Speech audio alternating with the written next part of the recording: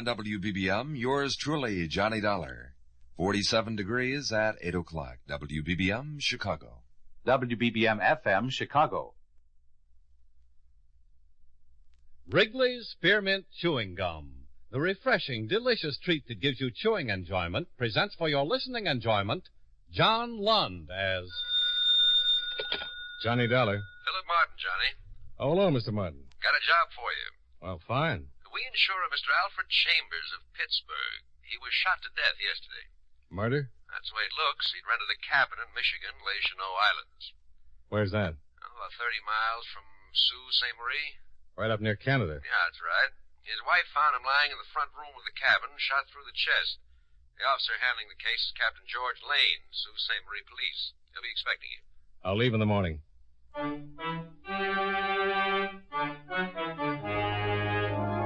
the makers of Wrigley's Spearmint Chewing Gum bring you John Lund in another adventure of the man with the action-packed expense account, America's fabulous freelance insurance investigator. Yours truly, Johnny Dollar.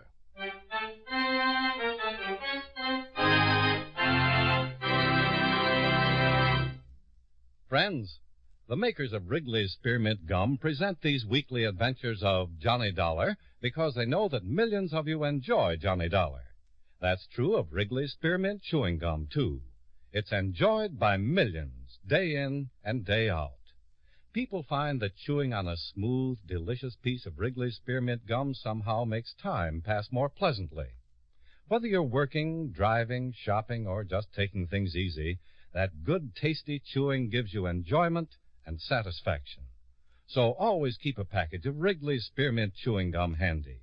And whenever you want a refreshing, delicious treat, chew a stick. You'll like it. You really will.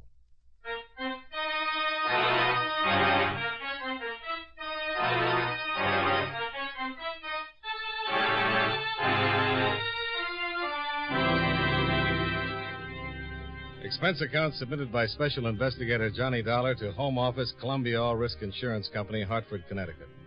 The following is an accounting of expenditures during my investigation of the Alfred Chambers matter. Expense account item 1, $45.95, plane fare and incidentals between Hartford, Connecticut and Sault Ste. Marie, Michigan. Expense account item 2, 75 cents, cab fare to the local police station, where I introduced myself to Captain George Lane. Sit down, Mr. Dollar. Oh, thanks. Mr. Martin from your company called, told me to expect you. How can I help? Well, to begin with, you can fill me in on the details. Sure. You ever been to the Snows? The Snows? Les Chenaux Islands.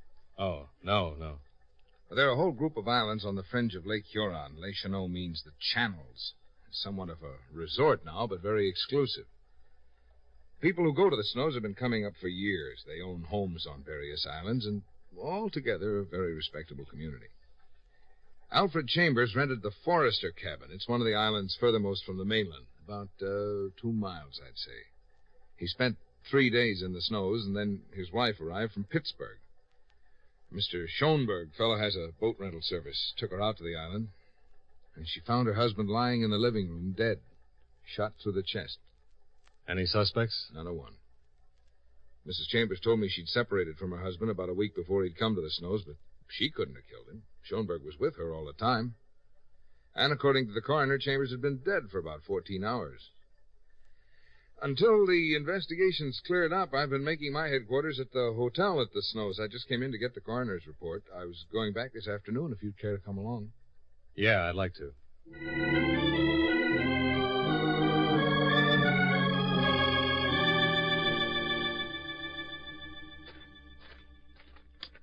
Any other homes on the island? Yeah, several. One about a half mile south, one on the other side of the island.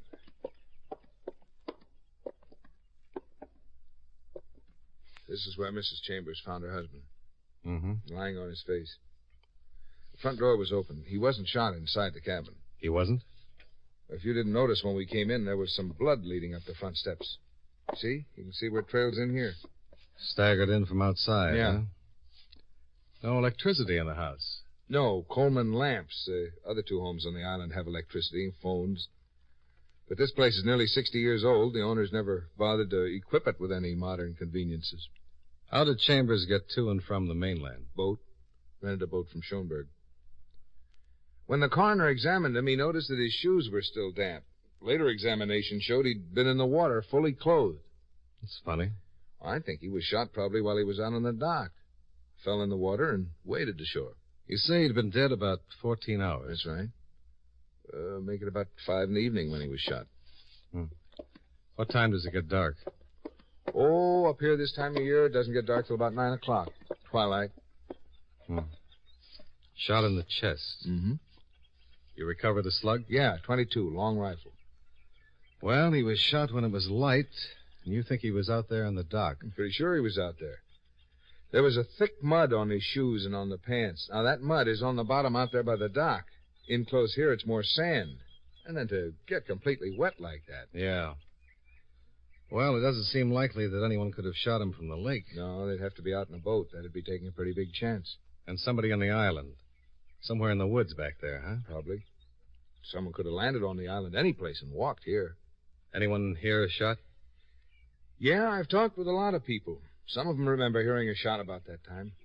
There's no telling where it came from. Shot on this lake, you can hear from miles. Mm-hmm. Well, I'd like to have a talk with Mrs. Chambers. Sure. Schoenberg can take us back to the mainland. You can drive my car over to the hotel.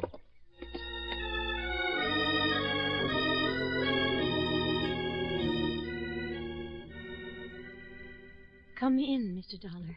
I hope I'm not disturbing you, Mrs. Chambers. No, not at all. Won't you sit down? Oh, thanks. Oh, it's a beautiful view. Yes, isn't it? Is this your first time up here? Yes, it is. Mine, too. You're an insurance investigator. Yes. My company covers both you and your husband.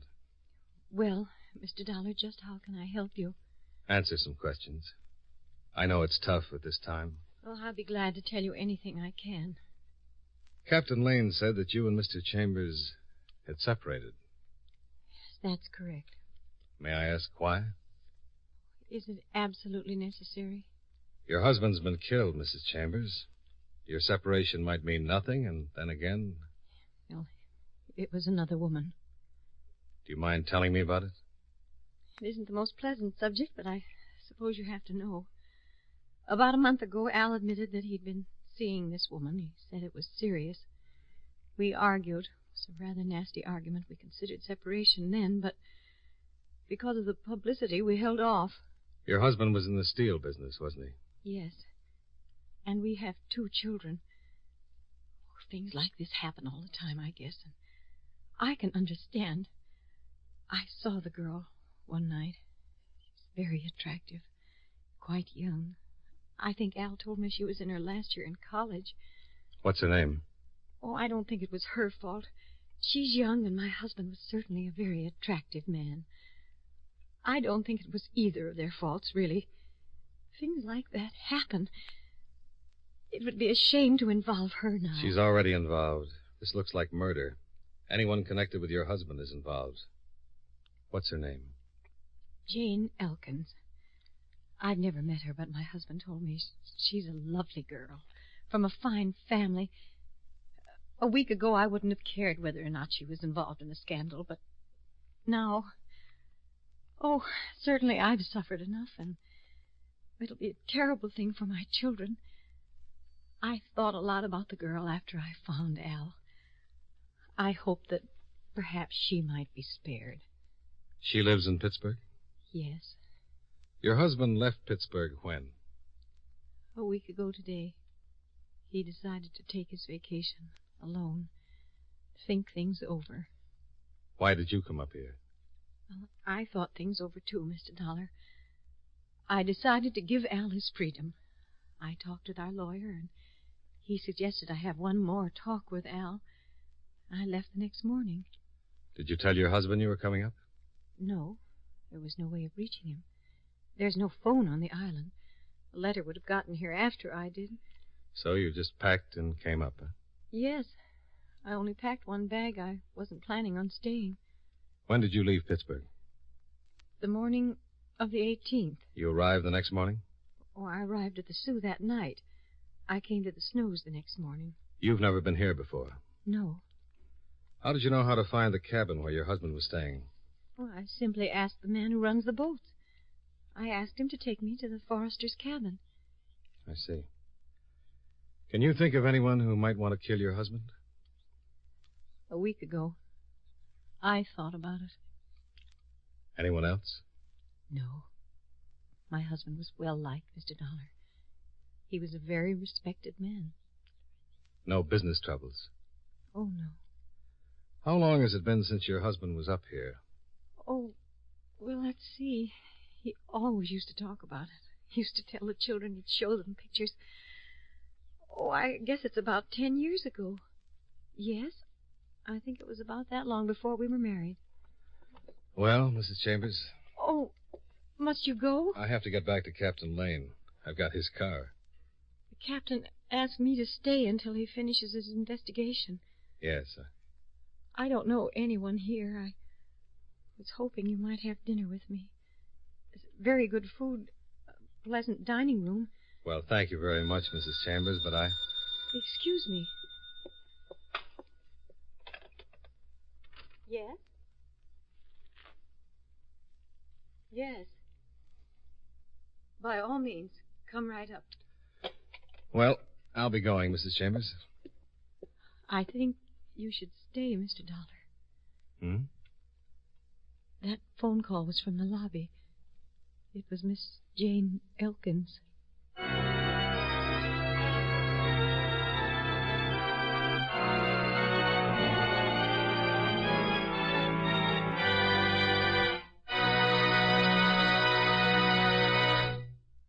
Friends, Wrigley's Spearmint Chewing Gum is a refreshing, delicious treat you can enjoy just about any time.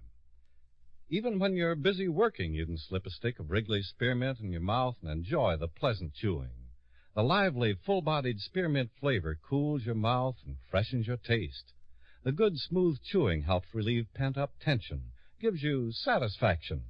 As a result, you seem to feel more relaxed and get more enjoyment out of what you're doing. So enjoy chewing Wrigley's Spearmint Gum while you work, and at other times, too. Get a few packages next time you're at the store. That's Wrigley's Spearmint Chewing Gum. Healthful, refreshing, delicious.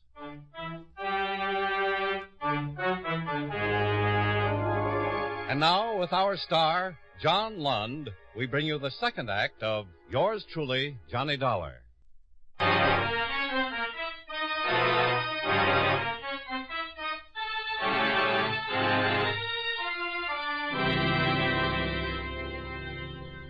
Jane Elkins, the woman who had caused the separation between Mrs. Chambers and her husband, had called from the hotel lobby. Jane Elkins, the Pittsburgh college student, had suddenly turned up at Les Chenauds. Mrs. Chambers? Yes, come in. We've never met, but My husband told me about you. This is Mr. Dollar. How do you do? Hello, Miss Elkins. I'm sorry, I didn't know you had company. That's quite all right. When you called, I asked Mr. Dollar to stay. He's investigating my husband's death. Oh? Sit down, Miss Elkins, please. Thank you. I must say your call certainly surprised me. When I heard you were in town, I thought about calling you sooner, but... Well, I understand. You were in town when Mrs. Chambers arrived, Miss Elkins? Oh, yes. I came up with some friends. They have a home on one of the islands. Mrs. Chambers, I didn't know Mr. Chambers was coming up here. You didn't? Mrs. Chambers, I wasn't in love with your husband. I never have been. I must admit that for a while I thought perhaps I was. You didn't know Mr. Chambers was coming up here? I had no idea until he arrived.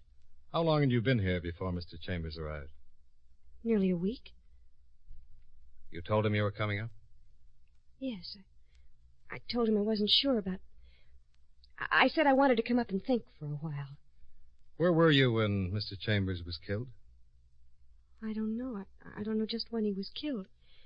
I heard about it. Let's see, Wednesday in the afternoon. When was the last time you saw him?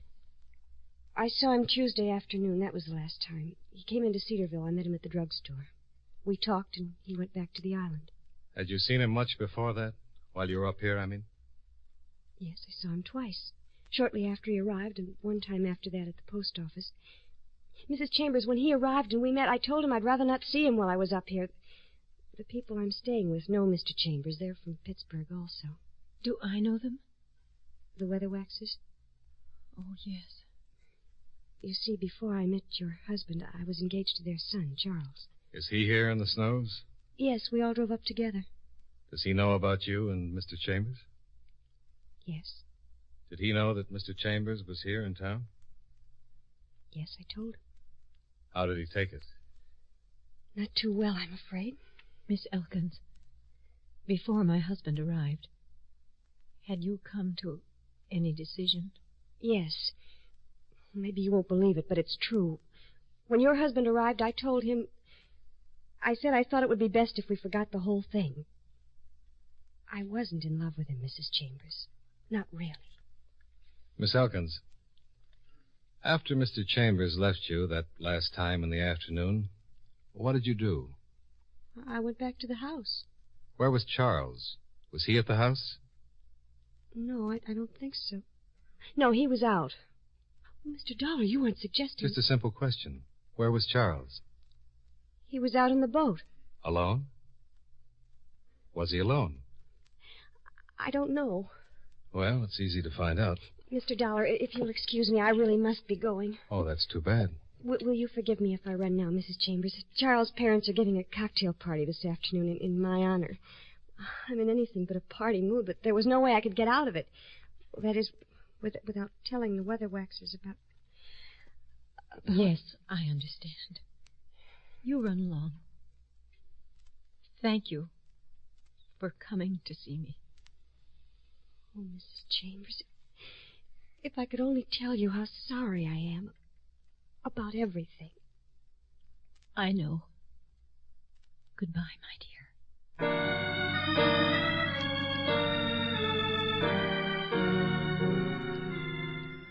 After Jane Elkins left, I talked with Mrs. Chambers for a few minutes more, then made my excuses and drove to the Cedarville Hotel and registered there. I reported my findings to Captain Lane, who said he'd check on Jane Elkins and her boyfriend. Then I stretched out on the bed and tried to figure my next move. Well, it didn't take long to figure. I decided to crash the Weatherwax's cocktail party. Expense account item 3, $1.50, boat rental and Schoenberg services as pilot. We made it in 15 minutes. Schoenberg pulled into a long dock where a veritable armada of small craft were tied up. The party was well underway. The guests were milling around on a long strip of white beach about 50 yards below a huge Georgian house. No one asked to see my invitation, so I grabbed a drink from a passing tray and looked around for Jane Elkins. I spotted her a few yards away talking to a stout, mustached party with a rich bourbon complexion. I stepped briskly up to her side. Jane Elkins, I presume? What? Oh. Jane, I wonder if I could have a word with you. Old man, you won't mind if I steal the guest of honor from you, will you? Mind? I certainly do mind. I wouldn't think it... Say, don't I know you? Aren't you Robinson Plumbing Supply? No, I'm Dollar. Insurance. Oh, insurance. Oh, well, excuse me. I'll see you later, Jane. That always empties the hall in a hurry. What are you doing here? I've got a lot of questions that need answers. I don't want to make a scene, but if you don't leave this instant, I'll have you thrown out. You might as well talk to me as to the police. I'm a lot more sympathetic. The police? Yeah, the police. Now just give me some answers and I'll be on my way. What do you want to know? Well, that's better. What time did your fiancé come back here yesterday? I'm not sure. I think it was around 6:30. Mm-hmm. By the way, could you point him out to me? He's standing over there by the bar, the man in the green jacket. Well, he's a big one, isn't he? Now, Miss Elkins, what time did you return here yesterday? About 4 o'clock? 4 o'clock. You stayed here the rest of the afternoon? Yes. Where were you? Where? Were you in the house? You surely can't think that Take it easy. Charles is heading this way. Please, please go. Oh, not yet. Charles is the man I'd like most to meet.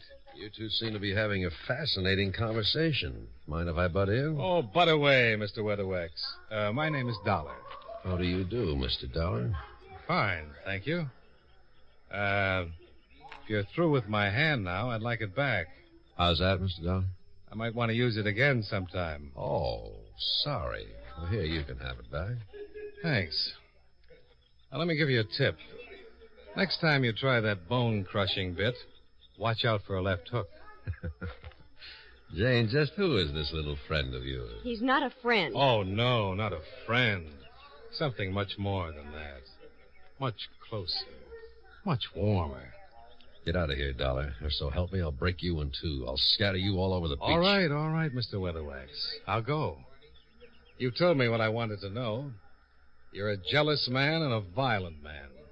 The perfect type. What are you talking about? Charles, he's a detective. He's investigating Alfred's death. Oh, why didn't you say so, Dollar? I'm not answering today. I'm asking. For instance, where were you yesterday afternoon? And do you own a .22 rifle? Chambers was killed with a .22. The slug can be traced to the rifle it was fired from. They call it ballistics. Isn't science wonderful? Goodbye, Charles.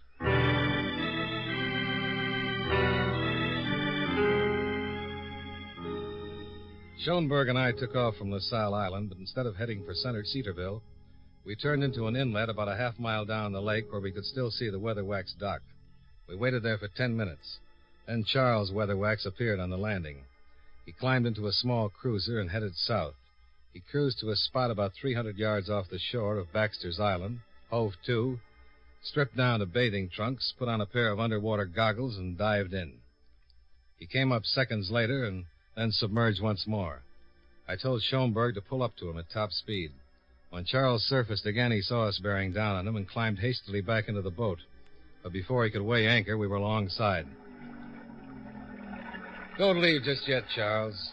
This is a gun in my hand. Yeah, I see it. Spear fishing without a spear, huh? What kind of fish are you after, Charles?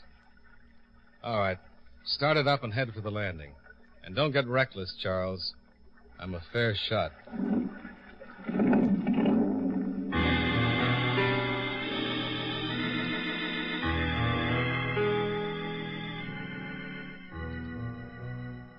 All right, Charles. All ashore that's going ashore. We regret this, Dollar. All right. Let's go up toward the house. We can talk better there. Come on, move, Charles. Move.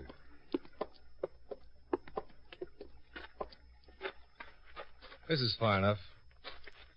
All right, talk, Charles. What were you looking for out there in the sky-blue water? I don't have to tell you anything. If you'd rather talk to Captain Lane, it's all right with me. But why not tell me? It'll look a little better on the record. I didn't kill Chambers, but I was with him when he was killed. Go on. I came over to tell him to stay away from Jane. But Jane said that she'd broken with him that same afternoon. Yeah, but I didn't know that then. We were standing out on the dock, he and I, talking. There was a shot, and he fell in the water.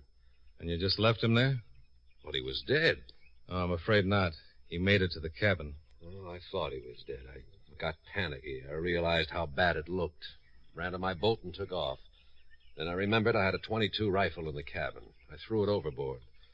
Then today you made the crack about ballistics. It came to me what I'd done. I'd thrown away the one piece of evidence that would clear me. So I came back to find it. Well, it's a good story, but I don't buy it. I think you're... For a big man, he was very fast. He dived at me suddenly in a flying tackle, and I went over backward. I managed to kick loose from his grip, but the gun had been jolted out of my hand. He scooped it up and pointed it at my head. I jumped at him. He went over backward. I went over with him, grabbed the gun from his hand, and then stood up. Much the worse for wear. You're pretty fast, Dollar. Tell me something. Why didn't you fire? You had plenty of time. Why not? Maybe you're just not the shooting type. Maybe that tall story you told was true. It is true. Well, maybe I believe you. The only trouble is, if you didn't kill him, there's a good chance that Jane did. Are you crazy? Oh, I don't think so. Besides you, she's the only person I know of who had both motive and opportunity and no alibi. Oh, you're raving mad. What motive would she have to kill him? She says she told Chambers Tuesday that it was all over between them. She did. She says she did. But suppose it was the other way around. Suppose he jilted her. Ever hear the line about a woman scorned? All right. All right, I killed him. I didn't know that Jane had broken up with him. He got nasty, and I shot him. I see. Where were you when you shot him? I was... What difference does that make? I tell you, I killed him. Take me into the mainland, I'll make a full confession. Okay. If you say so. I say... Hey! That was a rifle shot. Came from over there beyond those trees. Yeah. Come on, let's go, halfback. You first. We ran through the grove of fir trees and came to a little cove not more than 200 yards off. A rowboat was pulled up on the beach, and beside it was a small boy with a .22 rifle. Hi. Hi. What's your name? Jimmy Bishop. What's yours? You live over on Fire Island, don't you? Yeah? What were you shooting at just now? Squirrels. Oh, they're all right to shoot. My father says they're pests. You come here often to shoot? Once in a while. Were you here Tuesday afternoon around 5 o'clock? Yeah, sure. I got 2 squirrels. I'm afraid that wasn't all you got, Sonny.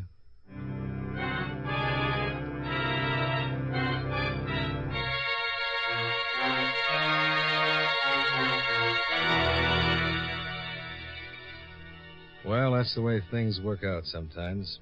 You think you've got a cold-blooded murder on your hands, and it turns out to be a young kid who shouldn't have been given a gun on his birthday.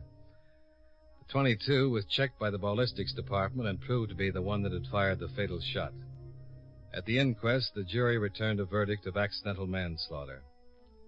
However, it's doubtful if young Jimmy Bishop will ever want another gun as long as he lives.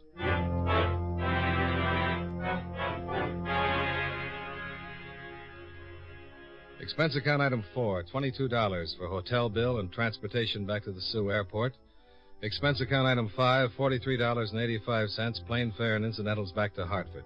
Expense account total, $114.05. Yours truly, Johnny Dollar.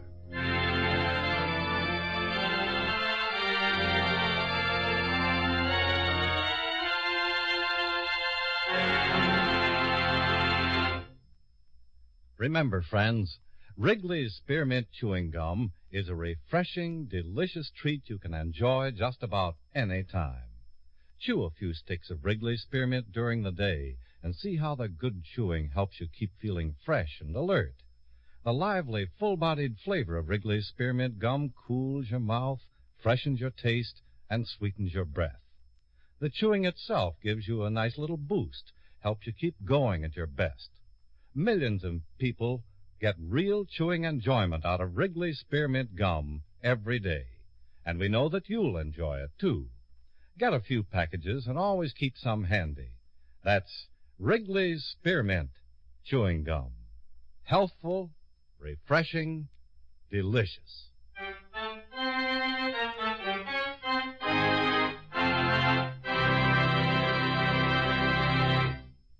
Yours truly, Johnny Dollar, brought to you by Wrigley's Spearmint Chewing Gum, stars John Lund in the title role and was written by Blake Edwards with music by Eddie Dunstetter.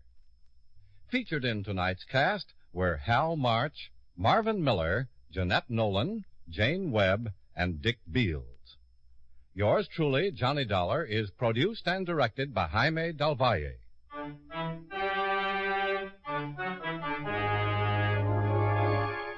The makers of Wrigley's Spearmint Chewing Gum hope you enjoyed tonight's story of Johnny Dollar and that you're enjoying delicious Wrigley's Spearmint Gum every day. This is Charles Lyon, inviting you to join us again next week at this same time when from Hollywood, John Lund returns as... Yours truly, Johnny Dollar.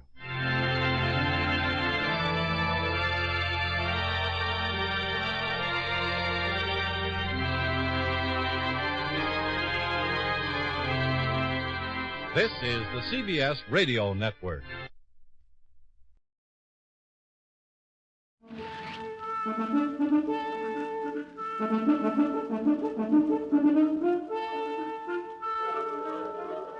National Broadcasting Company invites you by transcription to join The Chase.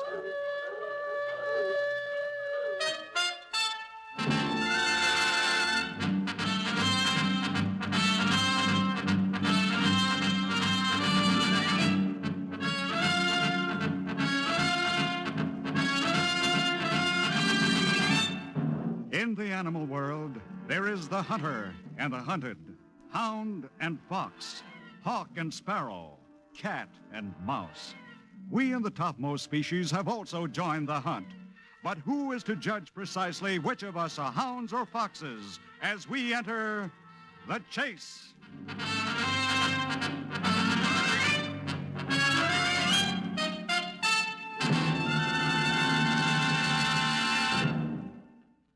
The day I finally made the switch from Detective Sergeant Peter Peru to Detective Lieutenant Peter Peru should have been a happy day because it's just what we've been waiting for, Joan and I.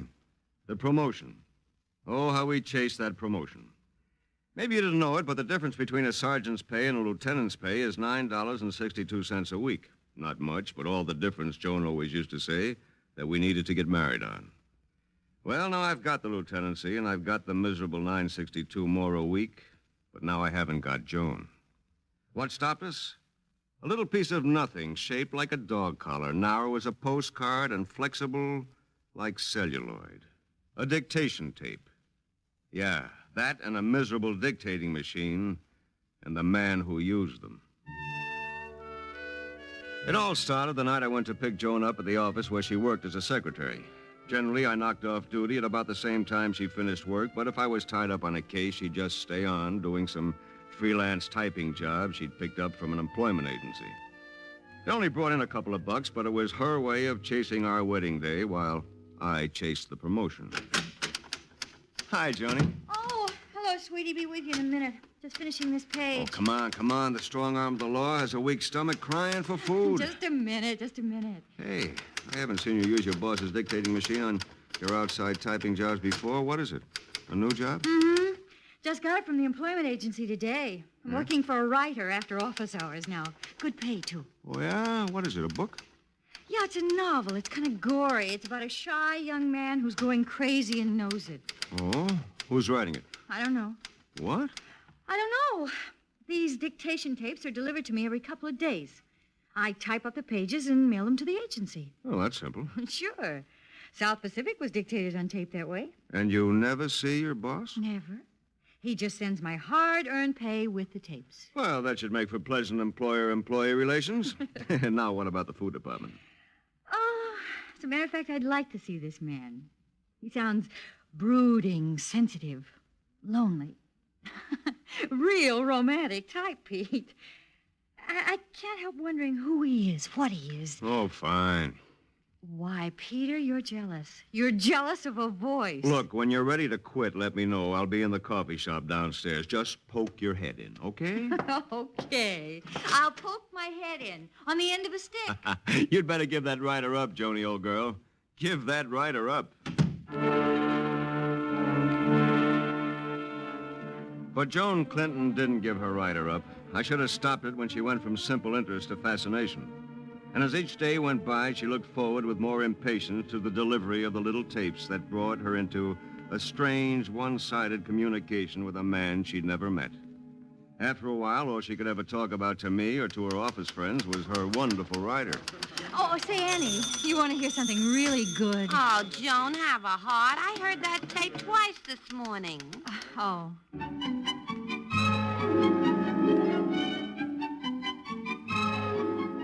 Still hearing from your writer, huh? How's that story coming? The one about the shy fella going nuts. Oh, Annie's just wonderful.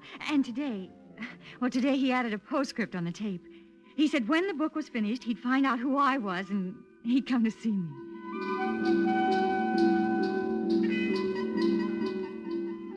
Last night I typed up 27 pages, and on each tape I listened to, he sounded chipper and cheerful and happy. Oh, he was so gay, just like a little boy.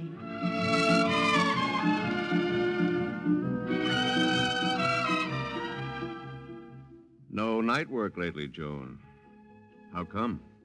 I don't know, Pete. I don't know. I suddenly stopped hearing from him. His last tape sounded so sad and strange. And that was 10 days ago.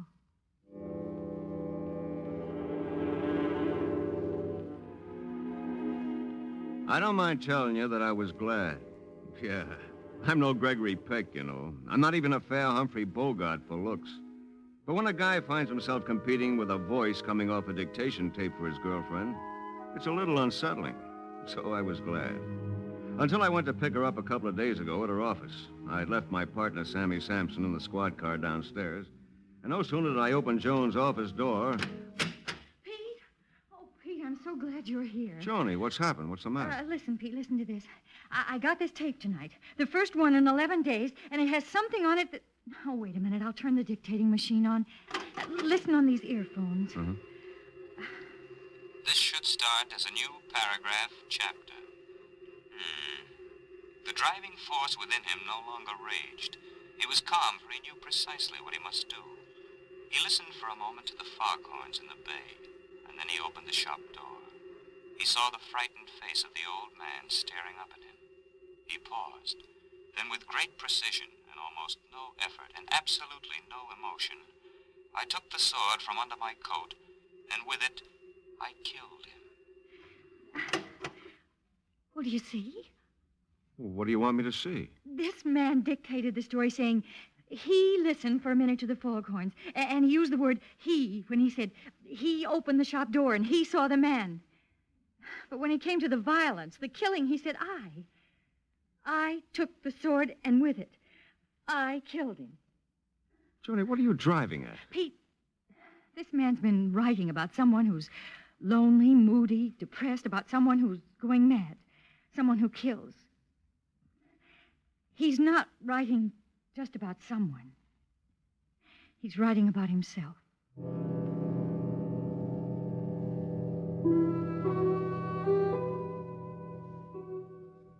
Lots of times a writer, to help his thinking, will mentally exchange places with his lead character, and I could understand how this writer had put himself in the place of the killer he was writing about.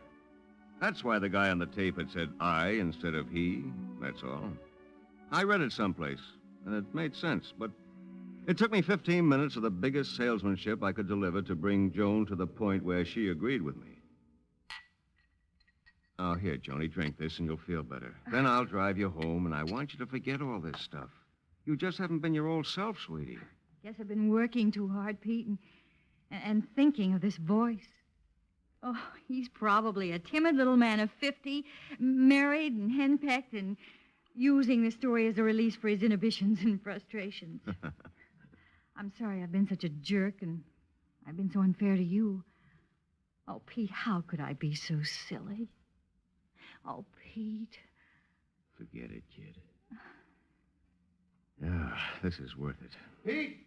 Pete! Hurrah! Holy cats. I forgot all about Sammy Sampson. Oh, it's my fault. I'm sorry. Pete! Here, hold this glass, Joni. Uh-huh. In here, Sam. Pete, I just picked up a general alarm on the squawk box in the car. What is it? Murder. Where? On the waterfront. An old man killed with a sword.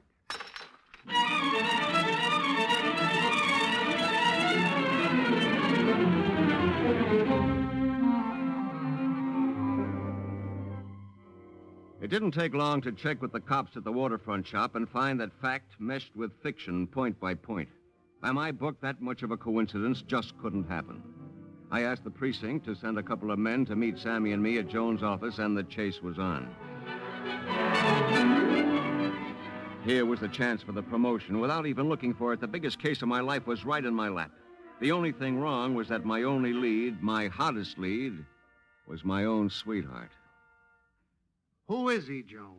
Where is he? Oh, Sam. She's told us 10 times, Sam. She doesn't know. Someone must. Look, let's run this down. The Harriet House Employment Agency got Joan this typing job, right? Right. This writer mails 2 or 3 tapes in a plain white envelope to Joan's home every couple of days, right? Yeah, but with no return address to give us anything to go on. Except this one's postmark shows it was mailed last night from the main Times Square postal station. Oh, swell. The biggest in the city. That should be cute to trace. Okay. Then what?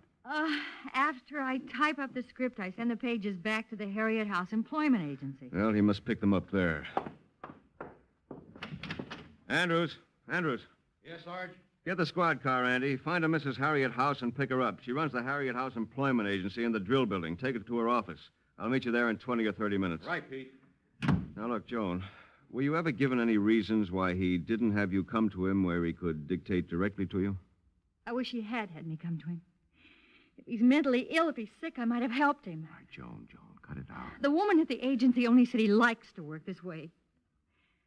You don't know him like I do. He's sensitive. He's easily disturbed. Yeah, he's sensitive, all right. You're not fair. You haven't proved anything yet. Why should you be so sure he's the killer? Aren't you? Pete, could it be possible, just possible, that this sword murder at the waterfront and the killing that Jones' writer describes is just a coincidence? Sammy, I just... Sergeant Peru! Andrews, I thought I sent you to find Harriet House. She's been found, Sarge. A cleaning woman from her office building just called into headquarters. Harriet House is at her office, dead. Some nut killed her with a sword. Any questions, Sammy? Joan?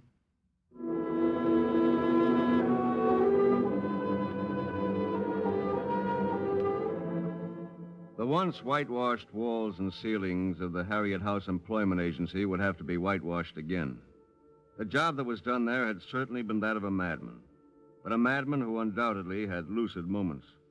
Because the file folder that had held the scripts Joan Clinton had so carefully typed was found next to the destroyed body of Harriet House. Empty. She's been dead for some time, even before the waterfront killing. He's had a busy day. You know, this guy may have shown no outer symptoms of paranoia at all for weeks. And then maybe something happened yesterday or the day before, and off he went. Pete, I've been through this joint from top to bottom, and there's not a single piece of paper, a note, anything that leads to this guy. Now, you missed this. What? A dictation tape. It was halfway under the desk. Let's see what it says. Yeah, plug that machine in, will you, Sammy? Okay. You got it on right, Pete? Wait a minute. There it is. It's all right. Dear Mr. Author, my name is Joan Clinton, and I'm the Miss Whoever you are who's been typing up your book. Holy cats, it's Joan. After listening to your voice for so long, I thought you might want to hear mine. I hope I'm not being presumptuous. I'd like to tell you that I think your book is going to be a really fine one. And I hope that once it's completed, we might meet for a drink to celebrate. I haven't received any tapes from you in over a week. And I hope those headaches that you mentioned from time to time haven't incapacitated you. If there's anything I can do to help, I wish you'd let me know. Good night. Pete, is she in love with him? Is she in love with the voice? If she's holding out on us... Keep your shirt on, Sammy. That was sent before tonight. She must have thought he'd pick it up when he came for his scripts. Let's get back to Jones' office. Pete, I wonder if he did pick it up and listen to it before he left here. Yeah. I wonder.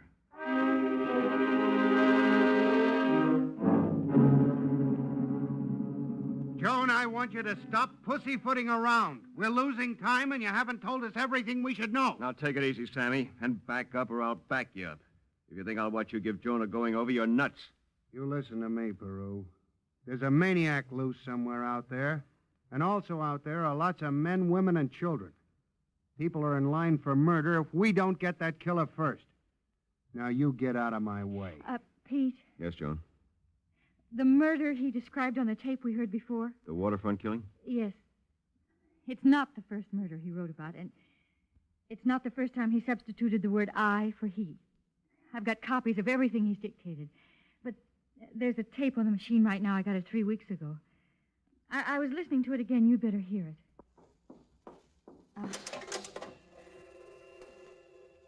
Hello, Princess. This will be short. I'm tired. The headaches again. Ready? When the ferry docked, the boy got off with the rest of the passengers, but he was able to keep himself hidden as he followed the girl home. At her door, I stopped her. The street was black and quiet. She shrank away from me, and the rage that began on the ferry burst through full bloom. When she started to run, I caught her and held her. She whimpered. I ripped the little fur collar off her cheap brown cloth coat and rammed one end of it into her mouth. Then I stabbed her in the back. He put her away and went to an all-night movie, and then home. Well, that's all for tonight, Princess. Once I get rid of these headaches, I'll be able to write more each day. And we'll get this book done more quickly. And we'll sell 1 million copies and start another. Good night, Princess.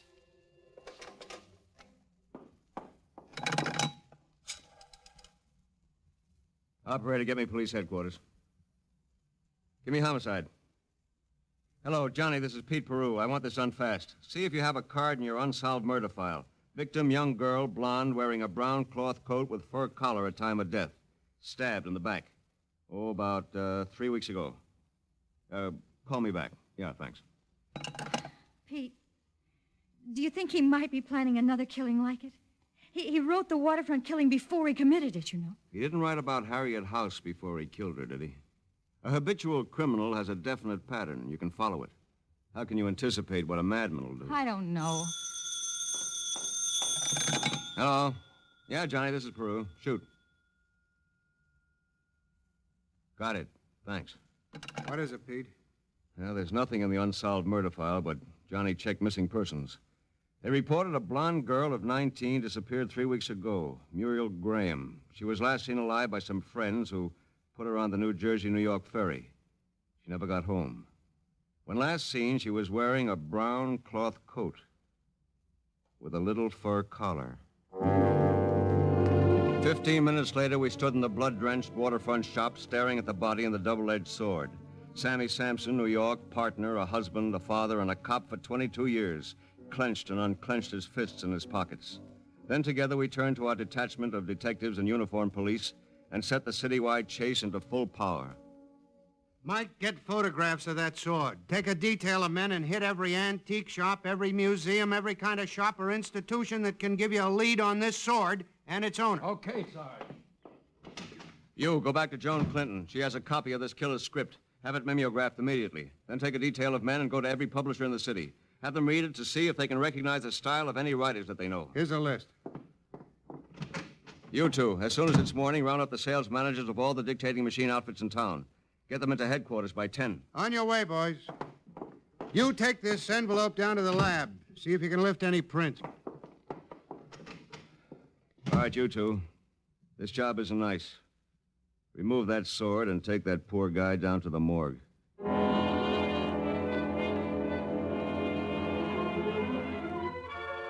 A homicidal maniac was loose and raging in a city of 7 million. But by noon, the manhunt had blanketed the city.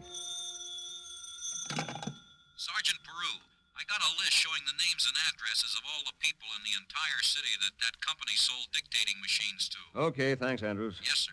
Our friend probably did his writing from home. Eliminate all the business addresses on this list and have your details start their investigations in the residential areas first.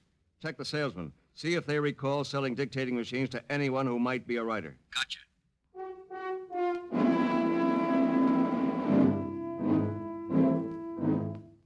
In the meantime, reports started coming in, none of them good. The detectives covering the antique shops got a lot of offers from dealers to buy the sword when it was found, but none of them had ever seen it before. Hey, Sarge, not one of the publishers could recognize any particular style in the script. Okay, that's all. Wait a minute.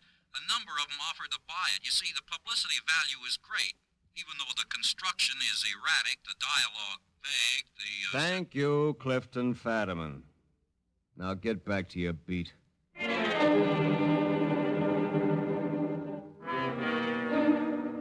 The chase continued through the rest of that day and the night. The populace of all the 5 boroughs in the city, not knowing where the killer prowled, cleared the streets by nightfall. It was a Jack the Ripper panic. Nightclubs, theaters, and movie houses lost business, and the papers screamed. And to Sammy Sampson, myself, and the other jokers on the job, on duty and off duty were only figures of speech. Then we got our first break. The killer contacted Joan Clinton. Got it in the late mail. A tape. Where's the envelope it came in? Here. Uh-huh. Mail last night. There's your postmark, Sammy. Ansonia Postal Station. That's almost in the center of town on the west side. Yeah. That section runs from about West 59th Street to West 74th or 75th Street, and from 5th Avenue to the North River. Hello, Homicide. Johnny, Peru. Get on this right away. Get that list of people who bought dictating machines in the city. Get it narrowed down to just those people in the Ansonia section of Manhattan. Now, I want that list. Then call in men working on the antique shops, the ferry boats, the Navy Department, all the men we've got on the case. Put them all in the Ansonia section. One of the people in that area using a dictating machine is our man. Right. Pete, listen to this. This is the tape Joan got. Thanks for your little speech, Princess. I listened to it. You're very kind. I have a poem for you. Oft in dreams tender and smiling, thy fair face cometh to me. Oft in dreams thy lips beguiling, murmur soft, you love but me. Oh, my beloved one, you love but me. Joan, listen, I don't know how I let you get into this, and I don't know what the score is between you and me right now, but there's a murderer Sammy and I have got to find. But for you, there's a lunatic lover you've got to stay away from. I'm putting some cops near your house. He may try to get to you. If he does, I don't know if he'll try to love you or kill you. But it can be easily both.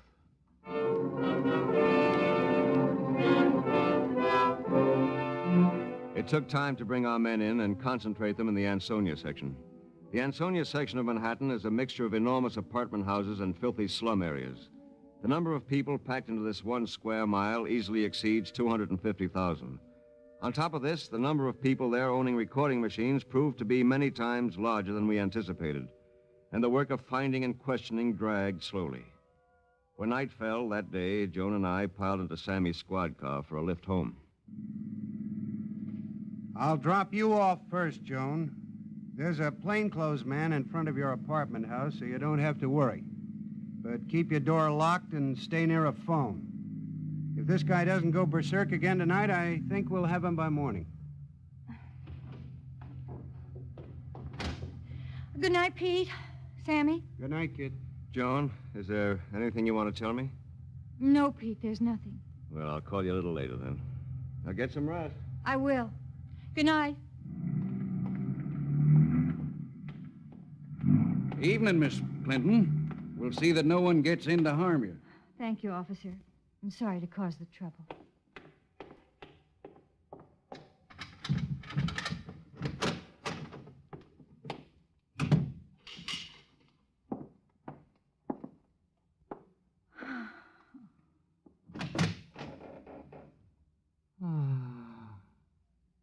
Hello, Princess.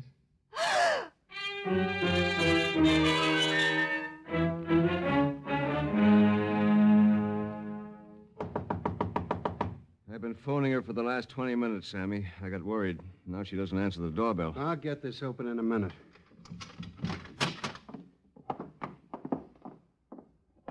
She's not in the bedroom. She's not here. Oh, look, her bag is still here, so's her coat. Those couch pillows half on the floor. May have been a struggle. Where's the cop you had on duty? He's checking the basement. Oh, here he is. I'm sorry, Sergeant. I didn't think she tried to slip out. I was just looking out for someone trying to get in, you see. What'd you find? There's a door in the hallway that leads down to the basement. It connects with the apartment house next door. She must have slipped through it and out the back door of the other building. No one saw her. Did you ever think that somebody came in just that way and snatched her out? You should have checked. Well, I Forget it. What do you think, Pete? Well, I'm afraid to, Sammy. I'm afraid to. Hello, Homicide. Johnny, I want you to put out a description alarm for Joan... What? Go ahead. Holy cat, when? Listen, get all the prowl cars in that district to converge on that block and tell them to be on the lookout for Joan Clinton.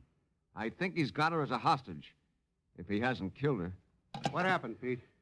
Missing persons closed their file on Muriel Graham. They just found her in a refrigerator in a basement on the west side. She died from dozens of knife wounds in the back. She was still wearing her little brown cloth coat, and the fur collar was stuffed in her mouth. You got the address? Yeah. Right in the middle of the Ansonia section.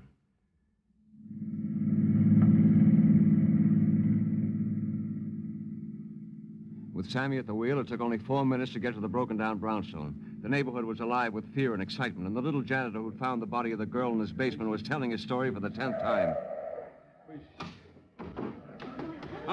I'm open the refrigerator door, and Mamma Mia, the girl. Okay. Do any of your tenants use a dictating machine? A what?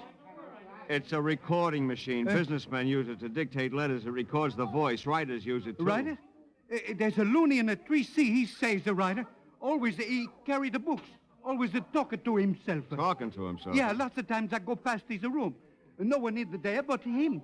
But he's a talker a mile a minute. That's him. Tom, get that crowd back. Get some men in the back of the building and a couple on those roofs. Sam, you come with me. Now, you two lay back and cover us. Everybody call him a loony because of the way he look and he talk. He's a crazy. Why didn't you tell the authorities about him then? Why? What? What's the matter? He's no hurt to nobody. Look, mister, you've been a great help, and thanks, but you'd better stay here. Come on, Sammy. 3C must be on the next floor.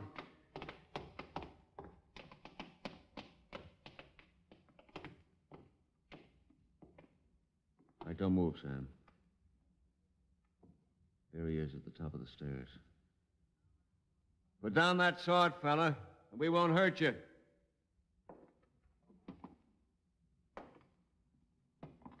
He's coming down, Pete.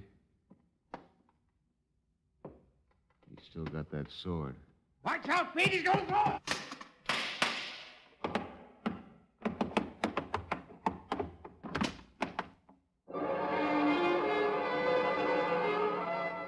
As I stepped over the lifeless body of the killer who terrorized the city, I realized he was only a boy, no more than 23 or 24, and in death his calm face showed none of the violence that had twisted his poor brain. I raced up the stairs to 3C. I kicked open the door. Joan Clinton, the girl I'd loved, the girl I was going to marry, the girl who wanted my promotion even more than I did, sat stolidly, mechanically at a typewriter. At her side was a dictating machine, and in it a tape was slowly spinning. Her clothes were disheveled. She was completely white, and her pupils showed she was near complete shock. Joan, are you all right? What happened to you? He's dead, isn't he? Just a boy. He made me come to finish his book. He said he'd give himself up if I promised to finish it. He was completely lucid for a while. Now, everything's settled, isn't it? Joan, he didn't do anything. He didn't hurt you. Hurt me? Hurt me? He was very gentle. Really very tender.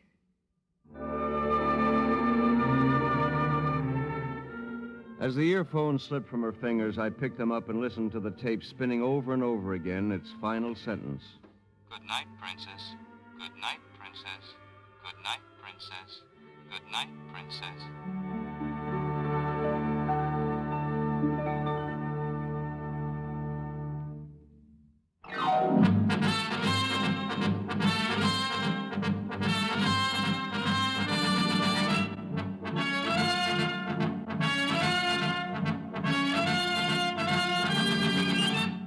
The Chase was created and written for the National Broadcasting Company by Lawrence Klee.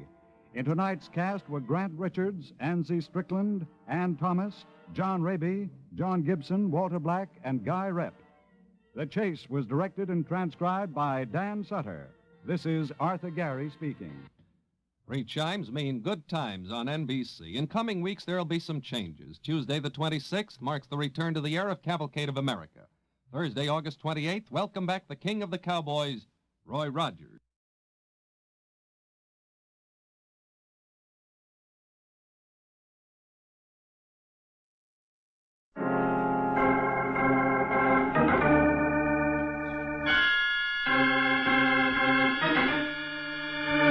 My name's Regan. I work for Anthony J. Lyon, Detective Bureau. They call me the Lion's Eye.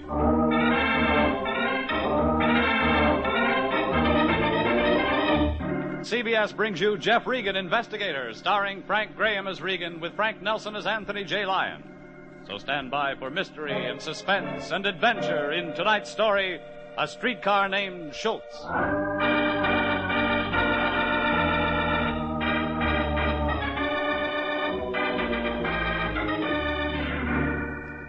It was 2 out of 3 falls, 1 hour time limit. Me and a bunch of muscle-bound wrestlers and a scared blonde. You didn't have to be an expert to know the difference between a broken toenail and a stranglehold. It began in the office of my boss, Anthony J. Lyon. He'd called me in to meet a new client. Young guy, handsome, muscular, about 27 or 8, dressed in a... I did a take. He was dressed in a black cutaway coat, striped trousers, gray vest, and silk ascot. Without a program, you couldn't tell it from a wedding or a funeral. Jeffrey, come in. I want you to meet our new client, the Earl of Gardner. Hiya. How'd you do? Jeffrey, our client, the Earl, has quite a problem. Oh. Jilted at the church? No, of course not. This is serious, Jeffrey, very serious. The Earl is a famous wrestler. Surely you've heard of him. No television set. Yes. Well, perhaps I'll let the Earl tell you his own story. I think that would be advisable, gentlemen. Okay by me. Start from the top. Last evening, Mr. Regan, I was engaged in a match with a chap who called himself the Atomic Assassin. It was 2 out of 3 falls, 1 hour time limit. Naturally, I won. Naturally. Shortly after the completion of the match, the Atomic Assassin suffered a stomach disorder. I'm not certain of the technical name for it. Well, we can skip that. The Atomic Assassin is no longer with us. He retired? He's dead. It was in the papers. The police have discovered poison in a post-mortem completed only a few hours ago. They suspected me of murder. That part wasn't in the papers. We must help our client, Jeffrey. He's given us a retainer of $100. You understand, Jeffrey, our client is innocent. Oh, sure. Yes, go on, Well, the police are annoying me with their insinuations. The State Athletic Commission is being downright rude. I will not put up with this any longer. Do I make myself clear? We find out who killed the Atomic Assassin, and you sidestep a murder rap. Precisely. What do you know about the other guy, the assassinated Adam? Nothing. Well, that's no help. Well, he's a crude fellow, ill-mannered, dubious family background. Look, you want a murder solved or a family history? Just a moment, sir. Jeffrey, our client... Drop the vaudeville, Earl. Murder isn't show business. Give me some facts, and fast. Okay, I tell you, I don't know anything about it. Well, that's better. At least I don't have to cut the accent with a knife. $100 is a lot of money to me, Regan. I want answers, and I want them now. I don't like the smell of gas. Well, that's normal. Jeffrey, you are going to help the Earl. Yeah, I'll help him. Just one thing, Fatso. Yes, Jeffrey? He's the wrestler. He takes the falls.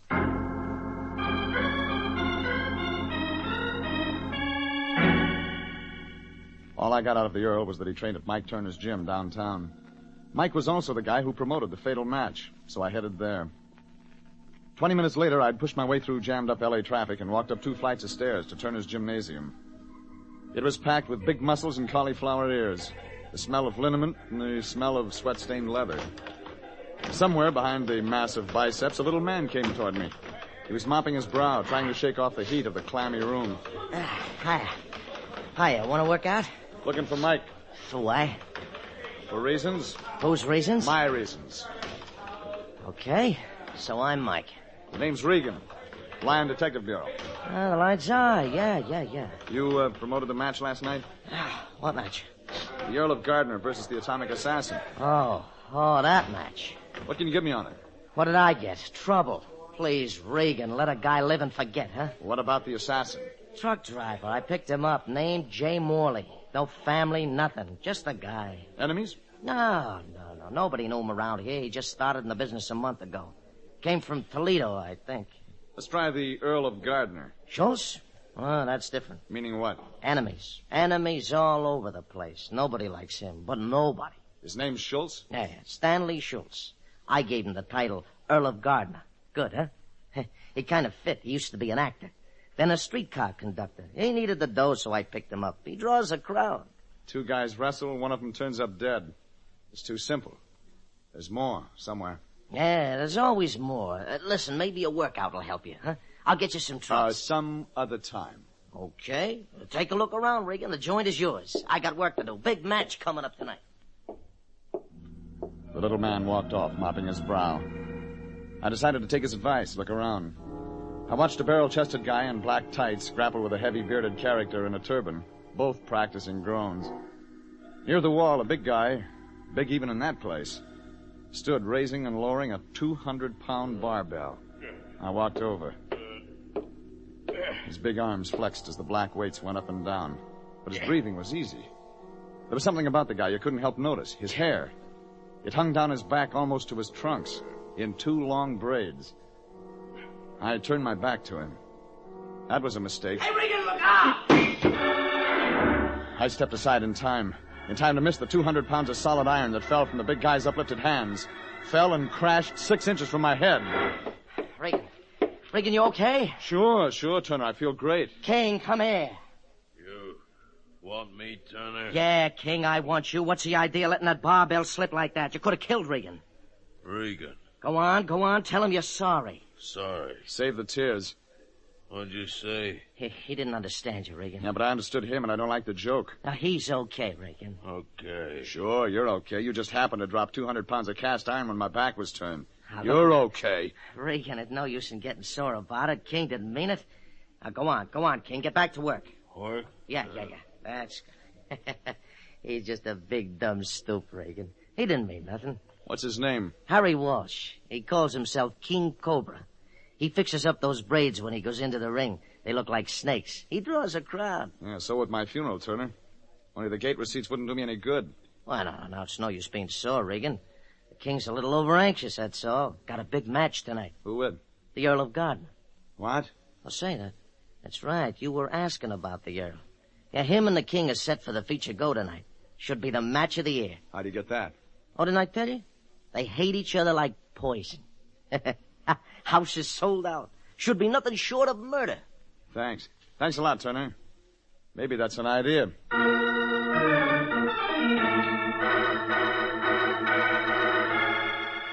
I headed out the door. It made sense. I couldn't lose anything having a talk with the cops. King Cobra weighed in at better than 300 pounds. And it made more sense. I wasn't going to continue the argument with him. It was late afternoon, half-empty streets. I was heading toward my car when I picked up the footsteps. High heels, walking fast to keep up with me. I slowed, they slowed. I picked up the pace. So did the high heels. Somebody had to end it. Oh, wait. You wanted something? Oh, you're a detective, Mr. Regan, and I need your help. Name? Jean Turner, Mike Turner's wife. I saw you talking to Mike back there in the gym. So you followed me? Oh, please. Couldn't we talk somewhere? Sure thing, lady. Come on.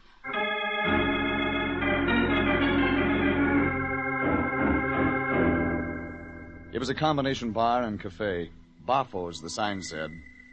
I opened the door, place empty, and the girl walked on in. She was maybe 5'4", blonde, young, good-looking. Seemed straight on nylons on nice legs. She turned, looked deep into my eyes, turned away, scared. I've changed my mind. It really wasn't important. Let me decide. Back booth. All right. Hiya, patrons. Can I help you? No, thanks. We'll take the back one. The back booth? You won't like it. Yeah? No television. The only booth in the house where you can't see the television, patron. We'll suffer. You don't like television? You're nuts. Everybody likes television. It's here to stay. Sure. Okay, only you're going to miss time for Beanie. Okay. Be a reactionary. It's your life. What's on your mind, Mrs. Turner? Jean, please, Mr. Regan. Okay. Jean? Well, it's about the wrestling match. Well, that's a good start. Well, I'm terribly worried. Something horrible is going to happen. It already did. The atomic assassin's dead, you remember? Oh, that match. Oh, that's what your husband said. Makes sense, will you? But, Mr. Regan, I'm talking about the match tonight. King Cobra is wrestling with the Earl of Gardner. King Cobra? Well, what's that got to do with the murder of the guy last night? Well, I don't know. Maybe it has nothing to do with it, but Mr. Regan, if you don't do something, there's going to be another murder, I'm sure of it. Now... So you don't like television, huh? Maybe you'd like to hear what happened to me with television? If you'll excuse me, Mr. Regan, I'll be right back. What's wrong with her? I didn't ask. You should have. She got tears in her eyes. Oh, well, where was I? About television and me. Yeah, now there's a story for you. Make it short. I used to be a wrestler. Buffo the Blockbuster is what they called me. And I was great. Until along comes television and they cancel me after my first match. You want to know why? I'm too pretty. Can you imagine that? Rough. Me? Oh, well, I'm philosophical. Look what happened to thousands of silent movie actors when they brought in sound. Who am I to stand up in the way of progress? You know, that's a very good question. Yeah, and besides, even my name, Buffo the Blockbuster, it's out of date. Now they got Jet Sam, Roger the Rocket. 4 shots from somewhere out back. Buffo and I headed that way in a hurry. Back alley empty. No traffic, nothing. Back inside, a storeroom empty. Buffo and I looked at each other. What goes on here? What else have we got back here? Nothing. What's behind the bar? Storage space, washroom, telephone booth. Where? Phone booth's right over the... Oh, you don't think... Look first, then think. Oh, Wait no, here. No, I hope not.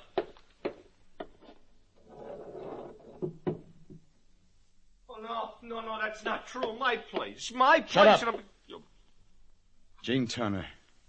4 holes in her back. She was right, Buffo. There was going to be a murder. Hers.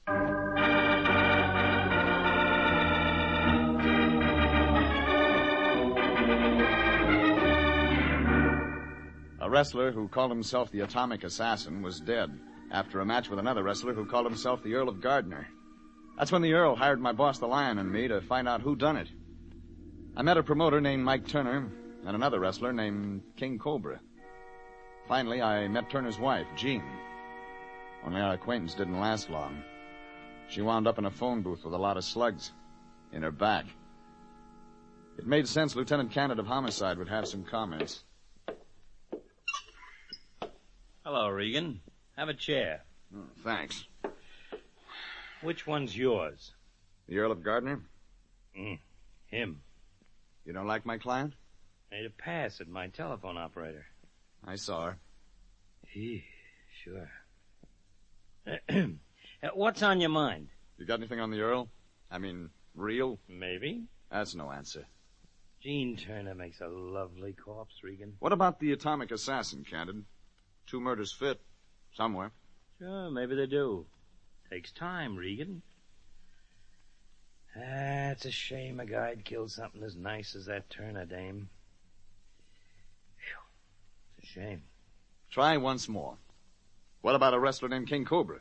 Doesn't interest me. What about the husband, Mike Turner? Nope. Okay, I'm sorry I asked. Don't get sore, Regan. You know how these things are. It takes time. Then you're going to let the Earl wrestle tonight? Why not? Maybe he'll get himself killed.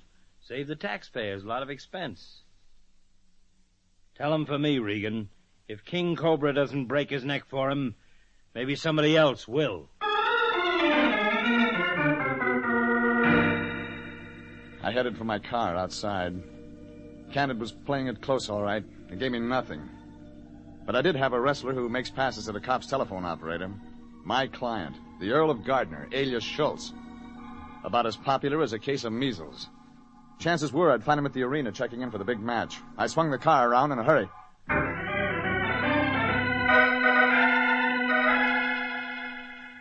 I found him all right, stretched out on a table, getting a massage. He didn't seem happy to see me.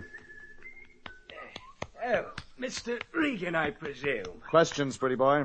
Something troubling you, Mr. Regan? You. Go on, Mr. Regan. What makes you so popular? Me? It's ridiculous. People hate me. Why? My job, Mr. Regan. I'm a professional villain. I'm paid to have people hate me. You're taking your work home with you. Other side, Oil. Okay. I'm listening, Mr. Regan. What about you and King Cobra? He says he's going to kill you tonight. It's publicity. Who's kidding who?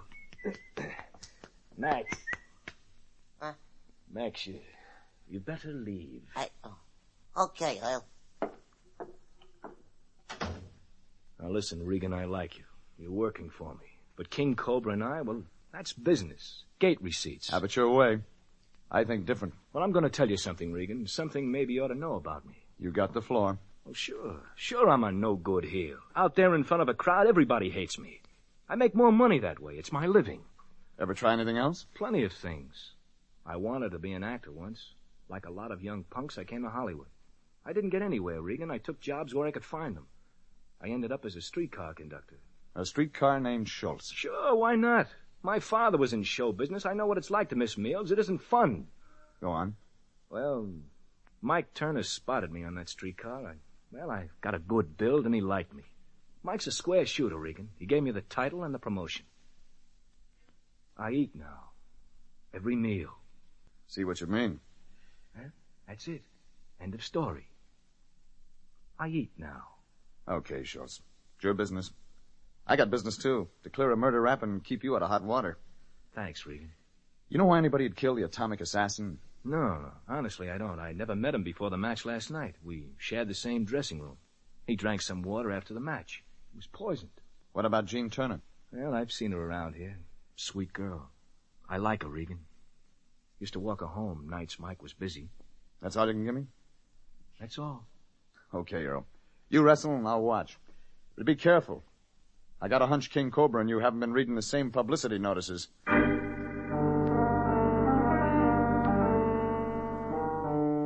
It was beginning to make sense now. The Earl of Gardner, professional villain, wrestles unknown, name of atomic assassin. The assassin dies, the Earl lives. No motives. Only if you switched it around, gave the Earl the poison, you got motives all right. Motives by the dozen. Things could add now. I put in a phone call to my boss, Anthony J. Lyon. Lyon Detective Bureau, Anthony J. Okay, it's me, Fatso. I got a job for you. Jeffrey, what's the rush? I need an answer, and I need it within the next hour. There's a wrestler around town named King Cobra. I know, and you want me to find out if he has a record. I'm ahead of you this time, Jeffrey. Yeah, check the police on that already. Lyon, I want to know if King Cobra's married. What? Find out where he lives. Run out there. Meet the wife, if he has one. Jeffrey, are you out of your mind? It's important. Our client wrestles King Cobra tonight. Yes, so I read in the... Oh, so that's your scheme, is it? Send me out on some wild goose chase while you enjoy the wrestling matches. Probably put it on the expense account, too. You guessed it, Fatso. Jeffrey, I'm sick and tired of having you pad your expense account. Not only do you include yourself, but tonight you'll probably take some lame brain numbskull along. Lyon, you're absolutely psychic. Psychic, schmichic, this has got to stop. What bum are you dragging along this time? You, Fatso. You see, what? Well, I figured you'd like to see the matches, and that way we could both put it on the expense account. Jeffrey, what a brilliant idea. Positively brilliant. Yeah, and bring that information I need. King Cobra's wife. It's business, Fatso. Jeffrey, what on earth are you insinuating? Never mind. Get busy. You may be the difference between just another wrestling match and murder.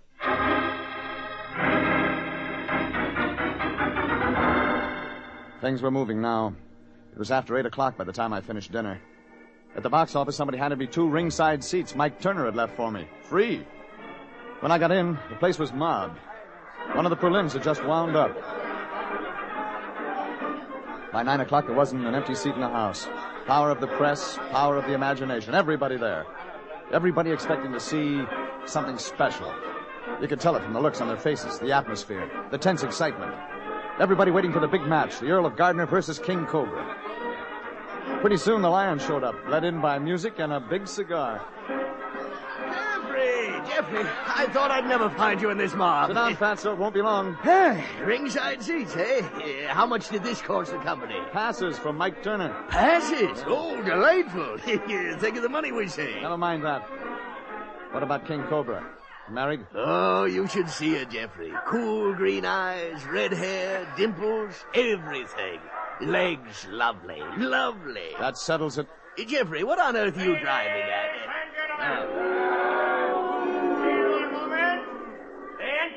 Handsome, noble gladiator, that magnificent specimen of humanity, that glorious champion from Dover, England, that 14 stone 10, wearing white trunks with his family crest, His Highness the Earl of Gardner.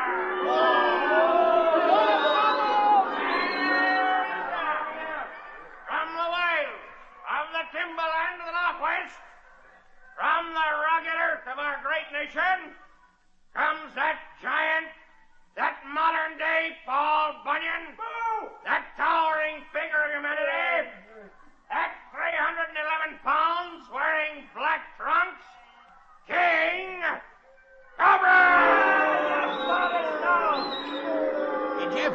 Jeffrey, you still didn't tell me why you wanted to know about King Cobra's wife. Later, Fatso. We came to see a match, remember? Hi, Regan. Mind if I join you? Oh, Lion, Mike Turner. Mike, my boss, Anthony J. Lion. Howdy do, Mr. Howdy. Turner. How are you? Going to be a great fight, Regan. Great fight.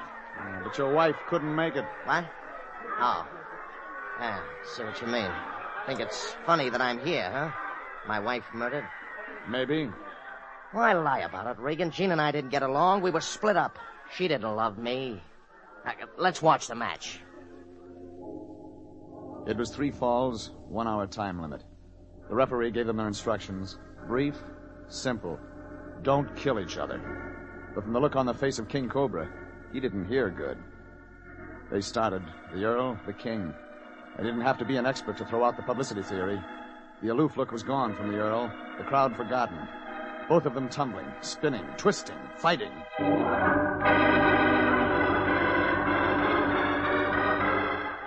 10 minutes. First fall to the King.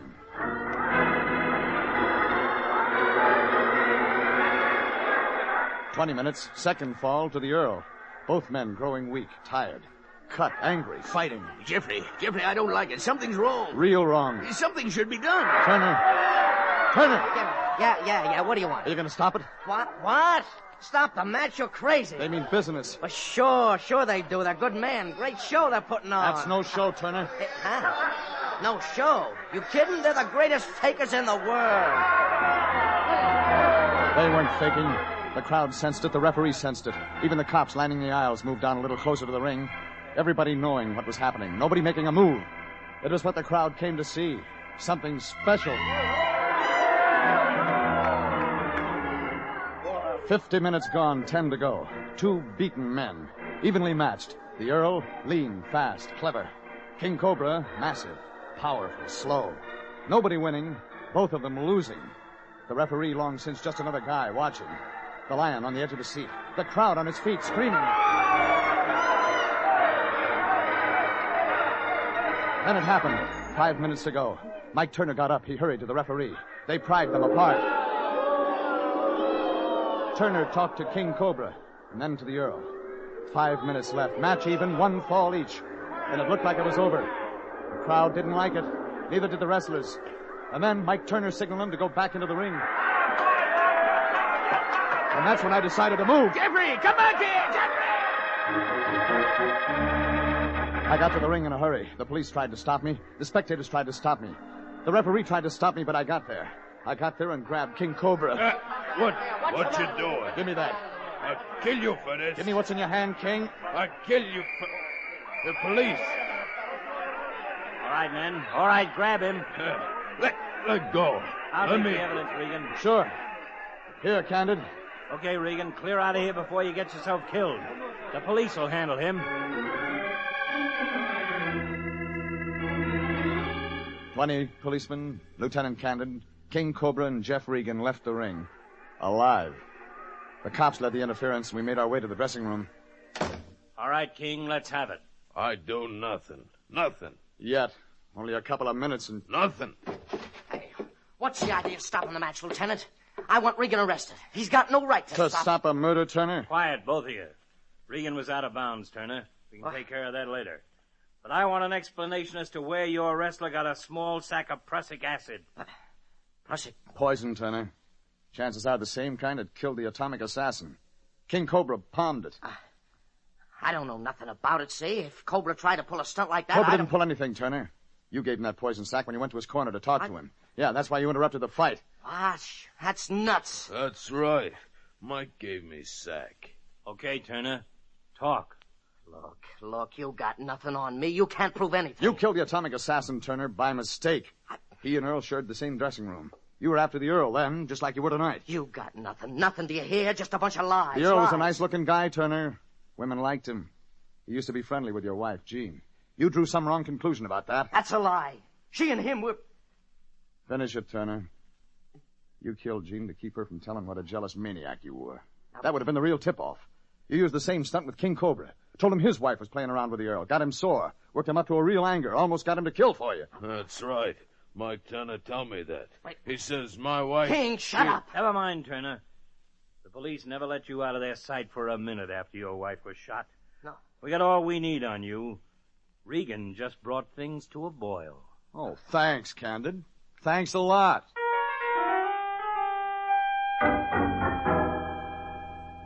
That's how it was. Mike Turner, jealous husband, knocked off 2 people trying to satisfy her rage. The atomic assassin by mistake. His wife on purpose. The Earl of Gardner was close to being number 3. King Cobra got off with a light charge, but Turner was scheduled for the works. When I got to the office the next morning, my boss, Anthony J. Lyon, was reading the morning paper. He looked puzzled. Hey, Jeffrey. Brushing up on the race results, Fatso? No, Jeffrey. I was reading about the Turner case. You know, I simply can't understand it. Mike Turner seemed like such a nice fellow, giving us those passes to the match and all. To throw off suspicion, Fatso. And to have us right next to him in case anything went wrong. Well, I must confess it was clever of you, Jeffrey, to check up on King Cobra's wife. Imagine Turner using the jealous husband routine to inflame King Cobra to attempt murder. Jealous husbands, Lion. You never know. Now, take you, for instance. You went out to see King Cobra's wife. Yeah, but Jeffrey, that was business. You sent me. Yeah, but suppose King Cobra didn't look at it that way. Suppose he found out you were with his wife. After the things Mike Turner's been telling him. Well... Jeffrey, no, you don't think... Just a thought, Fatso. Yeah, but Jeffrey, it was business, simply business. You sent me out there to see the woman. Yes, and you said she was lovely. Cool green eyes, legs, things like that. Get around, Lion. Who knows? Maybe King Cobra's looking for you right now. Well, Jeffrey, you've got to get me out of this. You've got to explain it. It was... Phone's ringing. Yes, so it is. Well, don't you think you ought to answer it, Fatso? Never can tell. It might be business. Yes, of course. Lion Detective Bureau, Anthony J... What? Who? No, he's not in. No, this is his assistant, Mr. Smith. Anthony J. Smith. That is John Smith. No, he's gone for the day. He may be gone all week. Yes, I'll tell him when he comes in. Who was it, Fatso? Wrong number, Jeffrey. Oh, really? Sounded like a woman's voice to me, Fatso. Anybody I know? Jeffrey, it was Mrs. King Cobra. She called to invite me out to dinner. Like I said, Fatso, never can tell.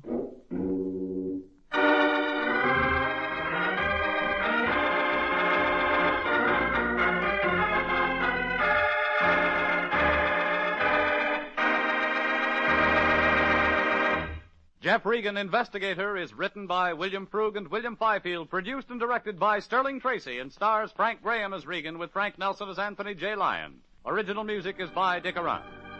Jeff Regan, Investigator, is heard each week at this same time. Bob Stevenson speaking, and inviting you to be with us again for more suspense and mystery and adventure with Jeff Regan, Investigator.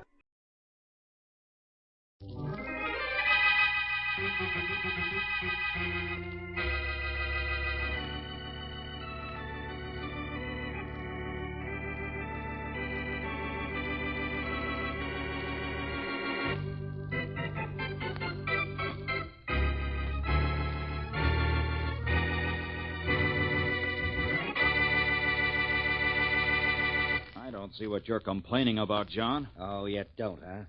Well, who owns this pawn shop, Paul?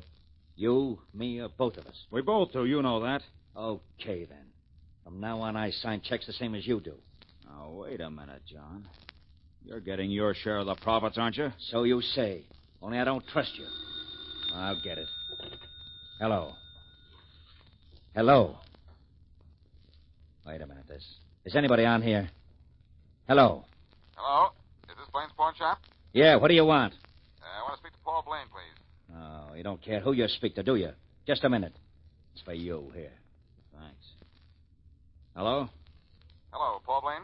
Yeah? This is Boston Blackie. You wanted me to call you? Oh, yeah. And, I'm sorry about the way my brother spoke to you on the phone. We're having a little argument. That's all right. What do you want, Blaine? I'd like to see you. It's important, and, well, could you get down here this afternoon? Well, I don't know. No, look, you gotta come. It's awfully important. All right, Blaine. I'll be there about 3 o'clock. Okay, 3 o'clock. Thanks. Goodbye. What kind of a deal you got cooking with Blackie, Paul? That's my own business. Now, look, John, I don't want any more trouble with you or... Oh, no, well, you're gonna get it. Now, wait a minute, John. Don't leave. Stop worrying about my leaving. But just start worrying if I come back.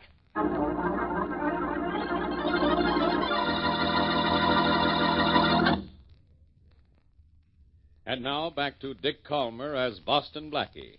Enemy to those who make him an enemy. Friend to those who have no friend.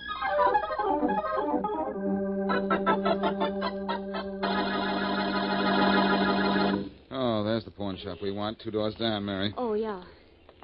Why did Paul Blaine want to see you, Blackie? I don't know, Mary. That's what I've come down here to find out. Well, that being the case, let's go in and find out. Here we are. Oh, good afternoon. Good afternoon. Are you Paul Blaine? Yes, I am. You must be Boston Blackie. Yes, and this is Mary Wesley. How do you do, Mr. Blaine? Well, you're right on time, Blackie. You said you'd be here at 3, and it's, 2 minutes of 3 right now. I'm generally on time, Blaine. What'd you want to see me about? Well, it's this, Blackie. I made a loan of $1,000 on a diamond yesterday, and this morning I found out it's stolen property. Uh-oh. That's bad, isn't it? It's very bad, Miss Wesley. It means I may lose my $1,000. Oh. Well, what do you want me to do about it, Blaine? Well, I thought you'd take the diamond to the insurance company that carries a policy on it and make a deal so I could get my money back. Oh. Well, I suppose I could do that, but why can't you? Well, they'd have no reason to bargain with me. They'd know I'd have to turn in the diamond to the police, and, well, I was hoping it wouldn't be too much trouble for you to... Blackie's so used to trouble, he's lonesome without it. Quiet, Mary. All right, but I like that. That's what I like. Modesty. Mm-hmm. All right, Blaine. I'll take the diamond. Oh, well, thanks. Thanks a lot. Here, I have it here in my pocket. Okay, Blaine. You'll hear from me tomorrow. About what time, Blackie? Same time as now, 3 o'clock. Come on, Mary. Okay. See you at 3 tomorrow, Blackie. Goodbye, and thanks. Goodbye, and don't mention it. Let's wait here for cab, Mary. All right. Blackie, will you be able to get Mr. Blaine's $1,000 back? I think so, Mary. All I have to do. That was a shot. And inside the store, too. Come on. Blaine. Blaine, where... Oh, there he is. Blackie... Oh, it looks like he's... Dead, Mary? Ooh. He has to be dead unless he was wearing a bulletproof heart. Yes, but who could have... I don't know. But whoever it was is probably out the back way by now. Well, here we go again. I guess I'd better call Faraday. No, darling, no. Please don't call Inspector Faraday. You didn't have anything to do with this, but Faraday will never believe you. All right, Mary. I guess the best way for us to stay out of this is to get out of here.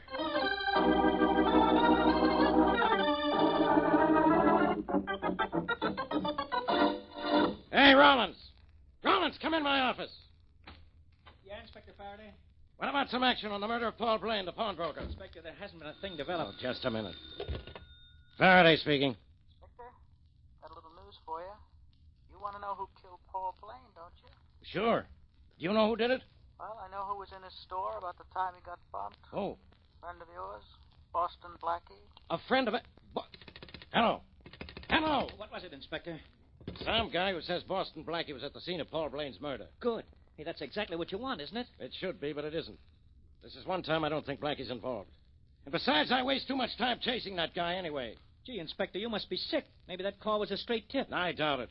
Besides, I got a line on Blaine's killer. Yeah? Who? Never mind who.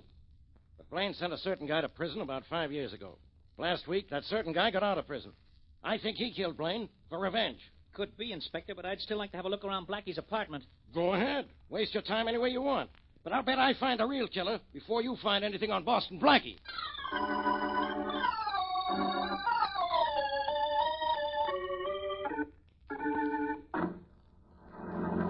Harry? What's the matter? Nothing, huh? Something is, honey. You seem awfully upset. What is the matter? You read the paper you brought me? Only the headlines. I don't remember what they said, though. Well, let me refresh your memory just a little.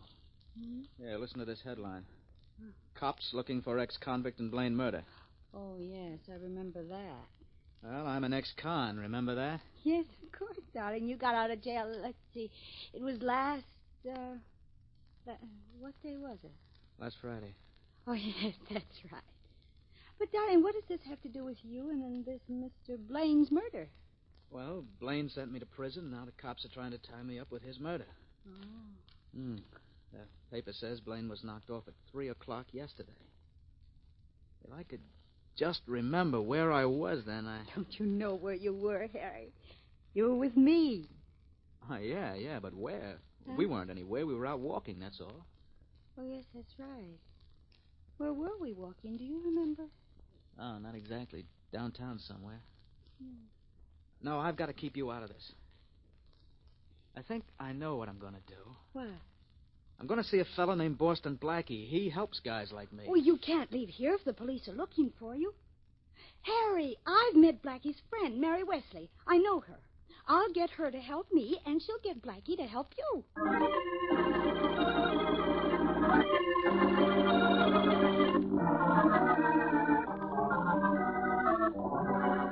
Now, Helen, please, can't you remember where you and Harry were, and at least about what time it was? No, Mary, I can't. All I know is that we were out walking. Yes, but where, dear? Just downtown. That's a big help. Now, look. Paul Blaine was murdered at 3 o'clock in his shop on 71st Street. Were you on 71st Street around 3 o'clock? Well, no. Oh, gosh, I'm beginning to sound like Blackie. Mary, I don't know where we were. I started out to see a man about fixing my coat. I think I have his address here in my purse. Oh, Now, well, just this might be minute. something. Oh, dear. Oh, yes. Here's his address. 20th Street. All right, now you think you were on 20th Street. Yes. Down there somewhere. But I don't know. Wait a minute. What's that other card in your purse? Where? Which one? Oh, yes, let's see. Oh, yes, I remember. A sidewalk photographer took our picture and gave us this check. Yesterday? Yes, while we were out walking. Yesterday afternoon. Well, as Blackie might say when I show him this, it's a nice photograph. Let's hope it doesn't result in any negative development.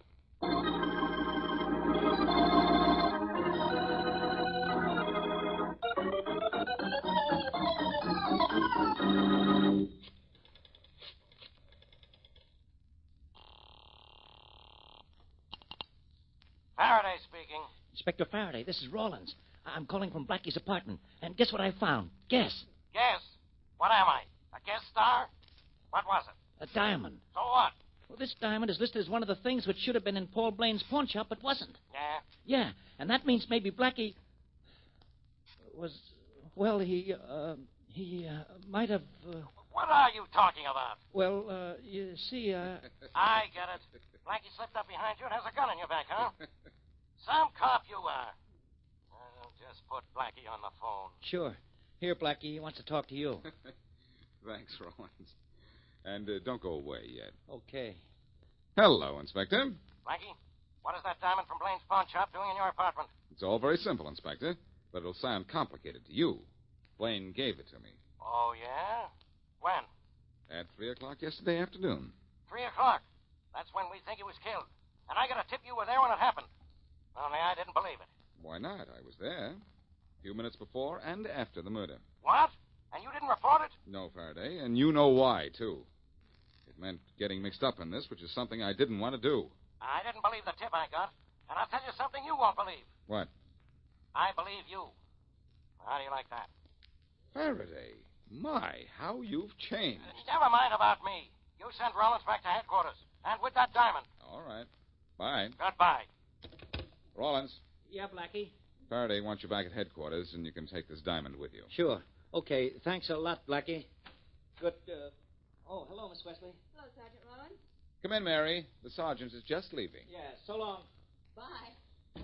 Well, Mary, I almost got mixed up in the Blaine murder. Rollins found that diamond Blaine gave me, and Faraday got a tip I was there when Blaine was killed. Oh, somebody's trying to frame you. Well, that means you'll help my friend Helen, doesn't it? What? What friend, Helen? Helen Waltham, darling. The one I told you about on the telephone.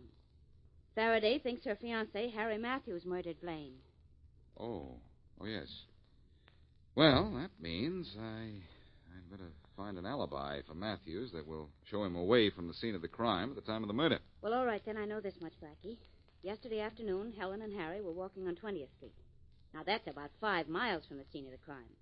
A sidewalk photographer took their picture, she thinks about 3 o'clock, and she had a receipt for it. I took that. Here. Picture, huh? Say, I'd like to see it. Maybe the shadows on the street or something on it would give Matthews an alibi. Yeah. It's awfully late. The photo shop is probably closed by now.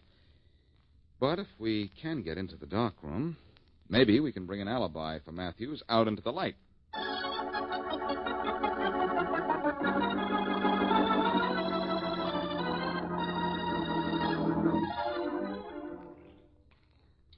soon will the picture be developed, Blackie? Should be about now, Mary. I've had the print and the solution about, I'm beginning to see something now. Good. I'm glad you took this claim check from Helen so we could find this picture. Developing that print isn't taking as long as it took us to get in here. That was a tough lock on the door, Mary. You had a hard time picking it. Yeah, you'll have to buy the photographer a new lock, won't you? I suppose so. Now, let's hope this picture shows something that'll help us. All we know now is that it was taken the afternoon of the murder. Okay, I'm hoping. Look, Blackie, there's the whole picture now. It's clear, too. Mm-hmm. Now we'll lift it out of the solution and have a look at it. Here, I'll put it on the table here and hold it down with these weights so it won't curl while it dries. There. Well, it shows Helen and her friend Matthews all right. Look behind Helen and our boyfriend, Mary. The Leeds jewelry store clock, and look at the time. 3:00. And Leeds Jewelry Store is on 20th Street, a good 5 miles from where Paul Blaine was killed. And at 3:00. Tell your friend Helen not to worry, Mary. Our friend Harry Matthews is all right. The clear shot of the clock in this picture put him in the clear, too.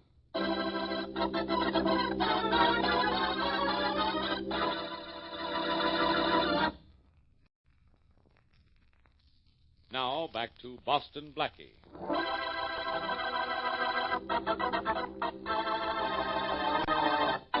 Paul Blaine, pawnbroker, gets Blackie's help in returning a stolen diamond. Just after Blackie leaves him, however, Blaine is shot and killed. Police think Blaine was murdered by Harry Matthews, ex-con, who was sent to jail by Blaine. But with the help of his girlfriend, Helen Waltham, Matthews receives Blackie's help in proving his innocence. Blackie finds a sidewalk photographer's picture of Matthews near the Leeds Jewelry Store, 5 miles away from the murder scene, with the hands of the clock at 3, which is the time Blaine was killed. So Matthews is obviously innocent. As we return to our story, Mary Wesley is at the Leeds Jewelry Store. And what can I do for you, miss? I'm not sure. Are you Mr. Leeds? Yes, I am. Well, this may sound sort of silly, but I'd like to know about that big clock out in front of your store. I hope you don't want to buy it. Oh, no. I just would like to know how accurate it is. Oh, it's the most accurate clock in town, miss. We have it checked once a week. It loses hardly a second. I see. When was it checked last? 4 days ago. Oh, thank you very much. Where's the nearest public phone? Oh, if you want to use a phone, you may use mine right there on the desk. Thank you. Oh, that's quite all right.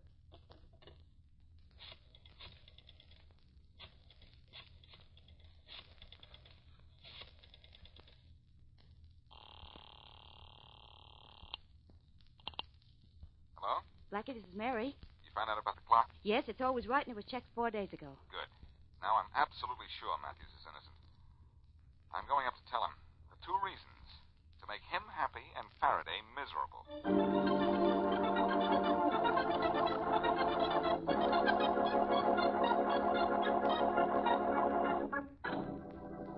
All right, Matthews. You might as well talk. I didn't come to your apartment to outstare you. I don't have anything to talk about, Inspector Faraday. You killed Paul Blaine, so you ought to have a lot to talk about. I didn't kill him, Inspector. I admit I had a reason. He sent me to jail, but I didn't kill him. That's what they all tell me, until I prove they're lying. Who's that at the door? One of your pals, Matthews? I don't know who it is. Well, go answer it. But no tricks. Don't worry. I don't have anything to hide. This Harry Matthews' apartment? Yes, I'm Harry Matthews. Blackie, for Pete's sake, what are you doing here? Just playing newsboy. Good newsboy, I might say. Blackie, I didn't kill Blaine. Don't let this guy arrest me. Don't worry, Harry. I wouldn't let Faraday do anything he'd be sorry for. Look, what do you mean I'd be sorry? Harry here is the one who's going to be sorry. He's going to jail. Is he? When was Blaine killed? At 3:00 yesterday. You know that. All right. Take a look at this. What is it? A picture of Harry and his girlfriend walking down 20th Street, a good 5 miles away from the scene of the crime. Taken yesterday, too. There's a date on it. Look. I am looking. So what? So look at the clock behind them. What time does it say? Well, it says 3:00. That's right. And do you know what time it is now, Faraday? Huh? What's that it's got time to do? you apologized to an innocent man and got out of here. Oh. Yeah. I'm sorry, Matthews. No, okay. Blackie, thanks. Thanks a lot. Yeah. Thanks, Blackie. You're a big help to me. You've just cost me my only suspect. Don't fret, Faraday. What I take away, I usually put back. I've got another one for you. Come on, Harry. I'd like you to drive me down to see him right now.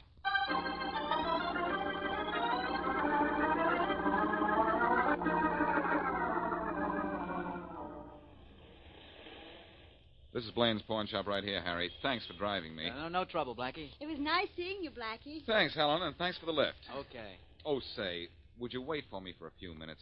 I'm going to want to get to my bank, and I may not be able to get a car. Sure, we'll wait. But you better hurry. The bank closes in a few minutes. I guess I shouldn't have stopped to pick up Helen. That's all right. We'll make it. How far to your bank? It's down on 25th Street. The Weatherly National, Blackie? Yes, Helen, why? Why, that's my bank, too. Well, we're practically partners then, Helen. Yeah. I'll be out in a minute. You want me to go with you? No, thanks, Matthews. I like to do things like this alone. Be right back. Hurry, or you'll be too late to get to the bank. All right. Good afternoon. Yeah? What's good about it? Well, that's fine talk. You own this shop? I'm John Blaine, if that's what you mean. I'm Boston Blackie. Hooray. So you're Boston Blackie. So what? So I'd like to talk to you. Maybe about the killing of your brother. What makes you think I killed him? You were having an argument when I called up yesterday afternoon and spoke to your brother. So what? So an argument could end in a killing. So could too much curiosity. Get out of here, Blackie. Fast. Now, is that a nice way to do business, John? Your brother Paul never pulled a gun on a visitor. Get out of here, I said. When I'm finished. You're finished now. Get out of here. Maybe this will help you move. You missed me, my friend. Or should I wait till I try to turn my head? I missed you because I wanted to. But next time, maybe I won't want to miss.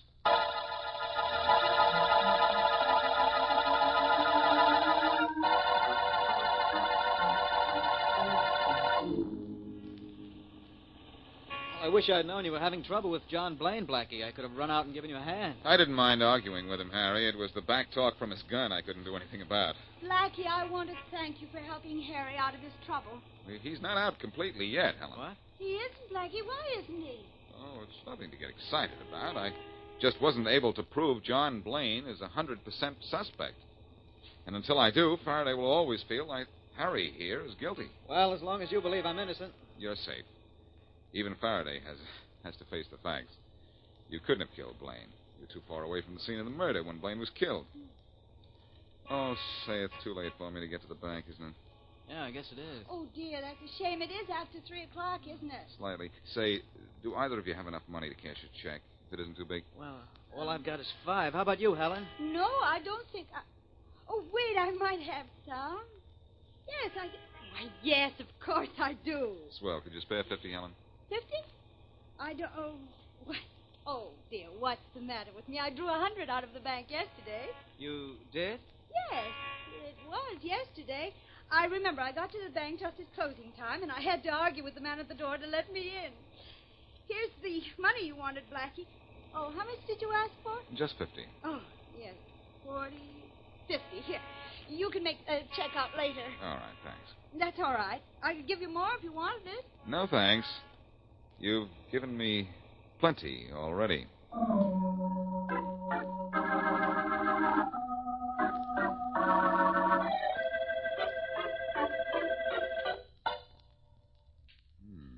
That sidewalk photographer must have a mania for putting fancy locks on his door.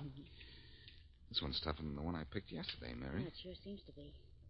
But what are we going to find by breaking into this dark room again? Oh, nothing much, Mary. Just this. How Helen Waltham could have been with Harry Matthews in front of Leeds Jewelry Store having a picture taken at 3 o'clock yesterday and still be in her bank at closing time. That's 3 o'clock. I know it's my bank, too. There, that opened the lock. Good. But about the time, that's impossible, darling. The clock on Leeds Jewelry Store is never wrong. I know it. But why would Helen say she was in her bank at closing time if she wasn't?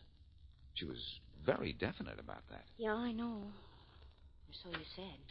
Come on. Let's go into the dark room. I'm going to take a look at that picture again. All right. Wait, I'll turn on the light. There. Blackie, you think the picture of Harry and Helen was faked? Retouched or something? No, it wasn't. Or I would have noticed it. The picture was real. The clock wasn't wrong. So there's only one answer to this whole thing. What? I said there's only one answer, Mary. I didn't say I knew what it was. Oh. Let's see. Do you remember the number of that picture of Harry and Helen? I sure do. 4121. Yeah. Here's the index file. 4121.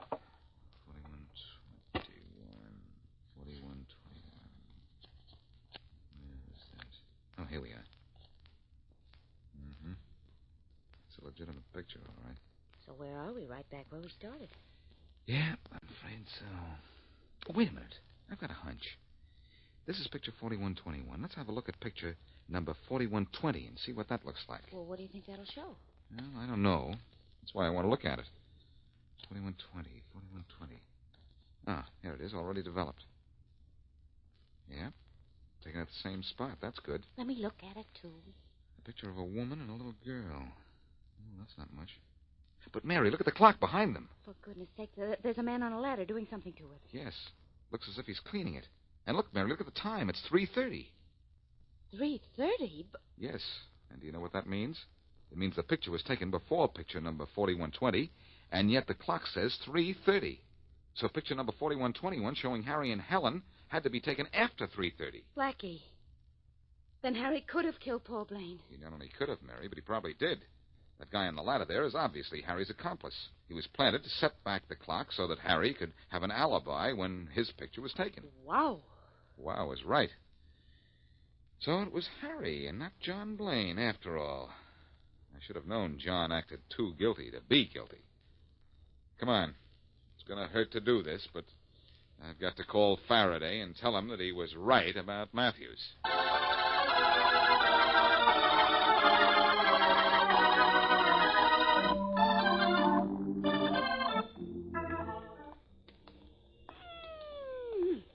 Oh, it's a lovely day for a walk, isn't it, Blackie? Beautiful, Mary. Is that Beautiful Mary or Beautiful Mary? Take your choice. Well, I've taken it, and so I thank you, kind sir. Hey, Blackie. Yes? Why did Harry Matthews call Inspector Faraday and tell him you were at the scene of Paul Blaine's murder? Oh, that's easy, Mary. 2 reasons. He wanted to involve me, and he wanted to make sure the police established the time of the murder at 3 o'clock, so his alibi with the fixed-up clock would stand up. He probably was hiding in the back of the pawn shop while we were talking to Paul Blaine the day of the murder. Oh, I see. That guy Matthews was clever, Mary. He never once offered an alibi. He knew it would be too phony if he did. He waited for me to supply it for him, and I did, by discovering that sidewalk photographer's picture. Yeah, he was clever, all right. He killed Paul Blaine for revenge, didn't he? But he made one mistake, you know. He didn't go to the trouble to find out where his friend Helen was at exactly 3 o'clock. No, and thanks to her, we broke the case. I certainly was glad Faraday didn't involve her. Yeah. Harry was obviously just using it. Hey, on, lady. Blackie, did you see what just happened? What? A sidewalk photographer just snapped our picture. Well, how do you like that? Why does everything happen to us? Well, I don't know, but it certainly does. Blackie, tell me, how do sidewalk photographers like this fellow know whose picture to take? How? Why, Mary, that's simple. Snap judgment, that's all. Just snap judgment.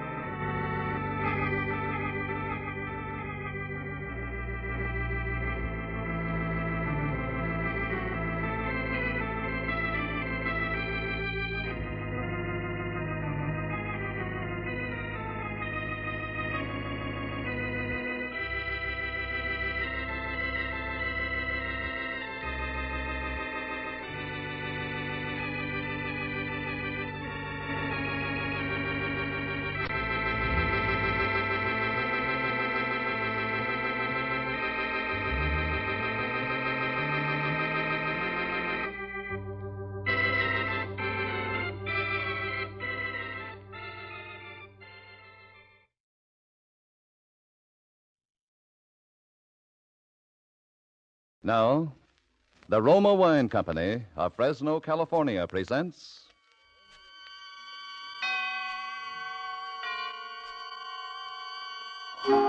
Suspense. Tonight, Roma Wines bring you Mr. Lloyd Nolan as star of 19 Deacon Street, a suspense play produced, edited, and directed for Roma Wines by William Spear.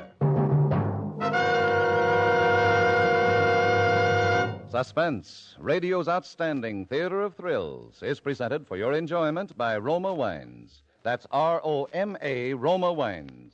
Those excellent California wines that can add so much pleasantness to the way you live, to your happiness in entertaining guests, to your enjoyment of everyday meals.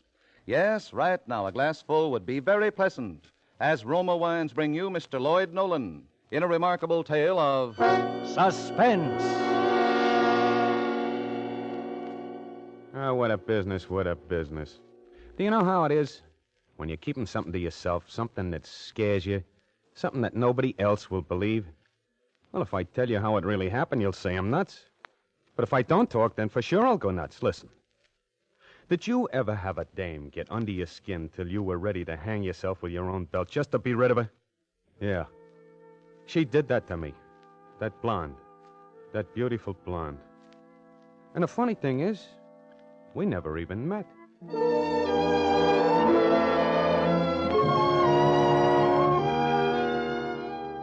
Ties is my business, wholesale. I came to Chicago with a red-hot line and an exclusive to the Middle West, all sewed up. Now, all I had to do was find a place to do business and a place to live. You think that's easy, huh? You should see Chicago these days. Well, some ham actor on the train tipped me off to a theatrical rooming house at 19 Deacon Street. I only wished he'd broken his neck before he saw me. Anyhow, I go to this place, and from the outside, it looks all right.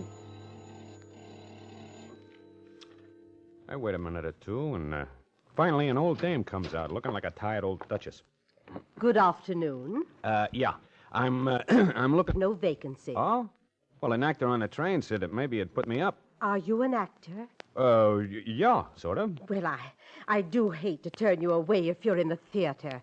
There was a time when we catered exclusively to theatrical people. Oh, any kind of a room would be okay. Well, come in, young man. We'll see what we can do. We have a room that we don't rent. It's not really fixed up for renting, but I might... Now, look, lady, I'm not particular. I'm away all day. All I want a place is to sleep, see? Come upstairs. I just know I shouldn't. I promised myself that... Now, young man, I'm going to show this to you on one condition. What's that? This room belongs to someone very dear to me.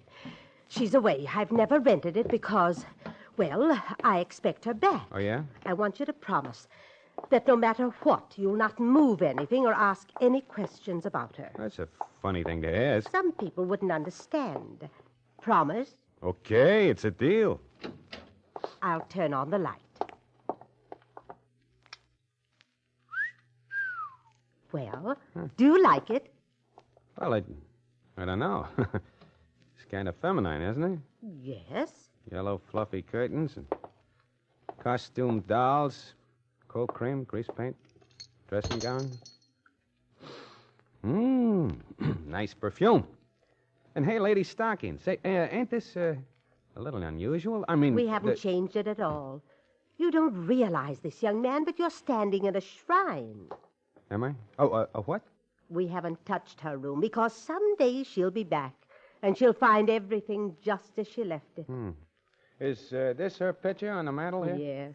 Isn't she beautiful? Wow, you can say that again.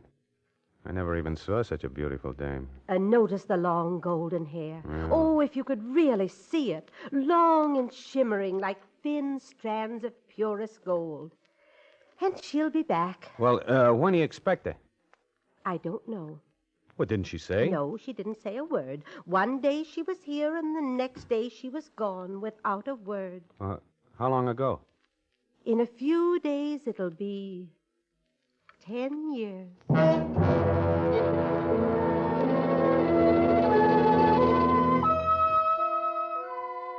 Well, I took the room. If I knew then what trouble it would bring me, I'd have slept in the park instead. When the landlady left, I went over to the mantel, and I looked at the blonde's picture. Yeah, she was really one beautiful dame. And there was something else about her. Some little thing I couldn't pin down. Well, I took the French doll off the pillow and flopped down. But from where I lay, I could look right at the picture. I looked, and I felt the back of my neck crawl. Finally, I couldn't stand it any longer. I jumped up and I turned the picture to the wall. And then I dozed off. And there she was, crying. Just her face, soft gray eyes, and her golden hair. Strands of pure gold, like the old dame said, yeah. But what was she crying about? What was wrong? I didn't get it. Laverne! Laverne! What's the matter, Laverne? Mr. Swartz? Mr. Laverne! Swartz? What are you crying about? Huh? Mr. Swartz, are you all right? Oh, yeah. Just a minute. I'm all right. It's just a bad dream, I guess. But I heard you calling out. You were calling Laverne. Who? Laverne. That's who you were calling, wasn't it? Oh, I don't know. Laverne. Yeah, I guess I was. How did you know, Mr. Swartz? How did you know her name was Laverne? Well, I don't know. I don't know how I knew. I knew her name. I knew the name of the blonde, but I never met her. I pestered the landlady for details, but the old dame wouldn't talk. So I locked the door. I went to work to find out for myself. I emptied all the dresser drawers out on the bed. Plenty of nice clothes, plenty of shoes and dresses and intimate things, you know, but not one scrap of paper to tell you anything about the girl herself. Not a letter, not a card, not an envelope, nothing. Then I got my first break. In a little jacket, I found a key. It had a tag on it, and the figure 9 was written on the tag. There was nothing locked in the room, though, nothing the key should fit. But maybe someplace I'd find the lock it was made for. And later, high on the closet door, I found a telephone number, scrawled with eyebrow pencil. Briargate 1273. I went downstairs to the hall phone. No one was around. I felt like a jerk dialing a number that had been written more than 10 years ago, but I put the nickel in. I started dialing. B-R-I 1 2 7 3. A busy signal. That meant the number was still alive. And maybe, just maybe, somebody on the other end could tell me about Laverne.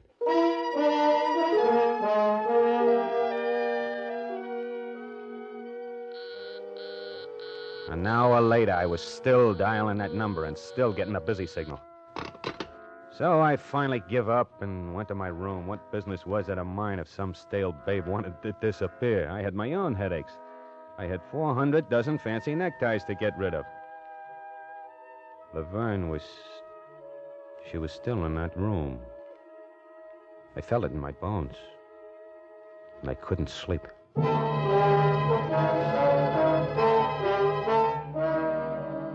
In the morning, I started out to look for a place to set up shop.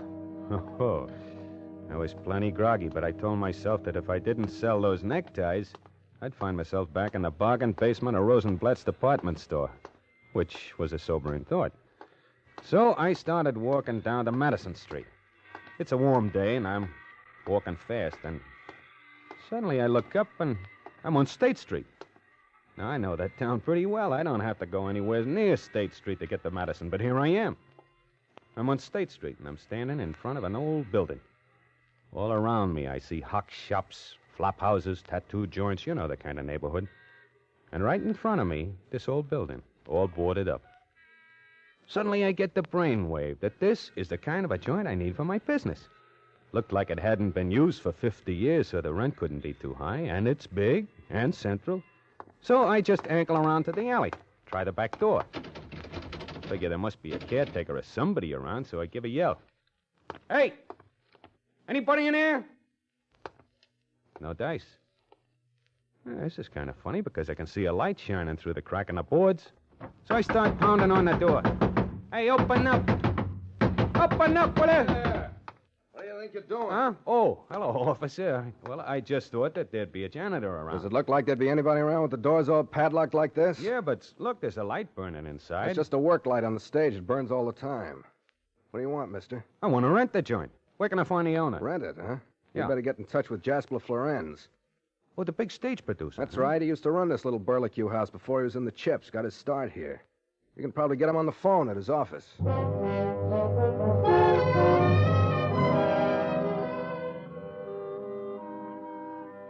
Florenz Productions. Oh, hello. I'd like to speak to Mr. Florenz, please. Oh, who's calling, please? My name's Swartz. What did you wish to talk to Mr. Florenz about, please? He's very busy. Yeah. Now, look, I ain't no ham actor looking for a job. Tell him I want to rent some space from him. Rent space? Yeah, the old Florenz Theater on State Street. Oh. Well? Hello? I'm sorry, but the Florenz Theater is not for rent. Not for rent. But why? Well, okay. Have it your way. I burned up. The nerve of that guy letting his theater sit there empty while I needed it so bad. Well, I wandered back to the house a little later, and as soon as I got within sight of it, I got that queer feeling again. It was just like that blonde was standing there waiting for me. Well, I walked in and went to my room. I got out of detective mystery and tried to pass the time away, but it didn't work. I couldn't think of a thing, except Laverne. Then I lay back on the bed, and I must have been dead tired. Because in nothing flat, I was out.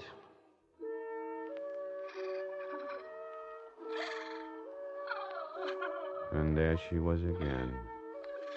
That beautiful girl sobbing. This time I was sure she was trying to say something to me, trying to get a message of some kind to me, but I just couldn't understand.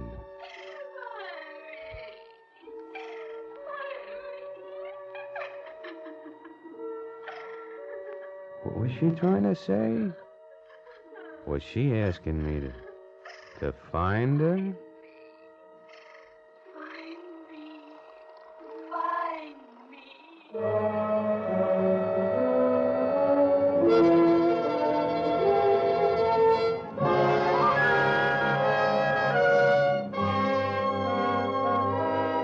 For suspense, Roma Wines are bringing you as star Mr. Lloyd Nolan in 19 Deacon Street by Larry Marcus and Robert Light.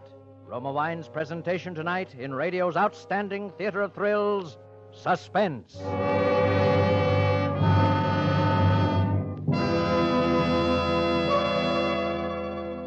Between the acts of suspense, this is Truman Bradley for Roma Wines. This year, Thanksgiving is more than our traditional Pilgrim's Harvest Festival. More than thanks for the good harvest reaped from the soil of our great land. It's an humble thanksgiving that the world is at peace. Thanks for God-granted overseas victories. Thanks for cherished freedom at home. Thanks for loved ones with us again. Today, in many American homes, wine, Roma wine, is as symbolic of this day of thanks as the traditional turkey. As millions of Americans feast in hamlets, villages, towns, and cities, glassfuls of Roma wine are lifted in heartfelt thankfulness. How fitting, too, with Roma California Burgundy, a wine grown in the soil of America, reflecting the goodness of nature and the patient toil of free men. Roma Burgundy, a red, robust wine, truly delicious, delightful, distinguished in any company with any food. Serve cool. Remember, because of uniformly fine quality at low cost, more Americans enjoy Roma than any other wine. R-O-M-A, Roma Wines.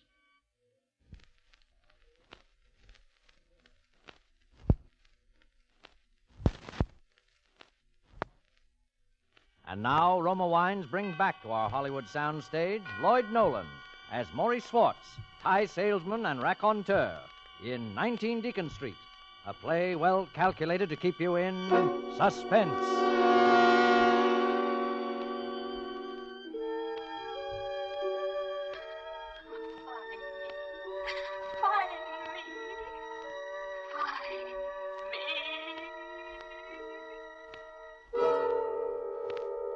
After that, I was afraid to sleep. So I grabbed my hat and ran out of the house.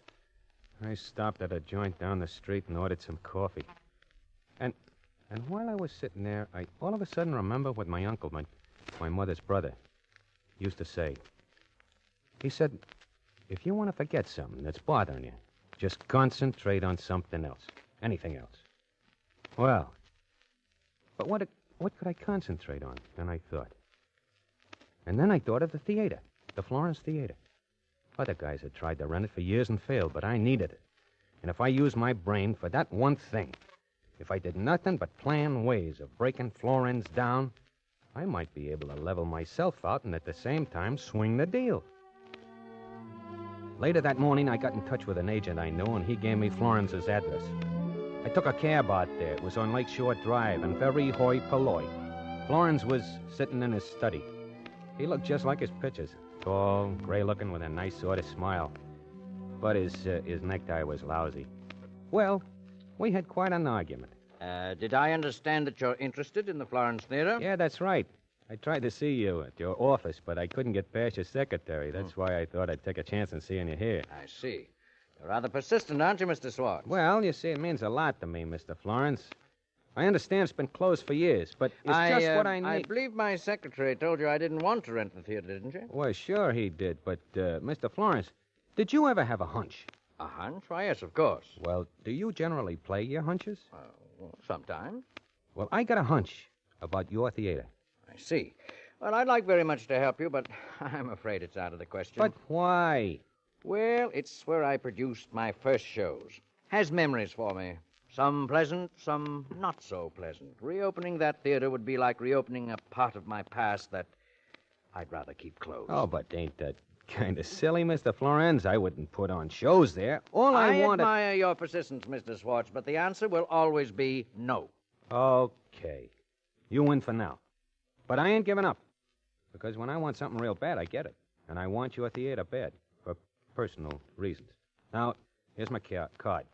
I've written my phone number on it in case you change your mind. And you'll change your mind, Mr. Florence. You think so? Yeah, I think so. As you say, I'm persistent. Hello? Oh, Mr. Bogart, yes. This isn't Mr. Bogart. I was just kidding. This is Swartz again. Yeah. Oh, you. Yeah, you sure you don't want to rent that theater? Still very sure, Mr. Swartz. Look, Swartz, I want you to stop hounding me. It's not doing anybody any good standing empty. That's for me to decide. I want you to leave me alone, do you hear? I want you to leave me alone. Yeah, and that's how it went, and it worked at first. For a while, I forgot about Laverne, and I got Florence plenty nervous. But every time I went back to 19 Deacon Street, I wondered who was more nervous, him or me. And all the time I'm dogging Florence, I'm still sneaking in calls to that phone number I found in the closet, Briargate 1273. And I'm still getting busy signals. And then one night as I'm listening to the busy signal, I get mad. Hey, operator! Operator! This is the operator, sir. So what's been going on around here? For 3 days and nights I've been dialing this number, and all I got is a busy signal. I'll connect you with my supervisor. Well, what good's that gonna do? Now, look, is there any way of finding out who this number belongs to? Surely, sir. Unless it's an unlisted number, you can get that information by dialing 2080. You mean I can find out who's at the other end of this phone by dialing that number? Well, there's nothing like that back home. Yes, sir. Chicago has that service. And I spend 3 days listening to a busy signal. Say, lady, where can I dial for brains?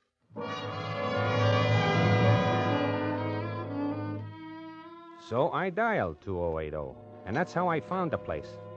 It's a little run-down spaghetti joint named Joe's. Over in the corner, I see the telephone that's been giving me the busy signal, and no wonder. It's a public phone booth. Right now, one guy is in it and 2 others are waiting for it. I go over and climb on a stool. What can I get you? You, Joe? Yeah, what can I get you? How long you been in this place, Joe? 14 or 15 a year. Why? Well, you've seen a lot of people come and go, huh? Sure, plenty. What can I get for Look, you got a good memory for faces? Look, you see, I'm busy, mister. I got no time for games. You want something or you don't want something? Here, Joe, take a look at this picture. Sure. Yeah. So what? You recognize her? Yeah, she's been in here a long time ago. What's her name, Joe? I can't remember her name. She was a showgirl, I think. Is it Claire or something? Wasn't it Laverne, Joe? Yeah, that's right. Yeah? Laverne Claire. She's always come in here with the big shot. With the big shot? Well, he wasn't so big a shot then, but he was going to places. And then she jilted him and run off with some other guy. I remember very good because he used to come in here after that and sit here alone all the time. Break him up pretty bad. Hey, and who was this big shot? You remember that, Joe? Oh, sure. The big producer, Jasper Florence. Now, what can I get to you, huh?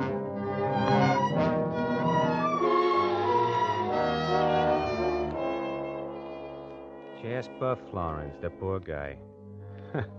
Here I've been hounding him for that theater, and he's holding out because it'll break his heart to let it go. He won't rent because it's a chunk of his life, a bad chunk. And it's in that theater. Well, that's what a dame can do to you. But what a mean dame she must be. But anyway, I begin to feel better. Now, first thing tomorrow, I'd go out, find another place to do business, and I'd start selling ties. But when I get home, I was in for another surprise. On my door, there was a note from the landlady. Jasper Florence called. He changed his mind about the theater and will meet you there at 8 o'clock. Well, figure that one out. I looked at my watch and it was 5 after 8 already. I get to the theater about 20 past. Nobody's there. So I wait around in front for a few minutes and then I look down at the front door. The padlock I saw on it the other day was gone. I give the door a little push. It swings open. Well, it's just like any other theater lobby. White tile, brass rails, cobwebs all over everything, of course. I go on into the house, and there in the center of the stage is that one big work light the cop told me they've been keep burning all these years. What a queer duck that Florence must be to keep electricity going for 10 years. And in the center of the stage is a big organ. And the light behind it sends screwy shadows up against the wall. I walk down the long aisle and up the stairs onto the stage. And as I walked across it, I could hear my footsteps echo. I never could resist listening to an echo, so I yelled, "Hello!" Acting like a kid whistling in the dark. Hey, look, Maury, you're all alone here. There's nothing to be afraid of. Well, then I see that organ. I walk over to it. Run my hand across the keys. Oh, I quit that in a hurry. Then as I wipe the dust off my fingers, I look up into the flies. I look and I see sandbags hanging. Whoa. They must weigh 150 pounds. I was just looking up at the catwalk, Then I see somebody move. I was sure of it. Just off stage. A guy moved in the darkness. Don't ask me why, but I started to walk toward him very quietly. Yeah, he was there. I could see him now. Hey, come out of there, you! He didn't move. So I walked over closer and... It was a dressing room. And the guy I saw reflected was Maury Swartz. That's right, me. Maury Swartz reflected in a dressing table mirror. Well, just then I saw a door to another dressing room across the hall. That door was closed, but something about it made me stare. It was the number on the door. Number 9. I remember the key I picked up in Laverne's room. In a flash, I had it out of my pocket and was trying it on the door. Number 9, the tag said. And it worked. My knees were shaking and sweat was rolling down my face, but I opened the door as wide as I could. I stepped in. And then I stepped on something. It was dark. I couldn't figure out what it was. So I lit a match. There, on the floor, were the white bones of a skeleton. And beside them, long golden strands of hair. And then I knew. My heart was beating a mile a minute as I stole back to the stage. I got there and I started for the footlights. Suddenly I looked up. The master curtain was crashing down on me. I jumped back.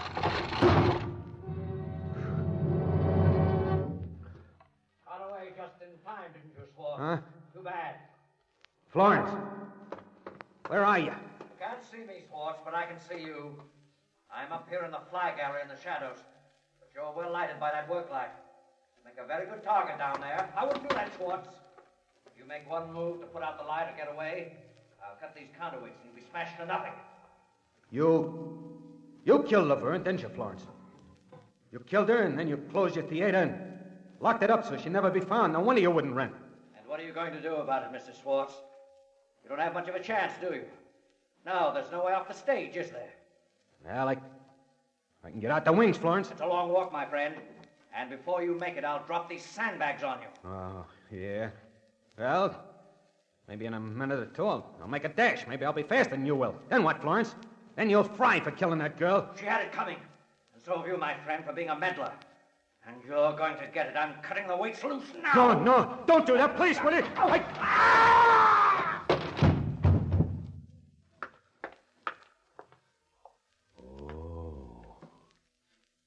Oh, that's a long way to fall. And an awful way to die. Even for you, Florence.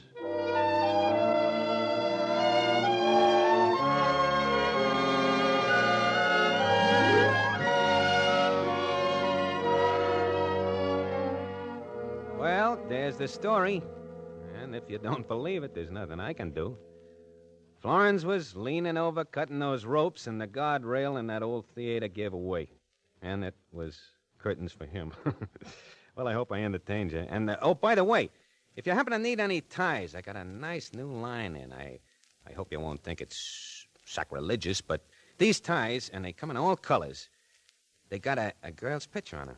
It's a cute idea, huh? I call it the Laverne tie. So don't forget, look me up. I got a little stand in Rosenblatt's department store. You can't miss it. Right in the bargain basement.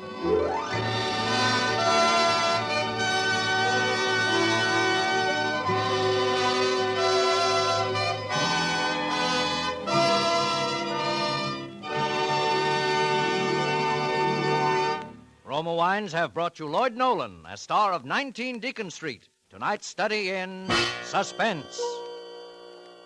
This is Truman Bradley for Roma Wines, the sponsor of Suspense. Welcoming guests with Roma California Sherry is becoming an American custom, says famed hostess Elsa Maxwell. Glorious gold and amber Roma Sherry, served cool, is a delicious appetizer before the meal, the perfect first call for dinner. Delightful later in the evening, too. Roma Sherry is a happy, mellow wine with natural fragrance. Cream-rich with natural grape sugar sweetness and nut-like taste. If you prefer a real dry sherry, get Roma Pale Dry Sherry. Like all Roma California wines, Roma Sherries are true wines, always unvaryingly good. You can now enjoy the taste luxury of Roma wines at the lowest prices in years, at savings as much as 1/4. Grown from choice grapes, unhurriedly perfected by age-old skill. Bottled at Roma wineries in California's choicest vineyards. Get your favorite Roma wines now for holiday entertaining. Insist on Roma wines. Roma wines offer you so much for so little. That's Roma, R-O-M-A, Roma Wines. Lloyd Nolan appeared through the courtesy of 20th Century Fox Film Corporation and can now be seen in their production, The House on 92nd Street. Next Thursday, Roma Wines bring you Miss Nancy Kelly in Suspense, radio's outstanding theater of thrill. Presented by Roma Wines, R-O-M-A, made in California for enjoyment throughout the world. This is CBS, the Columbia Broadcasting System.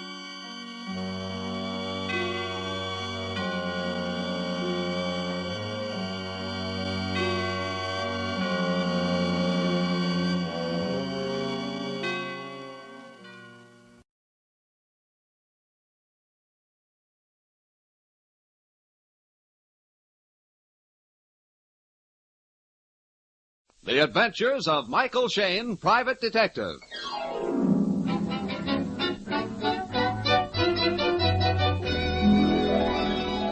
The people who make 76 gasoline and Triton Motor Oil, Union Oil Company, present The Adventures of Michael Shayne, Private Detective, starring Wally Mayer and Kathy Lewis.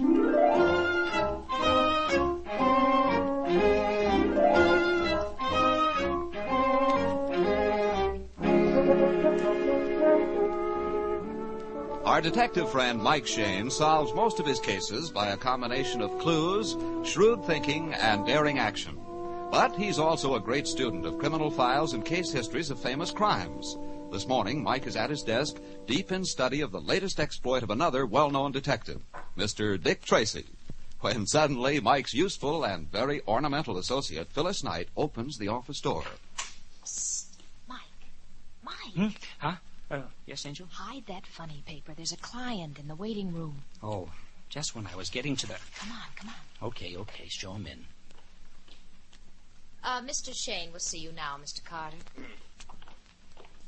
This is Mr. Shayne, Mr. Nelson Carter. I'm glad to know you, Mr. Carter. Won't you sit down, sir? Yes, thank you very much. Mr. Shayne, I'll have to be very brief. I'm an attorney, and I'm on my way to see a client. It's about him, about Mr. Dixon, that I've come here. Mm-hmm, I see. The situation is so fantastic, really. I'm afraid Mr. Dixon's life is in peril. I fear for him, I really do. Is it a case that the police department should handle, Mr. Carter? Well, no. I don't see how the...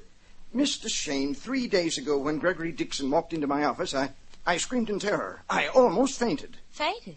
But yes. What? 2 months ago, we had buried Mr. Dixon. Oh, you had buried Mr... What? Yes.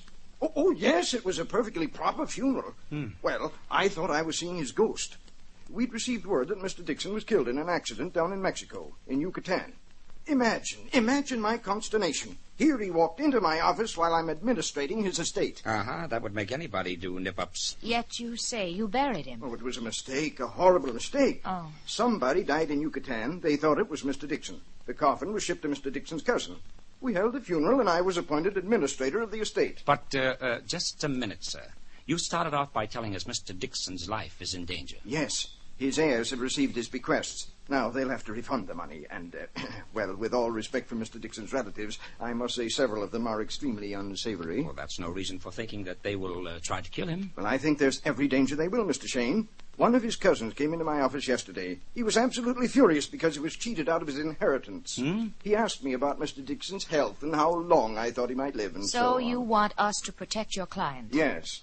Now, I'm going out to his house right now. I'd like you to come along and talk to Mr. Dixon. Well, I would rather prevent a murder than solve one. Then you will come with me? Yes, Mr. Carter, we will.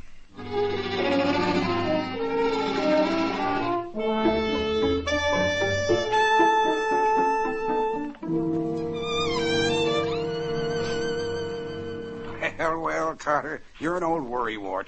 A good attorney, but an old worrywart. Now, Mr. Dixon, you don't appreciate the serious danger which you're in. Do you, Mr. Shayne and Miss Knight, feel that I am a man about to be murdered? Well, we really don't know, sir. You see... I can understand Carter's feelings. He doesn't want to have to probate your will a second time. Every time you die, you make more work for the poor man. Clarence, then you heard. As I was coming in from the garden. I'm Clarence Fisher, Mr. Dixon's cousin. How do you do, Mr. Fisher? Of course, Carter may be right. I'm worth considerably more to you, Clarence, dead than alive. I can talk like that to Clarence. He's got a fine sense of humor. Not like his cousin Howard. Howard is sober as a judge with a toothache. Assuming Mr. Dixon's life is in danger, who would be the most likely suspect? Why, several. Before I left the office, I made a list of Mr. Dixon's beneficiaries. Well, if you care to read it now, Thank you, sir. Clarence Fisher. Oh, that's me. Oh, yes. Bequest $10,000. Howard Connell, $20,000. William A. Wilkinson, $25,000, and a farm at Redwood City. Various charities, $200,000. I see. Apparently, Mr. Carter's modesty made him omit his own bequest to the tune of $25,000. Well, but after all, surely I couldn't be a suspect. You know, there's one thing which puzzles me and which none of you gentlemen has explained. Mr. Dixon is here, alive and well. But who is buried out in the cemetery? You know, I've wondered about that myself. You see, when I was down in Yucatan, I fell ill of a fever. I'm still about 30 pounds underweight. It ruined my eyes, and I had to get glasses. But that's beside the point. When I got up from my sickbed, I found my wallet had been stolen. So had most of my papers. I I assume the thief was later killed. Suppose somebody down in Yucatan received orders to kill Mr. Dixon. Suppose the person who did the killing or ordered the killing now realizes that a mistake was made. Yes, he may try again. That's a grave thought, and no pun intended. May I ask who received the coffin here? Mr. Dixon's cousin, Howard Connell. Actually, the body was not buried. It was interred in the mausoleum. We followed the instructions in Mr. Dixon's will. Say, you brought up a good point, Phyllis. If we could find out whose body's in that coffin, it just might be a clue. We might even find out if the man had been murdered. Yeah, and if it were murder, we would know definitely that Mr. Dixon is in real danger. Well, then I suggest you have the body exhumed, if that's possible. It is possible, Mr. Dixon. I'll ask the Inspector of Homicide to use his influence with the coroner's office. Sometimes dead men tell very interesting tales.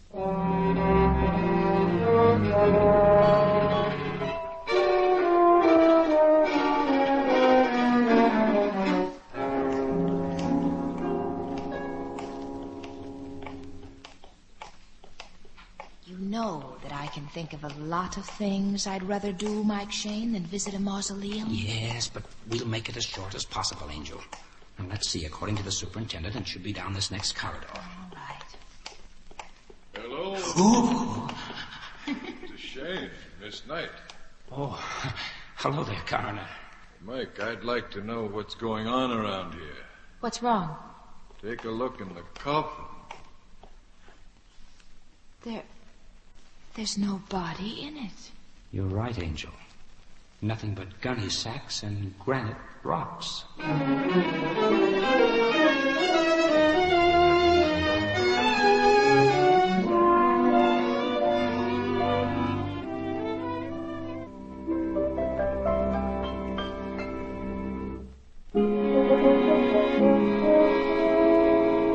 Mike Shane and Phyllis have dropped in at police headquarters to talk over their problem with the inspector. With them is Nelson Carter, their client's attorney. The whole situation is completely screwy, Inspector. A man is reported dead. His coffin arrives from Mexico. He has a funeral. His property's divided. 2 months later, the fella turns up alive and kicking. And his coffin is filled with gunny sacks and granite rocks. It's a new one on me, kids. Unless this Gregory Dixon will think he was dead. Well, then why would he come back at all, Inspector? He almost lost all his money and property. Well, I don't see you need worry, Mike. Dixon is alive. There's no corpse in the coffin. Nobody's dead. No, but it's got our curiosity up, Inspector. You know, Mike and I do handle other cases besides murder. This time we've drawn a completely wacky mystery. Well, you can make light of it, Miss Knight. But since finding that empty coffin, I'm more convinced than ever that there's something diabolical afoot. All right. Diabolical what? It's only 3 days since anybody knew Mr. Dixon was still alive. Several of the heirs would stop at almost nothing to hold on to their inheritances. You said that before, Mr. Carter. Now, let's see. You gave me a list of the bequests. Which man stormed into your office yesterday? The one who wanted to know how long you thought Dixon might live? Yes, that was Wilkinson. William A. Wilkinson. Oh, yes. He's listed here for $25,000 in a farm near Redwood City. He's living there right now. He was furious because he'll have to turn the farm back to Mr. Dixon. And then this Howard Connell, he's down for $20,000. What about him? A cousin of Mr. Dixon. He gambles, plays the horses, will do anything to keep out of work, and can't hold a job anyway. Well, I suppose we might interview those men, though I don't know what we could ask them. No crime's been committed. Well, you won't be able to get hold of Howard Connell. He left for New York after Mr. Dixon's funeral. Well, we might start him with a little talk with Clarence Fisher, the cousin we met in Dixon's house. If I were doing it, Mike, I know where I'd begin. Yeah? Where, Inspector? Well, you say Cousin Wilkinson lives on a farm near Redwood City. Yes? Well, it's a very pleasant sunny day outside, and twice as pleasant down country. I know a tidy little inn on Kings Road west of Redwood City. They serve swell hamburgers, and there's a cute little Irish waitress with a green apron. Ah, say no more, Inspector. Say no more. You've sold us one trip to Redwood City.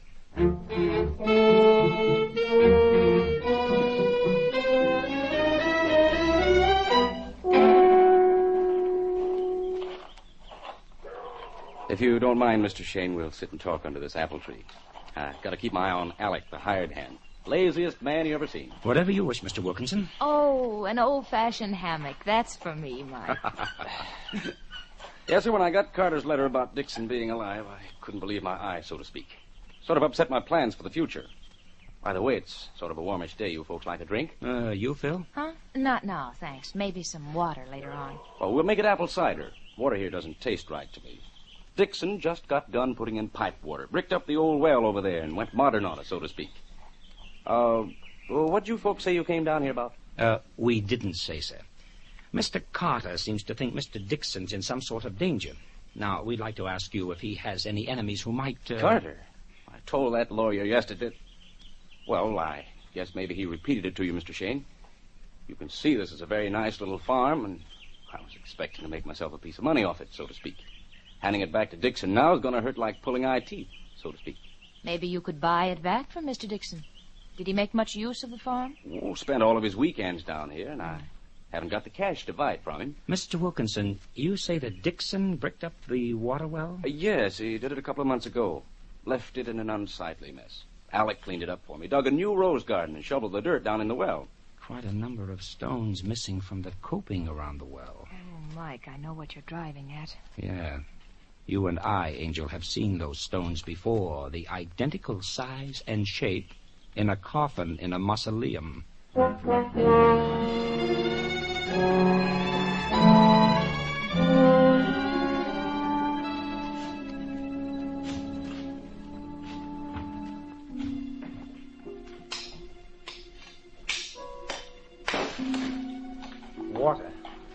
Water, I've broken through. Mike? Mike, can you hear me? Mike, have you found anything? Yeah, plenty. A body.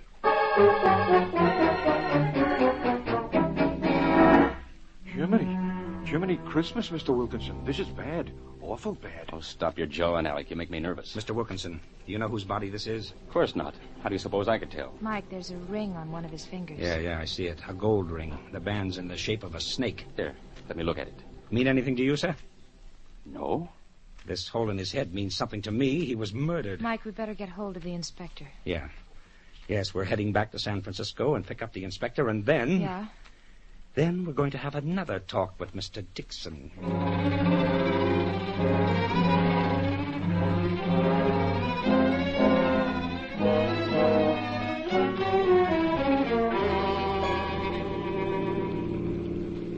Say, when I suggested that you kids take a little run down country, I didn't expect you to come tearing back to me with a body. No, and now that we found it, the question is, whose body is it? Yes, and until we know that answer, we're not going to spill the news to Dixon. Remember that, Angel. All right. We've got to tiptoe very cautiously. There's Dixon, out in the garden talking to Mr. Fisher. Yes. Look, Inspector, if you don't mind, I'll do most of the questioning. Mm-hmm. We've got to approach Dixon downwind. Suits me.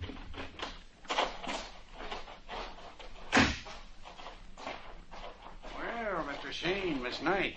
I was wondering what had become of you. We brought along a friend of ours, Mr. Dixon, the Inspector of Homicide. Inspector of Homicide? Yes. You see, if anybody should succeed in killing you, this is the man who will lose his sleep over. Well, glad to know you, Inspector. And may your slumbers be unbroken. This is my cousin, Clarence Fisher. Well, how do you do? How do you do? Suppose we go into the house so we can sit down. Okay, sir. Mr. Dixon, we just got back from a little drive down to Redwood City. We talked with another of your cousins, William Wilkinson. That's so? Hates to give up the farm, doesn't he? Oh, very much. He's put in a new rose garden. We noticed that the old water well behind the house has been bricked up. Oh, really? Wilkinson changing things around to suit, huh? Then you didn't fill in the well yourself? Me? Why, no. Why should I? Mr. Dixon. Yes? Did you have any people visit you down on your farm from the past few months? Oh, a few. Howard Connell, Clarence here, Wilkinson, old Fuss Budget Carter, and a few others. I see. Well, sir, if I'm to properly protect you, I'd like to know what those people look like. Do you have any photographs? Photographs by the hundreds. I've got a scrapbook of snapshots. It's right over there on the wicker table. This what you want? Oh, that's perfect.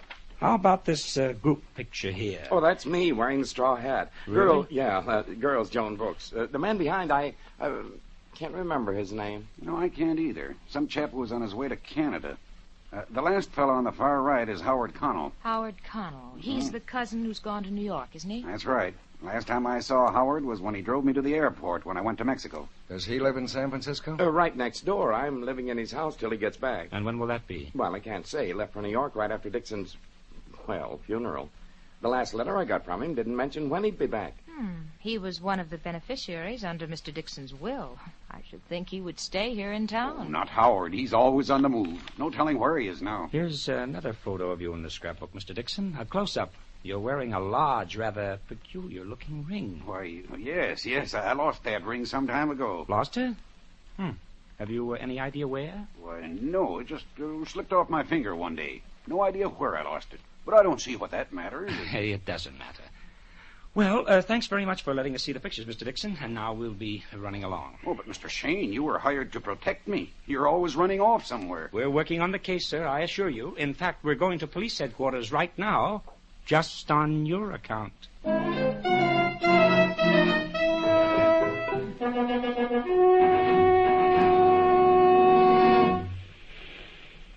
Now, this is the way I dope it out, Inspector. Check me if I'm wrong. Okay. First of all, we may be up against a colossal conspiracy. The attorney Carter comes to Phyllis and me and says Dixon's life is in danger. Because Dixon was reported dead and now turns up alive, and his heirs hate to part with their ill-gotten gains. Then we find that Dixon's funeral was a fake. Yeah. We find his coffin filled with stones from Dixon's own water well, and we find a murdered man hidden inside the well. And that murdered man, Inspector, I'm convinced is the real Gregory Dixon. The fellow who says he's Dixon is an imposter. Yeah, I know what you base that on, Mike.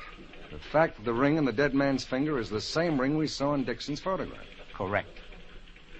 But perhaps the ring really was lost, and the person who later found the ring is the man you hauled out of the well. Well, that's possible, Inspector, but I'd like to go one step further. I'll say that the man who calls himself Gregory Dixon is actually Howard Connell, Dixon's cousin and beneficiary. I was beginning to suspect that myself. Connell very conveniently disappears on a trip to New York. Nobody knows exactly where he is or when he's coming back. But Dixon's relative ought to be able to recognize the fake, unless they're all in on the deal, too. That may be, too. But there was a strong family resemblance between Dixon and Connell. I noticed it in those photographs. That's why the story about Dixon falling ill, losing 30 pounds, having to put on glasses. An alibi in case anybody began to suspect. Okay. But who killed Dixon, Phil? Who threw his body down the well and bricked it up? Both Wilkinson and Connell denied they closed the well. Yes, Sergeant. Mr. Shane's call to Redwood City's waiting, sir. Thanks. Take it on this phone, Mike. Thanks, Inspector. Hello? Hello, Alec? Calling me, Mr. Shane? Yes, I want to ask you a question, Alec. How long have you worked for Mr. Wilkinson? Why, about a month or so. Mr. Wilkinson hired me when he took over the farm. And when you were making the new rose garden for him, Alec, did you dump all that dirt down the well? Yes, sir. The well was bricked up anyway. I didn't see no harm. That's all I wanted to know. Thank you, Alec. Well, Wilkinson told us the truth. Yeah? The well was bricked up when he got the farm. Well, then Dixon, I mean Connell, lied to us. Practically everything he told us was a lie, Angel. Well, Inspector, what do you say? You make out a pretty strong case, Mike. But we don't have any real proof that Howard Connell killed Dixon and then took his place. Don't worry. We'll get the proof. Okay. I'll take your word for it, Mike. Let's go out and pick up Connell.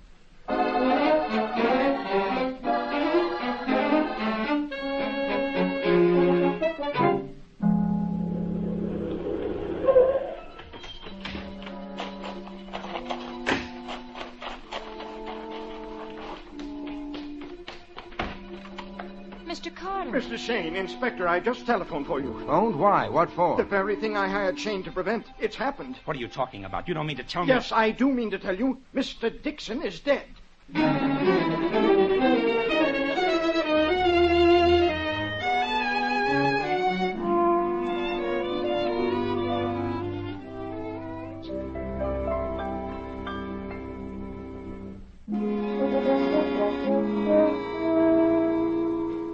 At the home of the late Gregory Dixon, Mike Shane, Phyllis, and the inspector have found another body. The body of the man whom they were about to arrest. The dead man lies sprawled in the bushes directly beneath an open window on the second floor. Well, I don't understand. He fell from the window. We heard him fall. Mr. Wilkinson, what are you doing in San Francisco? I just got here from Redwood City. Carter and I came out to talk to him. Inspector, take a look at the man's head. Yeah, I see. A deep gash in the back of the skull. He must have hit his head on a rock. Hold on. Here's something else.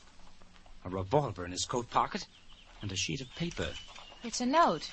A typewritten note. To the authorities. I cannot go on. You know the truth by now. I killed Gregory Dixon. Then a typewritten signature, Howard Connell. Connell. Then it's true. I can't believe it. Good heavens. So he committed suicide. All right, suppose you all tell us what happened. Starting with you, Mr. Fisher. Well, I was next door in my house. Wilkinson and Carter rang my doorbell and asked if Connell had gone out. Yes, we'd been pounding on his door and got no answer. Yes, I was sure he was in, so I came over with them and let them into the house with my key. Wilkinson was all excited. He said he had some terrible news. He said the real Gregory Dixon was dead, and we'd all been tricked. How did you know that, Mr. Wilkinson? Yes, we just discovered that for ourselves, but you never told us. When I saw that body from the well and the ring on his finger, I recognized it. You told us it meant nothing to you. I know. I just couldn't believe it. I wanted time to think it out.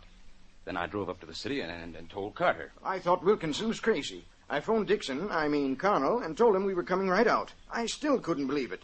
That's why I jumped all over you, Mr. Shane, for letting the man get killed. I didn't know it was suicide and that he was a fake. Believe me, I didn't. But to get on, what happened after you three were in the house? Well, Wilkinson was trying to tell me his discovery, and Carter was arguing with him. Connell wasn't downstairs, so I went up and called him. He shouted from the bedroom that he'd be down in a minute, and I went back to the living room and started asking Wilkinson questions. He told me about the ring. Yes, and we kept waiting and waiting. The living room windows were open, and I complained about the cold wind blowing in. Fisher went over and started to close the windows. He shouted, and we heard Connell crash to the ground. I saw the body falling past the window. Connell must have known he was trapped. He couldn't face us. Those open windows on the second floor, are they in Connell's bedroom? Yes. Now, let me get this straight. All three of you men were in the room when Connell fell? Yes, sir. Right, that's right. Okay. Now, if you gentlemen don't mind, I'll ask you to step indoors for a few minutes. We want to examine the ground around here before you trample all over everything. Oh, yes, all right. All right, kids. I know what you're thinking. Yes. One or more or all three of them are lying. Mm-hmm. It was not suicide. It was deliberate murder. Right, Mike. That bedroom window is less than 20 feet from the ground. 10 to 1, that fall wouldn't kill a man. If Connell was really planning suicide, he wouldn't take that chance. He'd do it properly. Right. And he wouldn't be so cagey about writing his signature on the note on the typewriter. Well, I can't believe he got that deep gash in the back of his skull from hitting one of these rocks. Well, they're not much bigger than pebbles. If you ask me, Angel, that gash was made by the butt of his revolver. One terrific blow. Then the gun was stuck in his pocket. Kids, I'm worried. We know it's murder, but hang it, with those three guys swearing they were all in the room together, we're going to have a devil of a time proving a case against any one of them. Yes, but remember the old rule, Inspector. When all suspects have alibis, none of them have alibis. We've just got to get in and do some good head work. Well, while you're about it, maybe you can explain one thing to me. Huh? Explain what, Phil? Look, these rose vines. Rambling rose vines cover the whole side of this house, clear up to the roof, you see? And yet when you look at Connell's suit, there isn't a single tear or a snag. There's not even a broken rose petal on his clothes. Well, that could be because he jumped or was thrown clear of the vines. Well, then how could his body fall right against the foundations of the house? Wait a minute. The upstairs windows and the downstairs windows both open outwards. That's it, Angel. You've hit it. You're darn right she's hit it. Absolutely, Inspector. Now we've got some business indoors.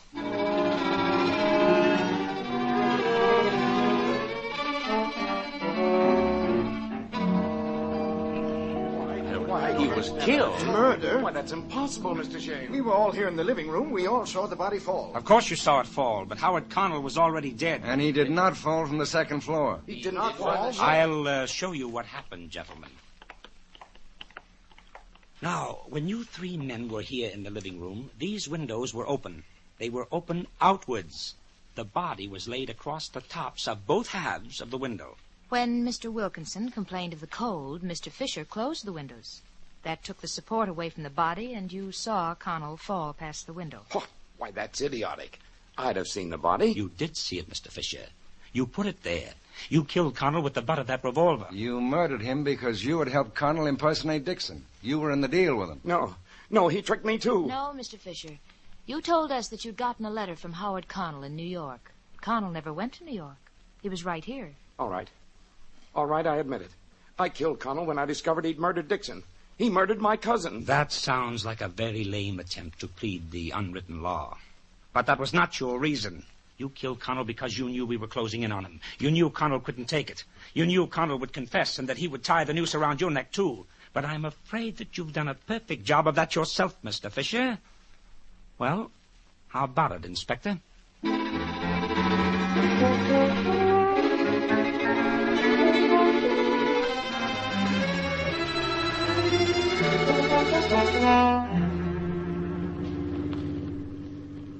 Why so quiet, Angel? What are you thinking about? Oh, I was just thinking about that whole fantastic scheme. What a cockeyed motive. Yeah, but it almost worked, Phil. Connell and his cousin Fisher saw a way to get a hold of all of Dixon's money, instead of just the amounts he intended to leave them in his will.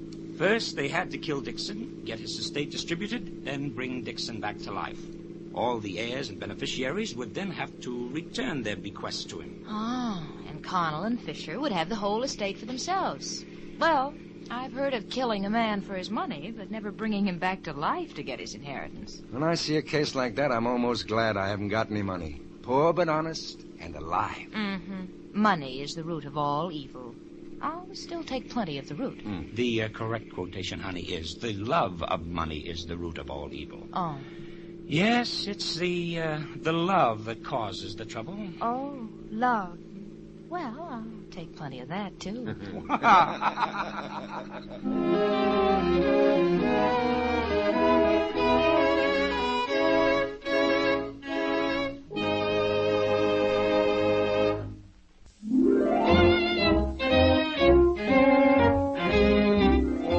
Tune in again next week at 8 o'clock for another adventure with Michael Shane, Private Detective, starring Wally Mayer and Kathy Lewis, with Joe Forte as the inspector. Tonight's story was written by Richard DeGraff and based on the character created by Brett Halliday. Music was composed and directed by Bernard Katz. This is John Lang saying goodnight for Union Oil Company and reminding you once again to get your application for your Union Oil credit card this week.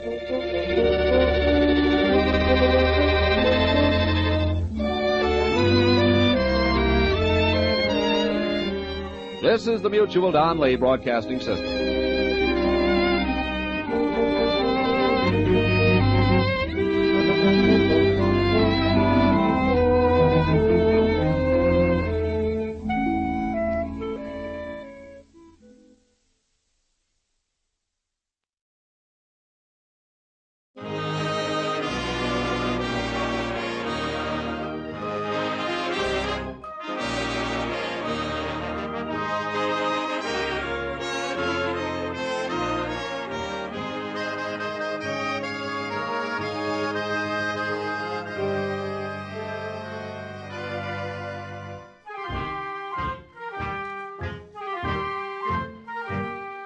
Tonight, we again present the famous Mr. Chameleon of Central Police Headquarters in his famous cases of crime and murder. Mr. Chameleon, as you know, is the famous and dreaded detective who frequently uses a disguise to track down a killer. A disguise which at all times is recognized by the audience. Tonight, we give you Mr. Chameleon in The Hanging Judge murder case.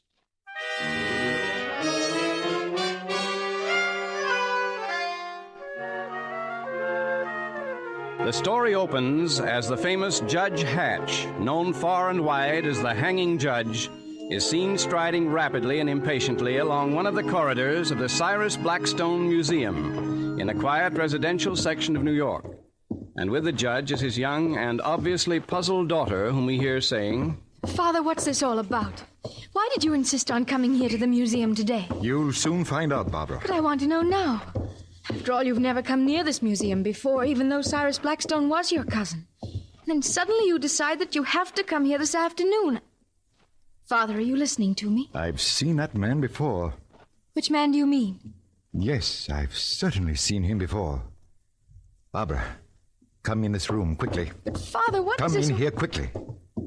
I don't want him to see me. I'll pretend to look at this antique wooden box. But Father, the sign there says do not touch. All these things are very valuable. Never mind the sign. I'm going to look at this box. Then I propose to have a little talk with the head of this museum, Miss Priscilla Ames. Miss Ames? Yes. Incidentally, this box is a work of art. Come and look at it, Barbara. Come. Father! Father! Oh, good heavens, he's dead! He's dead!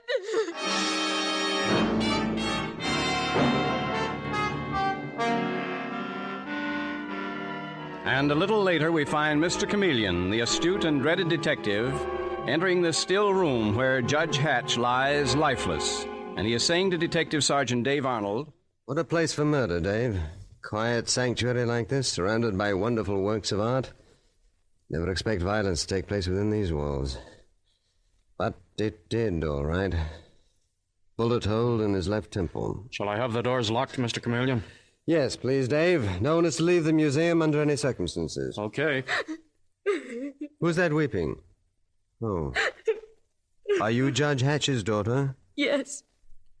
I'm Barbara Hatch. I'm Chameleon of Central Police Headquarters. Were you with your father at the time of the murder? Yes. He was looking at that antique wooden box when I suddenly heard a shot. You didn't see who fired it? No, I was so startled. Mr. Chameleon, who could have killed my father? I was always afraid something like this would happen. Why? He was known as the hanging judge. Hard but just. He sent many men to prison. Yes, that's very true. Did he receive any threats recently? He wouldn't have told me. Miss Hatch, I'm sorry to have to question you, but of course I must. Cyrus Blackstone, who founded this museum, wasn't he a cousin of your father's? Yes, Mr. Chameleon. Well, then you came here often? No, we didn't. This was the first time we ever visited here. What? Yes. But today Father insisted on coming here. He wouldn't tell me why, except he said that he wanted to see Priscilla Ames. Just a moment before he was shot, he mentioned her name. Who is Priscilla Ames? She's in charge of the museum. Father's whole behavior lately was very strange, Mr. Chameleon. For a whole week, he'd been absent-minded and worried. Now, you say that he was disturbed by something. Have you any idea what? No. But just today, he told me to put his gun in the shopping bag I carried. That bag there on the chair. Oh, let me see the gun, please. Father had never taken the gun out of the house before. He kept one there because it's a big, lonely house. But it was evident that your father expected trouble in this museum today. Here at the museum? Mm-hmm. But why, Mr. Chameleon and... Mr. Chameleon. Mm-hmm. Father's gun. It's not in my bag. What? Let me have the bag, please. Miss Hatch, think hard. Where was this bag at the time that your father was shot? Why, I'd laid it down on the chair. The chair is right by the door, and the bag is a loose one. Someone could have slipped the gun out. Who? It must have been someone in the museum. All I know is Father said something about Priscilla Ames just before he was killed. And you think this Priscilla Ames could have taken the gun? Well, Why would I take your gun, you malicious girl? Are you trying to make trouble for me the way your father did? Oh, so you are Priscilla Ames. I'm Chameleon of Central Police Headquarters. Miss Ames, suppose you tell me how Judge Hatch made trouble for you, and why yours was the last name he mentioned before he was murdered. So Barbara Hatch told you that, did she? I said Father mentioned your name, Miss Ames, and he did. Just before he was shot, Miss Ames. You said Judge Hatch had made trouble for you. What sort of trouble? I asked you what sort of trouble. I don't understand why I should be subjected to this inquisition, Mr. Chameleon. Everybody knows that Judge Hatch was called the hanging judge, and I'm certain that there wasn't a man in New York more criminals wanted to murder than him. It seems quite obvious that one of them killed him. Miss Ames, I am still interested in what was the trouble between you and this murdered man. Mr. Chameleon, to you this place is just a museum. But I knew it when it was a magnificent private house. And I should have been the mistress of that house, Mr. Chameleon, instead of working here on salary. You're a very beautiful woman, Miss Ames, and I presume you mean that the founder of this museum, Cyrus Blackstone, thought so too. Cyrus Blackstone loved me. We were engaged to be married, and Judge Hatch broke it up. Father, really? How? Miss Hatch, do you know anything about this? Don't ask her. I'll tell you, Mr. Chameleon. I didn't tell Cyrus about my brother. He was a confidence man who spent time in prison. His name was Archie Craig. Archie Craig? Well, I knew him well, Miss Ames. So did Judge Hatch. Exactly. Judge Hatch told Cyrus Blackstone I was mixed up with my brother Archie's schemes. I was innocent. I didn't know my brother was doing anything dishonest. But Cyrus believed Judge Hatch. He broke our engagement. So, in your mind, Miss Ames, Judge Hatch cheated you out of Cyrus Blackstone's fortune? In my mind. It's true. On his deathbed, Cyrus relented and saw to it that I had a permanent job here at the museum. But that was not good enough for you. You hated Judge Hatch with a hatred that grew and grew until... Until what? If you mean I murdered Judge Hatch, I didn't. If I'd wanted to kill him, I'd have done it long ago. Besides, what about his daughter? Miss Ames, please. Barbara didn't tell you, I suppose, that her father tried to wreck her life. He stopped her marriage just as he stopped mine. Mr. Chameleon, don't listen to her. You're a wicked woman, Miss Ames. You mean your father was a wicked man, Barbara? He couldn't bear to see anyone happy. He wanted to keep you to himself. He didn't want you to have a husband. Is that true, Miss Hatch? Or did your father have another reason for preventing your marriage? Mr. Chameleon, he said there was something wrong with John Clark. But there wasn't. There wasn't. You still love this boy, I take it. And your father stood in your way, and you had a gun in your bag. Mr. Chameleon, what are you saying? I wouldn't kill my father. Whatever he did, I loved him. You also loved that boy, John Clark, and that is the strongest love of all. You were faced with empty years in a lonely house with only your father, and it was too much for you. No, that isn't true. And why would I pick this museum as the place to kill him? On the other hand, Miss Hatch, you carried a gun with you, and that gun has mysteriously disappeared. You had plenty of time before the police arrived to hide it somewhere. I told you someone took the gun, Mr. Chameleon. I remember now. There was a man. When we first came in, my father seemed upset because of some man we saw here in the museum. Upset in what way? Father said, I've seen that man before. That's why he suggested we step into this room. That's why he pretended he was looking at that antique box. Why didn't you mention this before, Miss Hatch? It slipped my mind. Could you identify this man? He must still be here. I gave orders that no one was to leave the museum. Why, I'm not sure, but I can try. Miss Hatch, you and Miss Ames wait here, please. I'm going to find Detective Sergeant Arnold. Dave. Yes, Mr. Chameleon. I was just coming in to see you. Mr. Crosley and I have been looking for the murder weapon. Who are you, Mr. Crosley? Philip Crosley at your service, Mr. Chameleon. I'm Priscilla Ames' assistant. I help her run the museum. So you've been looking for the murder weapon. Any luck? Not yet. Tell me, how many people were here at the museum at the time of the shooting, Mr. Crosley? Oh, quite a few. School teachers, tourists. They're all in a room upstairs, as you instructed. Any men? Judge Hatch mentioned seeing a man who looked familiar to him just before he was murdered. Oh, of course. There was one very distinguished-looking man. Looked like, a Hollywood conception of a foreign diplomat, Mr. Chameleon. Gold-headed cane, Homburg hat, striped trousers. Foreign diplomat? Wait a minute, Mr. Crosley. Does he also sport a monocle? Why, yes, he does. Mr. Chameleon, you don't think... Indeed I do, Dave. Go and tell the distinguished gentleman that I want to see him. Oh, Dave, after that, call the police commissioner. Send someone to Judge Hatch's house. Go over his effects and see if he'd received any threatening letters. Yes, sir. Mr. Chameleon, this will probably be one of the easiest cases you've had to solve. Why? Because Judge Hatch was known as the hanging judge. And from everything I've ever read about him, a lot of criminals would have liked to kill him. It looks as if all you'd have to do is check up on the people he's given stiff sentences to. Check on them, and among them you'll find your man. So you're interested in criminology, Mr. Crosley? No, I'm afraid that's a little far removed from the quiet occupation I follow in a museum. Well, your hunch may be a good one at that. Dave, you send in our friend with the monocle, please. Okay, Mr. Chameleon. Particularly anxious to see him. Mr. Chameleon, do you mean that you know this man? Mr. Crosley, unless I am much mistaken, he's Andy Matthews, a well-known fence and confidence man. And I see that I am not mistaken. Hello, Andy. Hello, Mr. Chameleon. Well, this is a pretty mess. I walk into a museum to get a little culture, and what happens? Some man is murdered. Police all over the place. Oh, it's awful tough on you, Andy. But tougher on Judge Hatch. Now, look, Chameleon, I'm going straight. You haven't had much chance yet. You were just released from prison after serving an 8-year term. Judge Hatch didn't sentence me. No, he didn't. But he sent your best pal and partner, Shorty Mason, to the chair.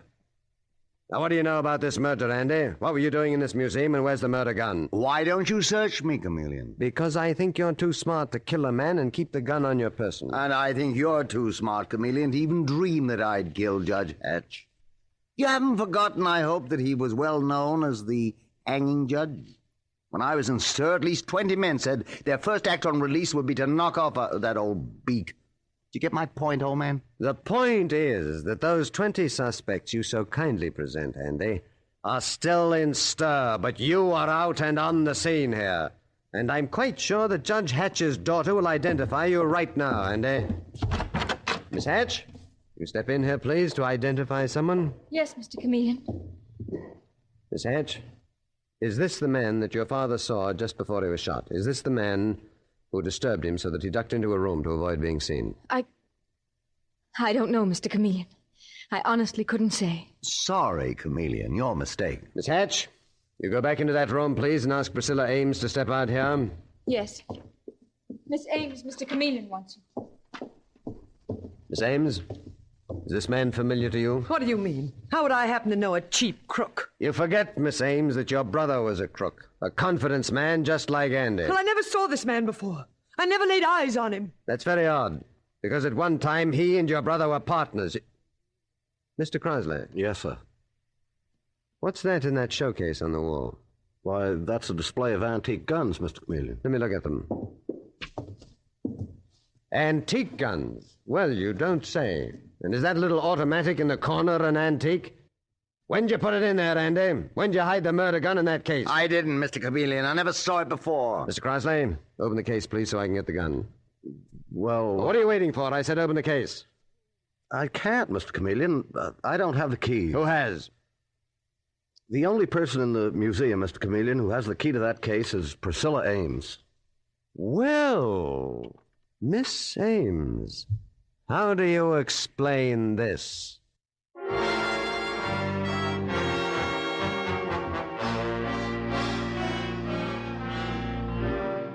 Mr. Chameleon and the hanging judge murder case continues in just a moment.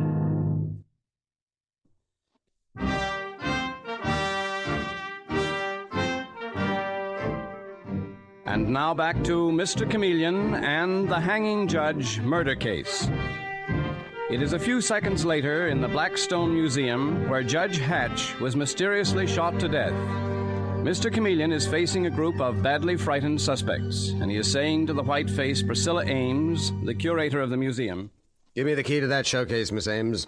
The one with the antique guns and the murder gun among them." I haven't got the key with me, Mr. Chameleon. Mr. Crosley, your assistant says you are the only one who has a key. But I must have left it somewhere. I haven't got it with me. I don't intend to wait while you look for it, Miss Ames. I'll have to smash the glass case. And here is the disappearing gun. The gun that killed Judge Hatch. Miss Ames, you're the only person who had the key to this case. Someone could have stolen my keys, couldn't they? I left them in my desk. You just told me that you didn't know where they were. Don't try confusing me, Mr. Chameleon. Barbara Hatch could have taken them and hidden the gun after she'd killed her father. And so could Andy Matthews here. Look here, Chameleon, what is this? Suppose you tell me, Andy. Mr. Chameleon, I'm certain Andy Matthews had as little to do with this murder as I did. Well, awfully nice to meet two such completely innocent people. Andy, get out of this room and wait for me upstairs. That suits me, Chameleon. Get going, Andy. Okay. Mr. Chameleon, why do you dismiss a person like Andy Matthews and hold me here? Mr. Chameleon, look what I dragged up from the basement. Yes, Dave? Let go of me, you big bully! Let go of me! Not till Mr. Chameleon has had a little chat with you. Who is he, Dave? Mr. John Clark, the former fiancé of Barbara Hatch. Just why were you hiding in the basement, young man? I was trying to keep out of sight while Judge Hatch was here. If you knew what a so-and-so he was, you wouldn't blame me. Judge Hatch has been murdered by an unknown killer. And you were here in the museum at the time he was shot. Sure I was. So what? What does that prove? A lot of people were in the museum. John, be careful. I mean, don't be so disagreeable. Keep out of this, Barbara. I know what I'm doing. I'm beginning to see why Judge Hatch objected to you as a possible son-in-law, John. Are the police going in the romance business, too? What affair is it of yours if Barbara and I have been... had been... You mean that you and Barbara have been meeting here secretly in this museum? That's what you've been doing, meeting here, isn't it? Is that a crime? John, don't you see what you're doing, acting this way? I told you to stay out of this, Barbara. I think that she said enough to reveal that you and Barbara have been using this as a secret meeting place. And you, Miss Ames, you knew about these meetings, didn't you? In fact, you encouraged Barbara to meet this young man. Mr. Chameleon, Judge Hatch broke up one romance, mine. I took great pleasure in helping along his daughter's romance, yes. And Judge Hatch got wind of it. He came here, Miss Ames, to tear you to pieces. And possibly he thought he'd run into John, too. But he didn't run into me, Mr. Chameleon. I wonder. Go on wondering, Mr. Chameleon. Let's see the great brain work. That's enough out of you. Let him alone, Dave. Let him alone. I only hope that he's talking himself out of Barbara's affections. You may finally catch on to the idea, Chameleon, that Judge Hatch was known as the hanging judge, and plenty of guys were after him. I was waiting for that from you, John Clark. It's what everybody in the case has told me so far. And it makes me wonder. More and more. Mr. Chameleon, In the name of heaven, give us a rest from this constant insinuation and questioning. Miss Ames, there won't be rest for anyone till Judge Hatch's murderer is caught. Get that straight, all of you.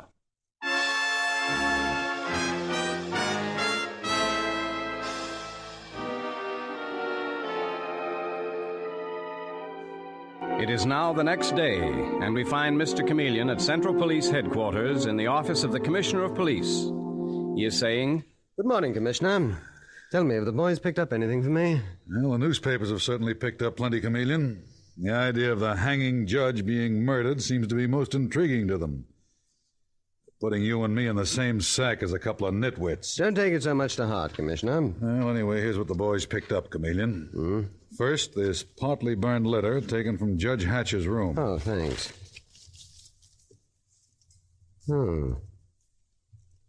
A note that definitely reveals the judge had been tipped off that his daughter Barbara was meeting the unsavory John Clark at the museum. And that, of course, is why the judge took his daughter there yesterday, Chameleon. That and perhaps something more, Commissioner. What more? Is there a report yet on whether Barbara had been carrying any packages or anything else from the museum after meeting the boyfriend, John Clark? It just came in, and your guess was right, Chameleon. Got the story from the doorman at the museum. So she has been carrying things away. Where'd she take them, Commissioner? To the Apex Coffee Shop down the street from the museum.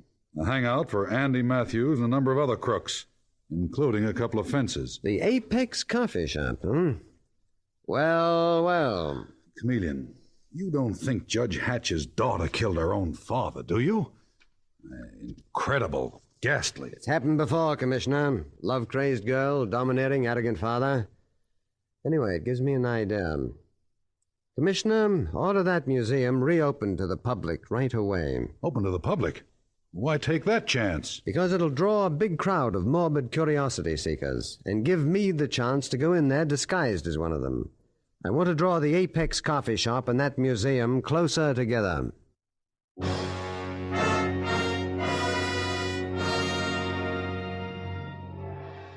Yet even as Mr. Chameleon is talking to the police commissioner, a trembling girl is waiting in the Apex Coffee Shop down the street from the museum. And Barbara Hatch half rises to her feet as Priscilla Ames swoops down upon her. Well, Miss Hatch, my dear little Barbara, I thought I'd find you here. And I came to warn you. What about Miss Ames? You know what about Barbara. So help me, I'll kill you if you say one word to Mr. Chameleon that implicates me in your father's murder. I didn't mean to, Miss Ames. I'll see that you don't. I've had enough of your sanctimonious family interfering in my life. I'm afraid. You should be, Barbara. I suppose Chameleon will be coming to the museum in disguise. That's his specialty. But if he does, I'll recognize him. I'm sure I will. And then what? I don't know. But don't forget this. I know a lot about you, Barbara. And don't you ever forget it.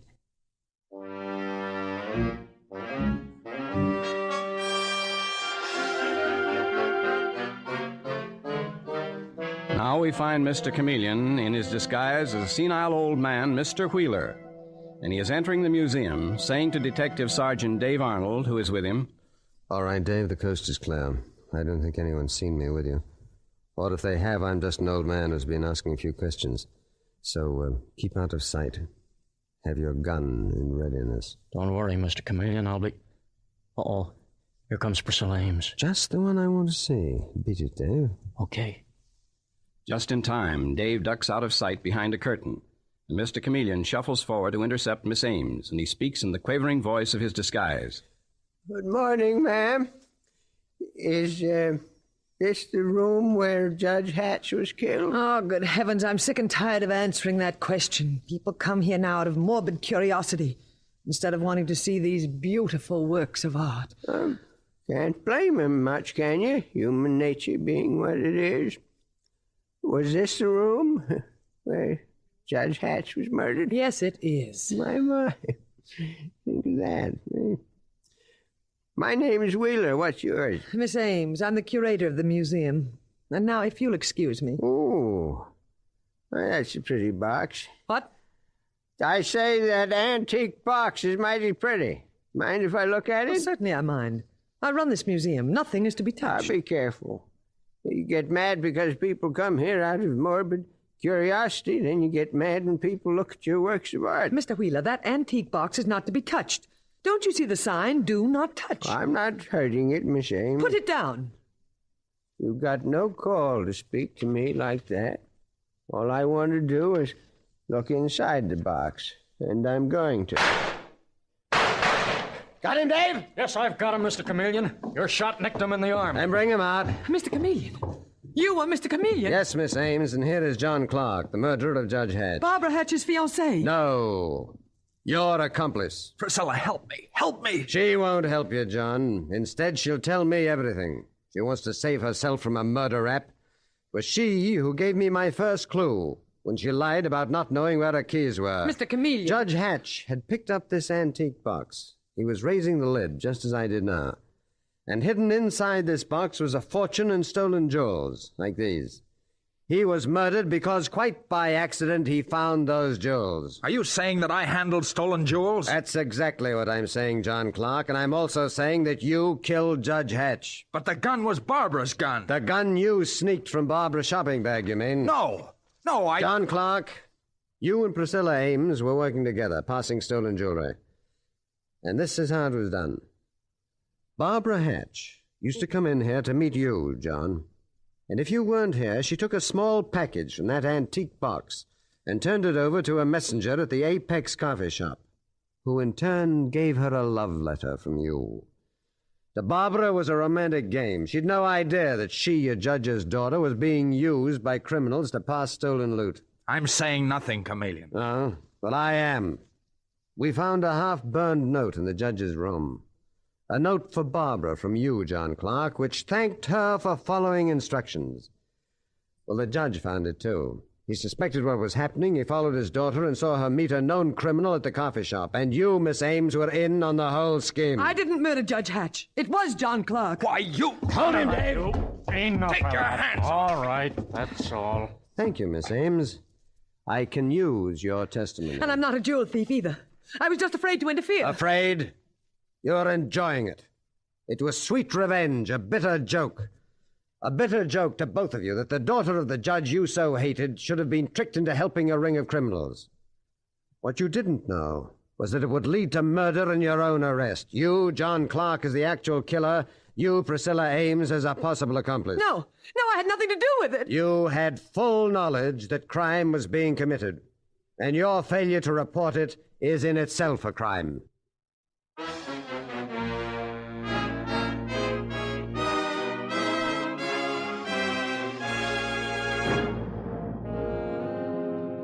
And with these words, Mr. Chameleon concludes tonight's murder case.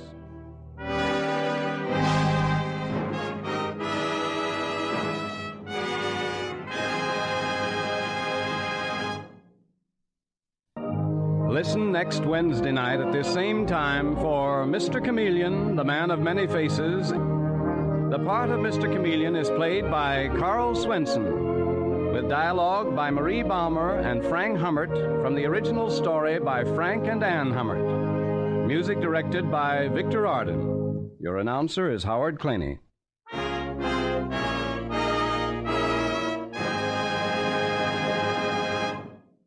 Listen for Mr. Chameleon next Wednesday night at this time. This is CBS, the Columbia Broadcasting System.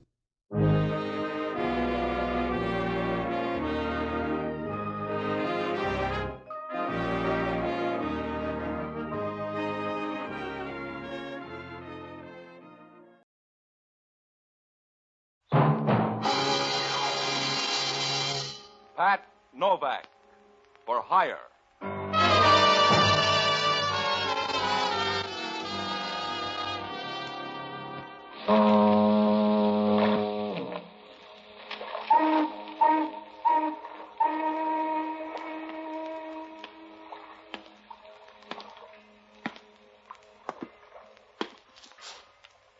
Sure, I'm Pat Novak, for hire.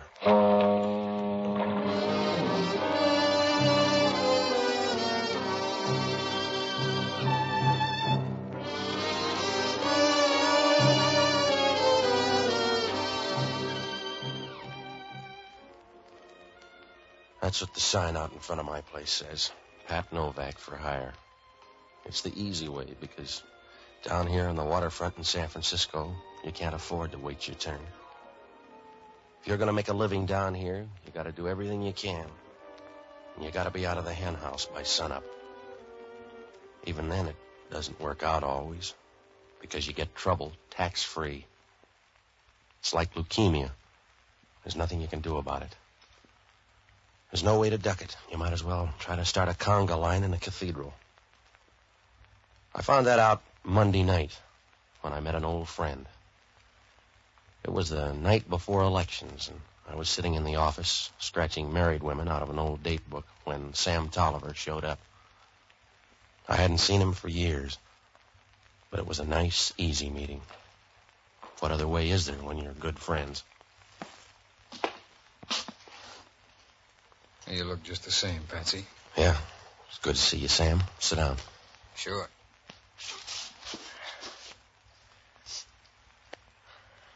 Doing well, I guess, huh? Oh, you get different stories. Where have you been? Oh, all the hard luck stops. Syracuse for a while, and Joliet. That's where I come from now. Yeah? That's where they got a big prison. Uh-huh. When you came too far, Sam, you should have stopped in Oakland. Huh? That's right. If you're out here to play small robber, you better think it over. It's a tough town. Don't ride me, Patsy. I'm not, Sam. But once you start losing them, it's hard to win again. I just thought you might want to know about San Francisco. Thanks. Thanks, but you don't have to worry, Patsy. I got a smart streak. I'm here mostly to ask a favor. Yeah? Can you spare me one for old time's sake? Medium-sized. Go ahead. I want to borrow one of your boats. Did you come all the way from Joliet to borrow a boat, Sam? If it's going to hurt that much, forget it. I just asked. All right. When do you need it? Tonight? It's to pick up a package in the bay about 9 o'clock. Sure, I'll run you out. No, it's a little different, Patsy. I can't make the trip. You'd have to do it for me. The favor's getting bigger, Sam. You'd have to pick up the package and bring it back here. I'll be waiting at 10 o'clock. I guess you won't buy, huh, Patsy? I'm not impressed.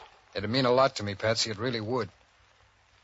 And you couldn't get hurt, honest. Nobody gets hurt, honest. It's the other way I'm worried about. Well, I wish I could tell you, Patsy, but I can't. You know how it is. Sometimes you can't, but... Well, it's that way now, but...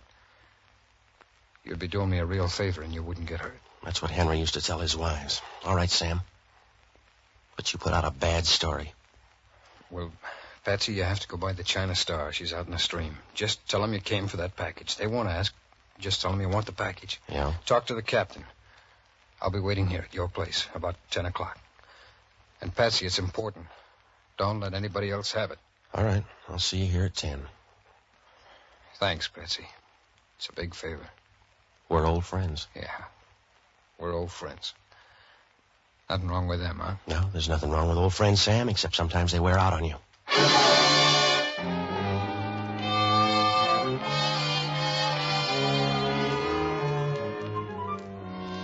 When Sam Tolliver walked out of there, I began to worry. I don't know why, because he was always a good guy. But if you leave good silk out in the rain, it'll shrink. Well, it was too late to change my mind now. I was going to get that package and say goodbye to Sam Tolliver. Only things didn't work out that way. You start with trouble and it never stops. It's like offering to buy aspirin for a two-headed boy. About 8:30, I took a boat and I started out into the bay. Halfway out into the stream, I had to give way to a tanker. After she throbbed by, I picked up the China Star, tied up at buoy 327. It was a broken-down old barge, so old I expected to find Noah hiding out in the bilges.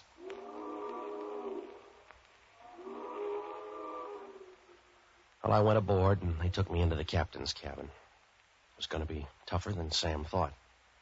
The old man had some questions, and he was about as smooth as a bag of fingernails.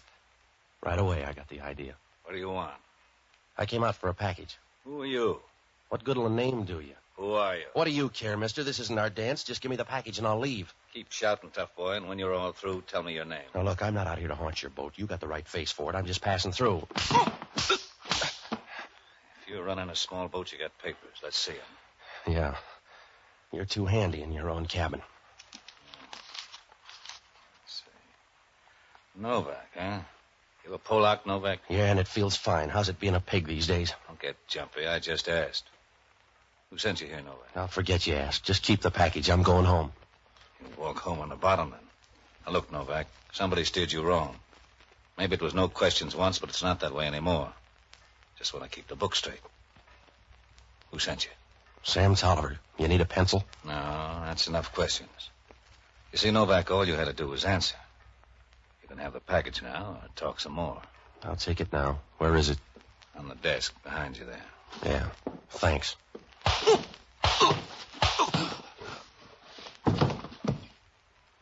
You're welcome, Novak.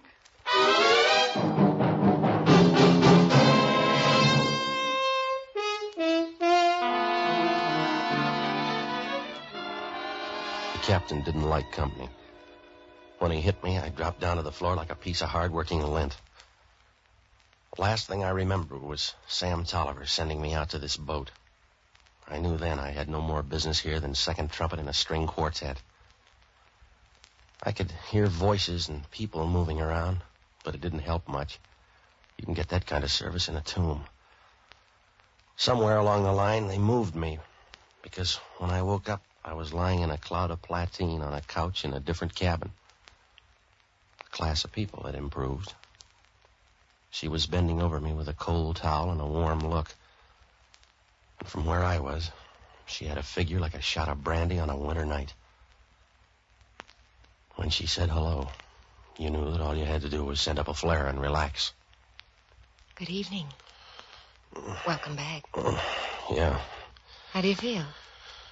a little used up. I need recharging. Here, put your head on my lap. Mm. That's it. Yeah, that's it. Forget the towel. I'll struggle along this way. By the way, whose lap is it? I'm Ellen Morrow. Where's your friend? The captain? I guess so, the brave guy, Axelarm. He's down getting your boat ready. What's he doing, punching holes in the bottom? He'll be back in a minute.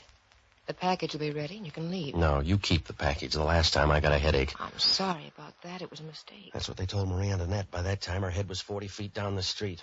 What's in that package? It wouldn't help if you knew. You let me work that out, huh? Work out the answer then. How about Sam Tolliver? Slow down, Betsy. I'm not going that fast. You're going the wrong way. I'll help you lick your wounds, darling, but I'm not going to get talky. What do you got to lose? What have I got to gain except your gratitude? I can get that any night with a couple of drinks. How is he, Ellen? How does he look? Too comfortable. On your feet, Novak. Yeah. You ought to rent that out, sweetheart. I'd sign a lease myself. I'll finish the sweet talk, Novak. You get on your way. Here's the package. No, I changed my mind about the package. You keep it. Your boat's ready. Unless you want to get tossed in like a mackerel, take the package and beat it. What's in it, and where does Sam Tolliver fit? You asked once already with your head in her lap. You want me to sit down? Well, you got brains after all. Yeah. Sorry, I thought they were all in your fists. Yeah, you're still smart. Take this package. Show him the boat, Ellen. I'm going to remember you, mister. Ellen's going to lead you by the hand through the dark. Stop beefing and settle for the simple pleasures. I will. I'll remember you. Concentrate on Ellen. You'll get a better memory.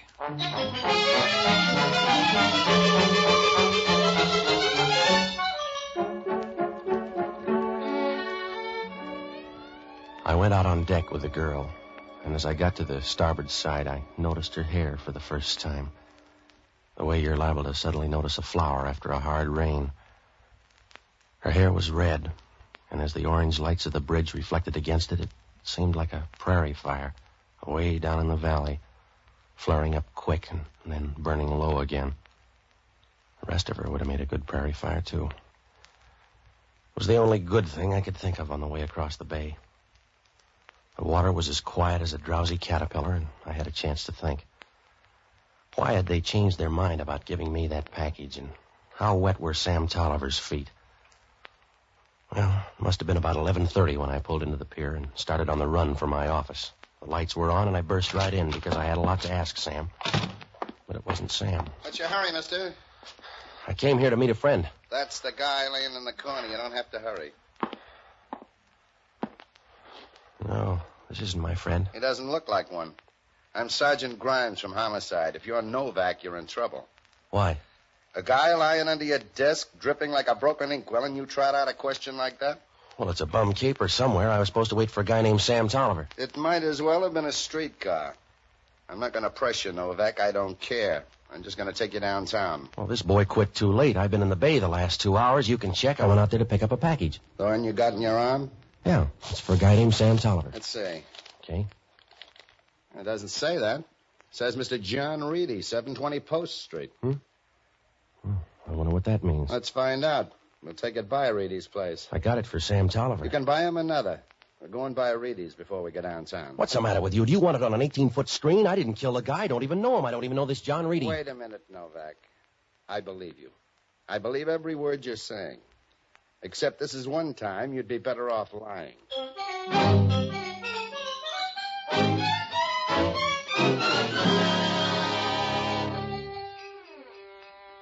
When we left my office, I felt as if somebody had walked through my stomach on stilts. Oh, there were loose ends bobbing up everywhere, and you couldn't get to any of them. It was like chasing a spider with a bowling ball. With all this new stuff, I forgot about the ship. Who's going to worry about blood poisoning if he's busy having hemorrhages?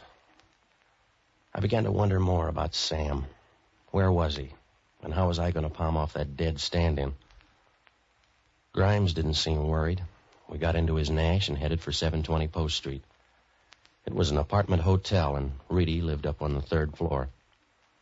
On the way in, Grimes picked up a key at the desk, and we rode up in the elevator with one of those shifty-eyed little guys who'd sell his mother if he didn't have to fatten her up.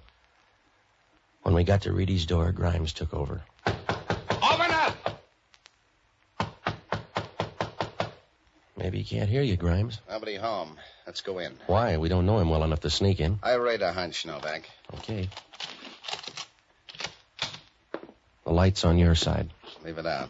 Let's look around. Okay. The stray bodies belong to you, Grimes. You go look in that set of bedrooms. I'll check over here in the library. Give me a yell if you see any. All right.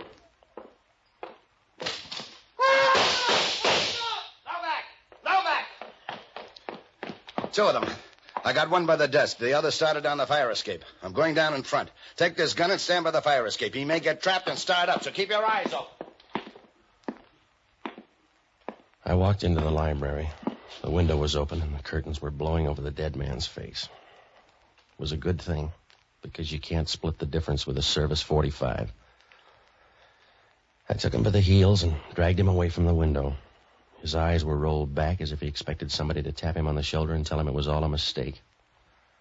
His face was contorted and frightened, maybe a little embarrassed, like a deer caught in a traffic jam. Well, I stayed at the window about 10 minutes and watched the fire escape. There was no action there, and Grimes wasn't back, so I started for the door. I had company right away. Hello, Novak.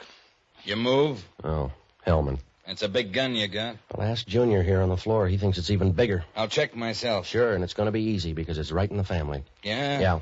Belongs to one of your boys down in homicide. Go ahead. A sergeant by the name of Grimes steamed in here and knocked down Junior, and then he beat it down to get the other guy. I don't believe it. Well, talk to him. That's why I don't believe it.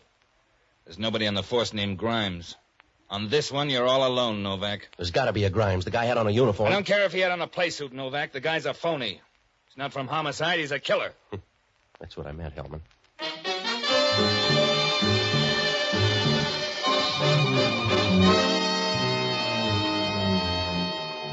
I knew Hellman was right. If Grimes was on the level, he'd have booked me instead of coming up here. He came up to Reedy's with murder in mind. Even if they believed the story about Grimes, I was still in a spot. That made me accessory to murder. And I was going to look worse when Hellman found the guy down in my office. On that one, I had star billing. Oh, everywhere I turned, things were worse. I knew it was going to take a low-budget miracle to bail me out. It was like trying to give nose drops to a herd of elephants. Hellman seemed to like the idea. Hellman rolled the guy, and there was no identification. But he never works for nothing. A few bucks in the guy. I'll put it in the safe. The only safe you got has suspenders on it. I don't like that, Novak. Oh, you'd do anything for a buck, Hellman. If you got the right bid, you'd sell the tomb of the unknown soldier. Thanks, Hellman. I'm getting a big list tonight. I can do all of that I want, Novak. Because you're in the corner pocket now. I got a tip-off from the Chronicle to come up here, and I find you holding last rites. You got a bigger headache, Hellman. There's another stiff down at my place. Huh? That's right, Grimes again. He was sitting there when I walked in. Where were you? Out in the bay, picking up a package. It's right there on the desk. What's in it? I don't know. It was for a friend of mine named Sam Tolliver. He's disappeared, and Grimes brought the package up here. I'll take it downtown. You better tag by the China Star. That's where I picked up the package. It's out in the bay, so you'll need a boat. Even a guy with your complex needs a boat. I'll touch all the bases, Novak. You just stay 10 cents away from headquarters. You can pay your own way into the can. Yeah, well, that's what'll happen if I wait for you. I'll be standing out in the downpour. That's right, Novak. If there's a chance, I want to see you get first prize. Yeah, well, I'm going to be stuck unless I shop around myself because you got lockjaw of the brain, Hellman. Yeah? That wouldn't hurt you so much, but if it spreads, you're going to be in trouble. That's what I'm waiting for.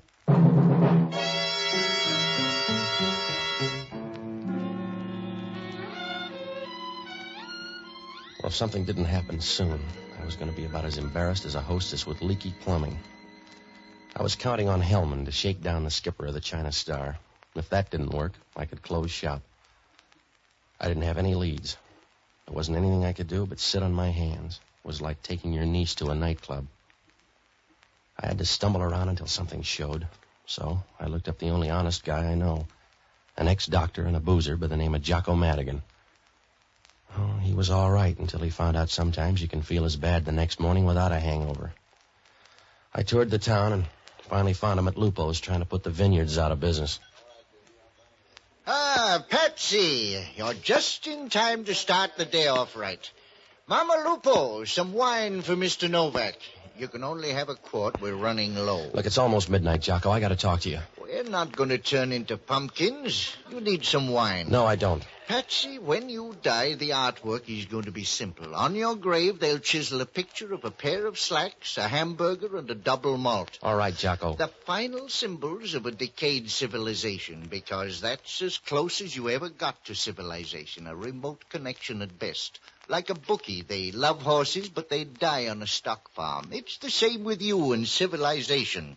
You all through, Jocko? I won't fight against your sober babble. What's the matter? There's a dead guy down in my office. A friend of ours? No. Oh, that's too bad. We'll miss the wake. I'm going to get half hung by homicide. The other half is dead up in a Post Street apartment. Hellman thinks I'm the boy. Patsy, I wish you wouldn't hang around me when you've just killed somebody. You tarnish my declining years. I went out to the bay to pick up a package. When I got back to my place, instead of a friend named Sam Tolliver, there was a dead guy there and a phony cop called Grimes. How do you make the distinction? He grabbed the package and we took it up to Post Street. After a quick hassle in the dark, I'm standing over a dead guy in John Reedy's apartment. John Reedy? Yeah. Do you know him? Most people do. He's running for office tomorrow. Is he the dead man? No, I don't think so. What about Reedy? He's running for a board job. Yeah? Would anybody have a reason to work a plant on him? Maybe. What's he like? Oh, a sort of liberal by marriage. A reactionary with a rich wife. Supposed to be a good man. Well, how about the opposition? Oh, a lot of them are running. One is Simpson. He couldn't beat an asthmatic turtle across a tennis court. Well, we're getting somewhere at least. If Reedy's good, the gambling dough would frame him to lose. Yes, if politicians can ever lose. A murder in his apartment would look too phony, though. Yeah, but maybe that package wouldn't. Jocko, you got to help me. I want you to check on the registration of the China Star and then nose around to find out what you can about tomorrow's election, will you? If we lived in a monarchy, this wouldn't happen. That fast double play has got something to do with this election. Now, hurry up, Jocko, and when you're through, tag by my place. I'll call you there. Have you a bottle in the house? There's a tap in the kitchen. That'll have to do. No, thanks. Outside of a child in pain, the most pathetic sound in the world is running water. Good night, lover.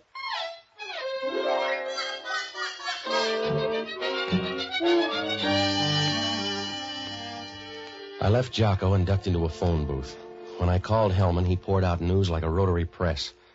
They broke open that package down at headquarters. It was full of dope. Plain garden variety, the kind a man uses to forget either his wife or secretary. I was sure then the package was a plant on Reedy. Hellman didn't see it that way. He said the two dead men were Gunsels, last addressed before San Francisco State Prison at Joliet.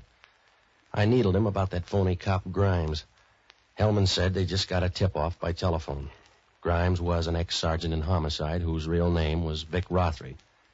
I asked him who phoned in the tip-off, and Hellman said he didn't know the guy. His name was Sam Tolliver. I got onto the Chronicle morgue and looked up everything I could on John Reedy.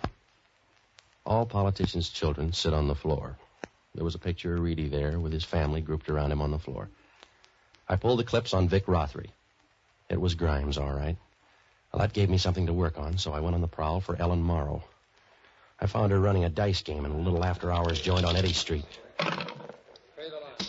You want chips, Novak? You don't want to play against yourself? Yeah, give me some.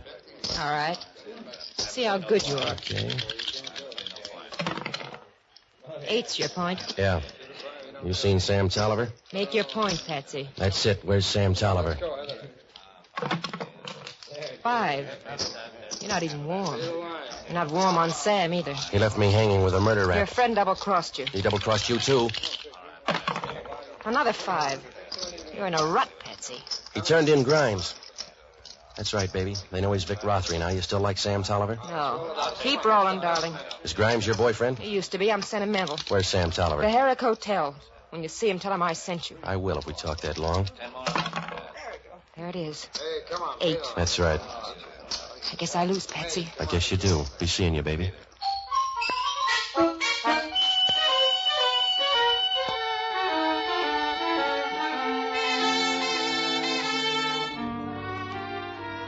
She changed when I left.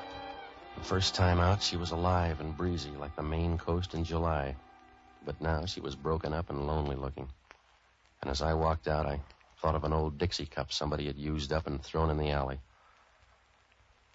Well, I got down to the Herrick Hotel, but Sam Tolliver wasn't there. Maybe it was better that way.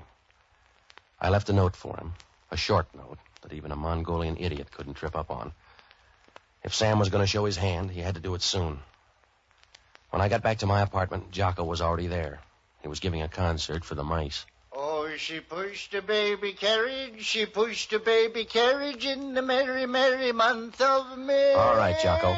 She pushed a baby carriage, she pushed a baby carriage, she pushed it for a Williams man who's far, far away. Oh, stop it, will you? Patsy, I wish you'd get rid of that radio and buy a good harpsichord. What'd you find out, Jocko? Nothing from the China Star. She weighed anchor and went to sea at 11:45. How about Reedy?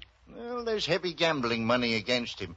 And there's talk about a last-minute scandal. All the newspapers had tip-offs. Where was he tonight? At a rally in the Mission District with his whole family. Well, that'd leave time for a plant. They broke open that package. It was full of dope.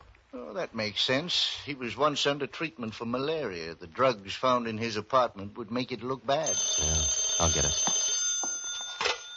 Hello, Novak talking. I hope so, because you got a lot to do. What's on your mind, Hellman? A girl named Ellen Morrow. Who killed her? Did they?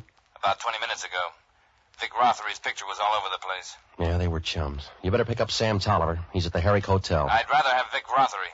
Haven't you picked him up yet? No, we're on our way out. Well, you better hurry, Hellman. There won't be any voters left. I thought Sam Tolliver was a friend of yours. Well, that's the trouble with close friends. You give them the shirt off your back so they can see where to put in the knife.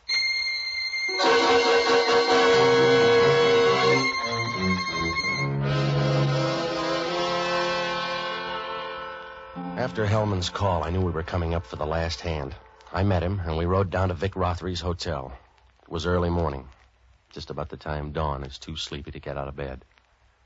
In the pale light, Geary Street looked like a shabby old lady with a snootful, and Rothery's hotel was worse.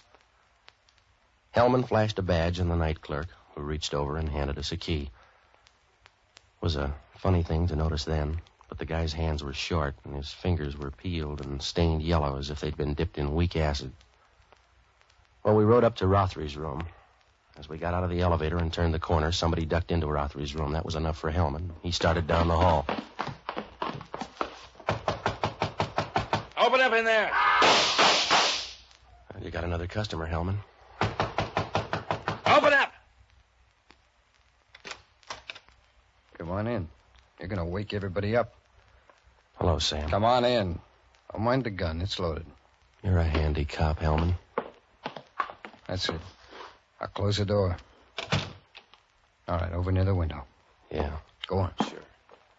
You got an answer for Rothery here? You too, copper, over near the window.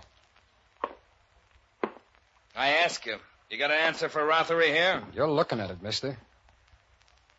You know, Patsy, I'm sorry you came. I could bounce a few off of this guy with no pain at all, but it's going to hurt on you. Don't kid me, Sam. I don't know why you came, Patsy. You could have left me alone. I didn't mean to put you in for this. Things went wrong and you were in, that's all, but I didn't mean to do it, Patsy. Give the man your gun. You were a good guy to me, Novak. I'm sorry you drew the deuce. I'm really sorry because, well, you were a good guy to me. Well, I'm not anymore, Sam. You got 5 feet to make up your mind. I got it made up, Patsy. Now stay back. Let me try it out on him first. You've had practice. Stay back, Patsy. I'm in a hole, and I'll burn my way out. You know that. Patsy, I'm in a hole. I gotta get out. Don't kid me, Sam. I was your last friend. All you got now is the road. Stay back, Patsy, please. Patsy, stay back. Get that gun, Sam.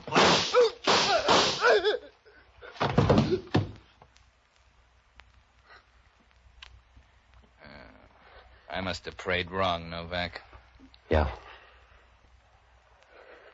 Sorry, Sam. I'm a tough loser. Yeah. You were right, Patsy. It's a bum down for a small robber. For a while, you looked big. Not for long, though. No. You're a small-time bum, Sam, and you're better off dead. I wouldn't argue it. I'm sorry, though. I doubt it. I guess that's right. I didn't try very hard. How's your friend, Novak? Let's go. The friendship's over.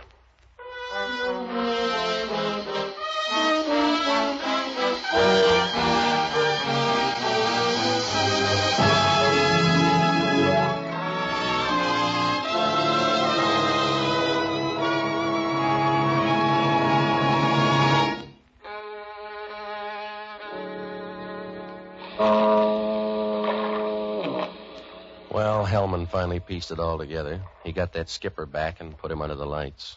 The story was damp, but it fit together. They were all in on a deal to railroad John Reedy. Vic Rothery headed up a bunch to plant the dope in his apartment. But Sam Tolliver got anxious and decided to get the stuff for sale. He talked a couple of buddies into it and sent me out to the ship to pick it up. The captain smelled a switch and knocked me out long enough to get word to Rothery on the beach. Rothery got the guy in my office and the other guy that Sam posted in Reedy's place in case anything went wrong. That left only Sam on the other team. Rothery wore the uniform because it was an easy way to plant the stuff in Reedy's apartment. But the timetable went haywire, and he got tripped up by that tip-off call to the Chronicle. That's about the way it was. Well, Hellman asked only one question. How come Sam Tolliver headed for the girl's place and then Rothery's? I don't know. Except maybe that note I left Sam. How'd I know he'd believe a lie? Oh, it worked out for everybody except John Reedy. He lost the election anyway. Jocko forgot to mention the guy was a Republican.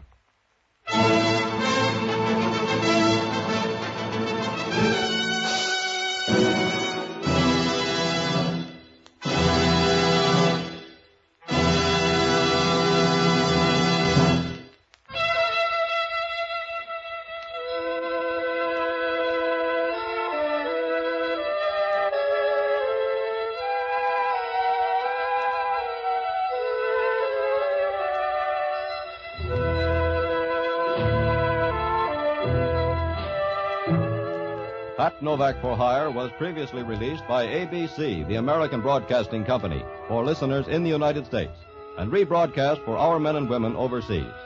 This is the United States Armed Forces Radio Service, the voice of information and education.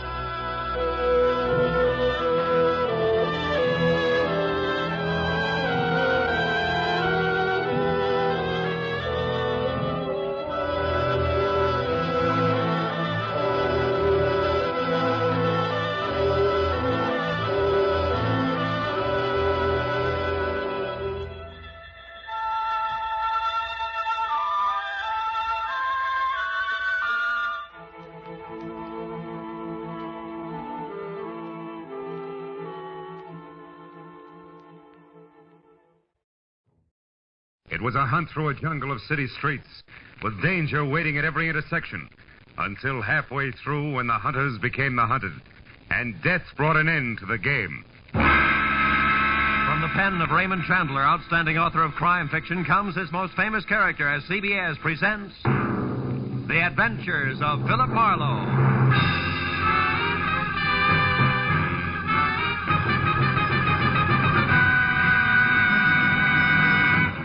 Now, with Gerald Moore, starred as Philip Marlowe, we bring you tonight's exciting story, The Grim Hunters.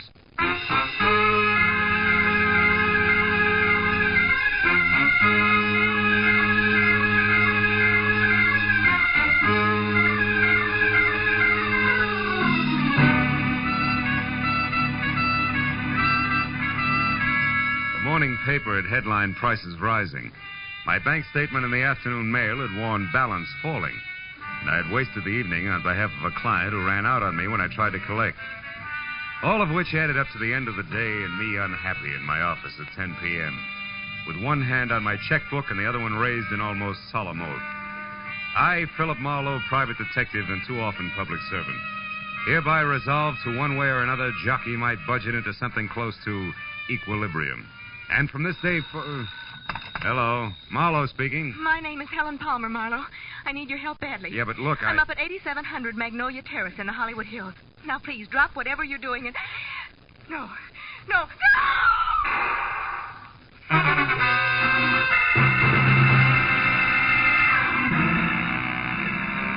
I must have let go of the phone, grabbed my hat and coat, opened and closed the office door, piled into my car outside, and raced up into the Hollywood Hills because the next thing I remember after Helen Palmer's scream was swinging off North Bronson Drive onto Magnolia Terrace.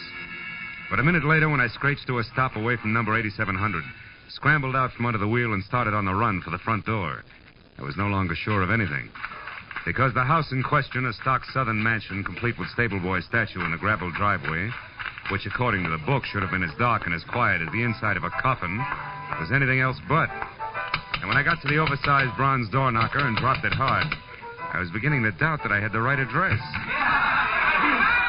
I be of some assistance, sir? I don't know. I'm looking for a woman named Helen Palmer who called me at my office. Said she needed help. And a second after that, she screamed, huh?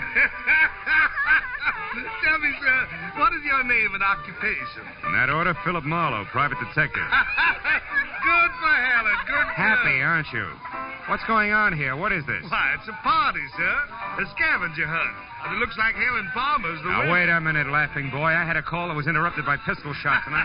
All just part of the play, sir. Yeah, Helen Palmer had to bring back one private detective. Yeah, you see, Marlowe, each list, aside from the usual hard-to-find objects, had a human being on it. That's right. I had to bring back a Hoover vacuum cleaner salesman, and believe it or not, he's already sold our good host, Thaddeus Grover, the deluxe model. Yes, sir, he did it bad. You see, Mr. Marlowe, Helen Palmer wasn't permitted to actually hire you. That's why she had to pretend to be in trouble. With the net result that I nearly broke my neck getting up here. Mr. Grover, where is Miss Palmer? Well, I don't know for sure, Marlowe. She called just a bit ago and said that she only had to catch on to you and one other item and will be back after that. Which makes her the winner, Mr. Marlowe, because none of us did better than half our list. By the by, you don't happen to have the breech lock of a 57-millimeter anti-tank gun with you. At the moment, no. Nor do I have time for scavenger hunters. Not even when they most cordially invite you in with the finest serving of party-style Southern fried chicken imaginable. Come on, Mr. Marlowe. No, I'm sorry. Come on. Well, it's delicious chicken. Well, okay, the chicken did it. The inside of Thaddeus Grover's house was also a stock southern mansion from a giant cut glass punch bowl. Belonged to my mother, sir, First Lady of Atlanta, Georgia, sir, to a wide and winding colonial staircase that left you expecting the descent of Scarlett O'Hara at any moment.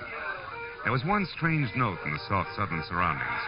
Piled 3 feet high in the middle of the room were the crazy quote results of the evening's scavenger hunt, including a wooden cigar store Indian, a pair of Hickok suspenders from the local fire chief, one red motorcycle, a stuffed owl, a set of antlers, and more. And behind all that, my counterparts, the bring 'em back alive items from each list. A streetcar conductor in uniform, a waiter bald and under 40, a school teacher red-headed and over 50. But I was the center of attention. But Thaddeus introduced one after another of the guests to the genuine, 100% non-shrinkable private detective. And now, Mr. Marlowe, sir, a very special friend of mine. At 31, sir, the president of Sample and Claiborne, best building contractors in the city of Los Angeles. Oh, that's so very interesting, Mr. Grover. Moreover, Mr. Marlowe, Sample made it right to the top in the past 2 years. Uh-huh. Ever since old Joshua Claiborne got killed falling off a scaffold. He did? Of course, between you and me and the gatepost, some folks say it was suicide. But, Larry, boy, I'd like you to meet Mr. Marlowe, private detective. Mr. Marlowe, Larry Sample. How do you do? Hello, Mr. Marlowe. Glad you're with us. Thaddeus, has Rhonda called in yet? Last time I heard from her was when we split our list in two, and she headed out after a Latin American rumba team. Well, if she went after a boy, she'll bring her back. That's Rhonda Langley we're speaking of, Mr. Marlowe, Larry's lady friend. Oh? Nicest person I know. Except, of course, my fiancée, Helen. Helen is in Palma, my patron, Mr. Grover. Yes, sir. One and the same, sir. Well, we certainly have a lot of fun, even if we don't make much money, Marlowe? Yeah, you certainly... Mr. Grover, did you say money? Most surely did, boy. You know, dollars and cents. Yes. Well, gentlemen, you'll excuse me, please, but I do have to run. Good night, Mr. Sample. And Mr. Grover, sir, it's been a distinct pleasure, sir. I bid you goodbye, sir. Goodbye, sir. You're a card.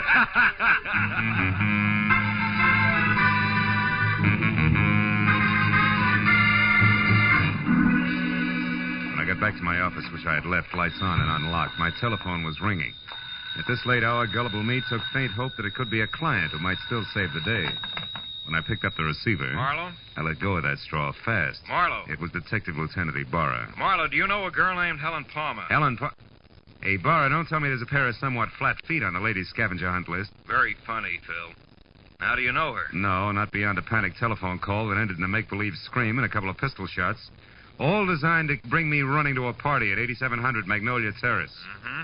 Well, that adds all right, because the only items not checked off the list are a night watchman's badge and one detective private, which must be you, since your name is circled in the classified directory here in this phone booth. You're in what phone booth? Where are you, Ibarra? At a closed filling station on Van Ness off Hollywood Boulevard. Yeah, but wait a minute. Why is the girl's list there with you? Because it's clenched in her right hand, Phil, and she's folded up on the floor of this booth, dead. Oh, no. 2 bullet holes in her back. Oh, yeah, but Ibarra, her call was a gag. The shots weren't. Anyhow, it looks like a stick-up since the lady's purse is gone, and a wino we picked up... A wino we picked up saw what he calls a curly-headed guy with short legs do it and run. Also, the wino says that the murderer had been hanging around for a couple of hours like he was looking for a well-to-do prospect. Yeah, I know, but it's still kind of strange. Me getting that call, I mean. Well, I'll drop around to headquarters tomorrow morning, Lieutenant, if you need any statement from me. I think you'd better make that tonight, Phil. At the 8700 address. I'm sending Mooney up there now. Oh, but wait a minute, Ibarra. You don't need me, and I do need business. If you think I'm going to get it by... Phil. Huh? Phil, let's say that I'd appreciate it if you'd show for a few minutes. Okay? No. Well, okay, a few minutes. Just so long as you appreciate it. Goodbye.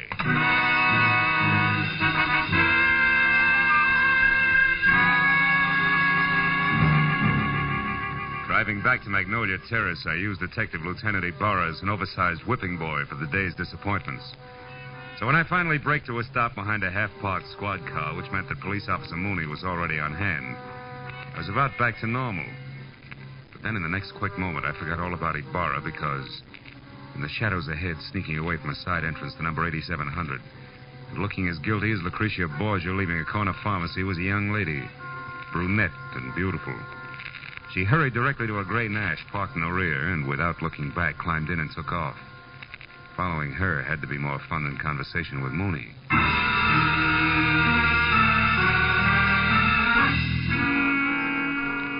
10 minutes later, the lady came to a stop in front of a dark, politely landscaped cottage on North Ogden Drive. In another 2, she was inside and the light was on. When I got to the front door and leaned against the bell, a card over it said that this could be one Rhonda Langley, Mr. Larry Sample's girlfriend. But that same card also gave another name, Helen Palmer, the lady dead in the phone booth. I rang again. When the door opened, it was the brunette, still beautiful. Only this time, something had been added. In her right hand, a .45, ugly and pointed straight at my head. What do you want? One straight answer, Miss Langley. Why did you run away from 8700 Magnolia Terrace? And a cop with routine questions. Wait a minute. Who are you? How do you know my name? I'm a private detective, labeled Philip Marlowe. Item number 8 on the late Miss Palmer's list. I know about you because I've already been to Thaddeus Grover's party. Now, after you put this gun away, we'll get back to my question. Why'd you run? Come on, talk, lady, now before I yell copper. Well, all right. Come in. Thanks. Mr. Marlowe, I don't think Helen Palmer's murder was any run-of-the-mill robbery. You don't think what? I stayed just long enough to hear the policeman say Helen had been killed. Oh. When I got to your welcome mat, I was greeted with a .45. Talk some more, Miss Langley. Real plain Well, like, all right, huh? give me half a chance, will you? I didn't say anything to the police about this because I don't want to do any damage before I'm sure about a few things. Like what? Like the kind of a mess that Helen was in. Mr. Marlowe, I need help. I've got to know some facts. Please, will you work for me? I'll pay you anything. Well, at this point, let's call anything 25 a day in expenses, huh? About Helen and the mess you spoke of, how much do you know? Very little. Only that I think Helen was blackmailing somebody. Somebody who was at the party tonight. Like Grover, your boyfriend, Larry Sample? I don't know. Oh, you've got to believe me, Mr. Marlowe. Well, all right. For the time being, I will. Now, first of all, how'd you latch onto this blackmail? Well, yesterday morning, I accidentally overheard Helen talking to someone on the telephone. She spoke of a payoff that was to be made at Thaddeus's party. I don't know who she was talking to, but she warned the person not to try anything rash. As in murder? She didn't say. But she did say that she'd already airmailed a letter to her lawyers in San Francisco that would protect her from any harm. And she laughed about the scheduled scavenger hunt and hung up. Mm-hmm. You said nothing to her about this, huh? Well, no, I was afraid. All right, the letter to San Francisco. Did you see her mail it? Well, I mailed it myself earlier in the day, along with one of my own. Mm-hmm. I didn't think about it until after her call, when she pointedly asked me if I'd remembered to mail a letter. My letter, that is, which she knew that I'd written to an aunt I have in Passaic, New Jersey. Well? Well, that's the whole story. If you want me, I'll be over at Thaddeus's place. Thaddeus? Yes, he was in love with Helen. Yeah. Maybe she was returning that love with blackmail. What do you think, Rhonda? I don't know. The thinking is now your job, Mr. Marlowe. When I left Rhonda Langley and started back to my car as a bona fide private detective with client, I wasn't sure whether or not I was happy about the whole thing. A second later, at the sight of a man in the dark ahead, half crouched behind a tree, I quit deliberating the point and got ready for trouble because, from what I could see, the gentleman in hiding had both the curly hair and very short legs that Ibarra had mentioned as a sign of Helen Palmer's killer. I kept walking straight until I was abreast the tree, then I pivoted sharply, took one step toward him, and swung! Come on, brother. Why, you dirty... You haven't got the time. Believe me. Enough, fella. Enough. Will you leave me alone? Sure. Sure I will. After you start talking. Now, get up. Okay. Okay, don't hit me again. I'll talk. I'll tell you everything. Hey, look there. No, don't. Oh, that lousy note.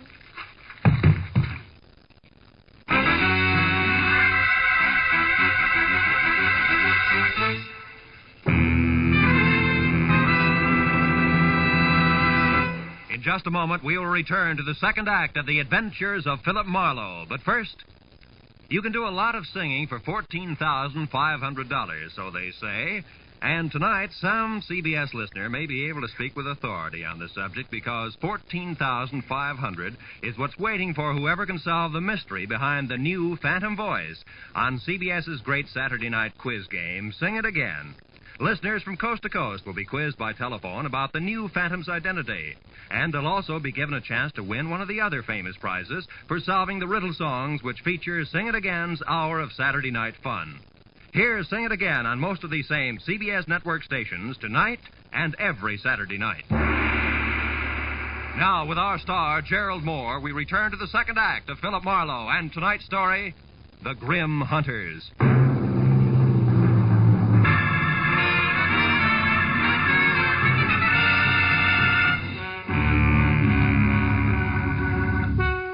The shots crashed out of the darkness. The life ran out of the little man like air from a kid's balloon. I couldn't figure exactly where the shots had come from, and I stopped trying when a pair of spiked heels clicked fast across the concrete driveway between me and the house. Then a motor started, and a second later, a car roared by with Rhonda Langley at the wheel. I yelled at her to stop as she went by, and ran out in the street after her and yelled again at the retreating car. But she ignored me.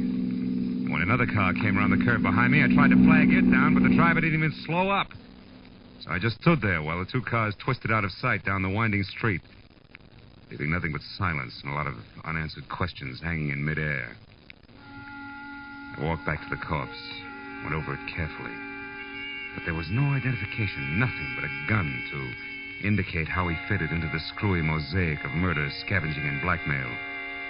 I went inside to call Ibarra, and 5 minutes of tracers, relays, and busy signals went by before I finally got through to him with my news about Helen Palmer's killer. What? Where are you, Marlowe? In a house on Ogden Drive, 4310 North.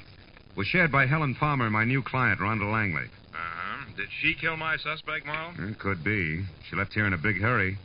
Another thing, Ibarra, there's more behind this business than robbery. Like what? Like blackmail. Maybe so.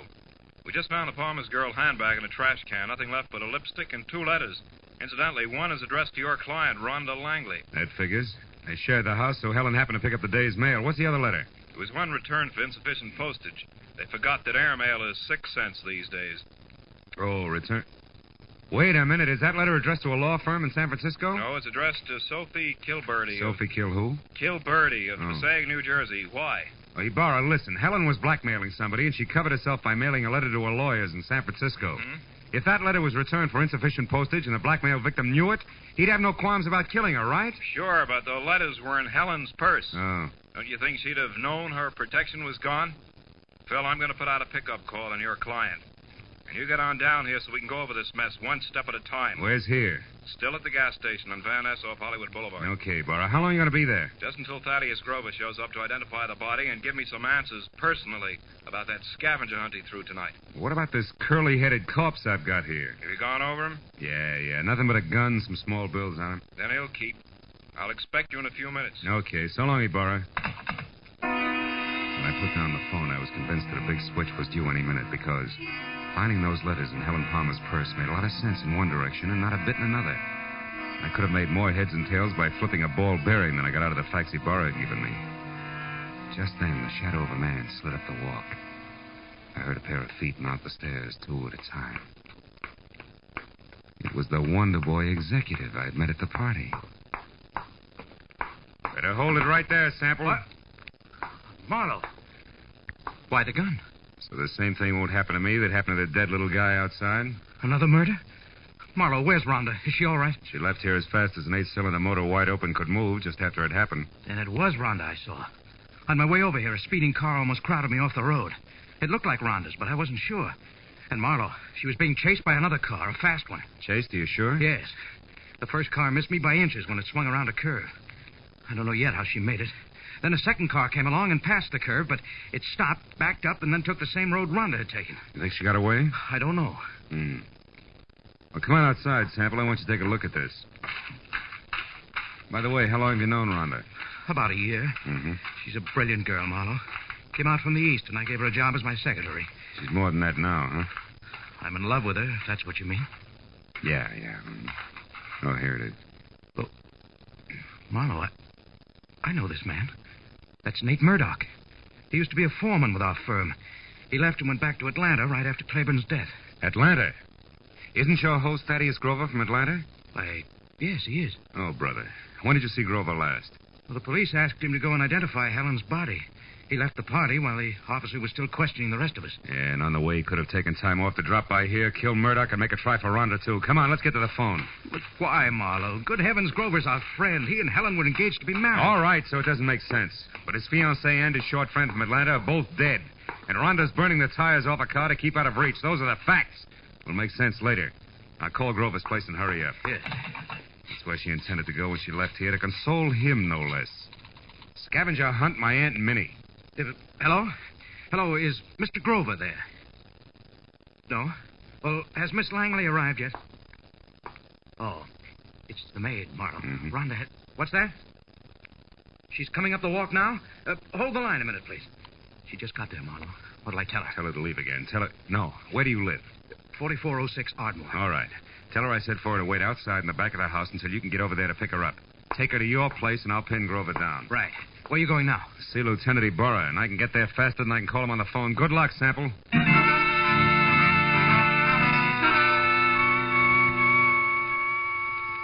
Sample was repeating my name over to Grover's maid on the phone as I left.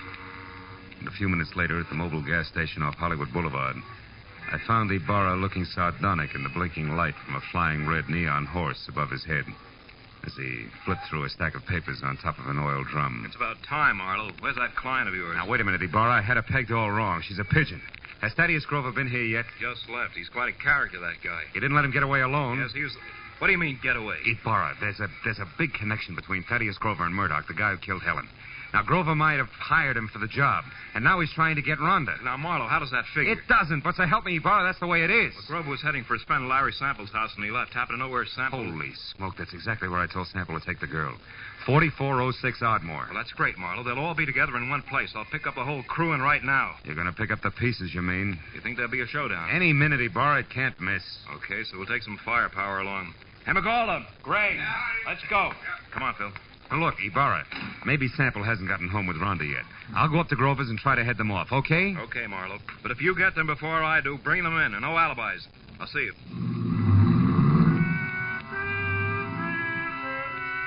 Ibarra was grim as he climbed in his car and drove off fast. I headed for my car. Then, as I turned, my arm swept the scavenger lists Ibarra had left on the oil drum off onto the ground. When I picked them up, Rhonda Langley's name was on top. Her list was as goony as the others, but near the bottom was an item strangely familiar to me, which hadn't been checked off. It was a canceled ticket from Woodhaven Ballroom. All at once, I realized why it was familiar. The sign I'd been half conscious of on top of the big squat building across the street read, Woodhaven Ballroom, closed tonight. On a hunch, I dug for Helen Palmer's list. Yeah, Ibarra was right. Everything but a night watchman's badge and one detective private had been checked off. And that gave me half of the switch I knew I had to show up. I ran to my car and headed for that southern mansion in the Hollywood Hills, the end of a very complicated frolic. And with every turn of the road, I gave myself another whack for being such a nearsighted sucker. When I got there, the big house on Magnolia Terrace was dark, except for a light in the servants' quarters. I stepped down the block, walked back, and edged around to the patio where the garage, the hothouse, and the king-size barbecue loomed only as shapeless lumps of shadow. I stood still and watched. And I saw him move, walking slowly, gun in hand along the fence toward the hothouse. I started toward him quietly, just as he found out what he was looking for. Oh, you're clever, my dear. But it's all over now. I know you're in there, so come on out with your hands up. Oh, no. You're hanging yourself for murder right now, Larry Sample. I've got all the proof I need. I don't know what good it'll do you, Rhonda. I'll never pay you a cent for it, you blackmailing tramp. I'll kill you first. And that protection letter you wrote to your lawyers was returned, darling. I found it accidentally in Helen's purse tonight at the party. So no one will know. Now, come on out, or I'm going in after you. I wouldn't try that if I were you, Sample. Marlowe's due here any minute now. He called me and told me. That was I, dear. You? I used his name when I talked to the maid. Oh, I should have done this myself in the first place instead of trusting that stupid Murdoch. Are you going to come out of there? No, and I've got a gun. You can't see me, and I know it. But your white dress makes a perfect target, you little fool. Drop it, Sample. Oh. Now let's have that gun. Marlowe, I'm so glad you got here. No, he's not dead. Oh. And he won't be from bullets. Give me your gun, too, huh? Come on. All right. I was too scared to use it anyway. Thanks. Now sit down and shut up. We're going to wait for Lieutenant Ibarra, then you're both going to the pokey. What? But... Listen, you, I don't go for blackmailers, male or female. Even the cute ones are ugly, lady. Very ugly. No, Phil, wait. You've got to understand something. 2 years ago, Larry Sample killed his partner, Joshua Claiborne. I knew it, but I couldn't prove it. So I pretended I could and blackmailed him. Don't you see, if he paid off or tried to kill me, that would be proof of his guilt. And he did, Marlowe. Mm-hmm. Why should you pull a stunt like that? I'm a divorcee, Marlowe. Langley is only my married name. Okay, so what? My maiden name was Claiborne. Claiborne? I'm Josh Claiborne's daughter. Oh. And I can prove that. Is that reason enough? Well, why didn't you level with me instead of labeling Helen a blackmailer? Helen was already dead, and I needed your help desperately. I thought I had to lie to get it. Okay? Yeah. Okay, baby.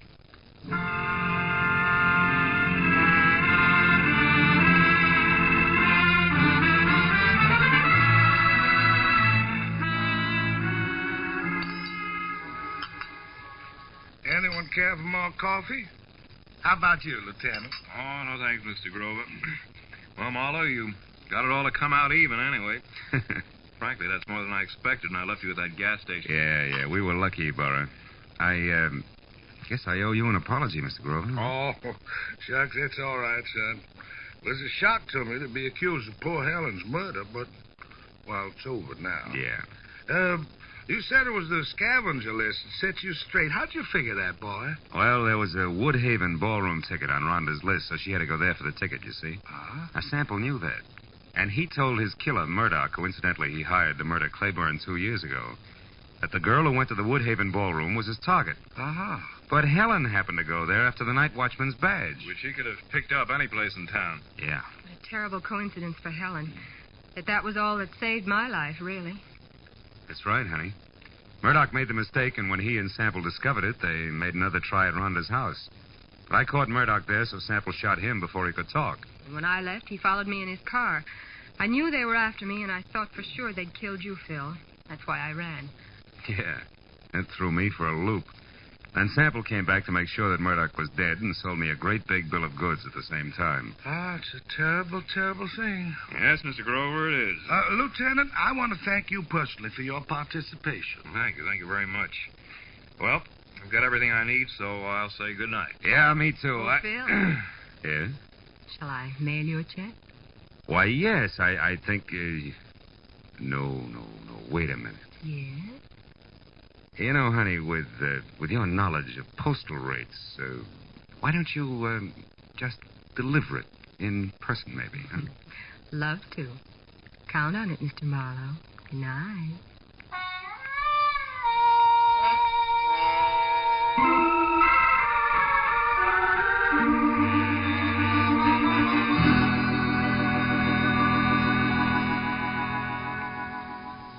I drove down from the Hollywood Hills with a check warming my wallet and the echo of a soft invitation warming my imagination. You know, that was quite a party at Grover's house. Scavenger hunt. People determined to have a good time even if it killed them. You know what? It did. I know another game. Associations. It goes like this. Grover's party. Rhonda Langley. Rhonda... Date. I wonder if she likes baseball.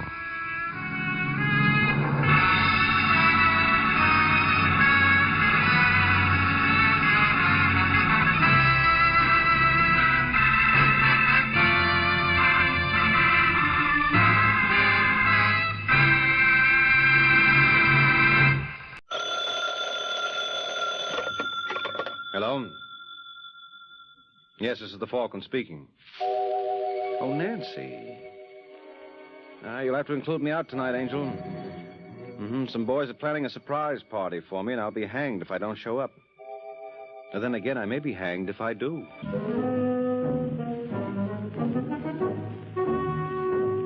Once again, the adventures of the Falcon, dedicated to private investigators everywhere. Those hard-hitting detectives who, like Mike Waring, risk their lives to aid law enforcement agencies. So join him now when the Falcon solves The Case of the Happy Hoodlum.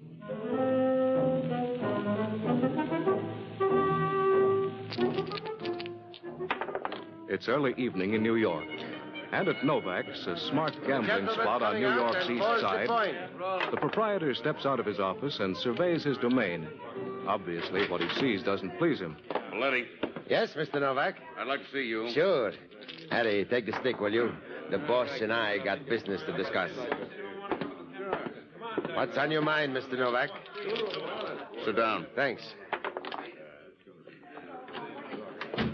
Drink? You know I'm working. Is that what they call it? Huh? Take a look at these. That's last month's take. 374, 1495. Not good. Well, that's the understatement of the year, Paletti. We're 14 grand off April. When I gave you the job as manager... I guaranteed I could double the take. Uh-huh. Well, you got to understand, Mr. Novak. Things have changed. I couldn't figure on Lasker opening his joint just 2 blocks away. Well, what do you intend to do about it? What can I do? Of course, if this was the old days in Chicago, I could handle it easy enough. Like I once told Al, you know, Al Capone, there's only one way to deal with a character like Lasker. Take care of him. Take care of him? You know what I mean. And you do that for me? That's nothing. If I thought it would help, I'd cut off my right arm. I'm touched. I mean it. I'm not much for talking, but you've been real swell. All you got to do is say the word. All right, Paletti, I'm saying it. Take care of Lasker. What? Aren't those the right words? Oh, now look, Mr. Novak. What's the trouble? You just said you'd do anything in the world for me. Well, suppose I talk to Lasker first. There's been too much talk already. I think a little action is indicated. You got a gun, Paletti? Or will you use mine?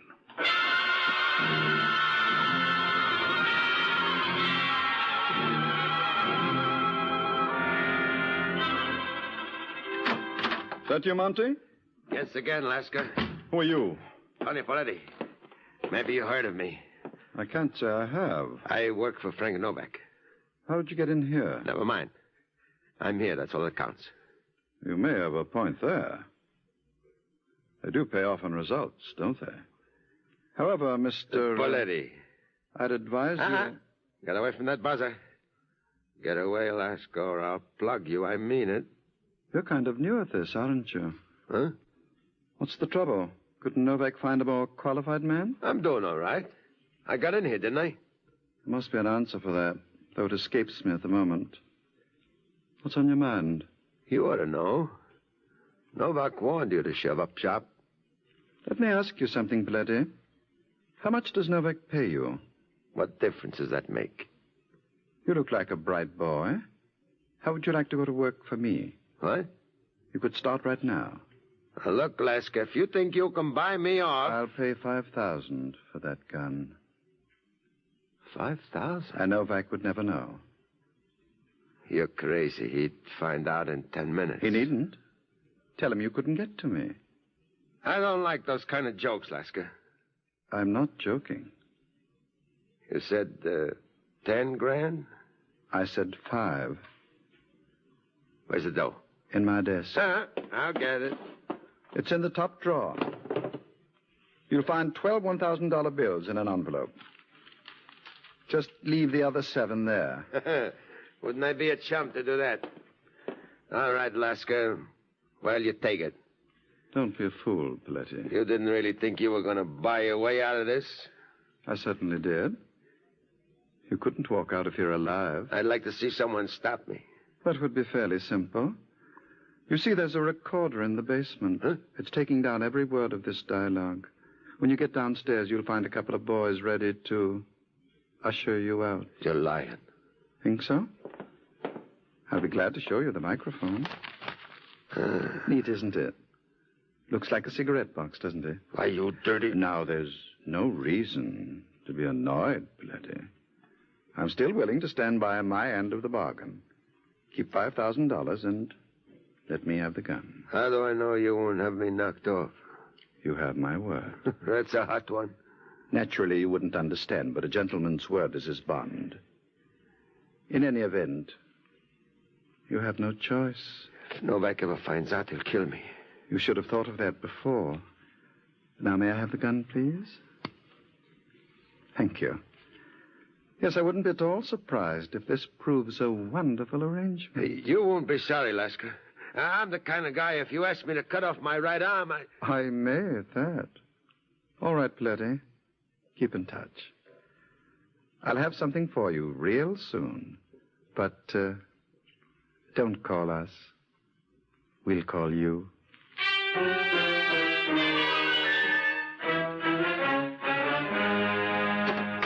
That you, Paletti?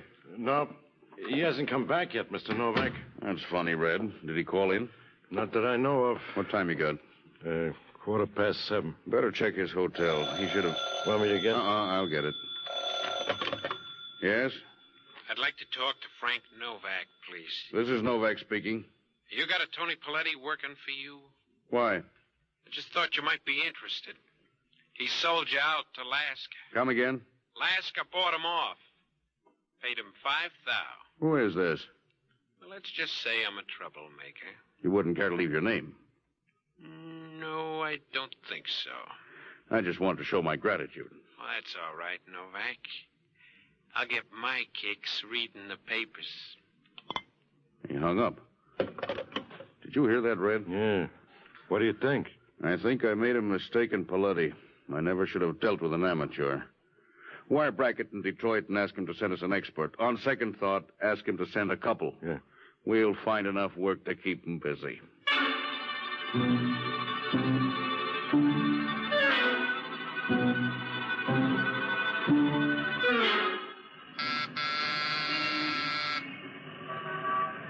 Who is it? Mike Waring. Miss Saxon. Hello, Marie. Well, suppose you want to see Tony. Is he in? Sit down. Thanks. Tony, you got a visitor. Who is it, honey? Come out and see.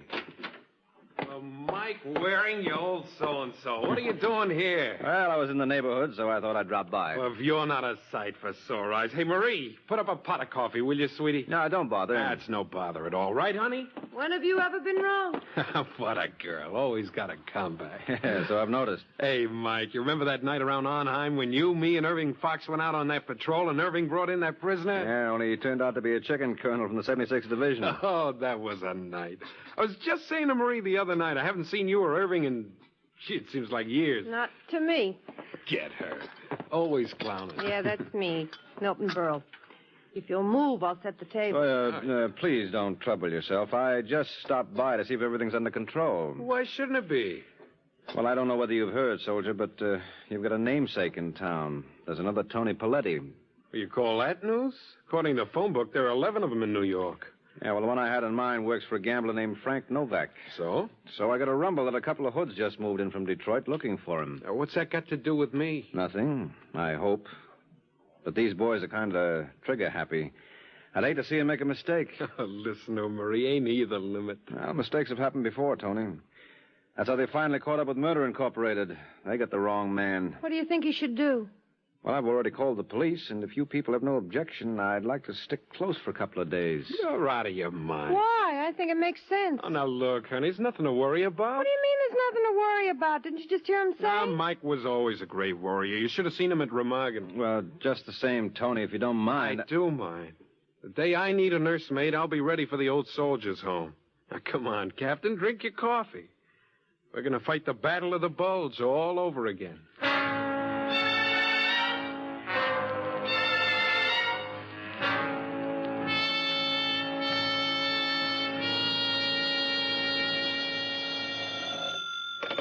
'86th Precinct, Corbett.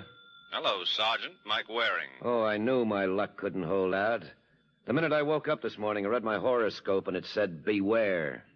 You know, if someone tapped this phone, they wouldn't realize how much you love me. I hide it real well, don't I? What's on your mind? What's the latest in that Tony Paletti mess? Well, we still don't know who's behind it. But from what I hear now, the boys who were imported for the job went back to Detroit. Where did you pick that up? Some stoolie. And he claims they left without finding Paletti? Yeah. Doesn't make sense. Now, look, Mike. Well, they wouldn't leave without doing their job, not pros. What's your interest in this, anyway? I told you I've got a buddy with the same handle. I'd hate for any accidents to happen. Honest, you're getting to be a real old lady. I'm serious, Corbett. Yeah, so am I. All you need's a rocking chair, and you could pose for Whistler's mother. Maybe I'll get you one for Christmas.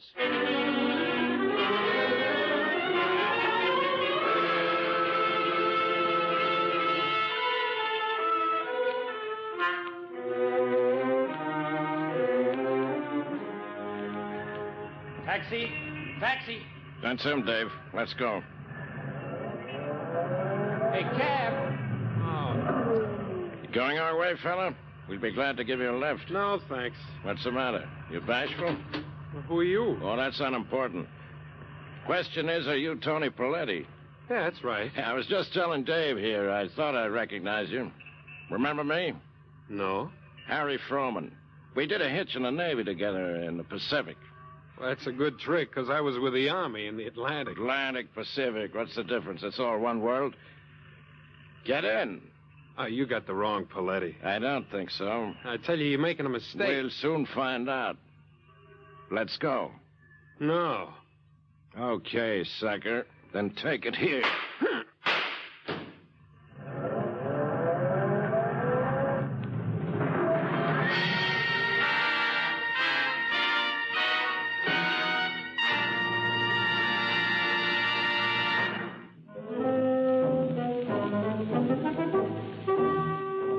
45 minutes have passed since Tony Paletti was shot down on a street corner. Now we find Mike Waring down at the morgue in answer to Sergeant Corbett's call. All right, Jim. What's the idea? If you think spending a Sunday afternoon here is my idea of fun, you're crazy. Well, I want you to identify a body. Whose? Well, that's for you to decide. All right, Haskell. Oh, no. You know him? You know I know him. It's Tony Paletti. I warned you about this. I had a hunch. I know, Mike, but what could we do? He refused police protection. Wouldn't even let you hang around. How did it happen? Well, there were like 8,000 eyewitnesses, so we got 8,000 different versions. The best we've been able to put together is your friend was waiting on the corner of Amsterdam and 73rd when this blue Nash pulled up. The driver got out, let him have it, took off. Anybody get the license number? Yeah. Stolen from a doctor in Brooklyn. Left the keys in the car. Seen enough? Yes, too much. Well, I ordered a pickup on the other Tony Paletti. He ought to know who was responsible. Yeah, but until you find him, you're stymied. Well, you aren't. Somebody's got to break the news to his wife. What? You mean Marie hasn't been told yet? No. Looks like you're elected. Oh, now listen, Corbett. He served in your outfit, Mike. That's the least you owe him. Now hop to it like a good kid.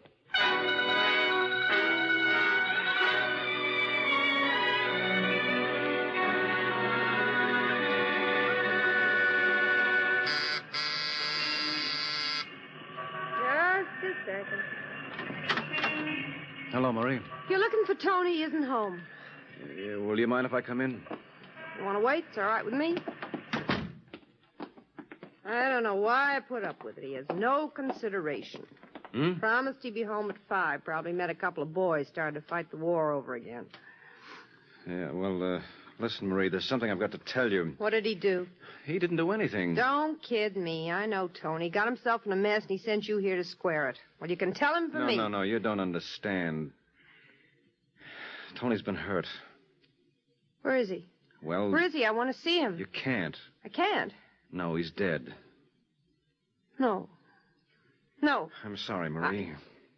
I don't believe it. It's not true. Yes, I'm afraid it is.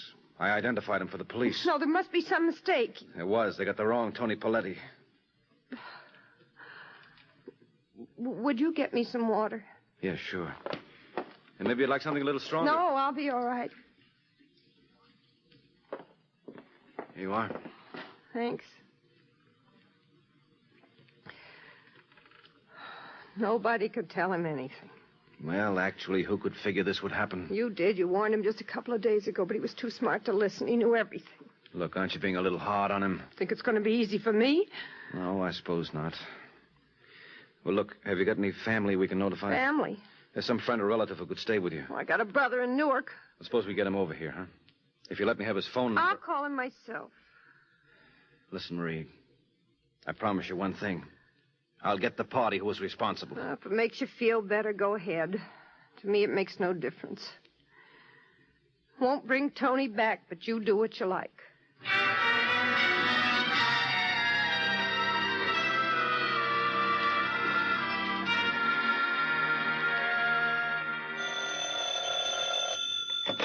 Homicide, Corbett. It's me, Sergeant. Oh, how are you, Mike? Did you see Mrs. Paletti? Yep. How'd she take it? Just the way I expected. Carry on much? No, not Marie. She's your pioneer type. What's the news at your end? We just picked up Tony Paletti. Oh, you mean the genuine article? Yeah. I want to talk to him. Well, I haven't had a crack at him myself, but if you hurry, you can join the party. Try and make it real soon.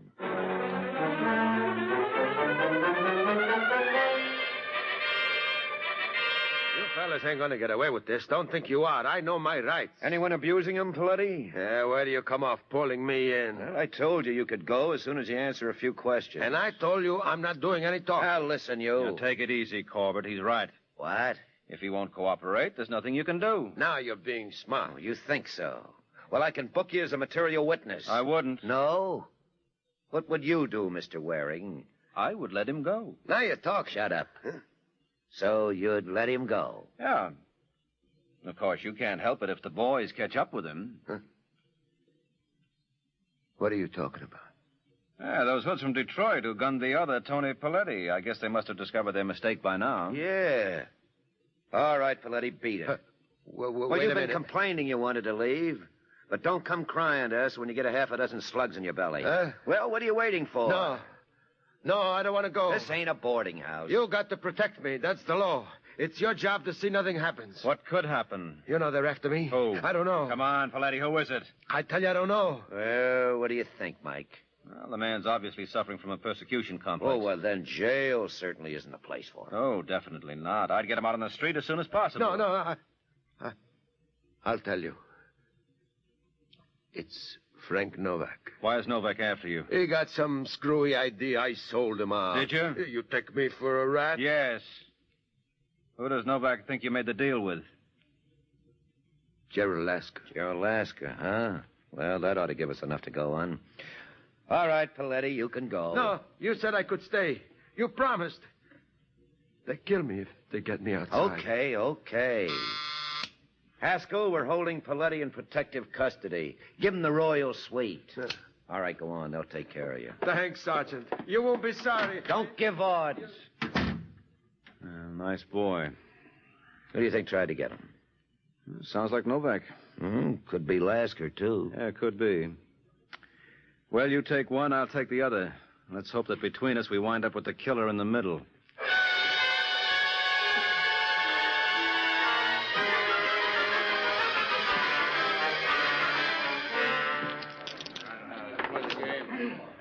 Looking for someone, friend? Yeah, where does Frank Novak keep himself?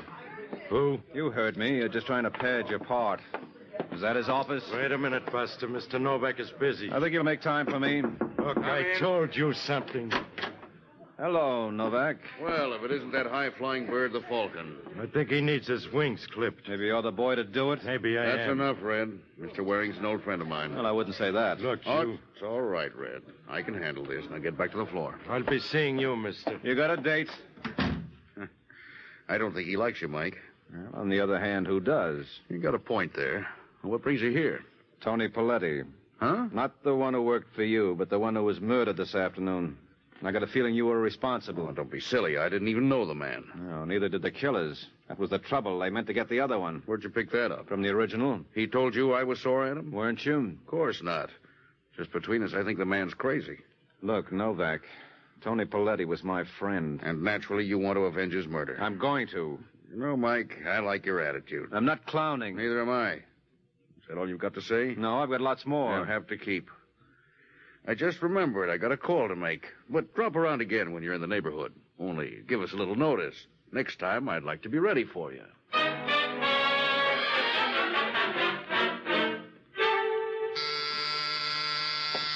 Never mind, Harold. I'll answer it. Hello, Lasker. Harold. Take it easy. This is a peaceful mission. I may be permitted my doubts. Okay, have your boy frisk me. It's exactly what I had in mind. He's not the talkative type, is he? I prefer it that way. Sit down. Thank you. Drink? Why not? Was Mike Waring around to see you? No. Well, he will be. I just spoke with him. He's investigating the Tony Paletti murder. Tony Paletti? Seems there are a couple of them. This one was killed by mistake. I wonder who could have blundered. Me, too. Waring thinks it was one of us. How absurd. That's what I said, but he didn't seem too convinced. I think he ought to be straightened out. I'm not sure I understand you, Novak. This guy Waring can get into more hair than the new Tony. If he gets into ours, the least they'll do is to close us up. That would be a pity. Yeah. Now, I know a couple of boys in Detroit. No, thanks. What's the matter? Your Detroit friends don't seem to be too effective. I prefer the local product. Got someone in mind? Harold. You mean the dummy? As you pointed out, Harold isn't given to talk. But he is a craftsman. Get your tools, Harold, and give Mr. Novak a demonstration.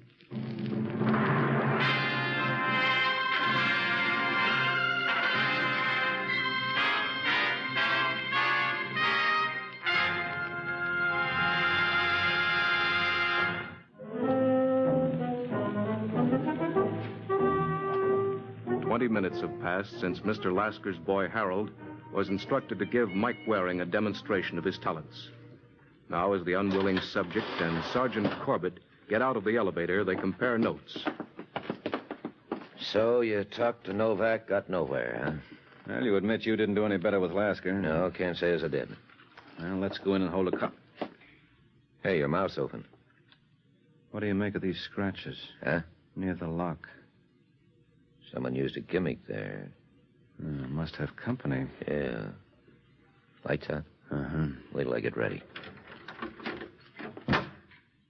Okay, kick it open. Get down. You all right, Mike? Yeah.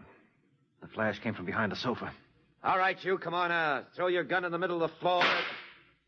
I'm going in after him. Don't make like a hero. Your last chance, feller. I'm going to count to 3. There he is.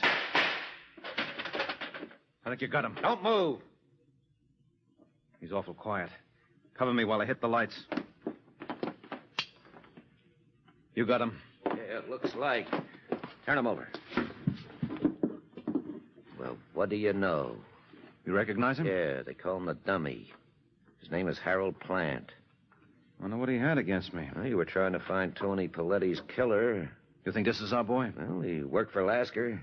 But I didn't see Lasker. No, but I bet Novak did. 5 will get you 10. They planned this little surprise together. Yeah, you're probably right. Get him out of here, will you? Hey, where you going? Over to see Mrs. Paletti. Just make sure you don't leave the place in a mess.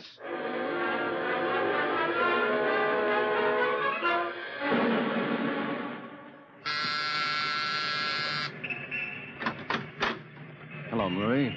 It's you. Yeah, just dropped by to report the latest. Come on in, Mike. Thanks. Oh, are you alone? No, my brother's here from Newark. He just stepped out to get a paper. Uh-huh. Did you make any arrangements for Tony's... Funeral? You don't have to be afraid to say the word. It's going to be Tuesday. You coming? Of course. If you think of anybody else that should be notified, let me know. Yeah, I'll call the boys myself. They almost had a doubleheader. What do you mean? Some hood was waiting for me in my apartment. Luckily, Sergeant Corbett proved a better shot. Who was it? A boy they call the Dummy. He works for Lasker. You think he was the one that killed Tony? No, I don't think so. For one thing, the eyewitnesses who saw the murder said Tony talked to the man who shot him. This boy was a mute. Maybe he was the one driving the car. I doubt it. Well, it's not important. As a matter of fact, it's very important. How did you know there were 2 men involved in Tony's murder? You said so. I don't see how I could have. I didn't know it myself. According to the reports, there was only one. So I made a mistake? Yes, you did, Angel. A bad one. What are you talking about? You were responsible for Tony's murder. You feel all right? And you heard me tell him his namesake was in trouble. It gave you ideas. You're crazy. You must have figured it was too good an opportunity to miss. Why did you do it, Marie? He loved you. You know, you can be pretty dull. Well, if you think I am, wait till you get a load of Sergeant Corbett. Get your coat. What for? We're going down to headquarters. Okay, if it'll make you happy. Yeah, hold it. Just leave your bag right You there. wouldn't expect me to go out with a good-looking man without powdering my nose. I said drop it. Let go. Come on, Marie, drop it or I'll break your arm. No. Frankly, after your little stunt, I don't even need that much excuse.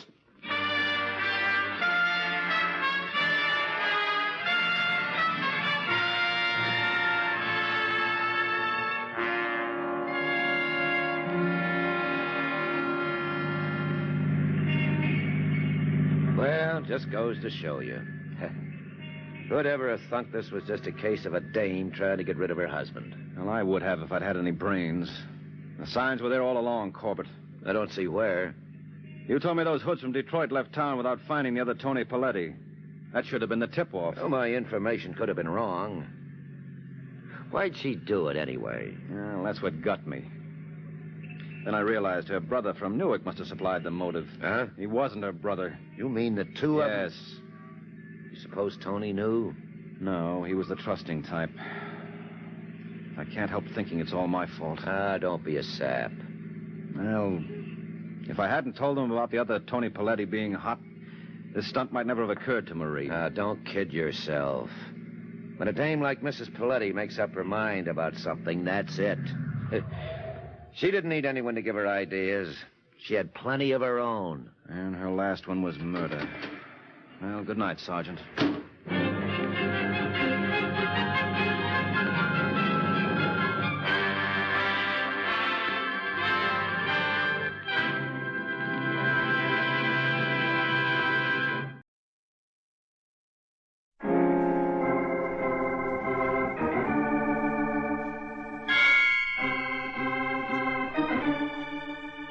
My name's Regan. I work for Anthony J. Lyon Detective Bureau. They call me the Lion's Eye.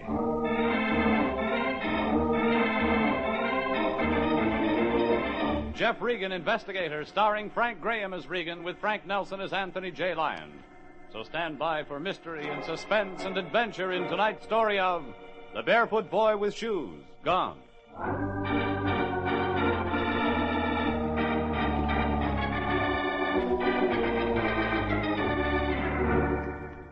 There were 3 women in it, 3 guys, and 7 cats. It figured for an easy trace job. All I had to do was find a missing guy named Thaddeus Mink, a painter.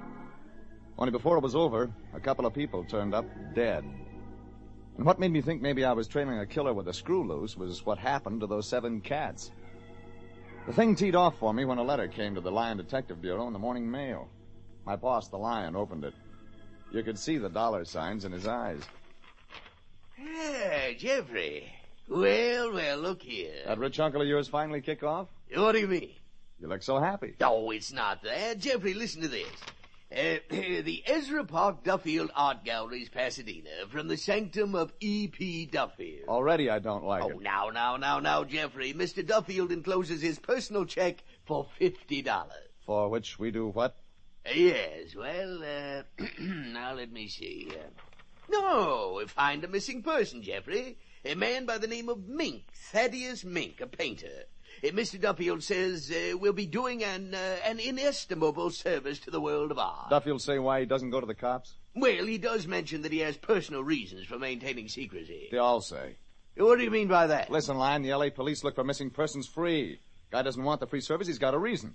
Maybe he wants a finger man, maybe it's a stakeout. Jeffrey, do you think that if I thought... Sure I do. You don't mean that. I mean it. Only count me out. I don't risk my private op license for $50. See you. Hey, now, wait a minute. Mr. Duffield says in his letter he's coming here to the office himself this morning. Well, you see him, Fatso. I got a short thirst. Jeffrey! I'll be in Dugan's place on Hill Street if anything good turns up. You mean you won't take the case? You take it. All right, Jeffrey, I will. Well, that ought to be Duffield now. I'll let him in, and me out. How do you do? Are you Mr. Lyon? I'm Regan. That's Lyon behind the desk. I see. I'm E.P. Duffield. Yeah? Oh, come in. Thank you, Mr. Regan. Miss Duffield, come in. Shall I sit here, Mr. Lyon? Yes. Well, run along, Jeffrey. I'm taking this case, remember? You're waiting in Dugan's place on Hill Street until something good turns up. Yeah, that's right. See you.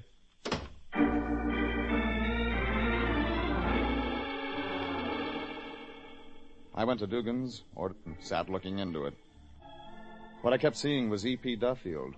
Red hair, gray-green eyes, tall, about 5'11", but not too much of her, just enough, any place you looked. I looked up and I was still seeing E.P. Duffield. That's because she was there. Mind if I sit down, Mr. Regan? Bar's public. Thanks. What'll the lady have? Nothing, thank you. Oh. Lion didn't take your case? Well, he said you were the operative. So? Mr. Regan, I have an art gallery. Ezra Park Duffield Galleries, Pasadena. He was my father.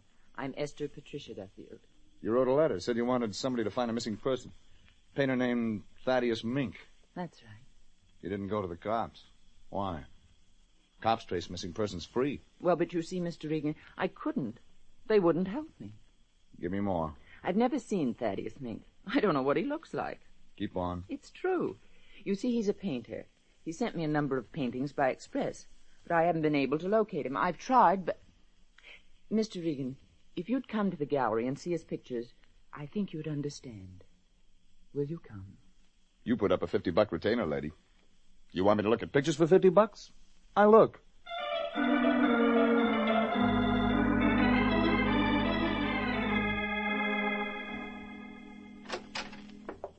In here, Jeff. With you, lady. The Mink paintings are here in my office. There they are. Cats? Yes, cats. And look how he paints them. How evil he makes them. Yeah, I see what you mean. Cat phobia, Jeff. Sometimes an artist becomes great through passionate love. And sometimes through passionate hate. And Mink hates cats. Is that it? It's made him a great painter. Is that why you want me to find him? I have just these few canvases. I want more. They'll be worth thousands of dollars. You paint those circus pictures, too? No, I did. You? A few years ago. I traveled with the circus, but my paintings aren't much good. Mink ever paint anything except cats? One picture. It here? I have all his pictures. But you've never seen him. I told you he sent them express. I tried to trace him, but I couldn't find him. All I have are the paintings. These are the cats and the one other. All signed the same way. Not with his name, but with the print of a cat's paw painted in one corner. Where's the other one? Over here. I keep it draped. It frightens me. Look. A woman. You see, Jeff? He's painted her back as she stands at the mirror fixing her hair. The back of an ordinary woman, but in the mirror, her face, the eyes, are of a cat. And the way her fingers curl and hook into her hair, like cat's claws. Yeah. Well, maybe she's something we can go on. What do you mean? Well, maybe somebody else has painted it, too. Maybe she's registered as a model. We find her, maybe we get a line on Mink. Might work. I found her photo in an agency. Mrs. Margaret Ames lived in Hollywood. I drove out there. Only when I got there, I rang the doorbell, I got a big surprise. Sergeant Bowles of the Hollywood Division L.A. Police opened the door. Regan, what do you want? Came to see Mrs. Margaret Ames? Yeah, it figured. She a client of yours? You do a lousy job, Regan, a lousy job. There ought to be a law against you private guys. Always getting people killed. She got strangled, Regan. It killed her. Mind if I look? Come on. Thanks. Like I say, the deceased a client of yours? Nope. You know her? Nope. A lot of good you're going to give us. There she is. Sort of surprised look on her face. Maybe she hadn't planned to get strangled this morning. Oh, could be. Neighbor lady phoned us up. She come in to borrow coffee. That's what she found. Scared the hairpiece off of her, she said. Mrs. Ames live alone? Divorced, lives alone. We got nothing, Regan, nothing.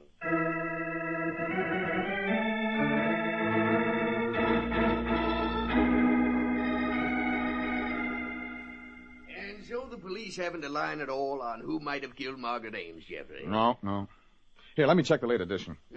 Oh, yes. Here you are, my boy. You think they may have turned up something by now, huh? Well, Sergeant Bowles wouldn't have phoned me if they had. No, I suppose not.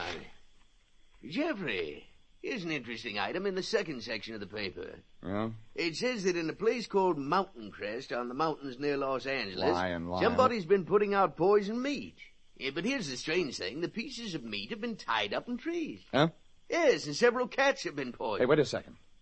Poison, meat up in trees? That could be it. It could be what, Jeffrey? Maybe the poisoner ties the meat in trees so dogs won't get it. Only cats. Why, Lion?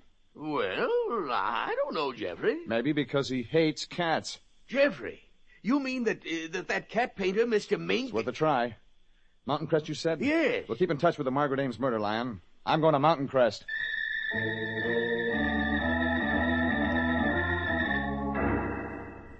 It was only a couple of hour drive, but I got started late, and it was dark when I got there. Cold up there. Snow above the 4,000-foot level. Mountain Crest was half a dozen houses, abandoned lumber mill, and Mountain Crest Haven, a rundown auto court with a gas pump and cafe. I pulled in and stopped at the gas pump. All right, I'm coming. Sorry to keep you waiting, but we didn't expect no customer up here a mean night like this. You run this place? Oh, gosh, no, I work here. I'm Jimmy. Everybody around here knows me. That is, everybody there is around here. Some gas, mister? What it'll hold. Hey, you ought to go inside and warm up. Have a cup of coffee while I fill her up. Yeah, it's a good idea. Bunny'll serve you. Bunny? She come up here a couple of weeks ago. She's the waitress. Ah, your girlfriend, huh? No, she ain't. I went inside. Maybe I saw why Jimmy's face clouded up when I asked him if Bunny was his girlfriend. Bunny was behind the counter, ordinary, pretty kid, corn yellow hair, about maybe 19. But on a counter stool talking to her was a slick-looking guy, 25, thin-faced, pinstripe suit. I walked over, slow. What are you hot for? You got no right to butt in. Well, I butt in. Listen, you can't talk to me like that, Art Jones. Oh, no? You think you want some? You want something? Oh. Yeah, I could use coffee, Bunny. How do you know my name? Jimmy told me. I'll see you later, Bunny. Bill collector? Him? That's Art Jones. He's in one of the cabins. You like the cold weather? He doesn't know what he likes. Cream or black, mister? Black. He didn't look like your type, Bunny. He takes me places. Dancing down to Anaheim. Sure. Here's your coffee. Anything else? No, not now. Why don't you go with Jimmy? He hasn't got a car. Yeah, but the next time I will. I don't know where Art gets off just because Mr. Mink gave me a... Mink? Yes. He gave me a painting. He's a painter. But that's no reason for Art to get sore. Why, Mr. Mink is old. He must be 35. Yeah. Oh. You live around here, Mink? In a cabin up on Lime Peak. Far from here? Couple of miles. You live alone? Mm-hmm. He's sort of funny. I think he's scared of people. But I guess he likes me. You know him, mister? By reputation. He's a very sweet man. What I hear. He gave you a painting of a cat, huh? Yes, he did. Cat's paw painted in the corner? Yes. It was a picture of a dead cat. A dead cat? Read in the paper some cats got poison around here lately, around Mountain Crest. 7 of them. The courtier Mink might have done it? Oh, no. He loves cats. He loves them. Not what I heard. I heard he hates them.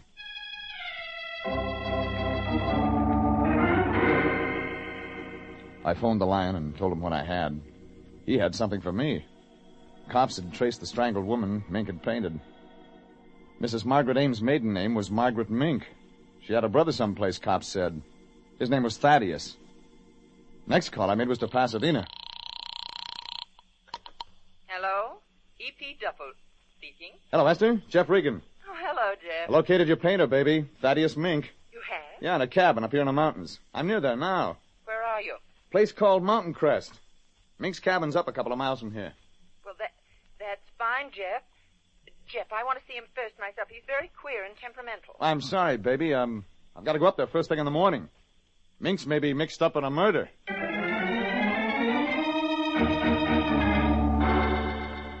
I rented one of the cabins at Mountain Crest Haven, got in bed, and read some Edgar Allan Poe to quiet my nerves. About 6 the next morning, the wind dropped. Wind had brushed everything white. Still. Smooth. I started for Mink's cabin on Lime Peak about 8. Bunny went with me. There it is. Yeah. Smoke through the pines. That's from his cabin. We're almost there. Hey, hold it. What, Jeff? Footprints. In the snow. Coming from that way. From the highway, there's a shortcut that way to the road where it goes over the summit. Man's footprints must have been made this morning since the wind dropped, or they'd have been covered over. Now, come on. Wait a minute. What is it? Over there. Same footprints going back toward the highway. Running. Steps are longer and the snow is kicked between them. Yes. Come on, maybe something's happened. We ran for the cabin. It stood in the pines in front of a shelf of rock. The footprints led to the door. Then running, away from the door again and toward the highway. There weren't any other tracks. The cabin door stuck, but it was unlocked. It always sticks. There. There. Mr. Mink. Mr. Mink. Come on. Oh! It wasn't Mink. It was a thin-faced slick looker in a pinstripe suit. And at his stocking feet, Art Jones, strangled.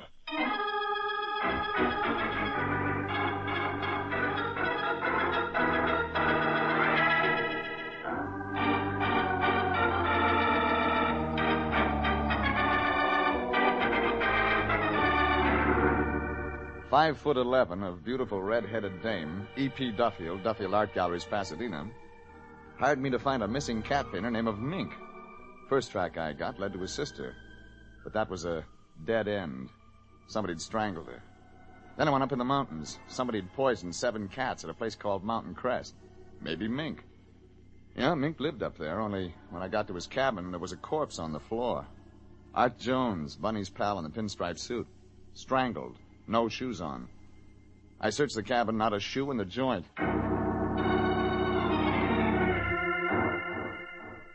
Half an hour later, Bunny and I got back down to Mountain Crest Haven, the combination gas station and auto court where she worked as a waitress. Whew. Ooh, this is better. Mm-hmm. I'd better get you some hot coffee. You're not used to the cold. Yeah, after I phone the sheriff. Where's the nearest place I got one? Meridian Township. Yeah, I'll be back for the coffee. Jeff. Yeah? Jeff. Mr. Mink couldn't have killed Art. Funny. Art Jones went up to Mink's cabin this morning. You and Art were quarreling about Mink last night. Art was jealous. Art was crazy to think that Mr. Mink... Maybe. But he went up there. We saw his footprints going in through the snow. The ones that came back out were made by the same shoes. I checked that. But Art Jones didn't make them. No. No, I know. The killer took Jones's shoes after he strangled him and wore them when he left so he wouldn't make tracks with his own shoes. Mr. Mink didn't do that. Well, there weren't any other tracks, Bunny. One pair of footsteps in, one pair of footsteps out. Jones in to see Mink. Tell him to lay off seeing you, probably. Who out? I'll get you some hot coffee. Sorry, kid.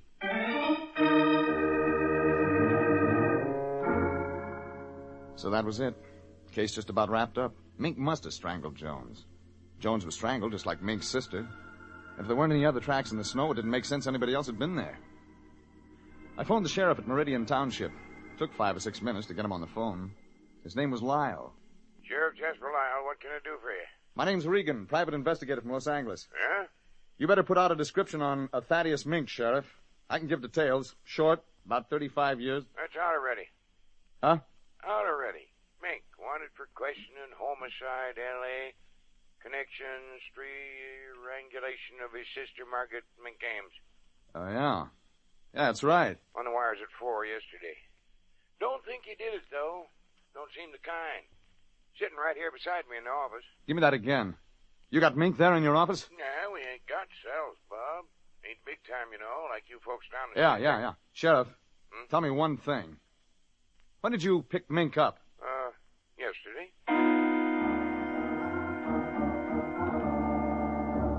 He'd picked Mink up 4 hours after the wanted was sent out by L.A., 8 o'clock last night. Mink was in the Meridian General Store buying cat food. Yeah, and he told the sheriff a sad story. He loved cats. Loved them. Had 4. But they'd come down with something, suffered. Mink had to put them out of their misery.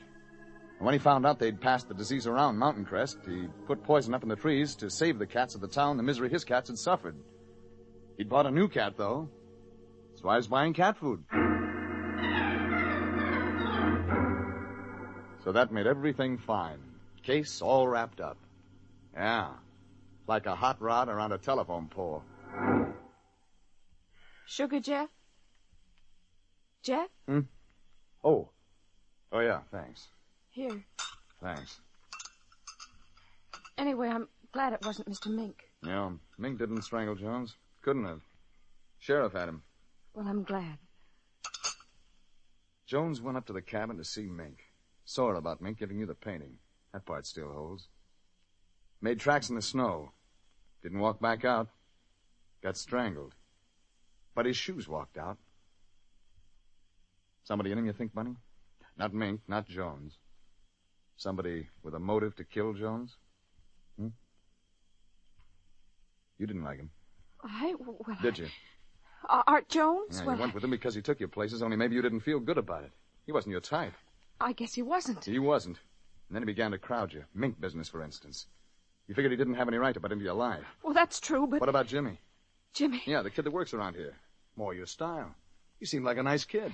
He is. Yeah, only Art Jones got in between you. What are you thinking? I'll tell you what I'm thinking. I'm thinking somebody must have been in Mink's cabin when Jones got there this morning. Somebody that had gone in before the wind dropped, so the tracks covered over. Somebody that would have killed Jones. And you think You sleep in one of the cottages here at the Outer Court? Yes. Sleepwalk, maybe? Jeff, I don't like Now, you. listen, baby, the sheriff will be getting up to Mink cabin in the next 10 minutes on my say-so. Half an hour later, this joint here's going to be jumping. Only not with customers. With cops, deputies, asking questions. Now, let's get ahead of them, huh? Well, I didn't kill Art, if that's what you want to know. I know you didn't. What? Well, then... No, you couldn't have. You couldn't have done the job, strangled him. Strangling's not a girl-sized job. Well, then why did you ask me all those questions? To get answers, baby. About you and Art Jones. And Jimmy. Jimmy? Yeah. Only 2 people had a motive to kill Jones. You and Jimmy. Look on her face said she was scared, but that might be it. Jimmy liked her, didn't like Jones. I started to look for Jimmy, and what he was doing when I found him didn't help. He was stealing my car. Hey! Hey, get out of that car! Jimmy! Jimmy, get out of that car! You won't get away. Come here! Come out! All right, this'll hold you. What are you trying to do? Come here! Let me go! I got an arm lock on him. All of a sudden, he quit. Fear had worked 2 ways on him. Made him fight, made him quit.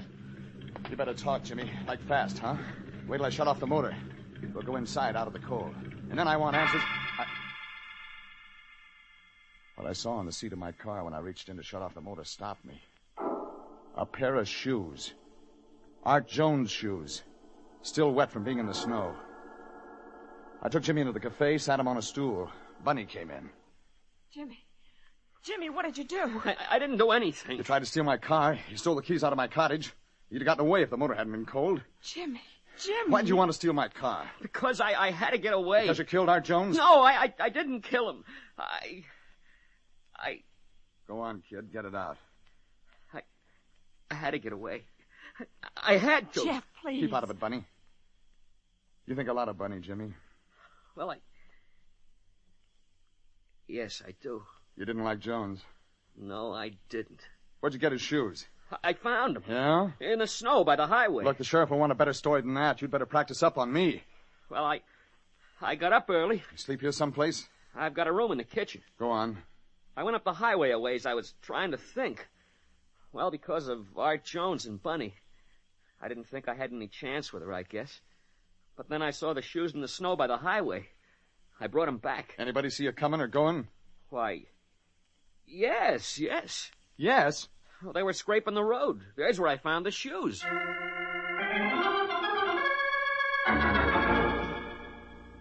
I checked Jimmy's story, and it was okay. He had a snowplow crew of witnesses. So that made it great. 2 people had a motive to murder Jones, Jimmy and Bunny. Bunny couldn't have strangled Jones, and Jimmy didn't. Well, if nobody with a motive to murder Jones had murdered him, then it had to be this way. Somebody without a motive to murder him had. I walked back up to the cabin where Jones was strangled. Sheriff Lyle and his deputies had been and gone. They'd made tracks in the snow. But then I saw some tracks they hadn't made. They were the paw marks of Thaddeus Mink's new cat. I asked myself where I had seen cat's paw marks before. That gave me the answer. I went back down to Mountain Crest Haven and made a phone call. I got the right answer. That left me just one place to go. It took a while to get there.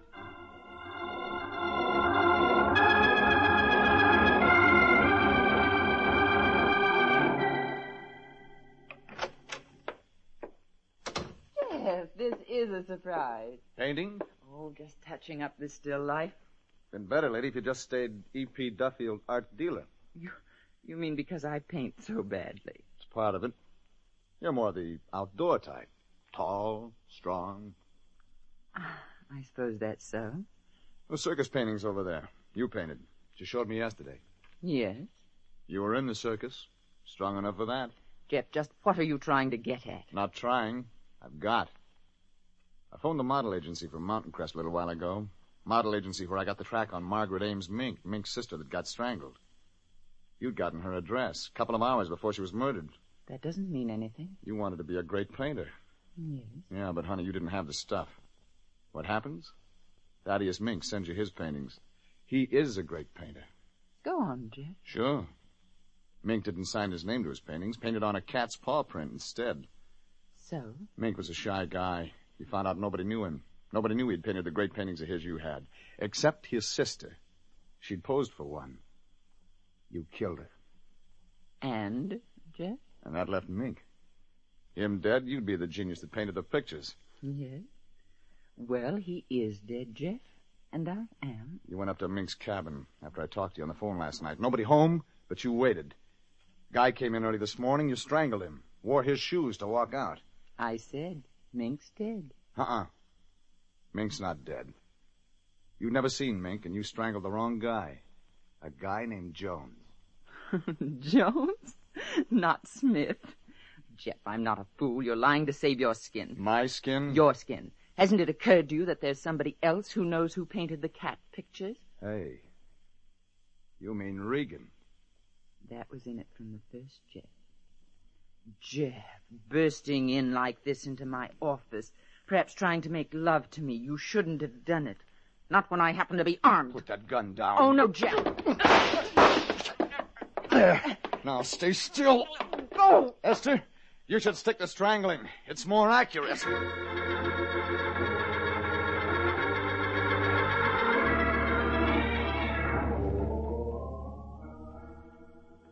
Next day, I gave the Lion a little lecture on art. Very well, Jeffrey. You seem to have become quite an authority on art. But I'm afraid I'm a little more interested in Art Jones. Oh, great.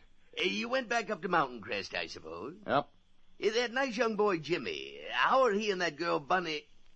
Say, Jeffrey, why did he try to steal your car and run away? Well, only he and Bunny had a motive to kill Jones. Jimmy found the shoes, then overheard my call to Sheriff Lyle. He knew he hadn't killed Jones. So? You mean he suspected... Well, he was scared. All he could think was to get those shoes far away. He knew there was strong evidence. E.P. Duffield had tossed them out of her car, but he didn't know that. He thought that Bunny... Oh, I can't believe that. He was in love. That mixes you up. Yes, it does. Only Bunny hadn't done it. Jimmy hadn't either. If the two people who had reason to kill Jones hadn't killed him, it added that Jones was killed by mistake. Yes, I see that. In Mink's cabin. So it made sense the killer meant to kill Mink. Only he didn't know what Mink looked like. Only one person fitted that. E.P. Duffield. Why, that's brilliant, my boy, brilliant. But what about Thaddeus Mink? Mink? Oh, Sheriff Lyle released him. And when he found out how much dough his paintings are going to bring him, he turned philanthropist. He did? Yeah. Gave us a present, in fact. What? Yeah, right outside the door. Oh, Jeffrey, maybe one of his valuable paintings worth thousands of dollars. Yeah, it could be. Could be worth that much. Big enough box. You open it. Yes. Oh, Jeffrey, do you think it... Oh, Jeffrey.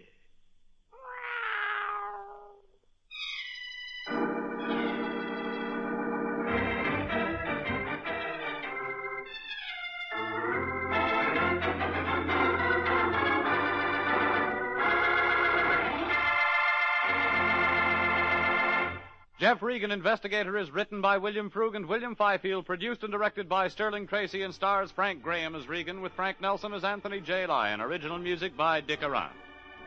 Jeff Regan, Investigator, will be back next week at this same time.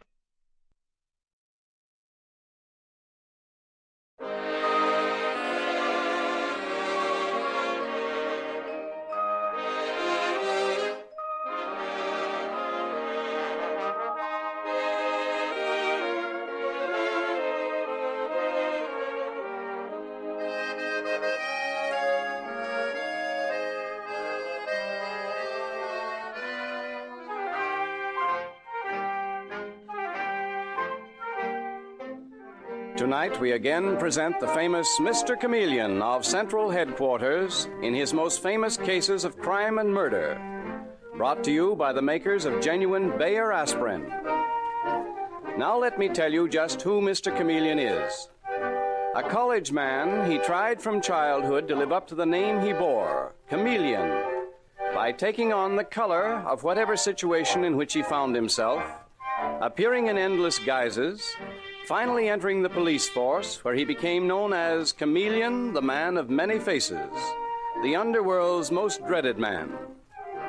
The listener invariably knows who Mr. Chameleon is, no matter which disguise he assumes. But the criminal he's tracking down seldom does. Tonight we give you Mr. Chameleon in The Case of the Dance of Death.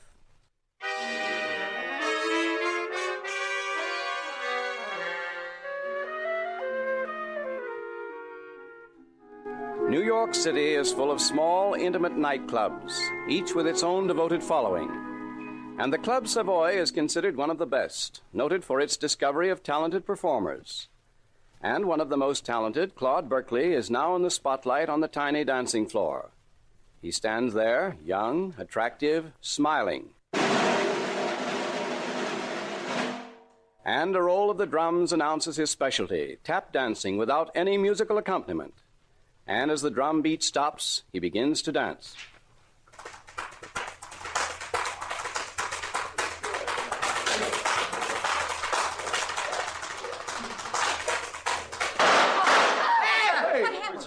What happened? He's been shot. Someone shot Claude Berkeley. He's dead. He can't be. Yes, he's dead.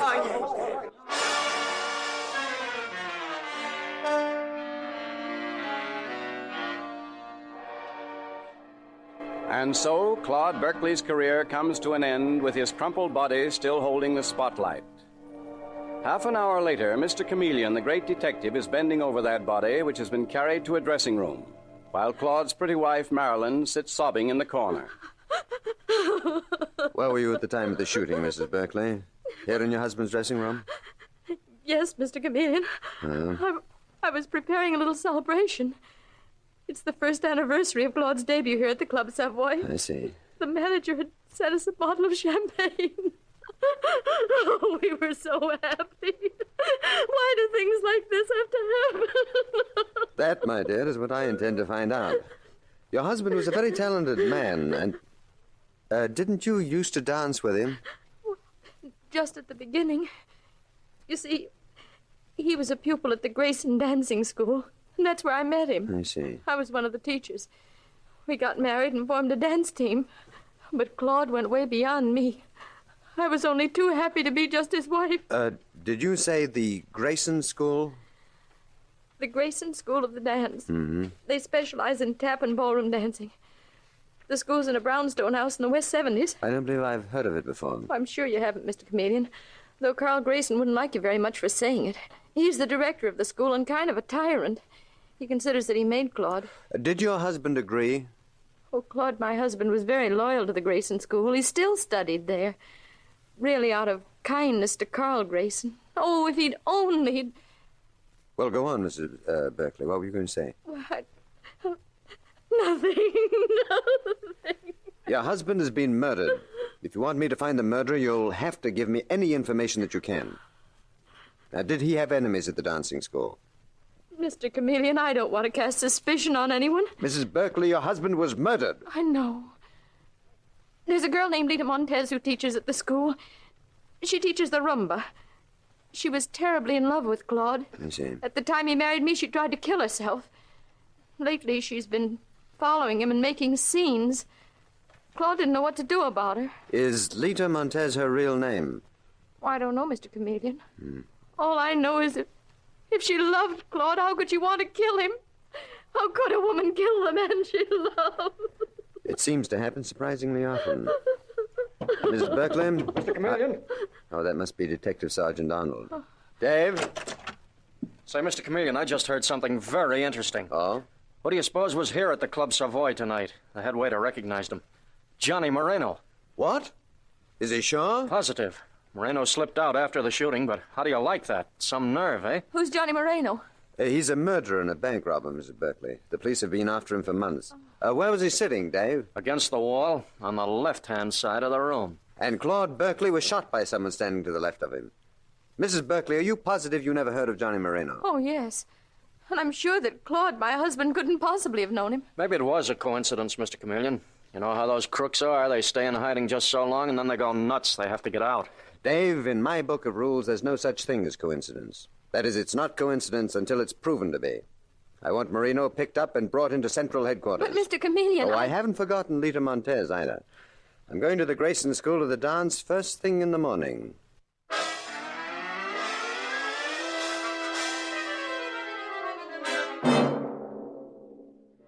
And next morning at the Grayson School of the Dance, Mr. Chameleon is saying to Lita Montez... Come on now, Miss Montez. Tell me everything you know. Mr. Chameleon, it's unbearable that I should be questioned. I, Lita Montez, I who loved Claude Berkeley. Nevertheless, I am questioning you. Where were you last night, Miss Montez? I was home in bed. My dancing classes ended at 10 o'clock, and I went home to bed. I am a hard-working girl. Do you manage to make a decent living, Miss Montez? This dancing school looks pretty shabby and run down. That is because Carl Grayson, the great Carl Grayson, will not spend money on paint and repairs. And yet he has an apartment on the top floor that... Yes? What about his apartment? Well, I do not know, Mr. Chameleon. I have not been in it. But it is unbearable that I should be questioned when I loved Claude. I loved him. And you were insanely jealous of him. Who told you that? That Marilyn, that little milksop of a wife? So sweet and pretty with the yellow curls. Were you jealous? A lot of people were jealous of Claude. For a lot of reasons, Mr. Chameleon. It was not I alone. What reasons and who? Well, Bert Crane, for one. Hmm? Bert is a tap dancer, too. Very good. But not as good as Claude, and he hated Claude for it. He studies here to school, too, and he always thought that he should have worked at the Club Savoy, not Claude. The Grayson School of the Dance seems to be full of temperament. All except me. I am not temperamental. Oh. But even Carl Grayson, even he was jealous. The other day, Mr. Chameleon... Oh, no, maybe I should not say this. I think you should, Miss Montez. In fact, I insist on it. Well, the other day I heard their quarreling. Claude and Mr. Grayson. They were in Mr. Grayson's apartment, but their voices were so loud we could hear them down here. And Mr. Grayson was saying, Claude, I will not have it. I will not have you try to take business away from me. It was I who made you. You are an ungrateful wretch. Only my wording was a little bit different, my dear Lita. I said he was an ungrateful puppy, not a wretch. Mr. Grayson? Really, Lita, you do talk too much. Such a pity. Such an unattractive quality in a woman. How do you do, Mr. Chameleon? I'm Carl Grayson. I own the Grayson School of the Dance. Well, I'm very glad to know you. And you. When I heard the great Chameleon, the famous detective, was here in my modest little school, I was delighted. Though heartbroken, of course, at the circumstances which brought you here. The murdered man's widow is heartbroken, too. Oh, yes, poor child. Run along, Lita. Mr. Grayson. Run along. Yes, sir, and I'm sorry I said what I did. Pretty little thing, so full of fire. And she was telling the truth, Mr. Chameleon. It's all true. I did quarrel with Claude. He was planning on starting a dancing school of his own. I felt it was most ungrateful. He'd take all my pupils away from me. Well, have you many pupils, Mr. Grayson? I mean, the place looks so shabby. Do you mind if I look around? Oh, not at all. Come along. I'll show you the rooms where we give our lessons. Well, thank you. As for pupils, I have sufficient to pay my living expenses. That's enough. I'm primarily an artist. But you didn't relish losing what you have. Oh, exactly. And I have an alibi for last night, Mr. Chameleon. Oh. At the time Claude Berkeley was killed in that nightclub, I was working out a routine with another pupil of mine, a very talented young man. No, wait a moment. What is it? That dancing. I want to listen. Oh, it's just someone practicing a tap dance. Be quiet, please. That sounds as if it might be the young man I spoke of, Bert Crane. Well, don't interrupt him. Bert! Mr. Chameleon, the detective, wants to talk to you. Mr. Grayson, I told you not to interrupt him. But why not, Mr. Chameleon? Bert can practice any time. This is important. Bert, my boy, this is the famous Mr. Chameleon. He's here investigating Claude's tragic death. Yeah? Well, I've got an alibi. I was here at the school with you, Mr. Grayson. I was practicing my new routine until after midnight. Yes, I've already been told that, Mr. Crane. Mr. Grayson here was very quick to supply both you and himself with an alibi. And you doubt us, Mr. Chameleon?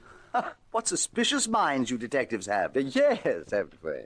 Unfortunately for the criminals of this world. Mr. Crane, I am not an authority on tap dancing, but it sounded to me as if you had a brilliant technique. Thanks, pal. It's nice to have someone appreciate me. Well, I do. I wish that you'd repeat those steps. What? That dance that you were doing when I came down the hall. I would like to see it. Well, I'm kind of winded right now. I'd like to see it if you don't mind. Go ahead, Bert. Dance for Mr. Chameleon. Okay, Mr. Grayson. Here goes.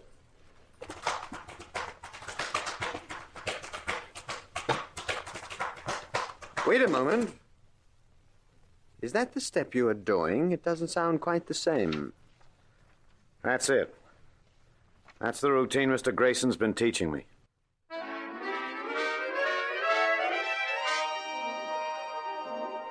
Now, a few minutes later, at the office of the Commissioner of Police at Central Headquarters, Mr. Chameleon says...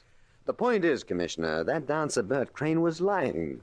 That wasn't the tap dance routine that he'd been practicing. At least I don't think it was. Yes, but what difference does it make, Chameleon? What's the connection between a dance routine and Claude Berkeley's murder? I think there is a connection. Though what it is, I don't know yet. Just as I think there's some connection between Claude Berkeley's death and the presence of that gangster, Johnny Moreno, at the Club Savoy. But this dance routine... Commissioner, I couldn't swear to it, but I am almost certain that Bert Crane was tapping words in Morse code. What? Yes, sounds fantastic, doesn't it? But I know the Morse code so well, and I'd swear that he was spelling out the word midnight. Chameleon. And when I asked him to repeat it, he didn't, of course. He improvised something else. And Oh, hello, Dave. I was just telling the commissioner about the Grayson School of the Dance. Never mind the Grayson School, Mr. Chameleon. Mm-hmm. What do you think happened to Johnny Moreno? He got out of the country. What? How? I don't know how, Mr. Chameleon. Anyway, we got his girl and one of his gang, but they simply laughed in our faces and said Johnny had skipped the country. He's probably in South America by now. I wonder if he learned to rumba before he left. You certainly have that dance school on your mind, haven't you, Chameleon? Fascinating place, Commissioner. Full of fascinating characters. Lita Montez, who loved the murdered man, Claude Berkeley. Bert Crane, who was jealous of him. And Carl Grayson, who accused him of taking business away from him. And besides, the school itself has a strange, shall we say, atmosphere. I think I'll have to start taking rumba lessons myself. You mean you're going there in disguise, Mr. Chameleon? I am, Dave. I want to see that dancing school when they're not on guard against the police. I shall take the name of Harry Parks. Harry comes from Illinois.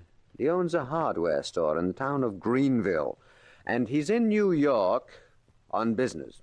And before he goes home, he is determined to learn the latest dance steps. And who knows? While I, as Harry Parks, am learning to rumba, maybe I, Mr. Chameleon, will learn who killed Claude Berkeley.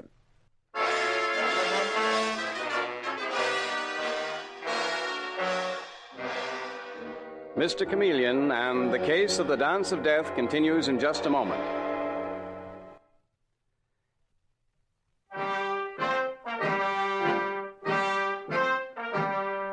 And now back to Mr. Chameleon and the case of the Dance of Death. Mr. Chameleon is convinced that the Grayson School of the Dance is a strangely sinister and mysterious place. And he believes that the answer to the mystery of the death of Claude Berkeley, the tap dancer, lies within the walls of the brown stone front which houses the school. And so we find him, in his disguise as Harry Parks, taking rumba lessons from Lita Montez, one of the murder suspects. A very subdued Lita, who mechanically instructs her pupil... 1, 2, 3, 4. 1, 2, 3, 4. 1, 2, 3. Oh, my. Just a minute, Miss Montez. I have to catch my breath. Remember, I'm a boy from the country. I'm not doing bad, huh? I'll knock 'em cold when I get back home to Illinois. Yes, you're a very good pupil. You're a very good teacher. You know something? It seems to me, though, you're looking kind of peaked. Where's the old pep and fire? Got something on your mind? Oh, no, Mr. Parks. Well, you almost act scared. Come on, tell old Harry Parks. You know, everyone in town comes to my hardware store and tells me their troubles. Oh, you're very kind, but... Well, just a minute. Someone I know just passed the door. The widow of Claude Berkeley. What? You mean the tap dancer that was murdered in that nightclub? Yes, and I want to speak to her. Marilyn! Oh, Marilyn! Yes, Lita? I had to tell you. Oh, this is Mr. Parks, Mr. Harry Parks, a pupil of mine. How do you do? Glad to know you, Mrs. Berkeley. What did you want to tell me, Lita? Well, I heard that you've been very kind to Bert Crane, that you saw to it that he got Claude's old job at the Club Savoy. That's right. Bert's a good dancer. There's no reason why he shouldn't have the chance he needs. Just the same, it was very generous of you, Marilyn, to help him, and I wish... Marilyn, I'm not a bad girl. Please believe me, I had nothing to do with your husband's death. Well, Lita, I know you think so. I do not blame you for thinking so, but soon I may have proof that I did not kill him. Lita, nothing would make me happier than for you to find evidence against Claude's murderer. And I don't think you're bad. You couldn't help loving Claude. Oh, but this must be very embarrassing for Mr. Parks. Well, no, I don't mind. You ladies go right ahead. No, I think we've said enough. I'll be seeing you, Lita. Yes, Marilyn. And believe me, dear, I don't think you're bad. Sweet-looking girl. Yes, she is. Mr. Parks, would you like to take another half-hour instruction in the rumba? Miss Montez, if you don't mind, I think I'll call it a day. You know something? I'd like to see Mr. Grayson. Carl Grayson, the head of this dancing school? Well, he's the only one around here, isn't he? Don't he have an apartment on the top floor? Why, yes, but Mr. Grayson seldom sees people up there. Well, he's going to see me. I want to tell him that I like his dancing school, and when Harry Parks wants to do something, he goes right ahead and does it.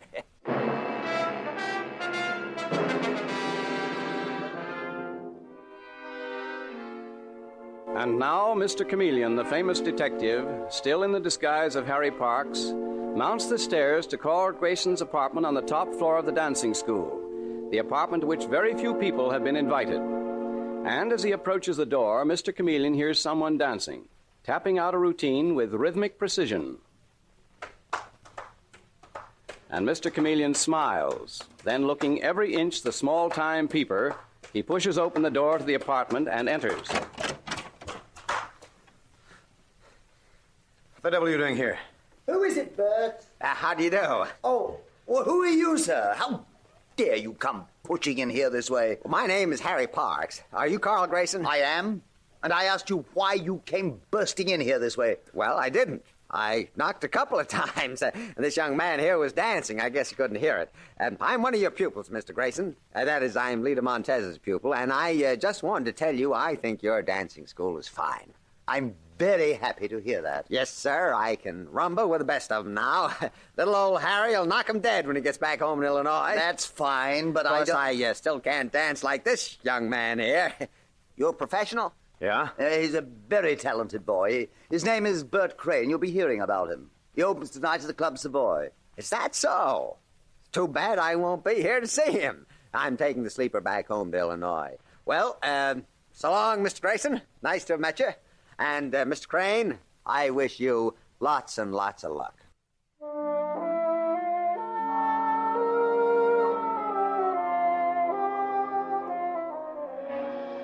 Now, at police headquarters, a short time later, Detective Sergeant Dave Arnold greets Mr. Chameleon. Well, Mr. Chameleon, did you get anything at that dancing school? Dave, unless I am much mistaken, that tap dancer, Bert Crane, will need all kinds of luck tonight when he opens at the Club Savoy. You're sure they didn't see through your disguise, Mr. Chameleon? Quite positive. If they had, I wouldn't have gotten out of that dancing school alive, Dave. Not after what I saw there. What about this Lita Montez? She worries me, Dave. I've sent one of the boys from headquarters to her apartment. I want her kept under constant guard. Oh, well, I could have gone up there, Mr. Chameleon.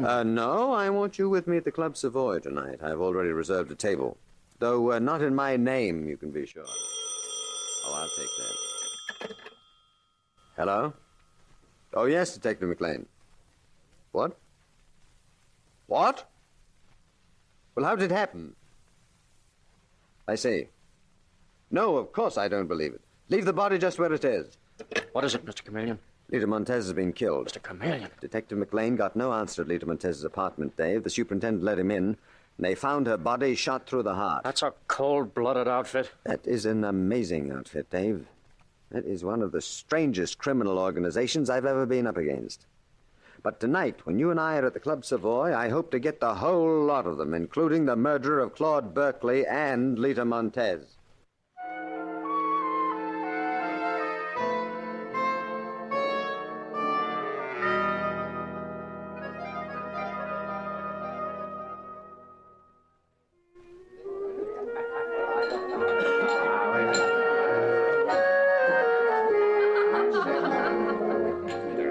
Quite a crowd here tonight, Dave. Club Savoy is doing all right.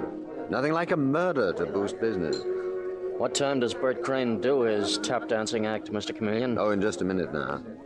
I imagine his nerves are pretty on edge. I think I'd be pretty nervous if I were in his dancing shoes. Mr. Chameleon, look. Over there to one side. Butch McCarthy. Well, I haven't heard about Butch since he pulled that bank hold up and then went underground. The Club Savoy has an interesting clientele. Yeah, but our boys are right behind Butch. You can't possibly get away. Well, here's the master of ceremonies. Bert Crane is about to make his dancing debut. Ladies and gentlemen, I take great pleasure in presenting that great new find, Mr. Bert Crane, a tap dancer extraordinary who will present first a little number entitled Steps Without Music. And here he is, Bert Crane! Okay, Dave, here we go. Sit quietly until I say the word. Right, Mr. Chameleon. Mm-hmm. 13. West. Clay. Street. 13 West Clay Street. That's what he's tapping out in the Morse code, Dave.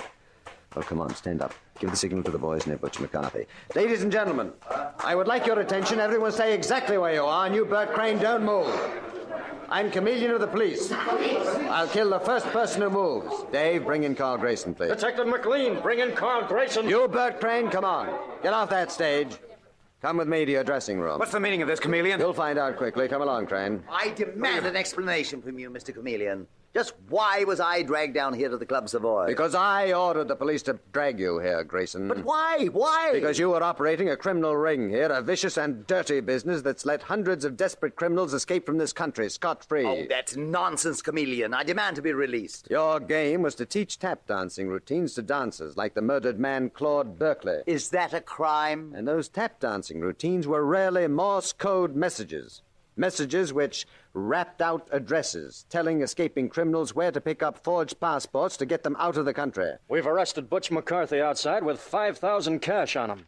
He confesses he was listening for Bert Crane to tap out the address where to pick up a phony passport to get him out of the country. What? If there's anything like that going on here, I never knew it. That's something the boys are doing themselves. Mr. Chameleon, he's lying.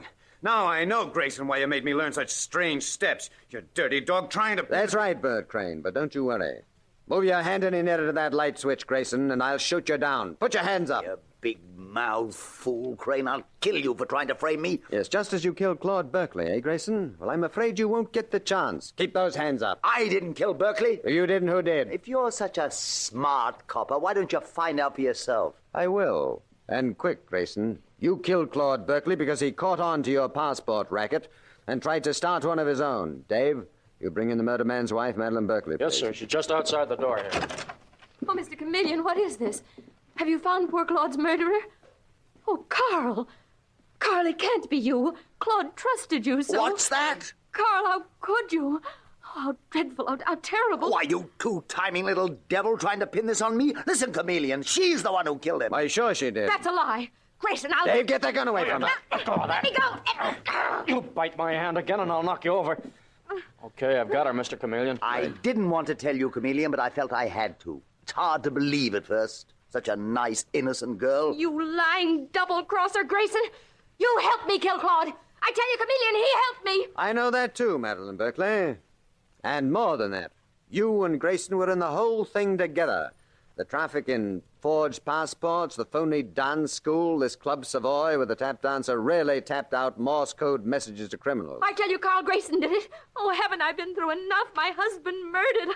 I loved him so much. Cut the act, Madeline. You were in love with Grayson. In love with Grayson? What a lie. Yesterday, when I walked into Grayson's apartment, I saw you in his arms in a very passionate embrace before you ran into the next room. Now we've got you, Chameleon, you lying cop. You were never in my apartment. Oh, yes, I was, Grayson. I was disguised as Harry Parks. You were Harry Parks, that hick from Illinois who was taking dancing lessons? Yes, nifty disguise, wasn't it, Grayson? You sneaking cop. That doesn't prove I committed murder being in Carl's apartment. No, but it helps. This gun Detective Sergeant Arnold took from you is the same caliber that killed your husband. I got it from Carl. She's lying again, Chameleon. It's her gun. Careless of you, Madeline, to have carried that gun around, but you were getting careless on all fronts. You were so anxious to kill Lita Montez, who knew too much about you and Grayson, that you left your fingerprints all over her apartment. What? And she was killed with a bullet from an automatic, just like this one. Marilyn, you crazy fool. I told you to be careful. Yes, you had gloves on, didn't you, Carl? I think that's quite enough. No more arguments, please. You'll both be tried for murder. You, Marilyn Berkeley, as the killer of your husband, Claude Berkeley, and of Lita Montez. And you, Carl Grayson, as her accomplice. Dave, you take them along, please. Not nice people at all.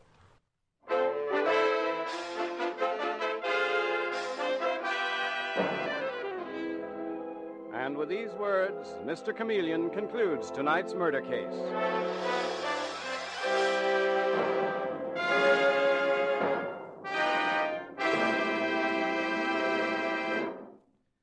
Listen next Wednesday night at the same time for Mr. Chameleon, the Man of Many Faces. The part of Mr. Chameleon is played by Carl Swenson, with dialogue by Marie Baumer from the original story by Frank and Ann Hummert. Music directed by Victor Arden.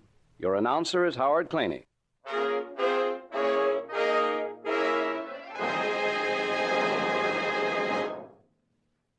This is CBS, the Columbia Broadcasting System.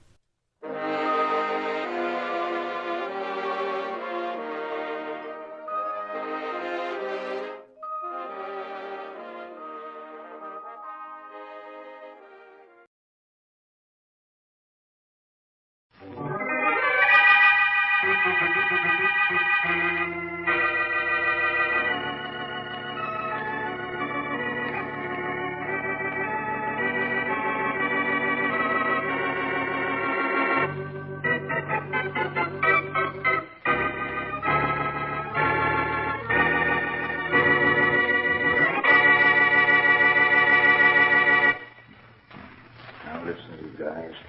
In the prison laundry, see? Right through that door is the prison arsenal. All that stands between us and the arsenal is that guard and that door. Stop talking so much and let's get going. Shut up. And the rest of you guys stop staring at me. The guard's looking this way. And we're sunk if he thinks we're talking. Okay. Now get this. Red is at the dryer by the door.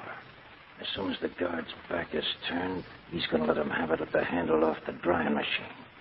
Smith, you get the keys off the guard. Open the door, and we'll be on our way in 10 seconds. Now, we've got... Red, get the guard. Come on. Get that door open, Smith. Get it open. It's open, but it's set off the alarm. Come on. Let's get to the arsenal before the guards can get to us. Come on, we're getting out of here. And we're getting out of this jail. Come on, you guys. There they go, John. There they go out the side door of the arsenal. They must have killed the guard there. I hope not. I'm going to let them have it. Hold it! You got him ducking into cell block A. Good. We get them bottled in there, they'll never get out. Yeah. Hey, Harry, look. There goes one of them over the east wall. It's Mike Harlan, I think. Come on, let's go after him. Never mind. The guards in the east wall will take care of him. We can stay here. Get it in. Hey, there's the phone. Get it, will you? Okay. Hello. Guard station 6. What? Okay, thanks. Who was that, John? Station call, Harry. We got him bottled up in Block A. Everything's under control. But that guy going over the east wall got away. He did, huh? Who was it? Did they know? Yeah, it was Mike Harlan, Harry. One of the guys who was a guest of ours, thanks to Boston Blackie.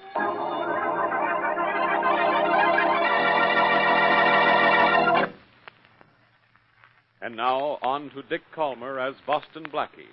Enemy to those who make him an enemy. Friend to those who have no friend.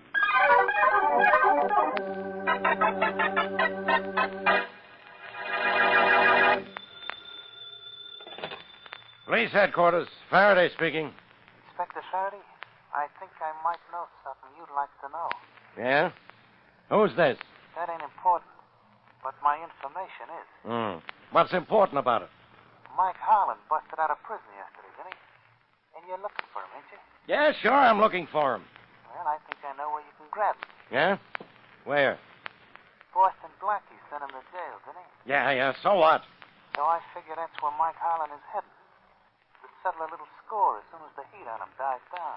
What makes you think so? A couple of minutes ago, I saw him hiding in an alley 2 blocks from where Blackie lives. Yeah?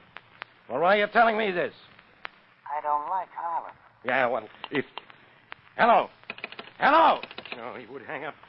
Rollins! Rollins! Yeah, Inspector? Get me a squad car, quick. We're getting out to Boston Blackie's fast.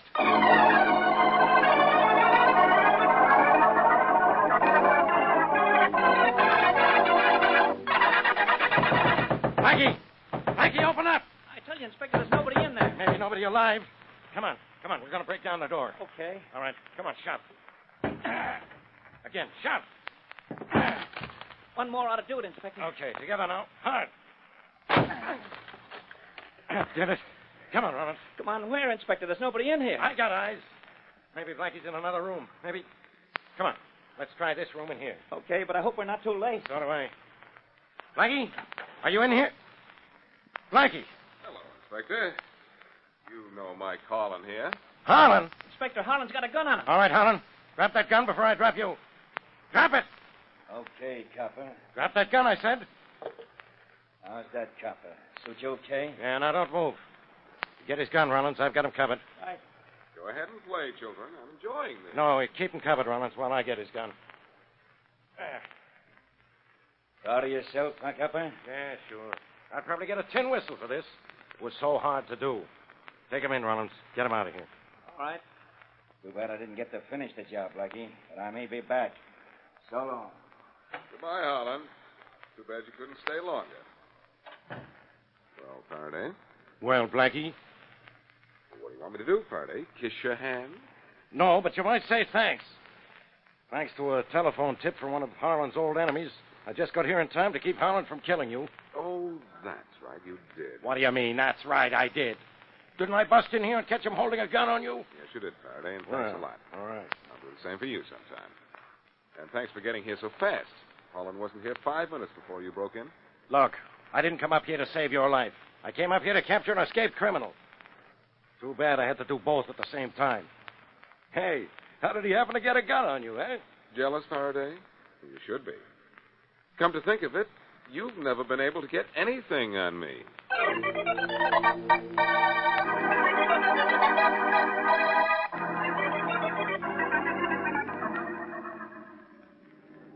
Well, Mary, Faraday is now under the impression he saved my life.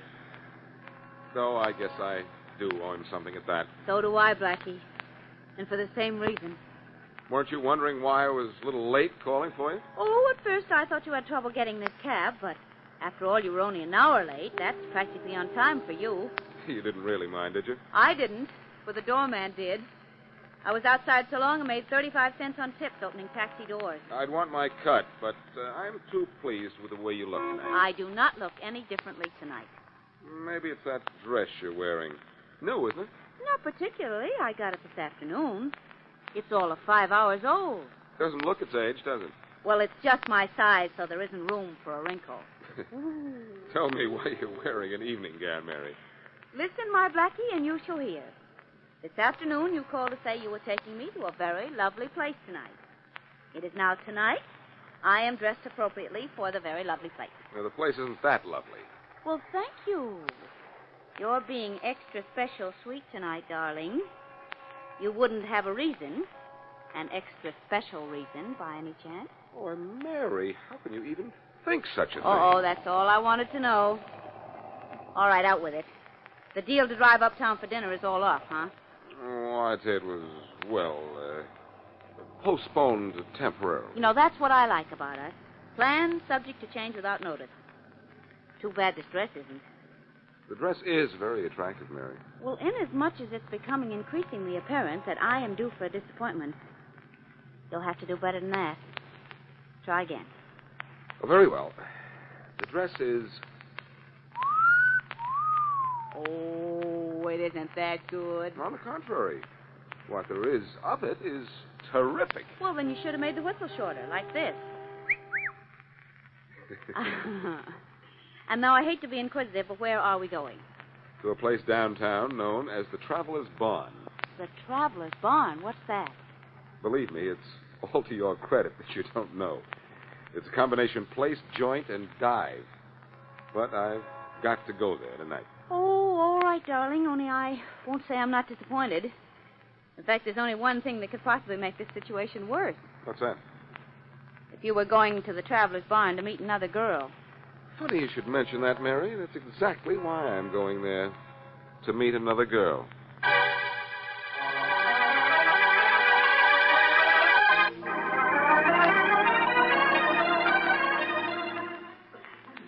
You know something, Blackie?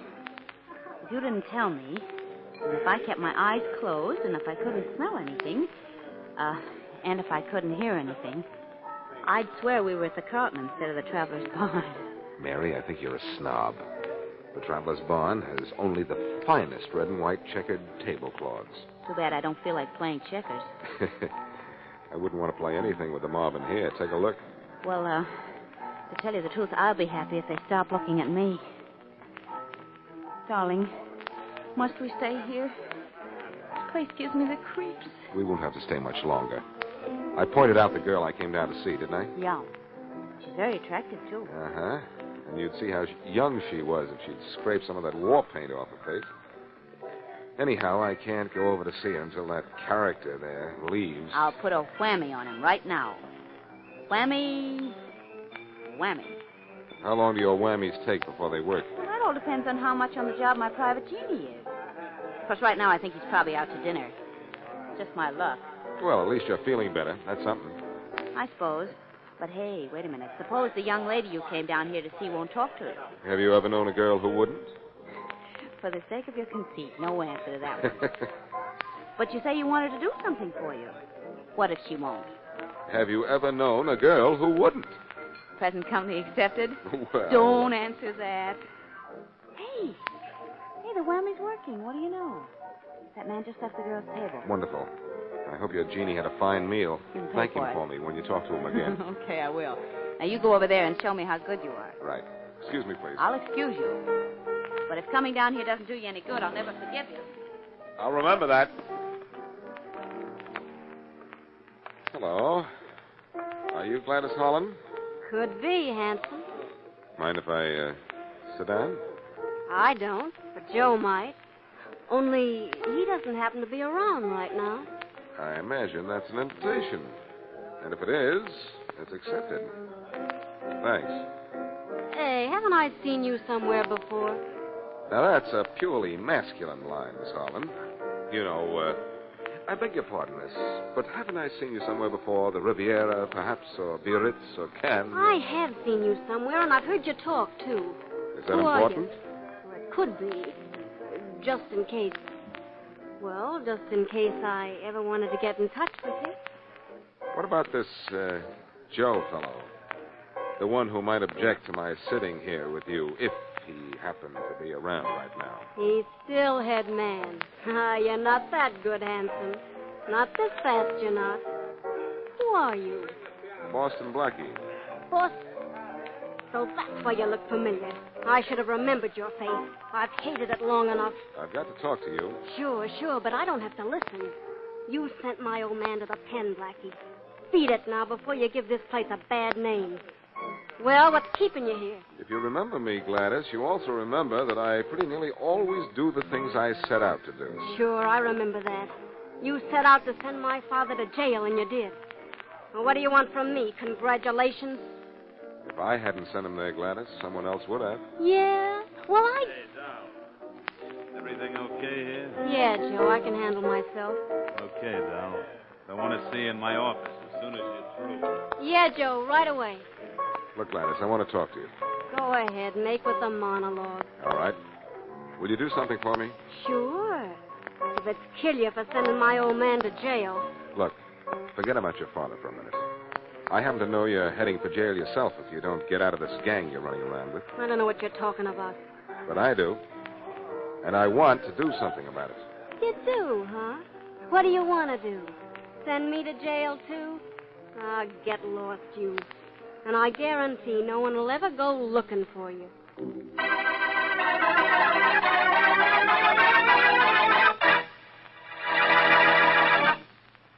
Now, back to Boston Blackie.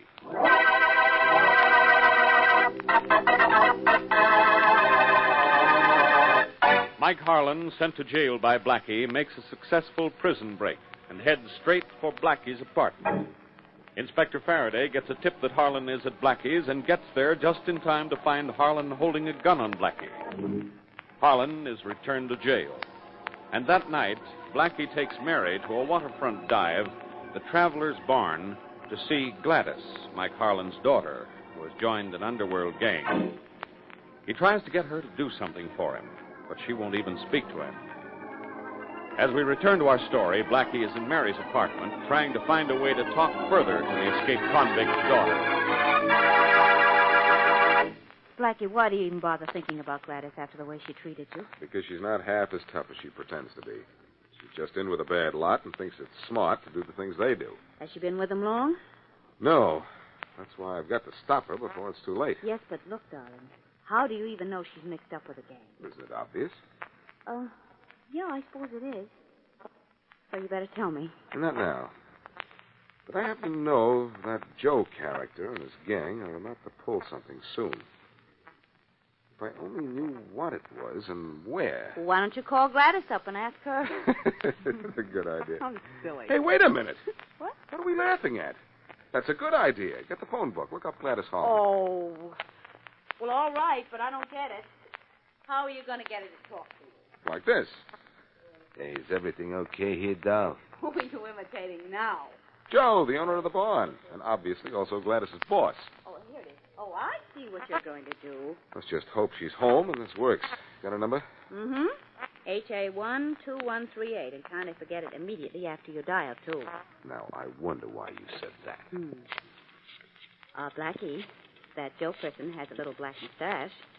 Why don't you wear a mustache when you talk to her? Aren't you a big help? The phone's ringing. Here goes. My fingers are crossed. You really on my side? Cross my heart. Your fingers and your heart. Kind of a double cross, isn't it? Hello? Hey, Doll. Is everything okay? Oh, it's you, Joe. Sure, why you ask?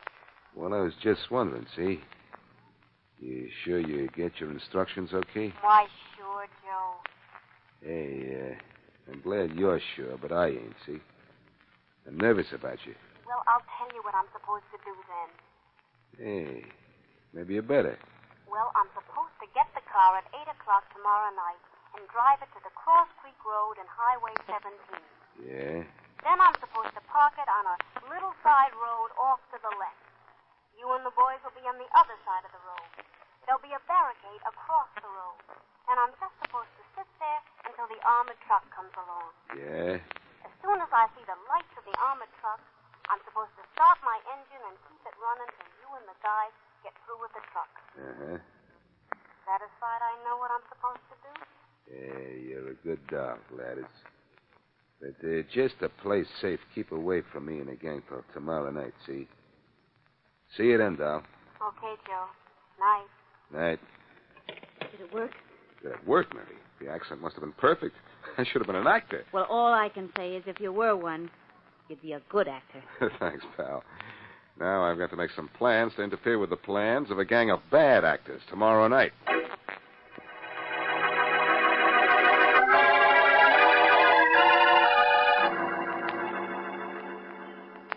It's 8:30, Joe. What time's the armored truck supposed to come along? Right about now, Tony. Just keep your shirt on. It'll be along on schedule. The boys are spread out alongside the road. Gladys got you with the car, okay? It's parked over there in the tree. Yeah. Now, Gladys is a good doll. I'm glad she's in with us. You're taking an awful chance, letting her in on a big one like this on her first job, ain't you, Joe? Yeah, but we had to have somebody to get the car all set to drive. This job is taking all of the boys, so we need her, see? Well, here's hoping she... Hey, look, Joe. Here comes the armored truck. Good.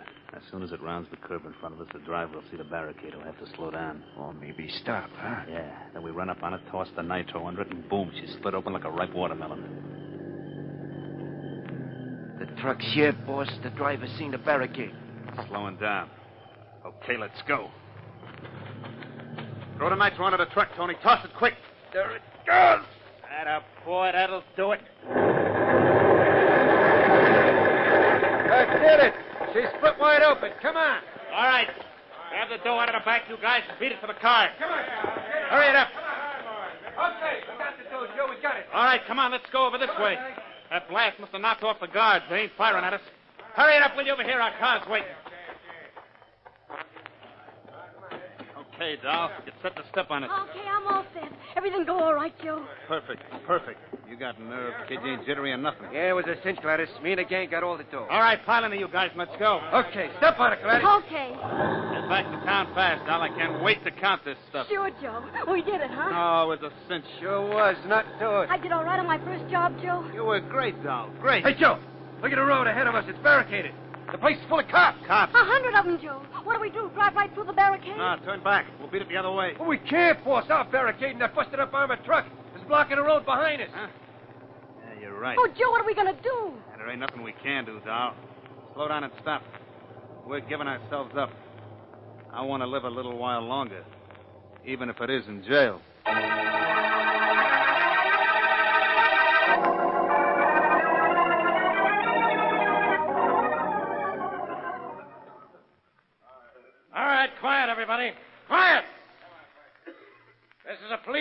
up. Not a vaudeville show. And I want quiet.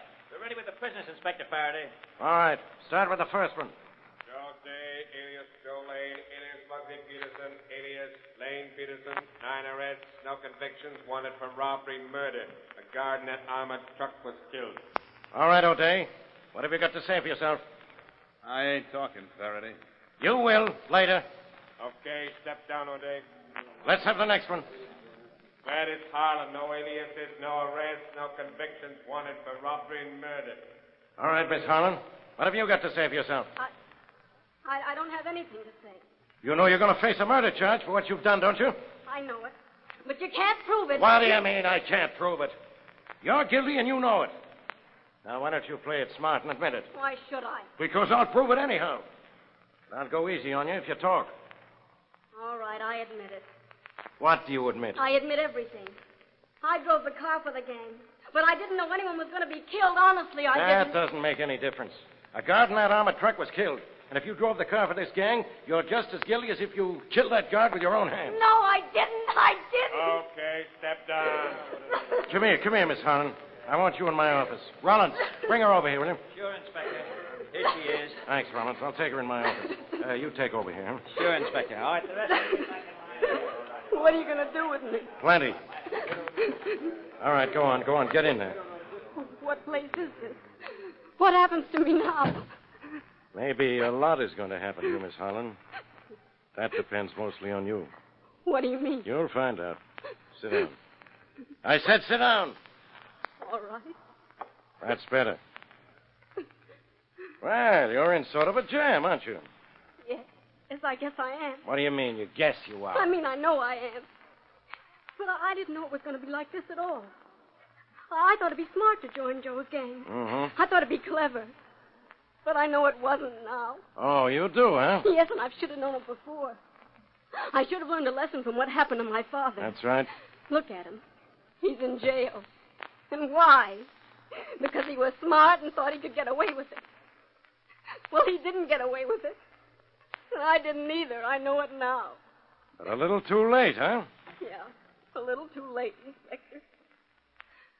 I guess I've got worse coming to me than came to my father. Oh, if I could only go back 24 hours and know what I know now, I wouldn't be in this mess. No, you wouldn't. And as a matter of fact, Miss Harlan, thanks to one man, you aren't in a mess. Oh, I'm not in a mess? What you ring that buzzer for? I'll answer that last question, Gladys. It rang for me. Blackie. Yes, Boston Blackie. You seem almost glad to see me. Oh, I am, Blackie, but I'm afraid it's too late. Oh, I don't think so, Gladys. You heard the inspector say you aren't in a mess. But I am. I was mixed up in that robbery, and a guard was killed. You weren't mixed up in anything, Gladys. And a guard wasn't killed. In fact, there were no guards in that armored truck. The driver set the wheel and jumped 50 yards before the barricade. They weren't? No, Miss Harlan. And you and your pals didn't steal anything either. That armored truck was empty. Empty? Yes. What your pals stole was bags of slugs and a box filled with dirt. But how did... It's all very simple, Gladys. After you told me all about your part in the holdup, I told you about my part in the... Yes, when I called and asked you to run through the instructions. You thought I was Joe when I said, "Hey, Dal, I want you to run through the instructions, see?" It was you? Yes. And after that, I went to the armored truck company, told them what was going to happen. And Faraday and I framed this whole thing together. Well, then Joe and the gang hasn't been arrested either. Oh, yes, Miss Harlan. They're under arrest. I've been looking for him and that gang for a long time for other things. They're going to jail. And where am I going? Out of here, Gladys. Straight out of here, if you know what I mean.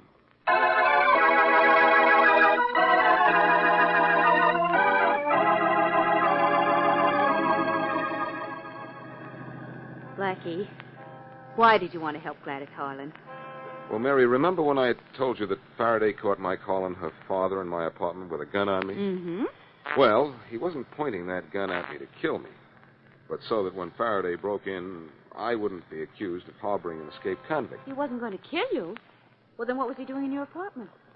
Well, he heard through the prison grapevine that his daughter was getting mixed up with a gang. Oh, and he wanted to keep her from joining him. Yes, he even had her come up to prison to see him. But she wouldn't listen to him. Gee, you'd think she would have, though, wouldn't you? The father was in jail because he was caught by the police. Yes, but she told him she was too smart to be caught.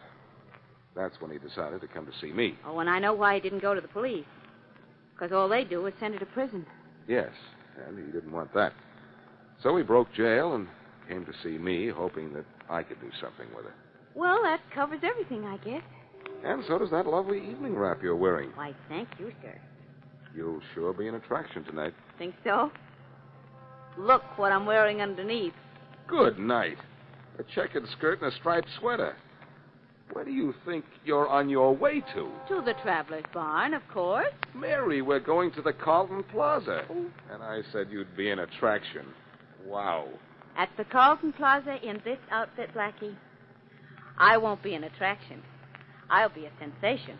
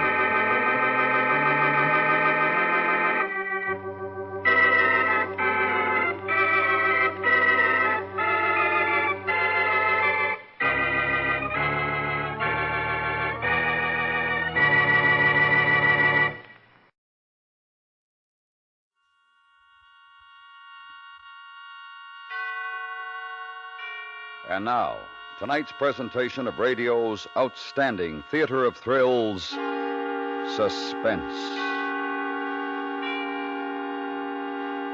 Tonight, we bring you a story of a cross-country bus and the safety of a nation that rode in it. We call it Classified Secret. So now, starring Parley Bear, here is tonight's suspense play, Classified Secret.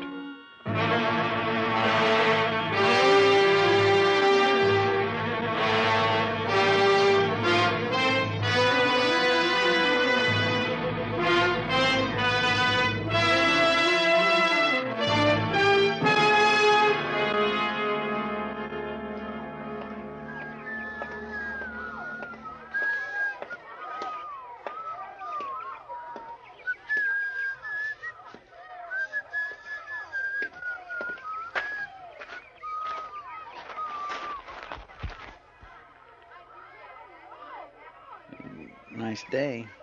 Yes. Kids sure know it's getting on to Christmas. Look at them. I've been watching them. Yeah. Kind of glad, though, I haven't got any. Oh? Well, you know, world conditions, things the way they are. Who wants to bring a kid into it?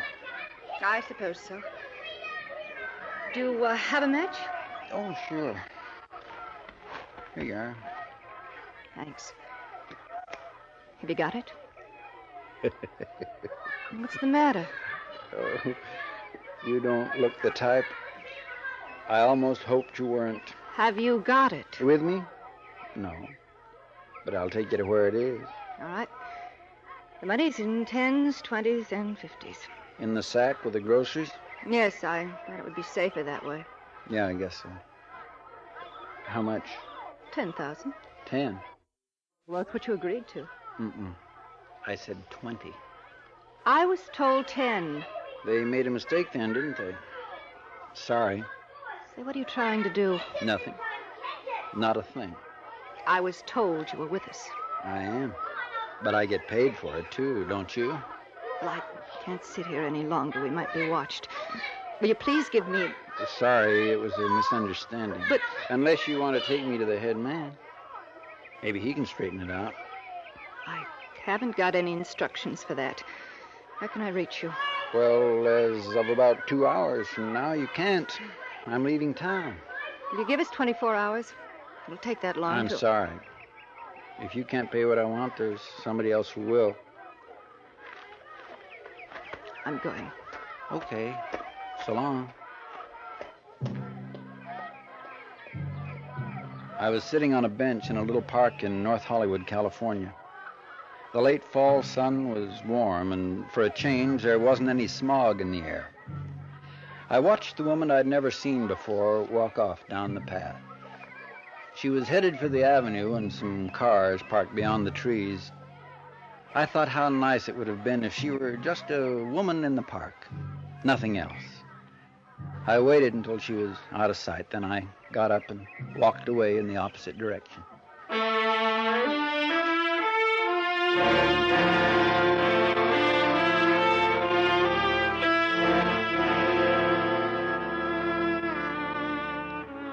I got the bus at the Hollywood station.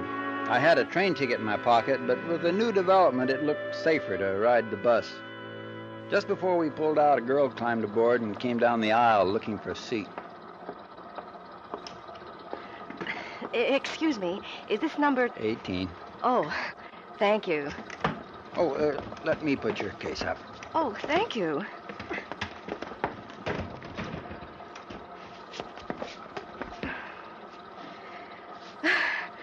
I was afraid I was going to miss it. Yeah, I know how it is.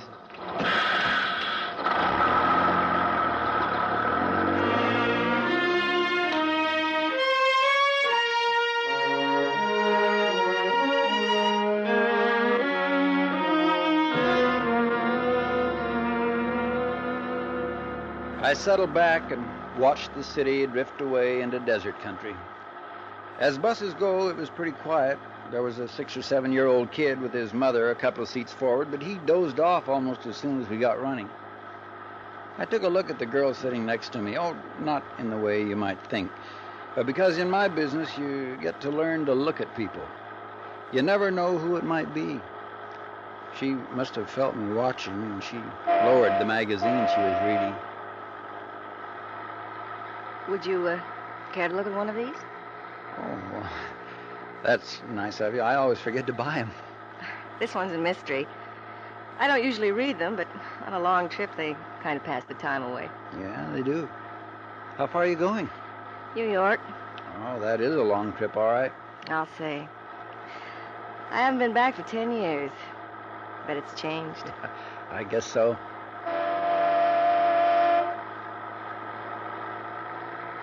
I read the mystery well into Arizona, and when I finished, it was beginning to get dark. The kid up ahead was awake and hungry. There was a feeling of expectation on the bus as we drove into the first night of travel.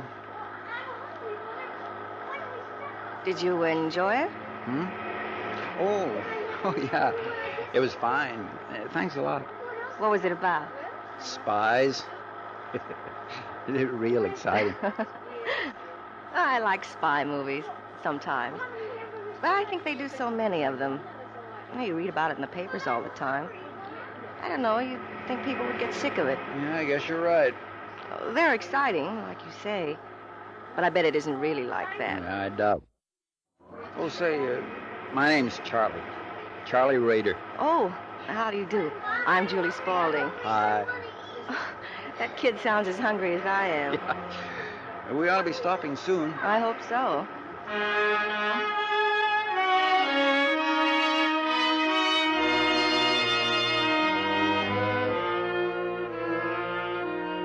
About 15 minutes later, we pulled up at a restaurant terminal and went in for food.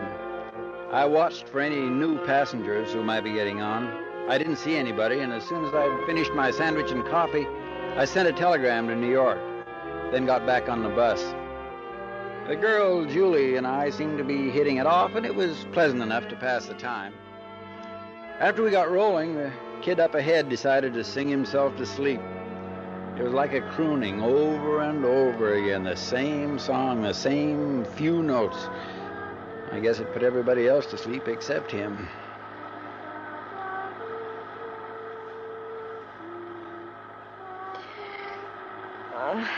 Makes you sleepy, doesn't it? Yeah. Reminds me of when I was a kid. I used to do that. Kids are funny. How? I don't know. I'm going back to New York for my sister's wedding. She's getting married next week. She says she wants lots of kids. I don't know. Yeah, I know what you mean. Mind if I ask you something? I don't mind what. Are you married? No. I don't mean it the way it sounds. I'm always interested in trying to guess about people. Now, I would have figured you were a married man with maybe 2 or 3 kids. No, I'm not married. I hope you don't think I'm nosy. Oh, no. Well, that kid singing fixed me. I'm going to take a nap. Good night, Charlie. Good night.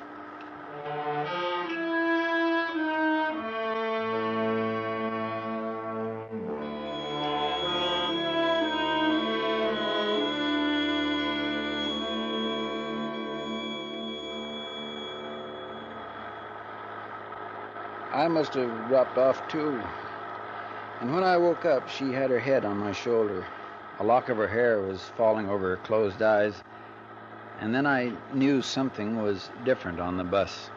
Somebody on the other side of the aisle, watching. Excuse me, mister. Have you got a match? I'm clean out. Oh, sure. Just a minute. Here. Thank you. No, keep them. Oh, fine. Thanks a lot. Hey, you got any idea where we are? No, I'm not sure. I got on at Flagstaff an hour or so back. Oh, boy, I envy her. Wish I could sleep like that. That's your wife? No. Oh. Say, that's rude. Now, taking your matches, not offering you a cigarette. Oh, that's okay. I don't want one now, thanks. Say, I want to tell you something. Oh? There's a lady in the seat behind you. I think you've met her before in the park. Right? Mm-hmm.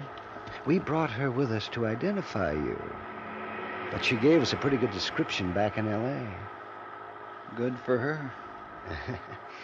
Yeah, well, it's going to be a nice trip. Nothing like traveling with people you know, is there? Oh, nothing like it. Don't suppose you've got any reading material you could let me look at? How about a mystery? It's a spy story. Pretty good. No, I was thinking something else. I think you know. Something more, say, scientific. I'm very interested in airplanes. Jet motors. Sorry.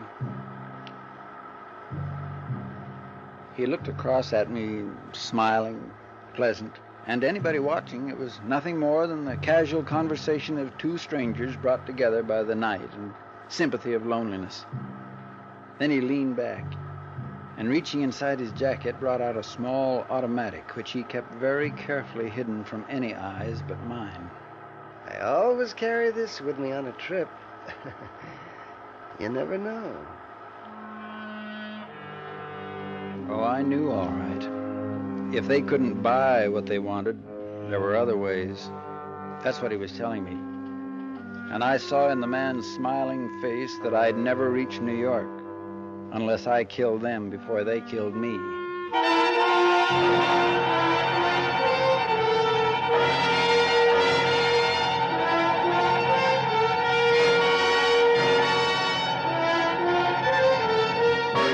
You're listening to Classified Secret, tonight's presentation in radio's outstanding theater of thrills, Suspense.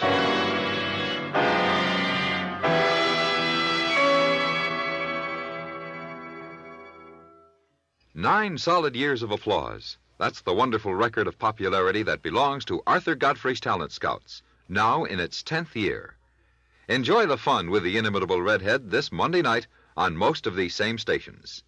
You'll hear promising young performers compete for a golden chance at fame. Enjoy the suspense as you wait to hear which entertainer will be singled out by the studio audience. Don't miss Arthur Godfrey's Talent Scouts this Monday night at the Star's address. And now, we bring back to our Hollywood soundstage Parley Bear, starring in tonight's production, Classified Secret. A tale well calculated to keep you in suspense.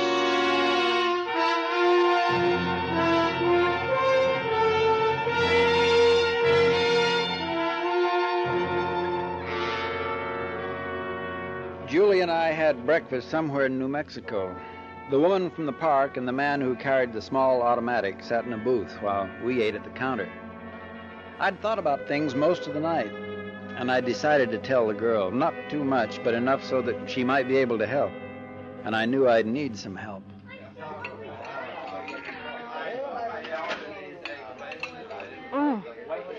Coffee's pretty good here. Yeah. Cigarette? No, thanks. Julie. Yes? I want to tell you something. Oh? Now, I don't want you to turn around and look. Just pretend we're talking about the weather, the coffee, anything. But listen. Well, sure, Charlie. There's a couple sitting in the booth behind us. They're spies. Oh, you. I'm not kidding. I can't tell you much, but as you love your life, you will believe me. Oh, you're kidding. Spy? Don't turn around. Smile and just listen. But They're trying to get hold of the plans for a new jet motor. It's faster than anything anybody else has got. You are kidding. No, I'm not. How do you know? Well, how do you know about it? I'm working for the government. FBI? Well, in a way. But now I need you to help me. Me? They think I've got the blueprints, the plans, and they're going to try and get them from me. But can't we get the police? No. Well, but why? Because we're trying to get the head man. And if those two are arrested, we'll have to start all over again. They think I'm working with them. But I got tough about the money they offered, so now they're going to try and get rid of me and get the secret for nothing. Did they follow you from L.A.? Yeah, they got on during the night in Flagstaff. All right, folks, let's go. Well, I don't see... Well, what can I do? Just stick with me. I'll explain at the next stop. We can't talk about it on the bus because she's sitting right behind and he's across the aisle. Listen, are you pulling my... No. No, you're not, are you? I'm not.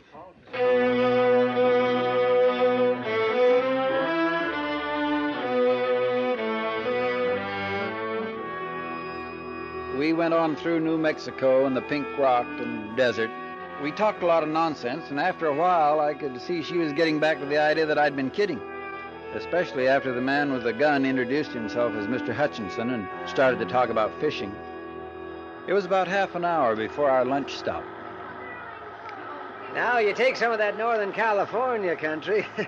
So you talk about trout and steelhead? Oh, boy, I tell you. My dad used to take us up, my sister and me. He'd take us up to a place in Maine. Oh, gee. Dad always wanted a couple of boys, I guess. When he saw what he got, well, he figured it wouldn't spoil his plans anyway, so he took us fishing every summer. You should have seen the fishing up there. Oh, I'd like to someday. Yeah, I'd like that. How about you, Mr. Rader? You like fishing? No, not much. Ever try it? A little, when I was a kid. You ought to take it up again, if you have time. Well, I might do that. You know, if a man had a little money put away, he could do a lot of fishing. Oh, boy, that's a way to live. Have about, say, $10,000. Go all over the country, fishing, no work, no worries. How's that sound, Miss Spaulding? What a life.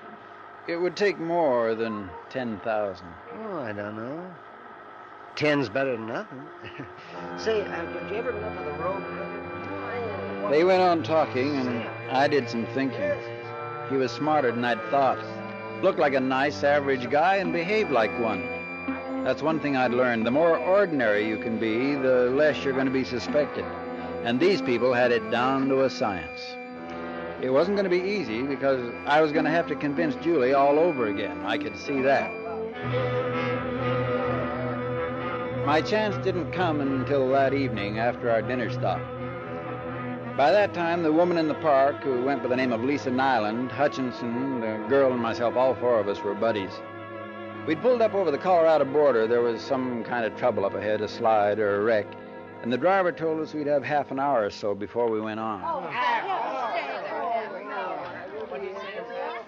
You want to take a walk for a while? There's a cafe a couple of 100 yards back. There's a cafe. I'll give you a call when we're ready to move on. Here, watch your step, Julie. Oh, thanks.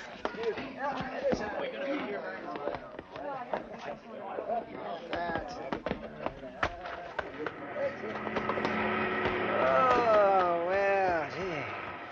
Well, kind of nice to have an extra leg stretch at that. How about some coffee? Oh, that'd be nice. Charlie? Oh, I don't know. I'd like to have a look at the valley down there. We might walk up the dirt road away, get a pretty good view, the sunset and all. Oh, you're romantic, eh? Sure, why not? Oh, Charlie. Okay with you, Lisa? You feel romantic? Want to see a valley and the sunset? That'd be very nice. Okay, then let's go. Now, girls, wait a minute. Now, be careful. There's snakes. We walked away from the bus and up a narrow ranch road. About 100 yards up, there was a curve, and around it a stand of trees. And when we got there, you couldn't hear the sounds from the highway any longer. It was peaceful, and it was very pretty. I knew that Hutchinson was delighted about the suggestion. It was going to give him his chance. But he made the mistake of playing it a little too clever. Kept his game of small talk going a minute too long. We'd got to the top of a cliff overlooking the valley when I stumbled on a rock and fell a few steps behind before they had a chance to stop. And when they did, You all right, Charlie? I already had my gun out. Hey, what are you going to do? Target practice? No. You two stay where you are and keep your hands behind your head. Julie, get over here.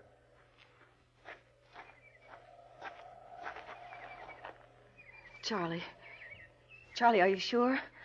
They seem... I know what they seem. Now, look, I don't want to do this, but it's you or me. You should have made the right deal in the first place. I can't let you go, you know that. We might still make a deal. You had your chance. We've got the 10,000. Now, how about waiting until we get to the next town? We'll have the rest of it telegraphed out. I make mistakes, but not that kind. If you told us what you wanted, we might have been able to get the 20,000 for you in Los Angeles. Turn around, both of you. Oh, wait a minute. We're all in this together. We all want the same thing. You figure you can get more money from the people in the East.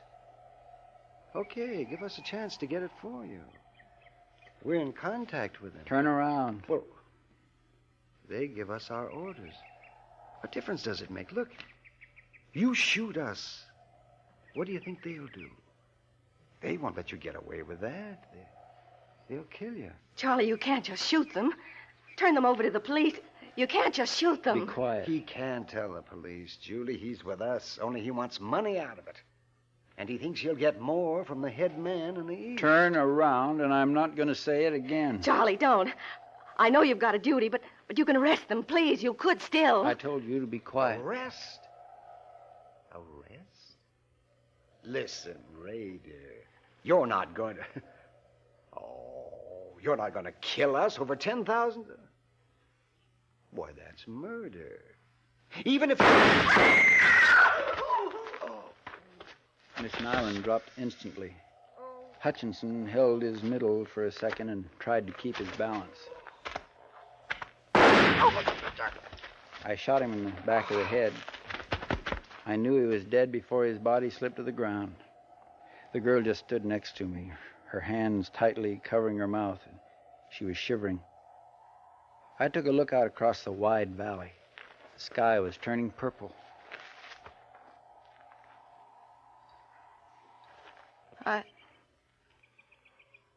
I've never seen anybody killed before.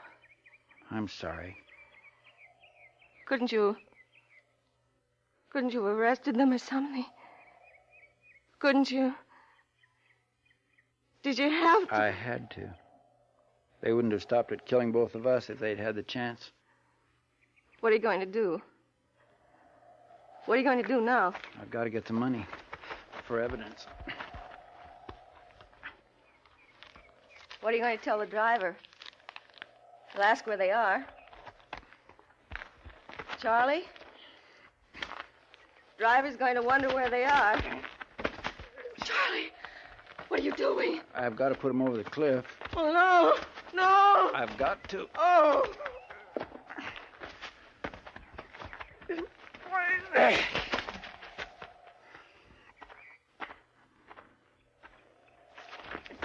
No, you can't, Charlie, not her. No!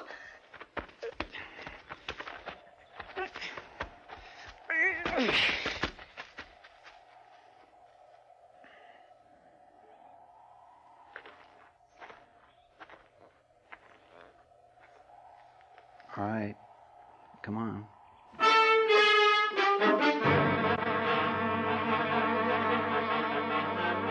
got back to the bus. Neither of us said anything about the two we'd walked off with. I guess nobody had seen us together, and after waiting around for another half hour, the driver gave up. I'll drop that baggage in La Junta. Better notify the police, too. It's screwy, all right. Okay, folks. Sorry for the delay. You better go back to your seat, mister. Sure.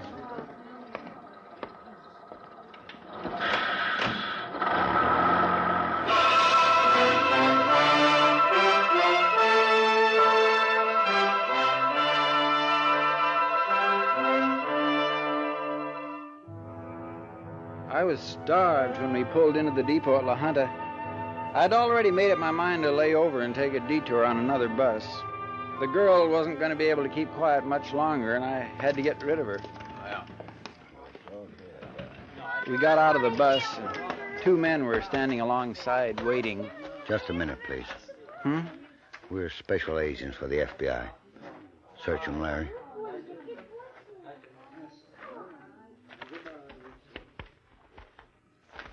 Just gun and money. Where are the other two? The other two? They're dead. He killed them. Oh. We'll take those plans now, Mr. Rader, and don't do anything silly. There are 4 more men covering you. Okay. It's in my shoe. You want me to take it off now? Please. All right. I've got terrible balance. You mind if I lean on you? No. Thank you.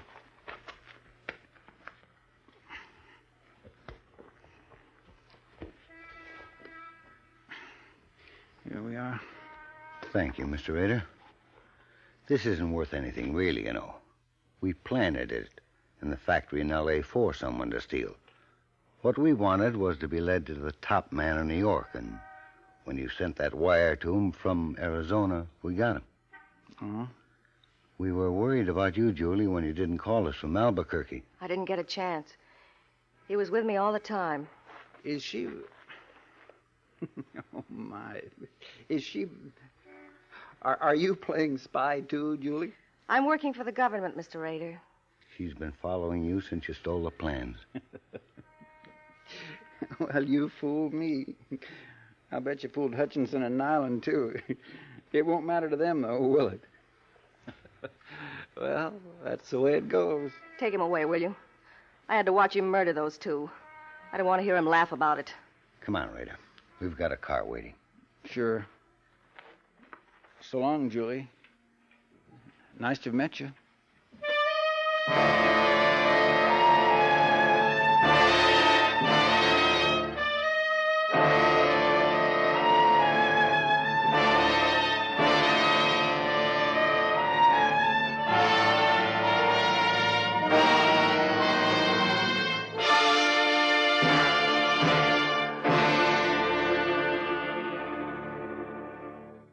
Suspense, in which Parley Bear starred in tonight's presentation of Classified Secret.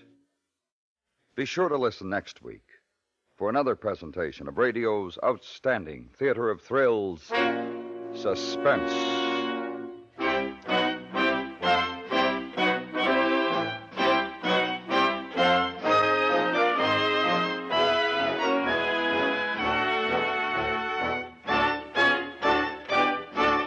Suspense is produced and directed by Anthony Ellis, who also wrote tonight's script. The music was composed by Lee Stevens and Lucian Morwick and conducted by Wilbur Hatch.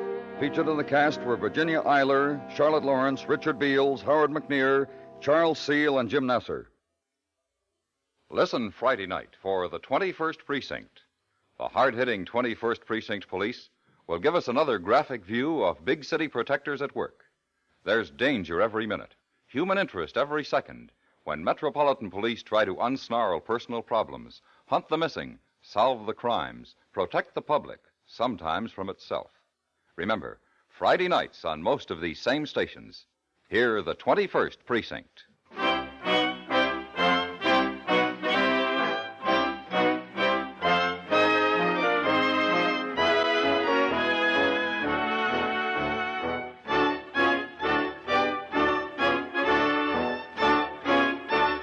Thrill to Gunsmoke every Saturday and Sunday on the CBS Radio Network.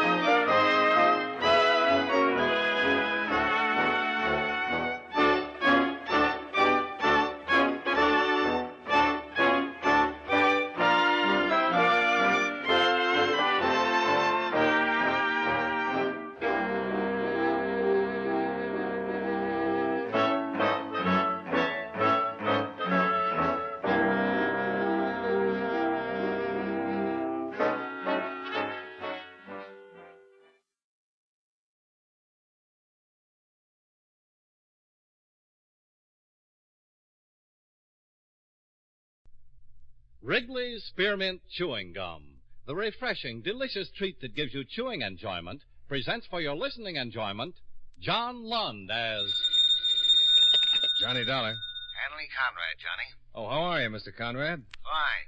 Are you employed? Not at the moment. How about catching the next plane for Los Angeles? All right. What is it? We insure a Mr. William McEdwards. His home burned down last night and he was killed in the fire. Who do I see? C.H. Anderson, Beverly Hills Chief of Police. All right, I'll call the airport and make a reservation.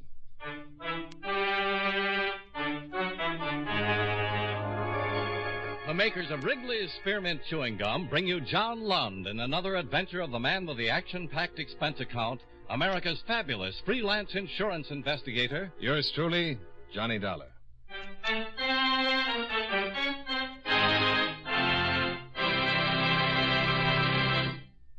Friends, the makers of Wrigley's Spearmint Chewing Gum present these weekly adventures of Johnny Dollar because they know that millions of you enjoy Johnny Dollar. That's true of Wrigley's Spearmint Chewing Gum, too. It's enjoyed by millions, day in and day out. People find that chewing on a smooth, delicious piece of Wrigley's Spearmint Gum somehow makes time pass more pleasantly. Whether you're working, driving, shopping, or just taking things easy, that good, tasty chewing gives you enjoyment and satisfaction. So always keep a package of Wrigley's Spearmint Chewing Gum handy. And whenever you want a refreshing, delicious treat, chew a stick. You'll like it. You really will.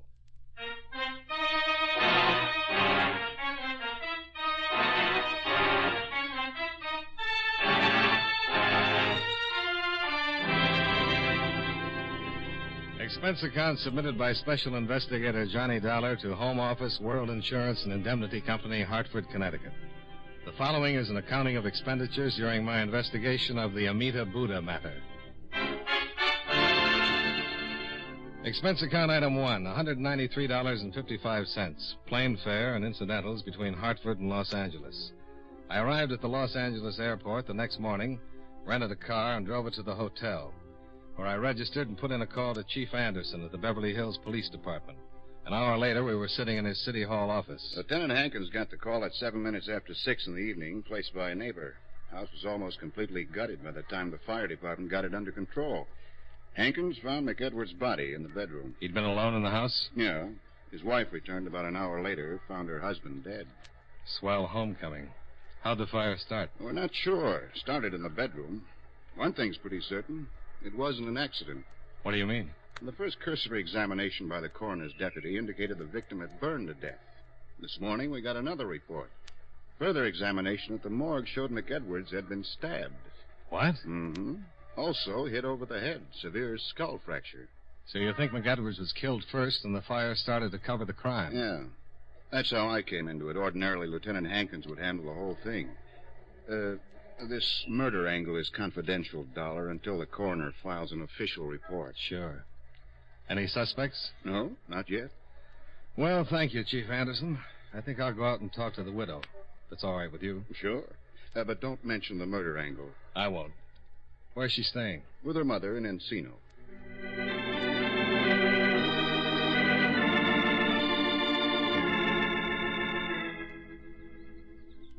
Yes? My name is Dollar, Johnny Dollar. I'd like to speak to your daughter, if I may. What's it about? The death of her husband. I'm a special investigator for the insurance company. Well, Mr. Dollar, my daughter's not feeling very well. I know it's difficult, Mrs. Rizzanelli, but if it's at all possible, I'd like to see her. Get it over with. Get it out of the way. Well, who is it, Mom? Oh, she's up. She was resting. Well, who is it? This is Mr. Dollar, honey. He's, Is it about Bill? Yes, it is. He's a special investigator, an insurance investigator. Well, come in. Thanks. I was lying down, Mr. Dollar. Oh, I'll be in the kitchen. It's nice meeting you, Mr. Dollar. Nice meeting you, Mrs. Rizzanelli. Well, won't you sit down? Thank you. You're with the insurance company? Yes, World Insurance and Indemnity. How can I help? Just answer some questions. I'm sure you've had your fill of answering questions by now. It's all right. You returned about an hour after the fire. Is that correct? That's right. Where had you been? I'd driven to Pasadena. Bill, he had to work, so he couldn't go with me. A few days ago, Mr. McEdwards, that's Bill's father, returned from a location trip to Korea and gave us an antique, an old Chinese Buddha. We wanted to find out about it, so I took it to a friend of ours in Pasadena who collects Oriental art. A Buddha? Yes. Bill's dad found it in Korea and gave it to us as a sort of belated wedding gift. We'd only been married for 6 months. When did you leave for Pasadena? Oh, around 4 in the afternoon. I would have left sooner, but I had to clean house and fix Bill's lunch. I'm sorry, Mr. Dollar, but it's still a little hard to talk about it. Just a few more questions. I'm all right. Did anything unusual happen? Unusual? Well, anything your husband might have said before you left. Anything out of the ordinary that happened? I don't understand. Why do you think something unusual might have happened? Is there something I don't know about this, Mr. Dollar? No, it's nothing like that. I'm just checking everything. There was a fire. My husband lost his life. Are you considering that it might not have been an accident? I'm not considering anything. I'm just checking. This Buddha, where is it now? Charlie Wilkins, our friend in Pasadena, has it. He wasn't sure, but he thought that it might be very rare, and he asked me to leave it for a few days. Charles Wilkins. Yes. And your husband's father brought the Buddha back from Korea? Yes. Is Mr. McEdwards Sr. in the service? No, he's a production man for International Pictures. He was making a documentary film in Korea. I'd like to talk to him. I think he's at the studio now. He lives on Beverly Glen. Well, I'll try to reach him at the studio. Thank you very much for your time and patience. Certainly. Goodbye, Mr. Dollar.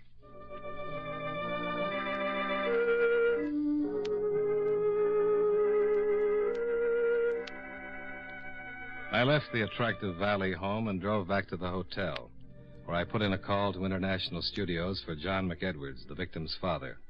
His secretary told me he was at home, but that she'd deliver my message and have him call me. In about 5 minutes, McEdwards called, and I made an appointment to see him. I drove out Sunset toward Westwood Village and turned north on Beverly Glen. John McEdwards lived in a small house in the middle of a lot of acreage. The reason for the acreage met me at the high closed gate. 4 giant Great Danes faced me behind the steel fence. Their owner, a tall, wiry, middle-aged man, bounded down the steps of the house and ordered his animals to be silent. Yes, easy. Come on, Simpson. You, Mr. Dollar? Yeah. I'll be with you in a minute. Come on, get over there. Come on, boy, come on. That's it. My name, Mr. Dollar.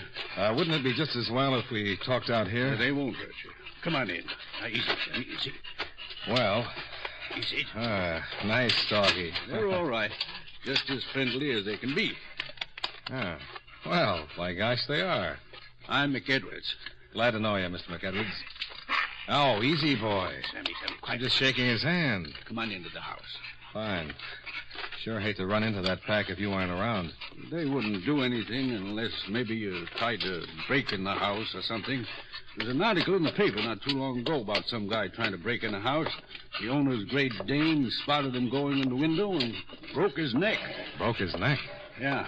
No, Samson, you stay out. That's all. Samson? Yeah. Samson, Delilah, Cleopatra.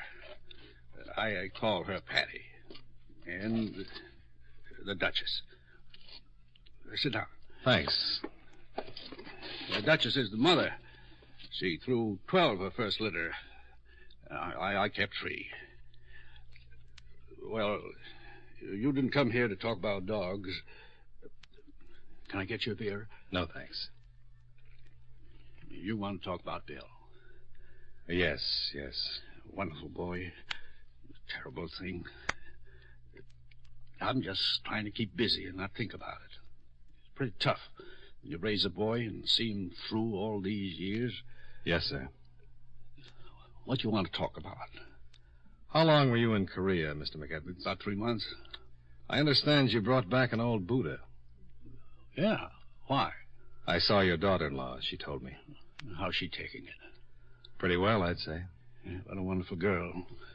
Never thought Bill would get married, but he sure picked the right one when he did. Tough, isn't it? Only been married 6 months. Tough on Pat. Tell me something about this Buddha. Well, it was funny how I found it. I was helping build a dam. We had to block up a small stream and get the water to rise for a shot we needed. I was digging up some rocks a few yards away from the road, and I uncovered the old Buddha. It was in a box. Nice, neat hole. Your daughter-in-law said she took it to Charles Wilkins, that he thought it was very rare. Yeah. Why are you so interested in the Buddha, Mr. Dollar? Oh, just a casual interest. My company sent me out to investigate the fire, and when your daughter-in-law mentioned the Buddha, I got interested. Your company insured my son's life. That's right. You didn't know Bill, did you? No. Nice boy. Easygoing. Never thought about insurance or things like that until he met Pat. Then he settled down. Best thing that ever happened to him. Sure you won't have a beer, Mr. Dollar. Oh, no, really. Thanks just the same. Those darn dogs. There must be someone at the gate. Oh, it's Pat. Hi. Hi. Oh, now get back. Go on. Shove him back. Hello, honey. Hi, Dad. Oh. Hello, Mr. Dollar. Hello? Mr. Dollar, I just had a visit from Police Chief Anderson. He came just after you left. That's why you asked me all those questions. He told you. Yes, he did. What is it? Dad, the fire wasn't an accident. What? Well, Pat, what is it? What do you mean it wasn't an accident? Would you tell him, Mr. Dollar? If you'd like me to. What is it, Mr. Dollar? The fire wasn't an accident, Mr. McEdwards. Somebody deliberately... Bill was murdered. Oh, honey. Mr. Dollar. Yeah? But why? Mr. Dollar, do you think it had something to do with that Buddha? I don't know, Mrs. McEdwards. I'm trying to find out.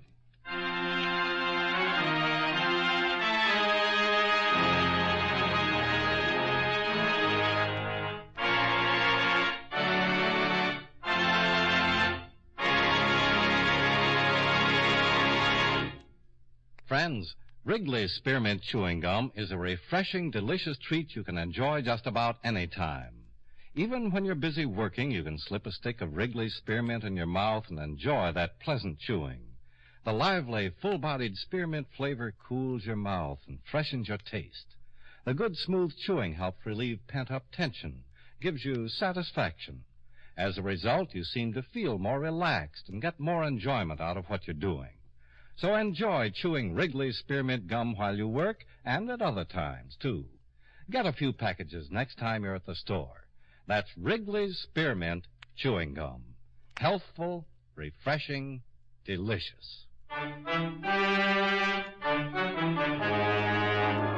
And now, with our star, John Lund, we bring you the second act of Yours Truly, Johnny Dollar.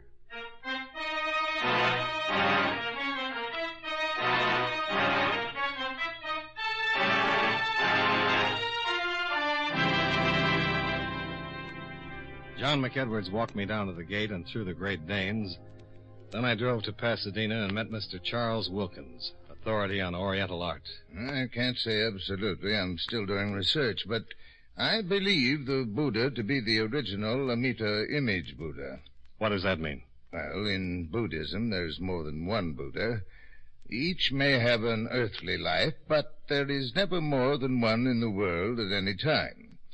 And Buddhas come into being at irregular intervals, and only when there is a special need for their presence.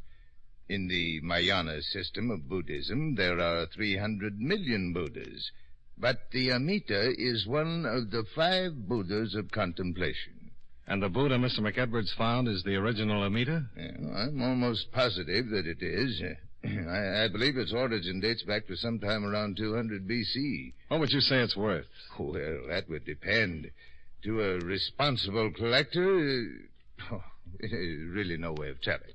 Well, let's say you were a wealthy, responsible collector, Mr. Wilkins. Let's just say responsible. How much would you pay for the original Amita Buddha? Well, if I could buy it for, say, $150,000, maybe $200,000. $200,000? I would be getting a bargain. I would go as high as $500,000 if I had the money. Well, Mr. Wilkins, thank you.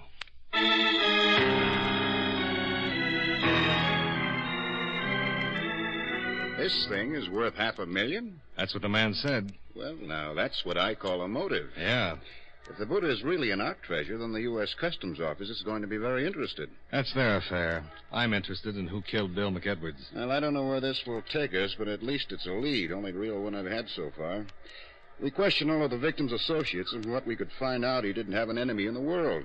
No love rivals, no discarded girlfriends, no money troubles, nothing. But he had the Buddha. Yeah. Question is, who knew he had it, besides his wife and father? Well, how about the location troupe old man McEdwards was with in Korea? Mm-hmm. I'll check with the studio right away. Yeah. But it's not just somebody who knew he had it. It's somebody who knew the value of it.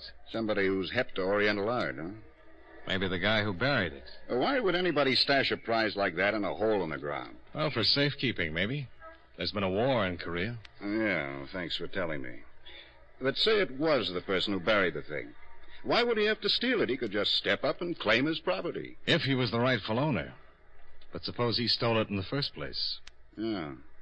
Well, I like guessing games as well as the next one, but it's time I got to work. Where are you going to start? First, the motion picture company, then we'll check all incoming passengers from the Orient last week. Ships, planes, military personnel. That shouldn't take more than a month. You got any better ideas? At the moment, no. Then I want another talk with McEdwards Sr. I thought I'd run out and see him this afternoon. Yeah, do that. If you turn up anything, let me know. Sure. If I do.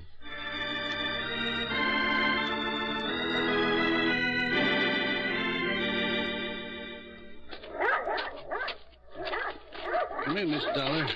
I was just finishing some dinner. Oh, I'm sorry. Oh, don't be silly. Come on in and have a cup of coffee with me. If you haven't had your dinner, I'll be glad to throw on a couple of chops. No, thanks. I don't get hungry early. Have a seat. Thanks. You want some coffee, don't you? Yeah, that'll be fine. I'm not much of a bachelor. Wife died 3 years ago, and I still haven't got used to doing things like cooking, keeping house. Usually eat out. You take cream or sugar? Black is fine. Pat was in a pretty bad way after you left, but she finally came around all right. That's tough. Yeah, it is. I wanted to talk some more about... Oh, darn. Excuse me. Hello? Well, yes, hello, dear. Yes, she worked. She hasn't. Well, she left here about, I'd say about 5:30, maybe 5:45. Well, she might have stopped off someplace. No, don't worry about it. No, she was just fine when she left. Oh, sure. No, I'm all right, dear. Sure, I will. Bye. Funny. That was Pat's mother. She isn't home yet. When did she leave here? About 2 hours ago. Well, we're all on edge. Oh, I don't think there's anything to worry about. No. She's taking it pretty well. When she left, she was fine.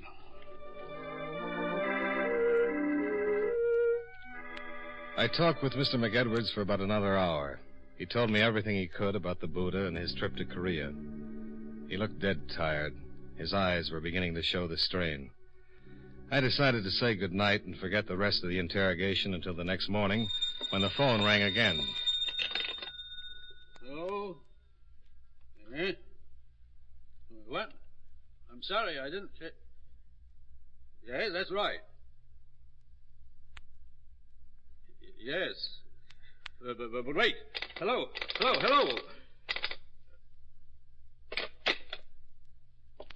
Something wrong? I'm not supposed to say anything. What was it? I think you're a nice guy, Johnny. Can I trust you? Certainly. They said not to tell anyone, but I've got to trust someone. I can't think for myself. Too much has happened. You won't take this to the police? I can't promise that. Well, I don't think you will after I tell you. I don't know who that was on the phone, but it was some guy, and he said they've got Pat. What do you mean they've got Pat? Kidnapped. Now, look, exactly what was said. Good gosh, you read about things like this, but you never think they're going to happen. Now, take it easy. Oh, I'm all right. I just haven't had much sleep. I can't think straight. Now, the man that called. He said he had Pat, that she was all right for me not to say anything to anyone, or she'd get hurt. He said for me to get the Buddha. And that is it. They said to get it, and they'd see that Pat was returned home safely. What did they say to do with it? Just to get it. They'd contact me. What are you going to do? Get the Buddha. Wait a minute. Let me go. Well, they might be watching. They'd know I told you about the phone call. They won't do anything to Pat until they get the Buddha. I'll call Wilkins. He's probably in the book. Well, don't you think it'd be better if I went? Yeah, maybe it would. But I'm going to follow you. If anything happens, I want to be around. All right, let's go.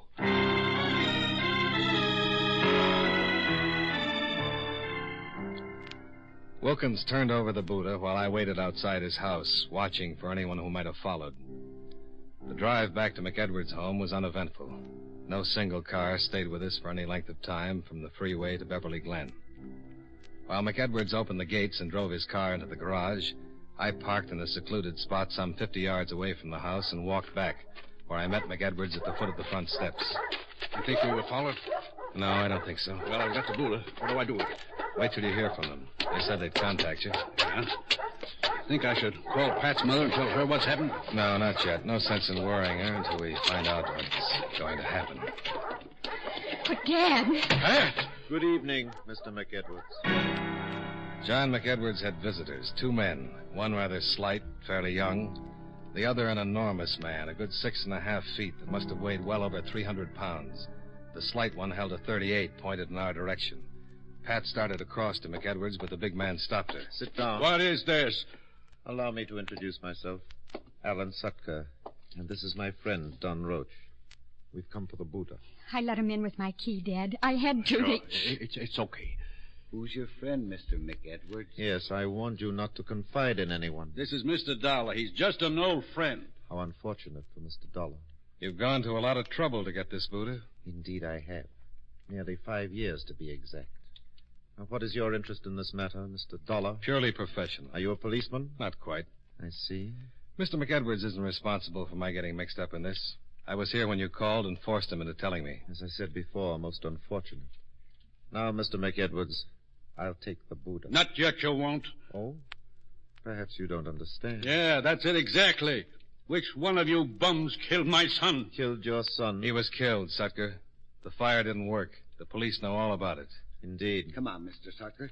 Let's get this over with and get out of here. Patience, patience. You'll have to forgive my young friend. How did you know Mr. McEdwards had the Buddha?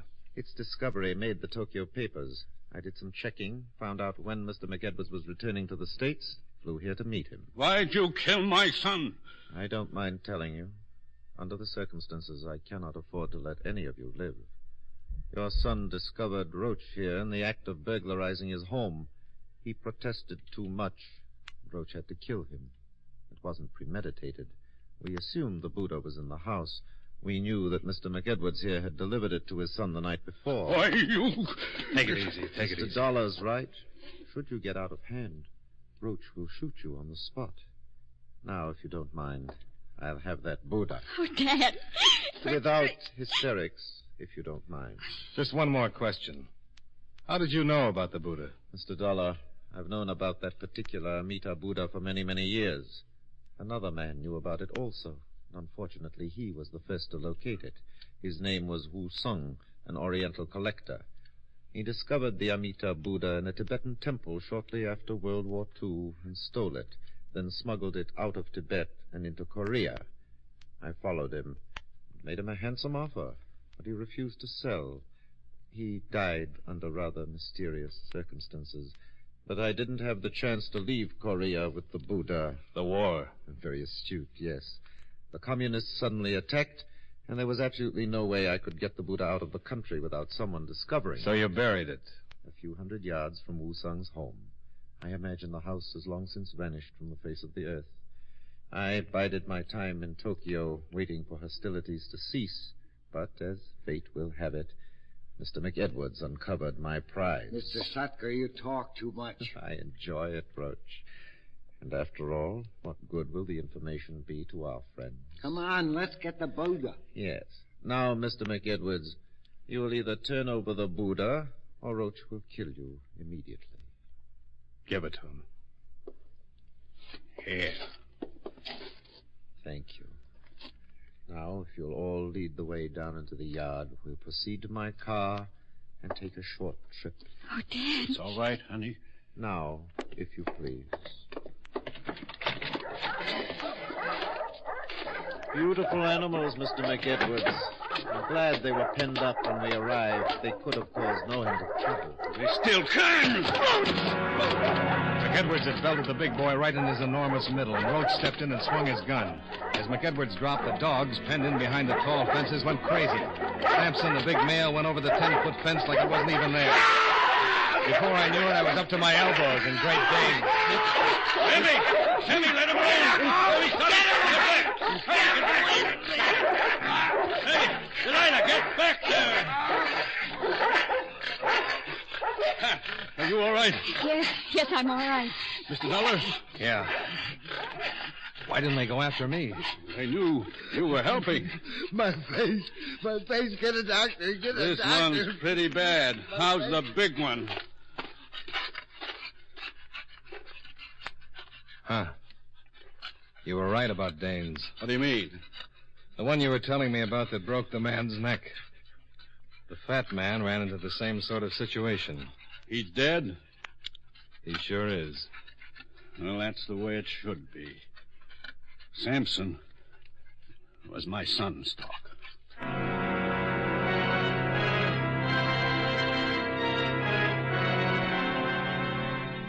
Expense account item 2, $33.85 hotel bill. Item 3 and 4, $299.75. Car rental, plane fare, and incidentals back to Hartford. Expense account total, $527.15. Yours truly, Johnny Dollar.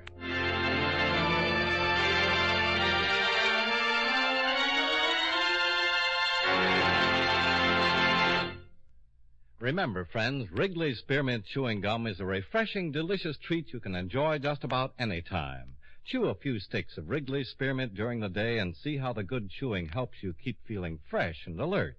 The lively, full-bodied flavor of Wrigley's Spearmint cools your mouth, freshens your taste, and sweetens your breath. The chewing itself gives you a nice little boost, helps you keep going at your best. Millions of people get real chewing enjoyment out of Wrigley's Spearmint Gum every day, and we know that you'll enjoy it, too. Get a few packages and always keep some handy. That's Wrigley's Spearmint Chewing Gum. Healthful, refreshing, delicious.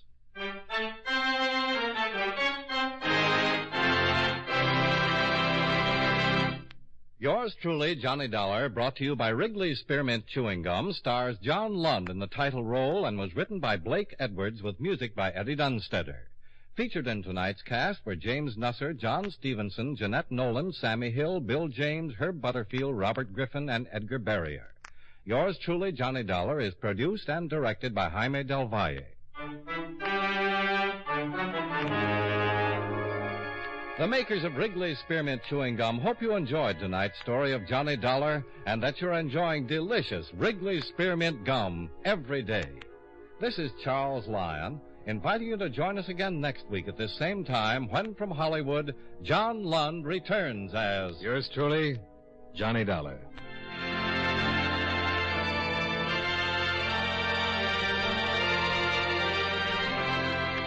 This is the CBS Radio Network.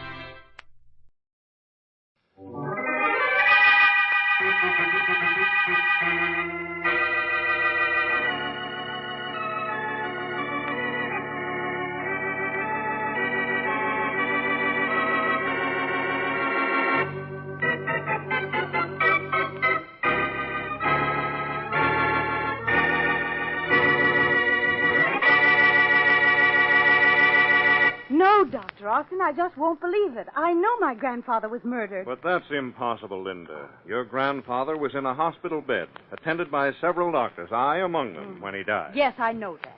But just the same, I know that Joe Reed killed him. Linda, you'll have to face the facts.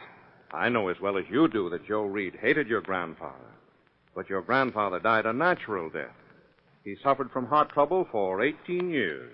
It was his heart that killed him. No, Doctor. Joe Reed killed him. I know it. I feel it. Why, Linda? Why would Reed kill your grandfather? You know very well why, Dr. Austin. Grandfather left him $50,000 in his will. Well, if that's your only logic, you and I had a reason to kill your grandfather, too. He left me $25,000. And you get more than $100,000. That doesn't make any difference. Grandfather was going to cut Joe Reed out of his will. I know it, and I think Reed knew it, too. And he killed Grandfather before he could do it. To keep him from changing his will, eh? Isn't that what you'd do, Doctor? I wouldn't commit murder for $50,000 or for any amount, and neither would Joe. No, Linda, I know you dislike Reed, but I'm afraid you can't make trouble for him. Your grandfather died a natural death. Well, I know he didn't, Dr. Austin. I know that Joe murdered him, and I'm going to prove it. How, Linda? How? I'm going to Boston Blackie. That's how.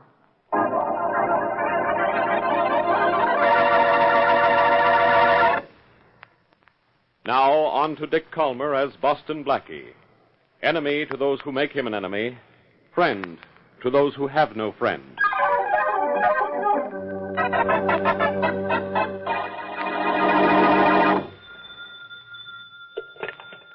Hello? Hello, Tom. This is Bob. Oh, how are you, Bob? Fine. What's new? Oh, nothing. Just the same old stuff. Say, doing anything this weekend? No, I don't think so. Oh, yes, Mrs. Van Grifton. Oh, no, not that. Yeah. Wants me to go up to her country home for the weekend, but Oh, brother. I think I'll have a much better time at the... Yeah? No. Hello?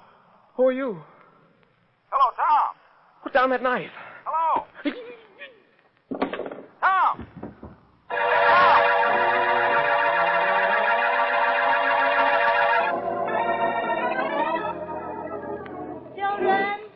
Children, don't go too far away from the door. And don't be late for supper.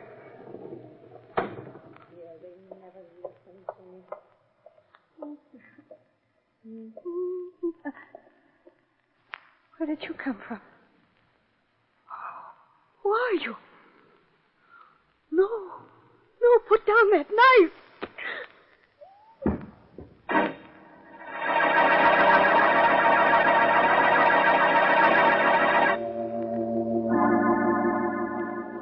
Here's the third one, Inspector Faraday.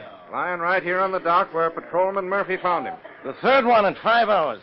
And all with a 10-cent store kitchen knife stuck in him. Rollins, we've got a madman on the loose. Yeah, killing for the fun of it. This has got me, no kidding. First Tom Marshall, one of the richest men in town. Then that housewife out in Green Meadows. And now this bum at the waterfront. And bum is about the only identification we have on this one, Inspector. Don't know who he is, huh? No identification. I'll take him to the morgue. Maybe we'll get identification from fingerprints, dental work, if any. But we gotta work fast and grab this killer, or we'll have another body lying around somewhere. Yeah, but how are we going to figure where this killer is going to strike next? He just picks out anybody, anywhere, and sticks a knife in him. I know, but there must be some way. Hey, who's this? You might know who it is. Blackie, what are you doing here? Looking for you. It looks as if my mission is accomplished. Hey, what do you got here? What does it look like? Stabbed, huh? No, strangled. The knife in his chest is just for effect. Beat it, will you? I got enough trouble. Since when is one body trouble for the great Inspector Faraday? One body isn't. But this happens to be the third one in the last 5 hours. What? Yeah, the third. And all killed in the same way. By the same type of instrument. A 10-cent store kitchen knife. All here at the waterfront, of course? No, one of the victims was Tom Marshall. The millionaire? Yeah. Killed in his home. The second was a woman, Mrs. Harriet Jones. She was killed the same way, on a street out in Green Meadows. And now this, huh? Yeah. This one we can't even identify. You've got a problem worse than mine. I'll say I have. And don't make it any better. Stay out of it. Stay out of it, old Faraday. How can I? 3 absolutely unrelated people killed the same way in 3 different parts of town. Tell you what, let's do. This is going to be good. I'll take this case and you take mine. I'm trying to prove murder in the case of an old man who died of heart trouble in the hospital. Look, will you quit bothering me with child's play? Child's play is awfully consistent with your mentality. Look, you get out of my sight and stay out. I've got a madman on the loose. I don't want you bothering me till I get him on the books.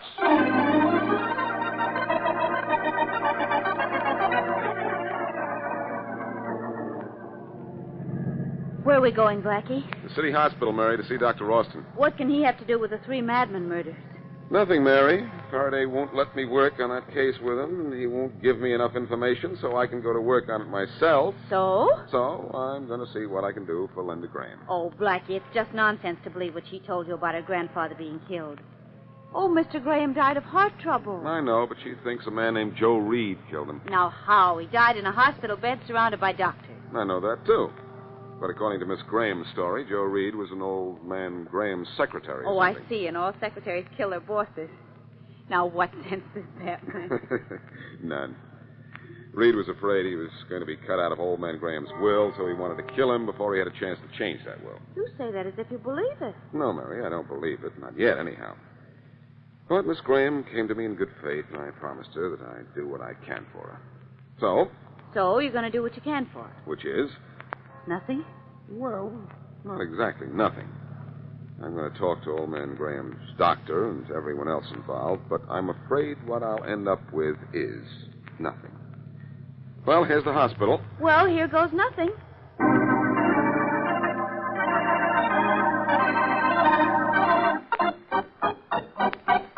Dr. Austin? Yes, I'm Dr. Austin. I'm Boston Blackie, Doctor. How do you do?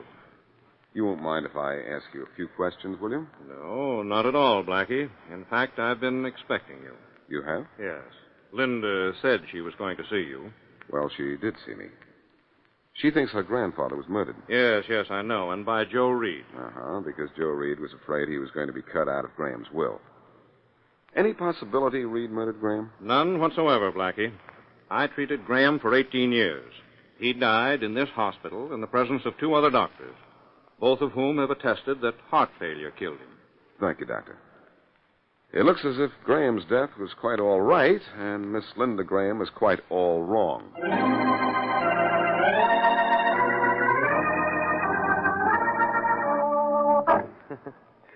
For a pretty girl, you're awfully stupid, Miss Graham. Or is there a lot of truth in the expression beautiful but dumb? I don't know how you have the nerve to talk to me, Mr. Reed. I didn't want to talk to you, Miss Graham. You wanted to talk to me. This is my apartment, you know. And why do you even have an apartment? Because my grandfather was too kind to fire you, even after you had robbed him. I robbed your grandfather? Then why wasn't I sent to jail? Mr. Reed, you know very well why you weren't. Grandfather wouldn't prosecute. No, of course not, because he had no proof. Just as you have no proof that your grandfather died of anything but a bad heart. You killed him, didn't you? My dear Miss Graham, your grandfather's death is a matter of medical record. He was an old man who had suffered for many years from an ailing heart. His heart just stopped beating. But you wanted him to die, didn't you? I'm $50,000 richer. And I like his money much better than I liked him. But you knew he was going to cut you out of his will, didn't you? No. Did you? Yes, I did. He told me so 2 weeks ago, and he told you. That's why you killed him. My dear Miss Graham, must even the simplest of facts be explained to you? A heart attack killed your grandfather. No, Mr. Reed, you killed him. I don't know how, but I'm going to find out, and I'm going to prove it. Miss Graham, I'd advise you to let matters stand as they are. Stay away from me. I'd like to be amused by your accusations, Miss Graham. But your insistence is beginning to bore me. But I hate to be bored. Now get out. I'll help you. Here. Oh, let go. Come, Oh, Miss Graham. please, It's not let go that of my bad. hand. Oh, please. I think I will Don't teach hurt me. you to learn. Teacher Reed. Who are you? Blackie, I'm so glad you're here. That makes 2 of us. But I'm afraid Mr. Reed isn't going to make that unanimous. Blackie. Boston Blackie, I suppose. Well, both of you get out of here. What's the matter, Reed? Want to be alone? Yes. Will you settle for being half alone? What do you mean? Miss Graham, will you step out for a while, please? My car is parked down in front. You want me to leave? Well, maybe, you'd better stay, Miss Graham. Changed your mind awfully fast, didn't you, Reed? Too bad you didn't change mine. Go ahead, Miss Graham. Wait for me in my car. All right, Blackie, if you say so. I'll wait there. Reed was teaching you something a minute ago, Miss Graham. Now he's going to take a lesson from the professor. I won't be long. He looks like a good student. I'll wait for you, Blackie. Now, Reed, there's only one thing I have to say to you, and that's... Hey! What did you hit me for, Blackie? I haven't done anything to you. That little tap was for not knowing how to talk to a lady. This one is for twisting her arm a few minutes ago. Hey, don't hit me again. Get up, you rat. I don't trust you. You're liable to crawl in your hole in the wall. Get up! You've got no right to come here and hit me. The police would like to you'll know go that to the police, will you? Maybe I ought to let you have one in advance in case you do. No, don't. Now, please don't. I won't go to them. I won't go near them. Reed, I didn't know why I didn't like you when I walked in here. I still don't know. But I kind of like not liking you. It sort of makes me a nicer guy. Now, why don't you leave me alone, Blackie? I never interfered with you. You know, Miss Graham had an idea. You were responsible for her grandfather's death. He died I know. He died of heart failure. Yeah. Her idea is that perhaps you didn't actually kill him, but you were responsible for something phony somewhere along the line. Oh.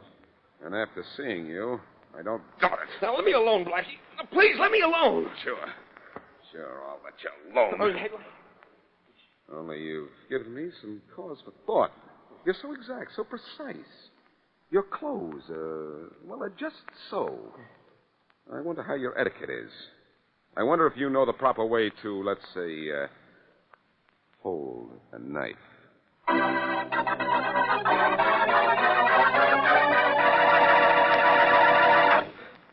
And now, back to Boston Blackie.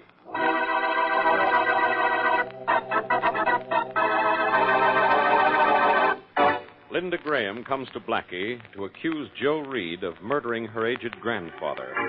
But authoritative medical reports show the grandfather died in a hospital bed of a heart ailment he had been suffering from for 18 years. Meanwhile, Inspector Faraday is faced with a baffling trio of murders.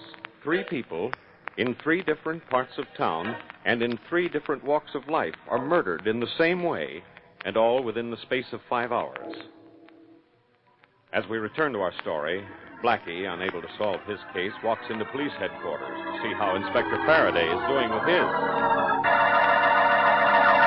Hello, Rollins. How are you this afternoon? Fine, Blackie. Glad to hear it.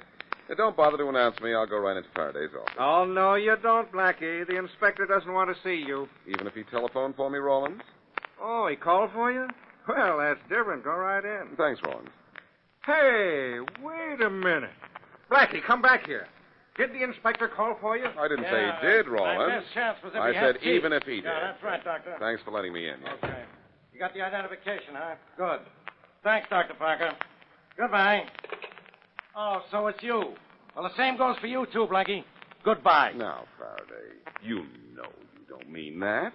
You're glad to see me, aren't you? Yes, Blackie, I am. Looking at you makes me realize how lucky I am to be me. Well, lucky you. How lucky have you been with those 3 murders? Well, I haven't been lucky at all. I've been smart. I got identification on the body we found at the waterfront. Yeah? How? Did the dead man wake up and tell all? No. He was identified through his dental work. Oh, that's so. What dentist?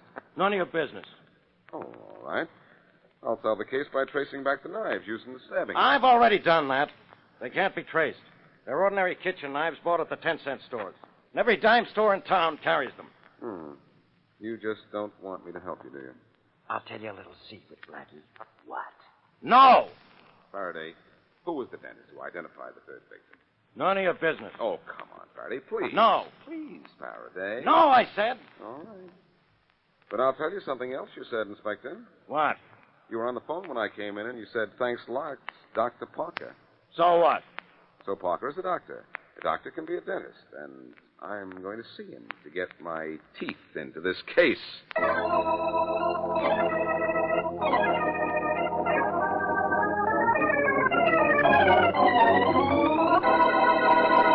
Yes, Blackie, I identified the dental work for Inspector Faraday. The dead man was Ernest Brown, a carpenter here in the building. I see. But, Well, do you know any reason why anyone would want to kill him, Dr. Parker? No, none at all. But I will tell you something. I was about to call the police when you came in. Mrs. Harriet Jones, the madman's 2nd victim, was also a patient of mine. What? Yes, Miss Wesley. Oh, I know that she lived out in Green Meadows, but I used to practice out there, and, well, she got in the habit of coming to me. Well, now, don't tell us Tom Marshall was a patient of yours, too. If he was, I'm going to faint. Well, Tom Marshall wasn't a regular patient of mine. He was passing by one day, and he had a toothache, and saw my sign and stopped in for an emergency treatment. One day? What one day? That might have some significance. Yes, I think it does, Blackie. That's what I was going to call the police about. It was a week ago last Friday. Well, why call the police about that? Because, Miss Wesley, a week ago last Friday, Ernest Brown and Harriet Jones were in my office, too. And all 3 of them were here at the same time. Well, I'd say that's interesting, but it's not. It's more than interesting. You think it has direct bearing on their being murdered by this madman? I don't know. It's the first hint of a connection to the 3 of them. Dr. Parker, while they were here, was anyone else with them? No. The 3 of them were alone in the waiting room. My nurse and I were busy in the other room with another patient. Then that's it. While they were sitting here, they saw something or heard something. The killer didn't want them to see you here. Come on, Mary. Where to? I'll tell you later. Dr. Parker. Yes? Call Inspector Faraday and give him the information you just gave me, but tell him not to do anything about it until he hears from me. All right. Come on, Mary. Let's grab an elevator and get out of here. All right. Blackie, are we really on the way? What are you looking at? At that door at the other end of the hall. Here, I'll ring for the elevator. For goodness sake, by the name on the door, it's Lester Graham's old office. Yes. Very interesting. Maybe our mad killer is Joe Reed, and the three patients in Parker's office heard him say he was going to kill. Oh, no. Why not? Oh, just one little fact, Mary. Graham wasn't murdered. Still, Graham's office, being so near the dentist's waiting room, would put Reed in possible contact with the three murder victims. Because he was Graham's secretary? Yeah, I suppose so. But why would all three of them be killed? What do they have in common? They weren't witnesses to a murder or anything like that. No, but what were they witnesses to? We'll find the answer to that, and you'll find out why they were killed. That's a great statement, Mary. Oh, I'm a great girl. My gosh, have the elevators in this building stopped running? Huh? Oh, what are you doing, daydreaming? No, day thinking. What can three different people from three different parts of the city have in common? I don't know. But let's stay with that witness angle. What could they have seen? Mary, I've got it. If there was another will cutting Reed out of Graham's first will, I've got it. Got what? Mary, it takes three witnesses to make a will absolutely uncontestable. The three people in Parker's waiting room could have been witnesses to Graham's second will, if there was such a thing. He could have been looking for witnesses and walked in there. That's right, Blackie. And Reed knew about the will, stole it, destroyed it, and then killed the three witnesses. That is, of course, providing a second will existed. Well, how can you find out? As you say, it's probably been destroyed. I think I know how, Mary. Come on. We've got to get to a telephone.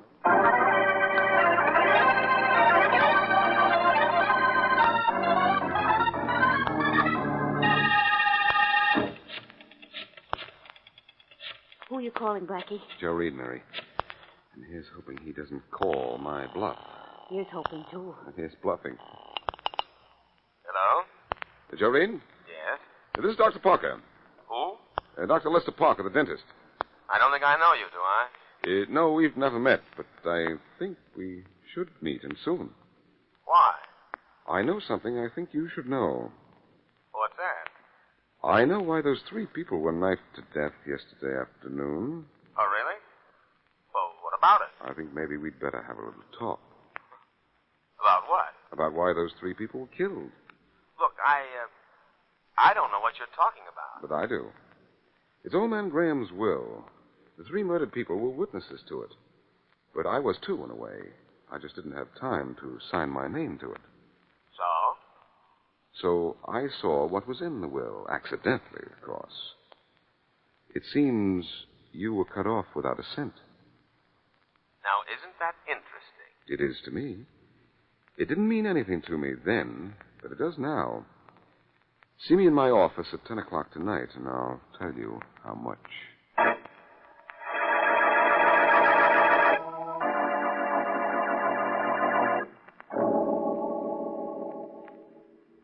Is there only one entrance to this office of yours, Dr. Parker? Yes, Blackie. Just the door to the reception room here. Yeah. Well, that's good. You won't sneak up behind us, huh? No, if he shows up at all, which I'm beginning to doubt.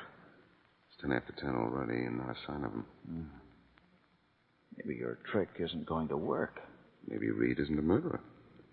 But it won't be your fault if I can't prove anything. You're a brave guy to go through with this, Doctor. If Reed's the man we're after, he's a dangerous killer. Blackie. We simply... The elevator door just opened.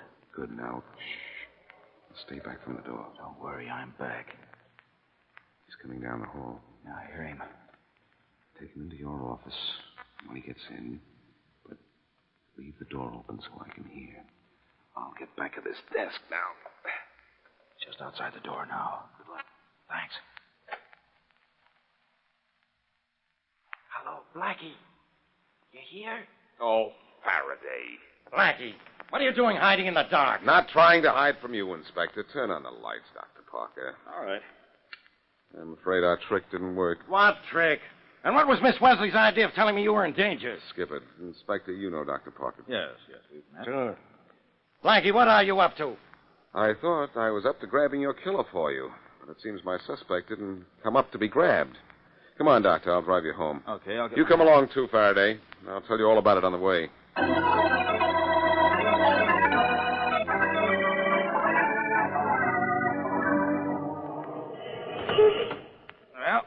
Thanks for the lift home, Blackie. It's all right, Doctor. Glad to do it. Thanks for helping me try to catch Reed. Well, looks as if he was either not gullible or too smart for us, though. It doesn't take much to be too smart for Blackie. Now, Faraday, is that nice? No, just true, that's all. Good night, Inspector. Good night. Night, Blackie. Night, Parker.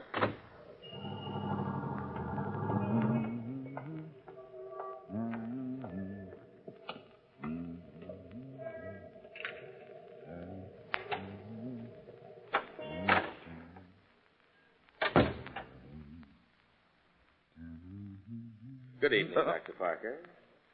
Who are you? You ought to know, Dr. Parker. You said you wanted to see me tonight in your office at 10 o'clock. You're Joe Reed. Marvelous deduction. Sorry I couldn't keep my appointment with you at your office, but it seemed so unwise. I don't like traps. Traps? Do I look like a fool, Dr. Parker? Oh, I see. You were afraid the police might be waiting in my office with me, eh? Yeah. Do I look like a fool, Mr. Reed? Look, I can make a great deal of money keeping the police away from you. You can? Yes, as much as you can afford to pay. What makes you think so? What I know about you, old man Graham's second will, and the 3 people killed by what the police think is a madman. You think I killed them? I know you did. But I think we can come to an understanding if... What are you talking about? About keeping my mouth shut if you keep your wallet open. How do I know you haven't already gone to the police? I wouldn't be talking money if I had. Yeah? Oh, believe me, you're quite safe, so far. No one else knows about Graham's second will, the one you probably destroyed. No one but me. Nobody knows, huh? Only the 2 of us. I'd be a lot safer if there were only one of us, wouldn't I? Now, look here. You look here. You'll see a gun in my hand, a nice, well-loaded gun. Too bad you kept this to yourself, Doctor, because that gives me a reason for killing you. You don't care how many people you kill, do you? No, one more or less won't make any difference. It's worth a lot to me. Yes, $50,000. Yeah, and I had a lot of time and effort. I had to wait till old man Graham died a natural death before I started. But when you're out of the way, I'll be safe. The second will's destroyed, the witnesses are dead, and soon you will be, too. You wouldn't be so smug if you just looked behind you, Reed. Think I'd fall for that one? You're crazy. Glad you didn't, Reed. Well, I hope he's got a hard head. Nice work, Lucky. Nice work yourself, Parker. You couldn't have talked to Reed any better if we'd rehearsed for 10 hours. Well, Parker. Yes? Did Reed outsmart me as much as you thought? No, I guess he didn't, Blackie. When he didn't show up at your office, I guessed he'd be smart enough to come here to your home. So we ducked back in here through a window. Yep. I guess you could say we came through, huh? It's funny how I knew Joe was guilty, Faraday. He irritated me. Every time I saw Reed, I saw red.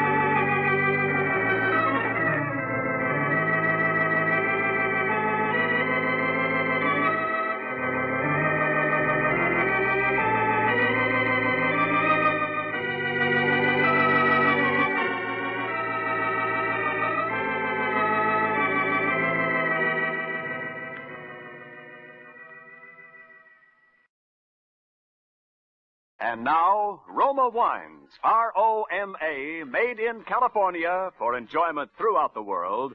Roma Wines present Suspense.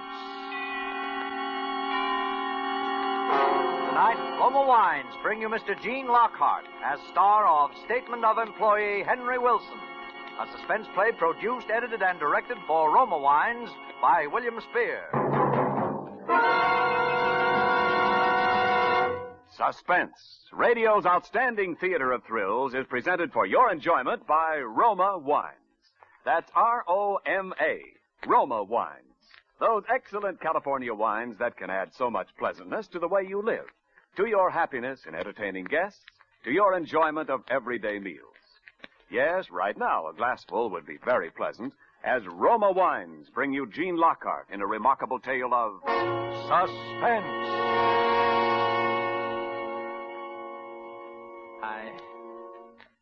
I was aware that I was trembling. I tried walking slowly back and forth in front of the desk, but even in motion my knees felt weak and my whole body shook. Why was it always I who trembled, and never this pompous insect sitting in front of me? His voice was cool and mocking. His voice was clear and hard. I sympathize with you, of course, Wilson, but the error must be brought to Mr. Larkin's attention. That's quite a big mistake there. Quite a costly mistake. Mr. Larkin must know. In the morning. He wouldn't cover it up. I knew that. Since 1938, I'd been working there, enjoying the work, liking the people. Then he had come, 2 years ago. Have you ever stood quietly by and watched someone rob your house or steal your pocketbook? I was helpless. He was ambitious. He was clever, and he was fluent. And as of tonight, I was his subordinate. 2 years against 10 years. Around the office, I had a reputation for being casual and carefree, but I hated this man. Every inch of me hated this man. It wasn't a new hatred. Of course, there's no question of your honesty. His voice was patronizing, the patient teacher and the unruly pupil. I hated him. He smiled up at me and waved his hand in dismissal. He almost brushed a small iron vase off the top of the desk with a gesture. I'd seen that vase so often, but I'd never seen it out of the eyes that I was looking at it with now. Good night, Wilson. Good night, I said. Good night, clever boy. I walked out into the corridor and rang for the elevator. Terrible night, ain't it, Mr. Wilson? I heard the boy talking, like he was yelling from some distant mountain at me. He was talking, and I was answering, but what either of us was saying, I didn't know. I was thinking of something else. And then I heard him say something very clearly. Hey, what do you know? It's 11:30 already. Say, you've had a long day today, Mr. Wilson. Yes. Mr. Dodds is still in his office. You might drop in and see if he wants anything. I think he'd be very grateful. Oh, I will, sir. I certainly will. Yeah, it'll help pass the time. I walked out of the lobby and came back into the building again when the boy got into the elevator. 4 flights up. I took the stairs slowly. I was in no rush. I must let the boy get out of the room first. He said the nights passed slowly. This one wouldn't, and yet there'd be an eternity compressed in it. When I got to the 4th floor, I stopped at the top of the stairs and watched the door to Dodd's office.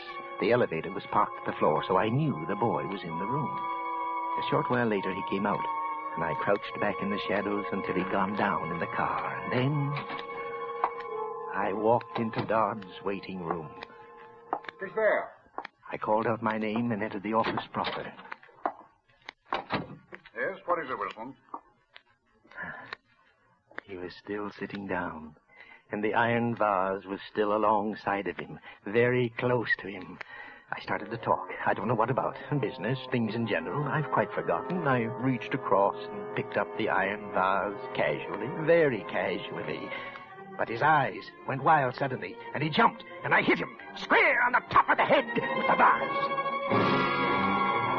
He started to slump back in the chair. I hit him again, hard, and again, and again. A red streak ran across his forehead, and he lay still. I put my hand against his heart. For a moment there was a soft beating. Then I could feel nothing.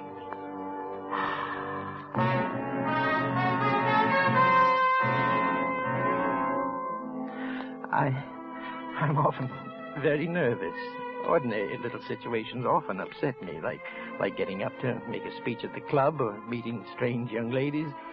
And I had just taken a life, and I was calmer than I'd ever been before.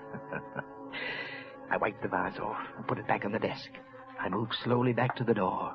I wiped the doorknob, looked once around the room before I opened the door, and stepped out into the waiting room. And then... Going home, Mr. Wilson? I stood there, afraid to turn, afraid to think. I slammed the door shut behind me and stood in front of it. Are you all right, Mr. Wilson? I tried to talk, but the words got caught somehow in my throat. It was the sweeper, Tom Higby, the night sweeper. Crazy Tom. I almost fainted. Everything had been set so nicely.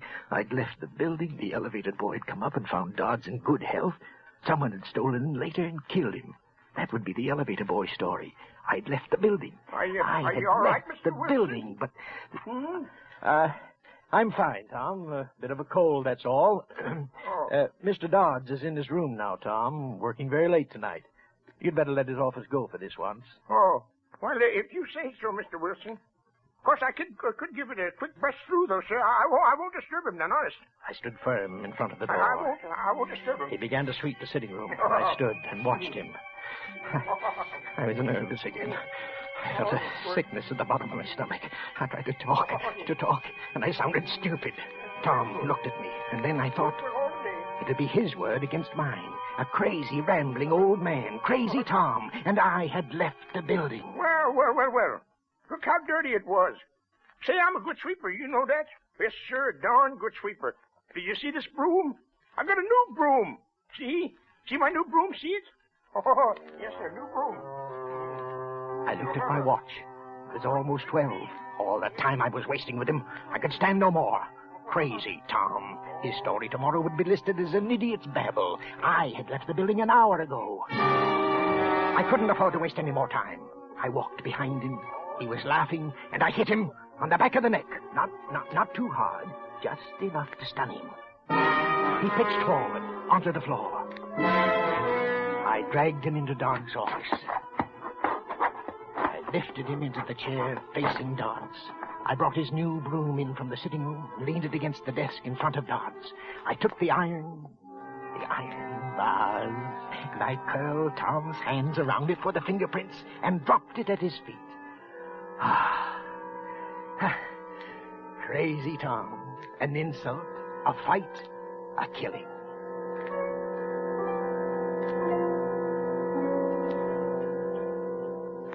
I got to the lobby and looked out of the shadows of the elevator. The boy was sitting on a chair outside the car, asleep. I came out of the darkness, and I went quickly toward the street and began to walk, rapidly. Then I had a sudden idea. I went into a cafeteria and used the telephone. I called the building I'd just left and got the elevator boy on the phone. Hello there, Jim. This is Mr. Wilson, Jim. Has Mr. Dodds left yet? The voice that answered me was sleepy, and the words were hard to make out. But I knew all the answers. Well, listen closely, Jim.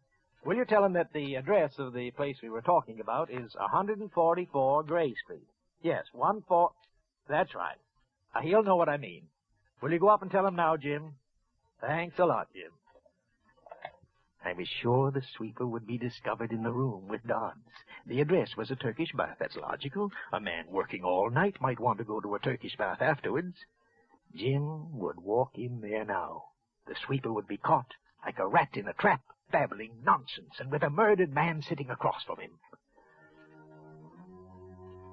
I walked home. I sat up in my room for hours, listening to the sounds Manhattan makes in the night. I heard chimes ring somewhere in the neighborhood. I heard an airplane pass overhead. And across the hall, someone started to play the radio softly, and snatches of music filled it into my room. I was frightened. I sat in my chair and prayed. What for? I don't know. Had I done everything to protect myself? Was I safe? I couldn't think clearly now. I'd left the building. Finally, I fell asleep. I sat and slept and dreamed until sunrise.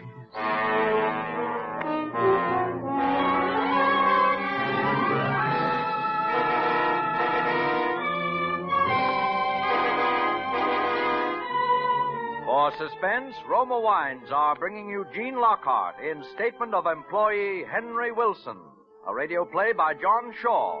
Roma Wines' presentation tonight in radio's outstanding theater of thrills, Suspense.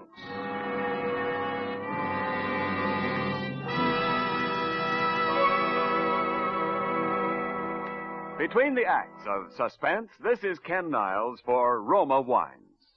Right now, in sunny California's famed wine grape districts of Napa, Sonoma, Lodi, and San Joaquin, wine growers are picking nature's grape treasure.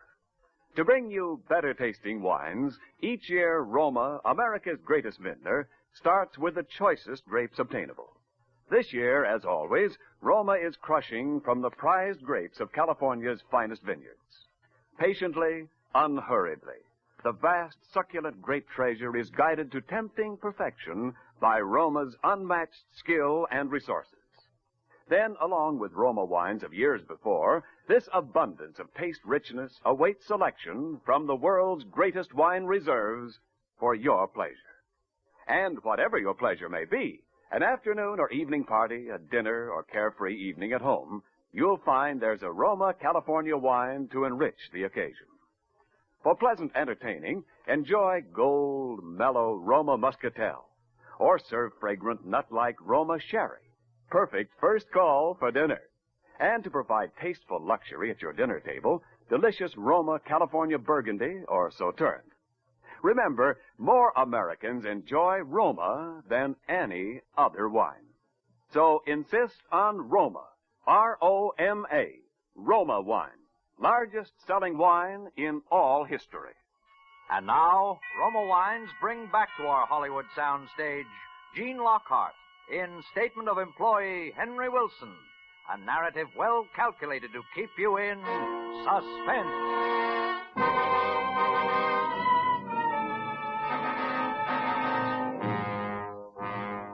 When I woke up, I was shaking like some miserable wet cur. I tried breathing deeply. Somewhere I'd read that deep breathing killed that scared feeling. What was I frightened about? I was safe. I was completely safe. But when I left the house, I was still shaking. I walked all the way around the block the building was on before I went inside. On the floor where my office was, I saw a policeman, then another, and then the world was bounded by a ring of police and plainclothes men. They assembled all of us in the president's office, and one of them, a sharp, alert young man, began to talk. Last night an attempt was made on the life of one of your associates, a Mr. Charles Dodds. Oh, no. A murmur ran around the room. I was talking with the rest, being surprised with the rest. But what did he mean, an attempt? This was a trick. As a matter of fact, Mr. Dodds was killed. And another man you might know also died last night. Thomas Higbee, the night sweeper. Higbee, crazy Tom, dead too. Mr. Dodds was clubbed to death. The night sweeper died of a heart attack. Nothing more is known yet about what happened here last night. You must all consider yourselves at the disposal of the police, until you're told otherwise. Mr. Wilson, will you come this way, please? Yes. Just a little routine questioning, that's all. Everyone here will have to undergo it. Why, surely. Sit here, won't you, Mr. Wilson? Thank you. Now, remember what time you left the office last night? What time? Why, 11:30. Yes, 11:30. I remember the yellow boy mentioned it. What time did you get home? Oh, somewhere's about 12:30, I guess. Yes, just about that time. Is there anybody who would swear to that? Well, the elevator boy... No, I don't mean that. Is there anyone who saw you go into your house at 12:30? No, I hardly think so. At that time, the streets aren't too well populated, you know, officer. And I live in a house where people mind their own business. I really don't know anybody in the house, and I doubt if anyone saw me go into it.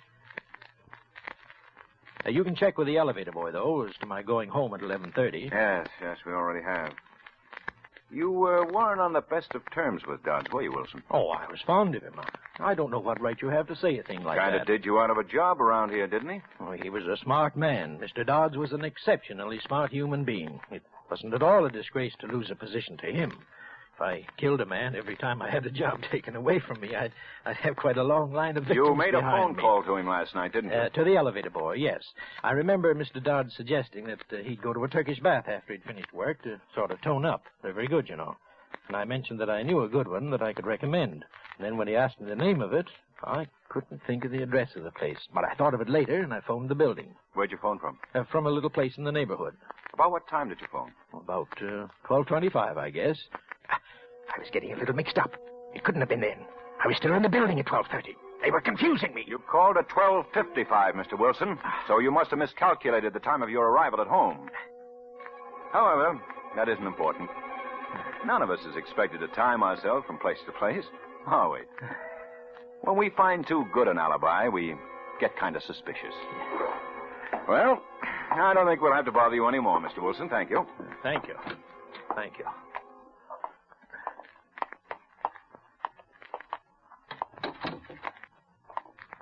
Oh, hello there, Wilson. Very sad, this business, very sad. Yes, Mr. Larkin, yes, sir. But we must go on. Mr. Dodds would want it that way. Yes, sir, he would. It's a responsible job he had, Wilson. You've been with us long enough to know that. Yes, sir. You, think you can handle it? Well, sir, Yes, sir, I think I can. Good. Get your stuff together and take over Dodd's old office. You deserve this, Wilson. I'm sure you'll reward our confidence in you. Thank you very much, sir. On second thought, I think you'd better go into his office right away and sort of straighten out some of the things on his desk. Yes. I'll have one of the boys bring your things in later. Very well, sir. Yes. Good luck, Wilson. Thank you, sir. The fat, pompous pig.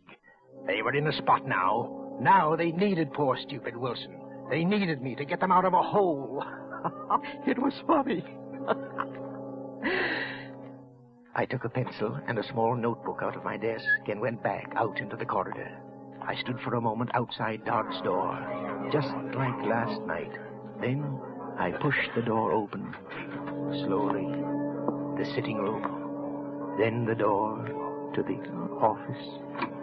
I opened it, walked inside. I heard the door close softly behind me, and I stood there, smelling the death in the air. And then, I saw it. I tried to yell, but no sound came out.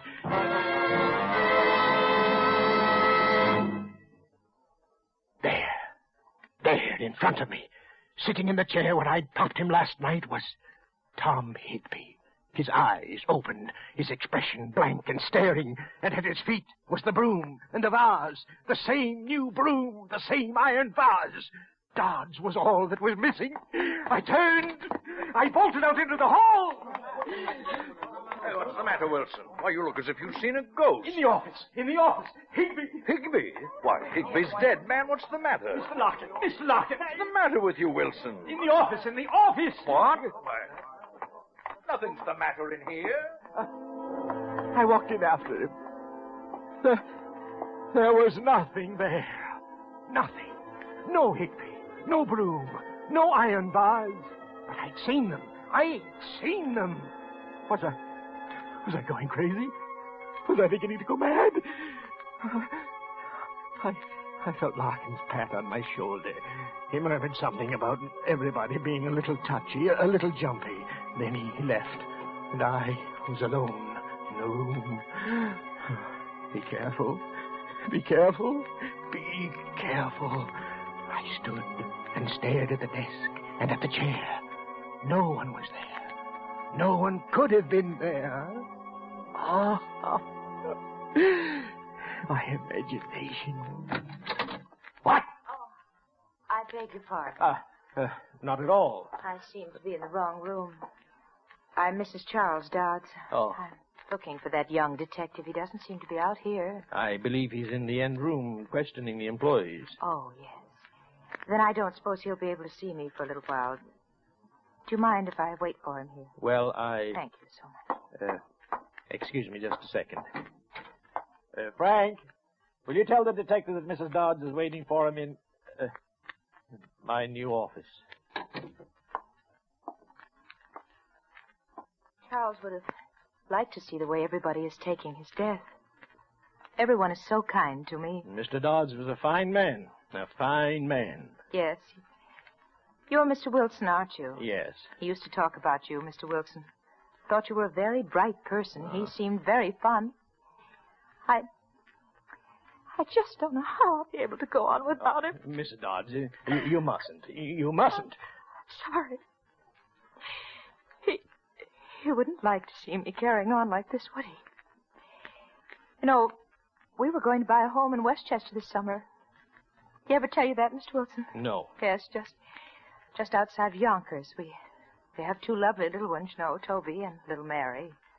He loved the New York State countryside. On, she rambled. He liked this. He didn't like that. The children, yes, and the children, Toby and little Mary. Little Mary and Toby. She was driving me crazy. Stop it, I wanted to yell. Get out of here. Leave me in peace. Get out of here, you witch. Up, up, up. Oh, Mrs. Dodds, Detective Lewis would like to see you now. Oh, thank you for everything, Mr. Wilson. Bye. Goodbye. Goodbye. Get out and leave me alone. I hadn't meant to do anything like that. I hadn't wanted to do any of the things I was doing. All I'd wanted to do was to kill Dodge. All these other things, they weren't mine. I hadn't killed Higby. He can't haunt me. His wife can't cry at me. Heart attack. Yes. Higby died of a heart attack. I beg your pardon, sir. Have you seen Mrs. Higby? The detective is looking for her. How would I see her? Am I everybody's guardian? How can anybody get lost in this office? Sorry, sir. Mrs. Higby. Mrs. Higby. Oh, stop it, you fool. You howling idiot. Can't you be looked for quietly? You'll drag Higby from his grave with your yelling. 2 widows. What? You manufacture widows, don't you, Mr. Wilson? Widows and orphans. Tell me, Mr. Wilson, is it your life's work, or is it just a hobby with you? Tell me, Mr. Wilson. Who is that? Who is that talking? Do they think they can make a fool of me? The office communication system. No, it's off. Stop it, Mr. Wilson. You'll go balmy. You've committed the perfect crime. Don't go crazy and spoil it. Perfection is instinctive with you. Yes. Not a plan did you make. Spontaneous perfection. Yes. There aren't many could do that. Go on. Voices can't frighten me.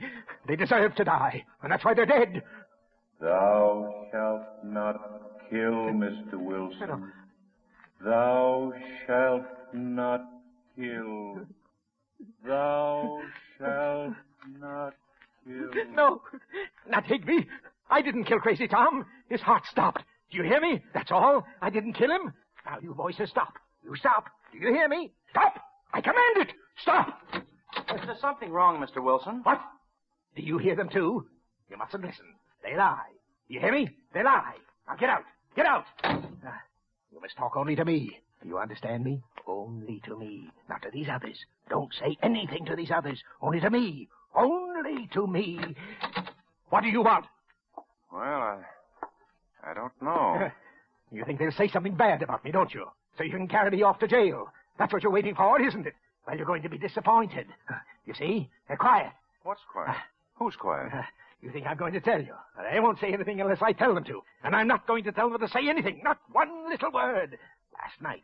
You want to know about last night. Ask them. But they won't tell you. Come here, Lieutenant. Look at the expression on that man's face. They were there. They saw me hit him, but they won't say anything. They were there, but they won't tell you anything. Not one little word. Around. We could have gotten it out in some other way. You and your psychology. You should leave that stuff in college. All I did was plant Higby in the office and route Mrs. Dodds in here and talked in the ventilating system. Well, those voices had me creeping, too. Incidentally, Dodds was single. What?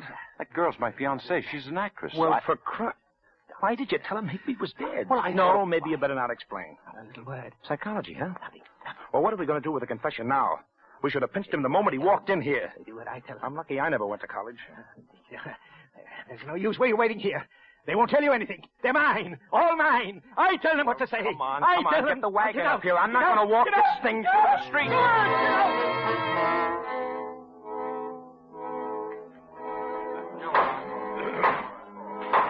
Henry Wilson, it is the judgment of this court that you be sent to the Hillview Mental Home and be kept there in close confinement.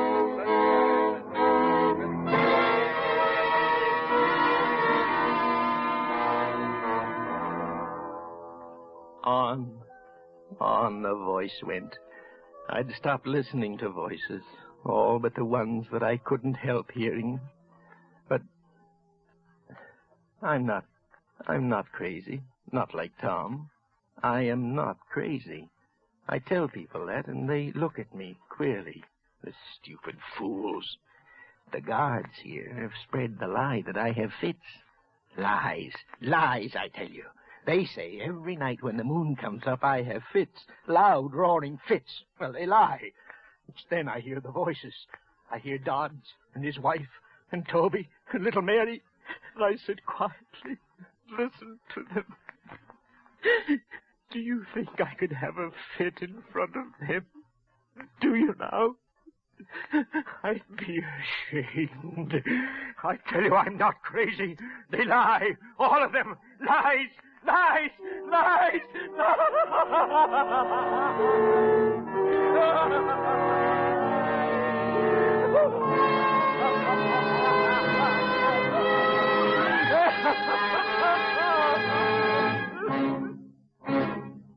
Suspense. Presented by Roma Wines, R-O-M-A, made in California for enjoyment throughout the world. And now, this is Ken Niles to tell you sincerely, Mr. Lockhart, that your performance just now was one of the most intense and thrilling we've ever had on Suspense.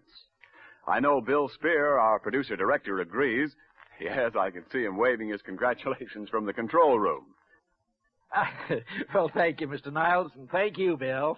And we want you to enjoy this gift basket of Roma wines as a token of our appreciation. Well, thanks again. What a fine assortment. Tell me, Ken, I shouldn't say this very loud, I suppose, but Mrs. Lockhart blinked her long lashes at the butcher this morning, and for dinner tonight we're having a steak.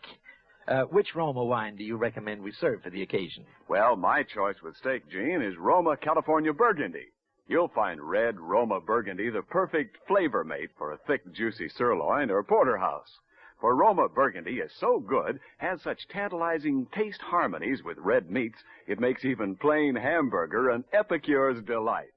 Yes, robust Roma Burgundy brings out all the subtle hidden flavors in hearty foods, adds richly to your enjoyment of any meal. So I'd say that with Roma Burgundy on the table, you're all set for a delightful adventure in dining. Thanks for your advice, Ken. Now, I'm looking forward to dinner especially. And Roma Burgundy is so good because only Roma, America's greatest vintner, selects from the world's greatest reserves of fine wines, a treasure of taste from the choicest grapes of California's finest vineyards. So every Roma wine is better tasting every time. No wonder more Americans enjoy Roma than any other wine. No wonder indeed. Who'll be appearing on Suspense next Thursday, Ken? One of America's most glamorous stars will be with us next week, the Army's #1 pinup girl, Miss Rita Hayworth. Mr. Spear has been telling me a little about the story. I won't spoil it for you, but you'll want to tune in because lovely Rita Hayworth plays a role completely different from any you've ever seen her do on the screen. Nobody will want to miss that. Certainly not me. Good night. Good night, Gene. Ladies and gentlemen, due to the ending of daylight saving, Suspense will be heard next week at a different time on some of these stations. Consult your local newspaper for the right time to hear Rita Hayworth next Thursday on Suspense. Presented by the Roma Wine Company of Fresno, California.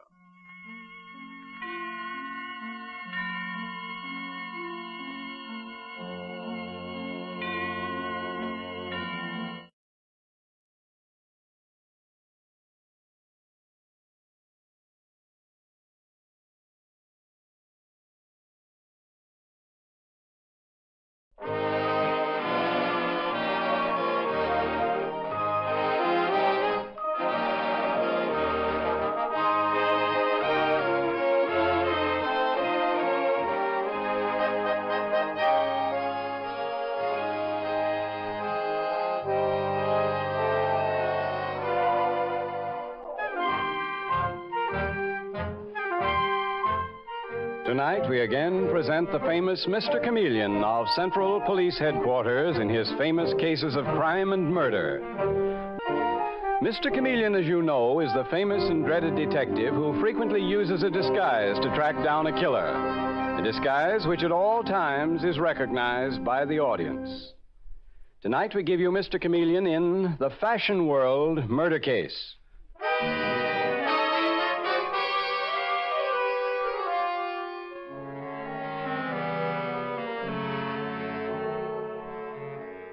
The curtain rises on a richly furnished suite high atop the fashionable Plaza Sheraton Hotel.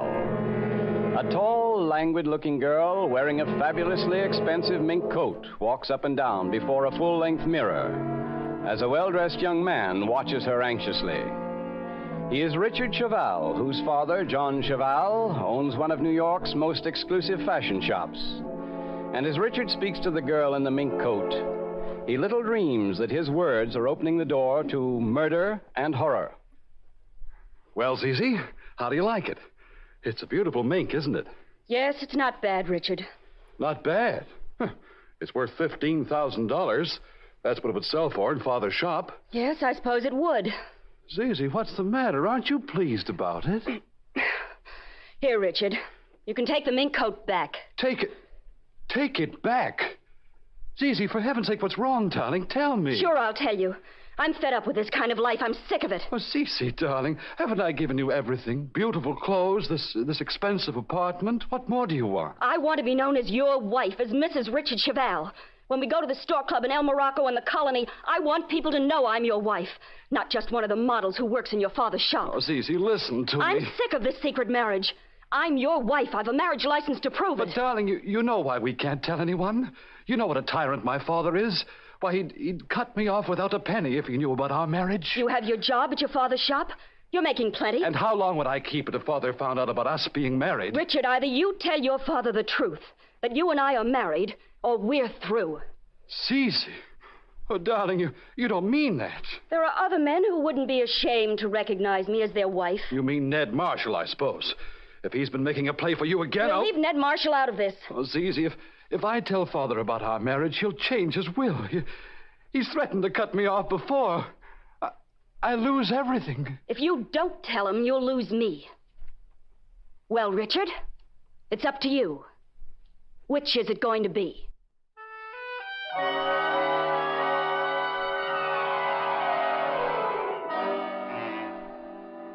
And now, several hours later, we see Richard Cheval, very nervous and ill at ease, entering his father's study in the Cheval home in the East 60s. Oh, there you are, Father.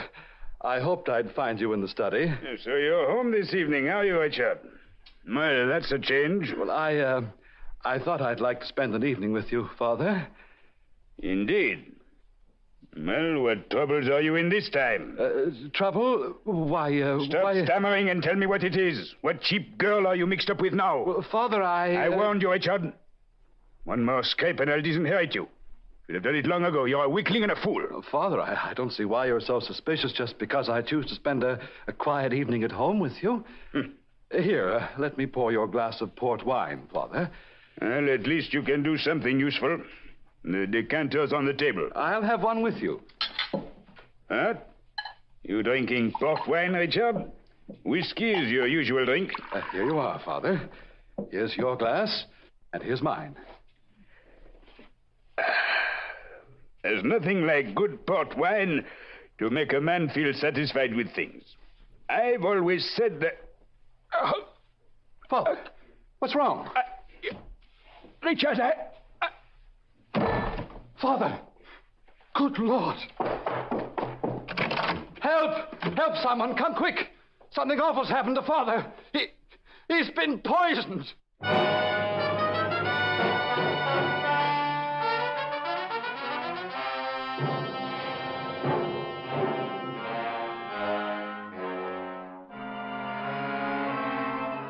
And now, a short time later, we find Mr. Chameleon, the famous and dreaded detective, and his assistant detective, Dave Arnold, just entering John Cheval's house. And a frightened, rather plain-looking young woman is saying, You're Mr. Chameleon. That's right, and this is Detective Arnold. Please come in. Thank you. I'm Marie Cheval. My uncle's body is in the study. Marie Cheval? You're the dead man's niece? Oh, I don't wonder you're being surprised, Mr. Chameleon. My wearing this dreadful blue dress. I'm not here to talk about clothes, Miss Cheval. Just what happened here tonight?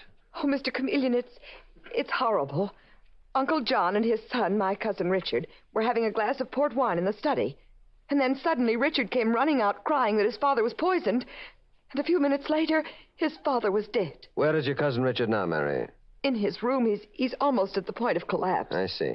Was anyone else here this evening about the time that your uncle, John Cheval, was poisoned? Why, no, Mr. Chameleon. Mm-hmm. Mary, I understand that your uncle had been in poor health lately, that he was no longer active in running the famous John Cheval fashion shop. Well, yes. I mean, Ned Marshall is supposed to be running the shop. Ned Marshall? Rather well-known young man about town, famous for his champagne parties? I see his name in the gossip columns. Ned Marshall got publicity for the shop, Mr. Chameleon. But Uncle John pulled the strings.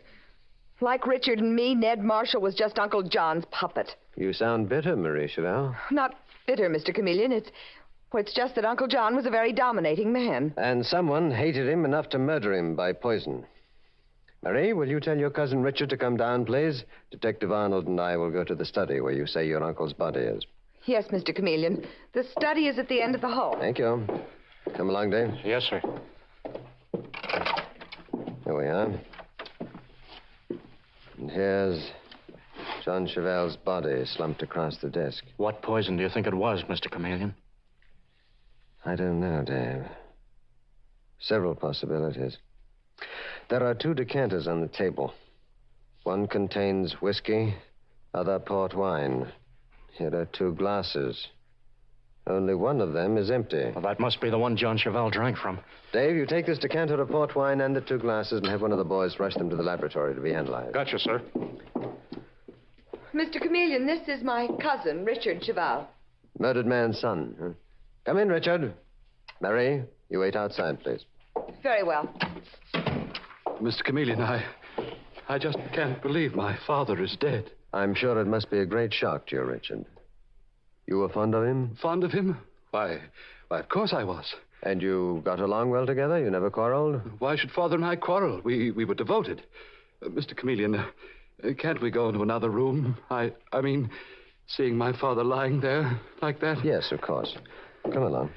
Father's den is the next room. It's right in here. Thank you. Richard, tell me everything that you know about tonight, please. There isn't much to tell, Mr. Chameleon. We had dinner about 7. You and your father? And my cousin, Marie. Your cousin lives here with you? Yes, Mr. Chameleon.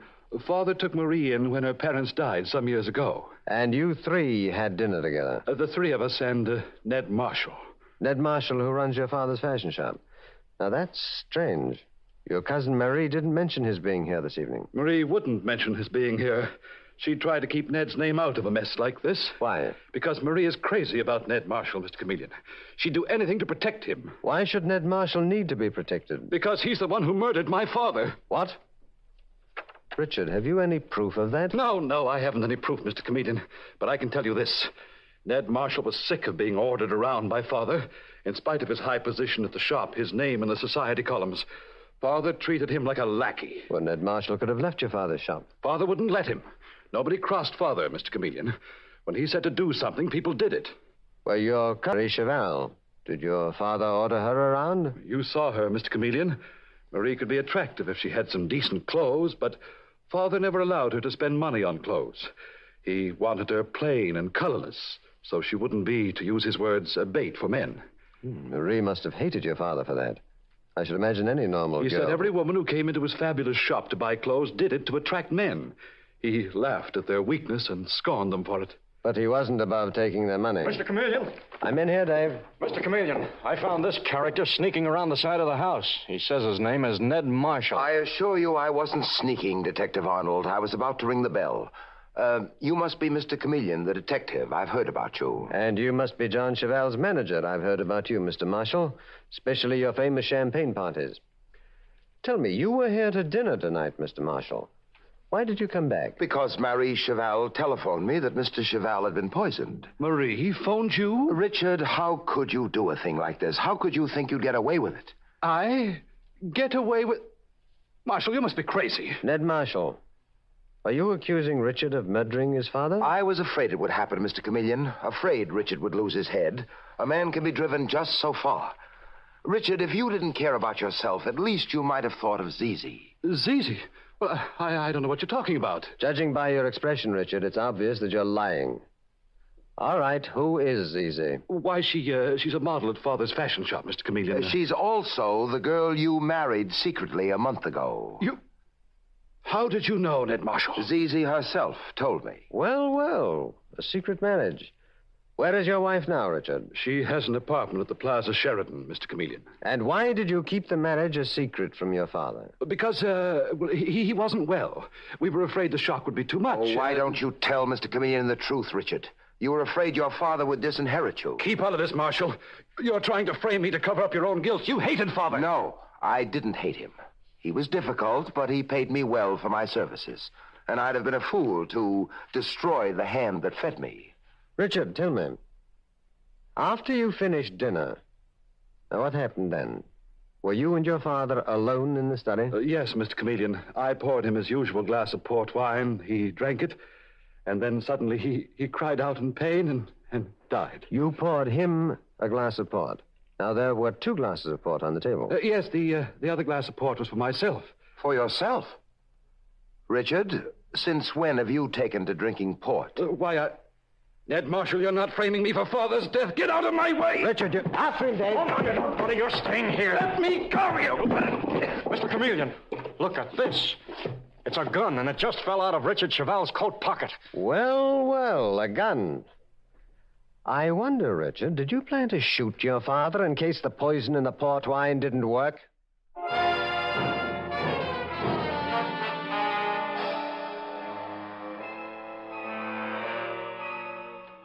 Mr. Chameleon and the Fashion World murder case continues in just a moment.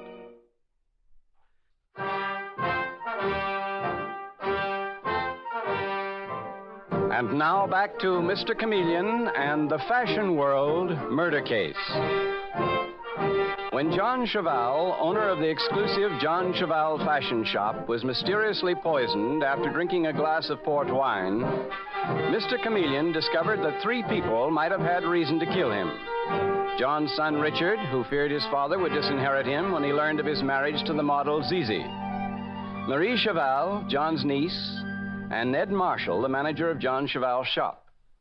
Now in a room in the Cheval home, Mr. Chameleon is saying to the murdered man's son, "So, Richard Cheval, you carry a gun. Perhaps you planned to shoot your father if the poison in the port wine didn't work." No, I didn't murder my father. Ned Marshall is the guilty one. He hated Father. Don't be an idiot, Richard. Tell me, Richard, about this secret marriage of yours, about your wife, Zizi.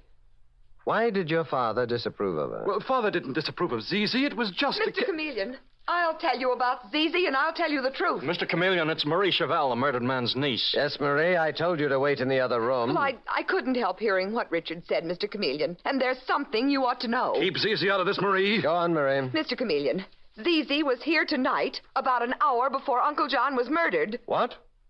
Here in this house? She came here to model a plain suit for me from the shop.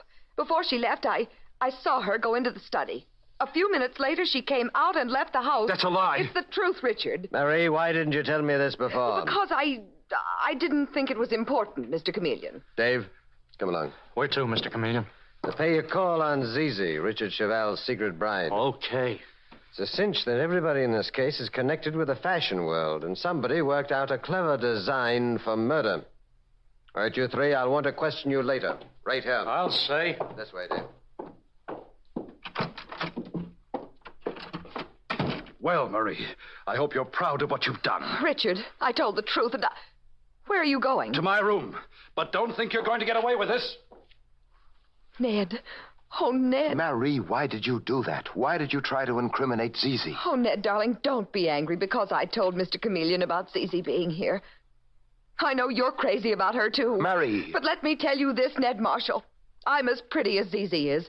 And now that Uncle John is dead, half his money will go to me. I'll be able to buy all the clothes I want.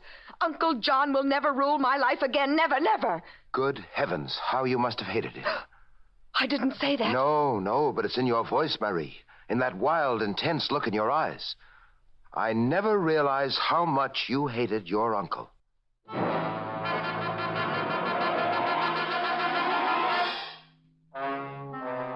And now, a short time later, Mr. Chameleon and Detective Dave Arnold have just rung the bell of Zizi's luxurious hotel suite. Some setup, Mr. Chameleon. Must have cost Richard Chevelle every cent he had to keep his secret wife in a place like this. Yes, Dave. Yes, what is it?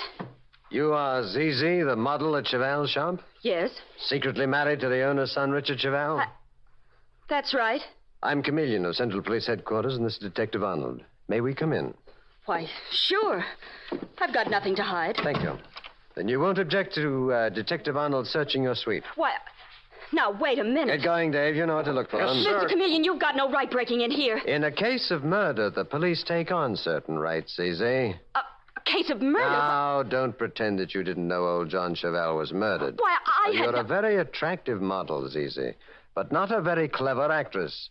It was obvious when you opened the door that your husband Richard had warned you that we were coming. Okay, so Richard did phone me. What of it? Mr. Chameleon, take a look at this, will you? Small bottle of white liquid. White arsenic. Deadly poison. I was searching Zizi's bedroom closet, and I found that bottle in the pocket of her coat. No, you couldn't have. I don't know anything about that bottle. Don't you, Zizi? Tell me, what were you doing in John Cheval's study earlier tonight, just before he was poisoned to death? Who told you I was there? Never mind that. Answer my question. I wanted to talk to John Chevelle, Mr. Chameleon, to tell him about my marriage to his son, Richard. Or perhaps it was to put some of this deadly poison in a decanter of port wine. No, I didn't. Well, then, Zizi, explain how this bottle of poison got into your coat. I think I've got a pretty good idea, Mr. Chameleon. I left my coat in the hall while I modeled a suit for Marie Chevelle. She must have poisoned her uncle's wine and planted the bottle of poison in my coat pocket. Why, sure. Marie Chevelle hates me, Mr. Chameleon. She hates you? Why, Zizi? Because of Ned Marshall, who runs her uncle's shop, the one where I work. Ned's crazy about me. Marie's so jealous she can't see straight. Marie Chevelle is in love with Ned Marshall. Yes, I'll say she is. What's more, she hated her uncle for making her dress so plain that Ned Marshall never even noticed her. I see. Zizi, the fact remains that we found a bottle of poison in your coat pocket. And it was the same poison that killed John Chevelle, that man who didn't want you for a daughter-in-law. What's wrong with a model for a wife? Nothing, as far as I'm concerned, but John Chevelle had set ideas on the subject. Richard said the old fool would cut him out of his will if he knew. But I didn't poison him, I didn't. That's all for the present, Zizi Chevelle. Come along, Dave. We're going to police headquarters.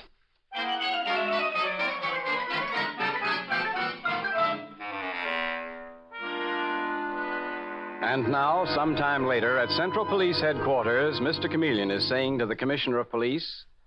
Well, Commissioner, the laboratory confirmed my suspicions. The port wine that killed John Chevelle contained white arsenic. And you found a bottle of that same poison in Zizi Cheval's coat pocket. The girl Cheval's son was secretly married to. Yes. Zizi says it must have been put there by Marie Chevelle, the murdered man's niece, who was jealous of her. You think Marie is the guilty one, Chameleon? Well, Marie had a strong hatred for her uncle. Richard Chevelle hated his father, but he'd hardly frame his own wife for the murder. Nor would Ned Marshall, who it appears was also in love with the beautiful Zizi. Well, it could be any one of those four people. Yes, but which one is it? It's a question. Well, maybe I found a way to get the answer. You mean through one of your disguises, Chameleon? Well, Commissioner, John Chevelle owned a fashion shop specializing in everything rich women buy, but particularly in furs. Mm-hmm. And white arsenic is used in the preparation of furs. Yes, go on, Chameleon. Well, I'm going to disguise myself as, Pierre Dupre, an unassuming little Frenchman, one of the many employed in John Cheval's workroom. Tomorrow morning, Commissioner, Pierre Dupre is going to pay a visit to the murder house.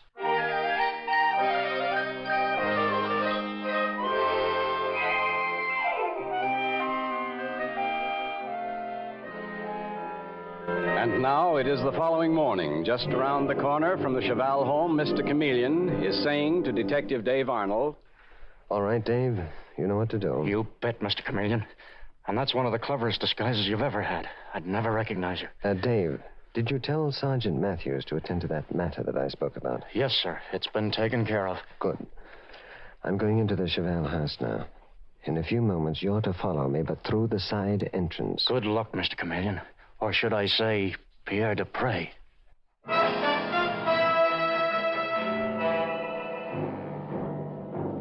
And now, a few minutes later, we see Mr. Chameleon in his disguise as Pierre Dupre, a slight, unassuming little Frenchman being ushered into the drawing room of the Cheval home by Marie, the murdered man's niece.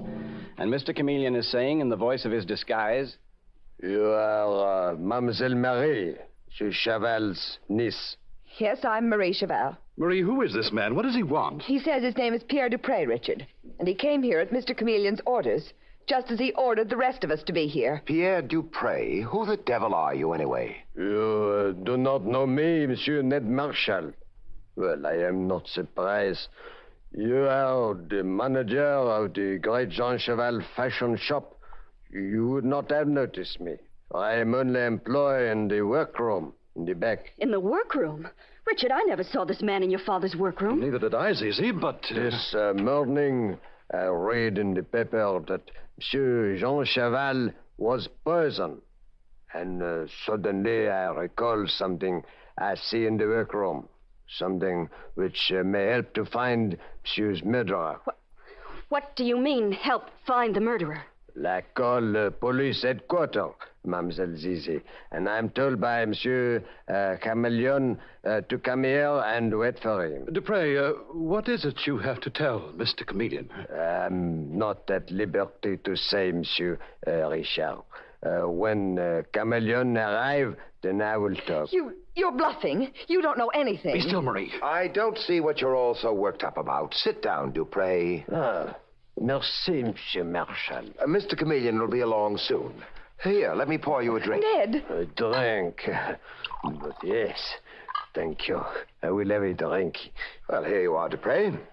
You look as if you could use a good drink of whiskey. You are very kind, Monsieur Marshall. I feel better already. Monsieur Dupre, what is it? What's wrong? The pain. Such terrible pain. Great Scott, he's going to keel over. Here, let me help you, Dupre. There's a couch in the other room. You can lie down. Wait here, Richard. Marie, I'll take care of him. I don't know. Right in here, Dupre. Easy now. Lean on me. The whiskey. There was something in the whiskey. Yes, you old fool. There was poison in it. And you will never be able to tell the cop Chameleon what you saw in John Cheval's workroom. You'll be dead before Chameleon gets here. Will I, Ned Marshall? What? Will I die just as John Cheval died from the poison that you put in his port wine? Mr. Chameleon, you're not Pierre Dupre. That's right, Ned Marshall. I hope my disguise would reveal the killer of John Cheval, and it did. You'll never get me. I'll... Stay where you are, Marshal. I've got you covered. Detective Arnold. I've been framed. It was a dirty trick. I suspected you of the murderer, Ned Marshall. All I needed was proof. All right. I admit I poisoned the old tyrant. I was fed up with his treating me like dirt, with taking his orders and licking his boots.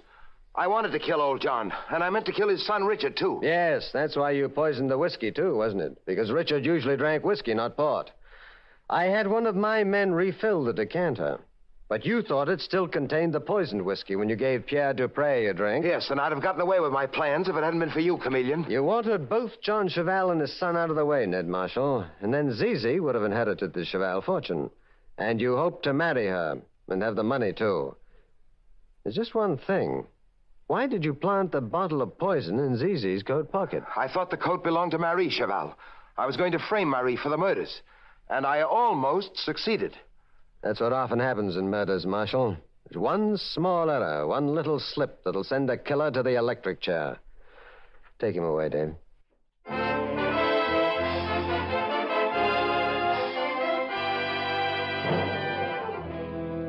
And with these words, Mr. Chameleon concludes tonight's murder case.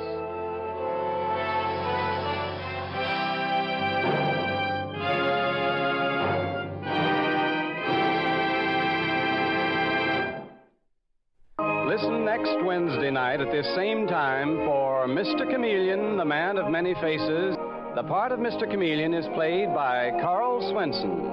with dialogue by Gene Carroll, based on the original story by Frank and Ann Hummert. It is directed by Richard Leonard, with music by Victor Arden. Your announcer is Howard Claney.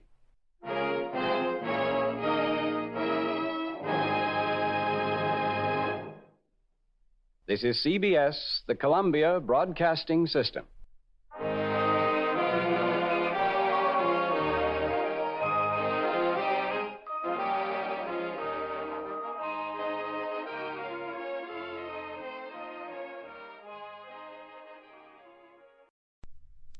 WBBM FM, Chicago.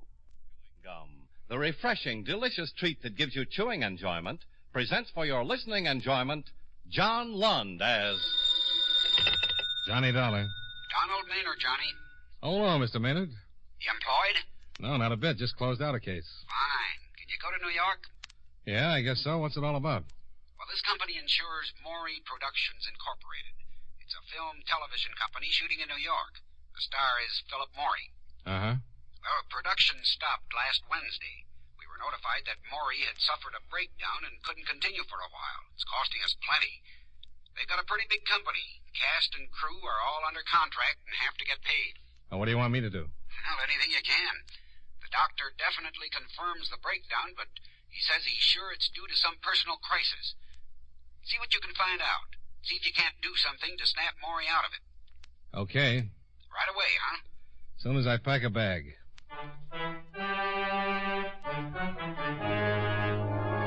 the makers of Wrigley's Spearmint Chewing Gum bring you John Lund and another adventure of the man with the action-packed expense account, America's fabulous freelance insurance investigator. Yours truly, Johnny Dollar.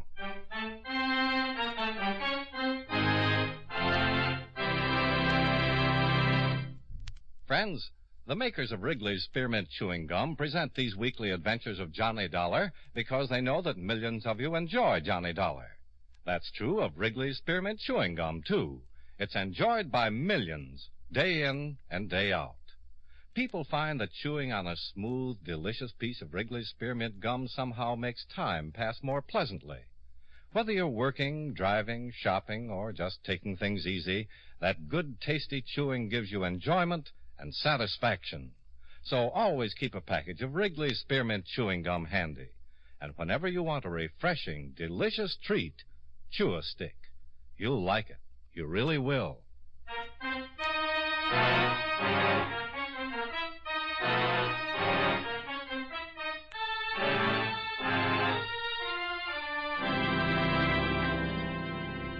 Expense account submitted by Special Investigator Johnny Dollar to Home Office, National Life and Casualty Insurance Company, Hartford, Connecticut.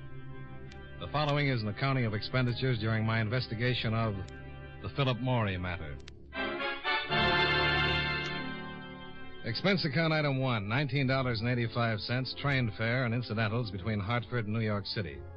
Item 2, 75 cents, cab fare to a hotel, where I registered and called the offices of the Maury Production Company. I made an appointment to see Mr. Milton Gradke, the producer.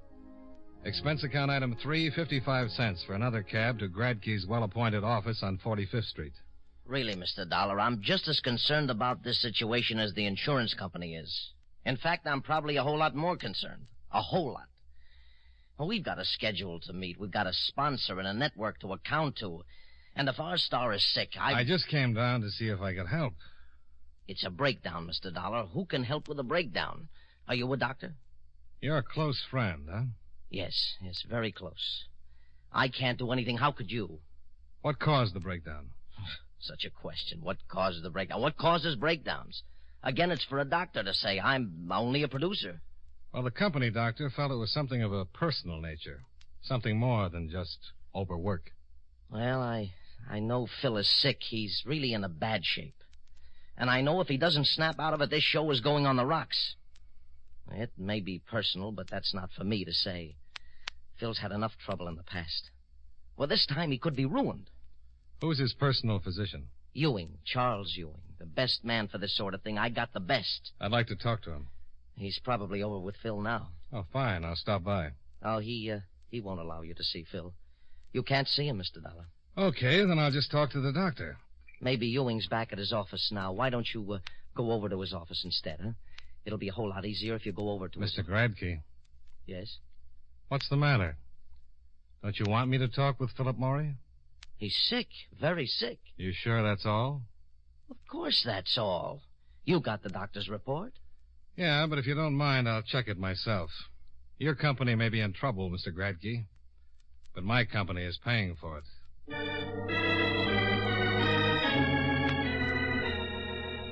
Expense account item 4, $1.25 for still another cab. Philip Morey was residing in an apartment on Park Avenue. I had trouble getting by the doorman, the receptionist at the switchboard, and the elevator operator, but I got by them. I walked down the 3rd floor of the building and knocked on the door to Philip Morey's apartment. Yes? Dr. Ewing? No, he just left. My name is Dollar. I'd like to see Mr. Morey. I'm sorry, no one can see Mr. Morey. He's quite ill. Who are you?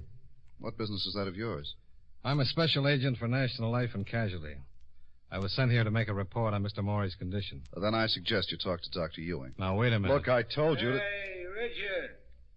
What's the beef? What's going on? Mr. Morey? Yeah? Phil, you better go on back in your room. What? What do you want, Edward? My name is Dollar, Mr. Morey. Okay. What's it all about, huh? I told him you weren't seeing anyone. Well? He's from the insurance company. I don't want any. You already have it. I just came down here to see if I could help... Wait a minute. I don't want any insurance. I'm a lousy risk. Phil. No. Go on, fella.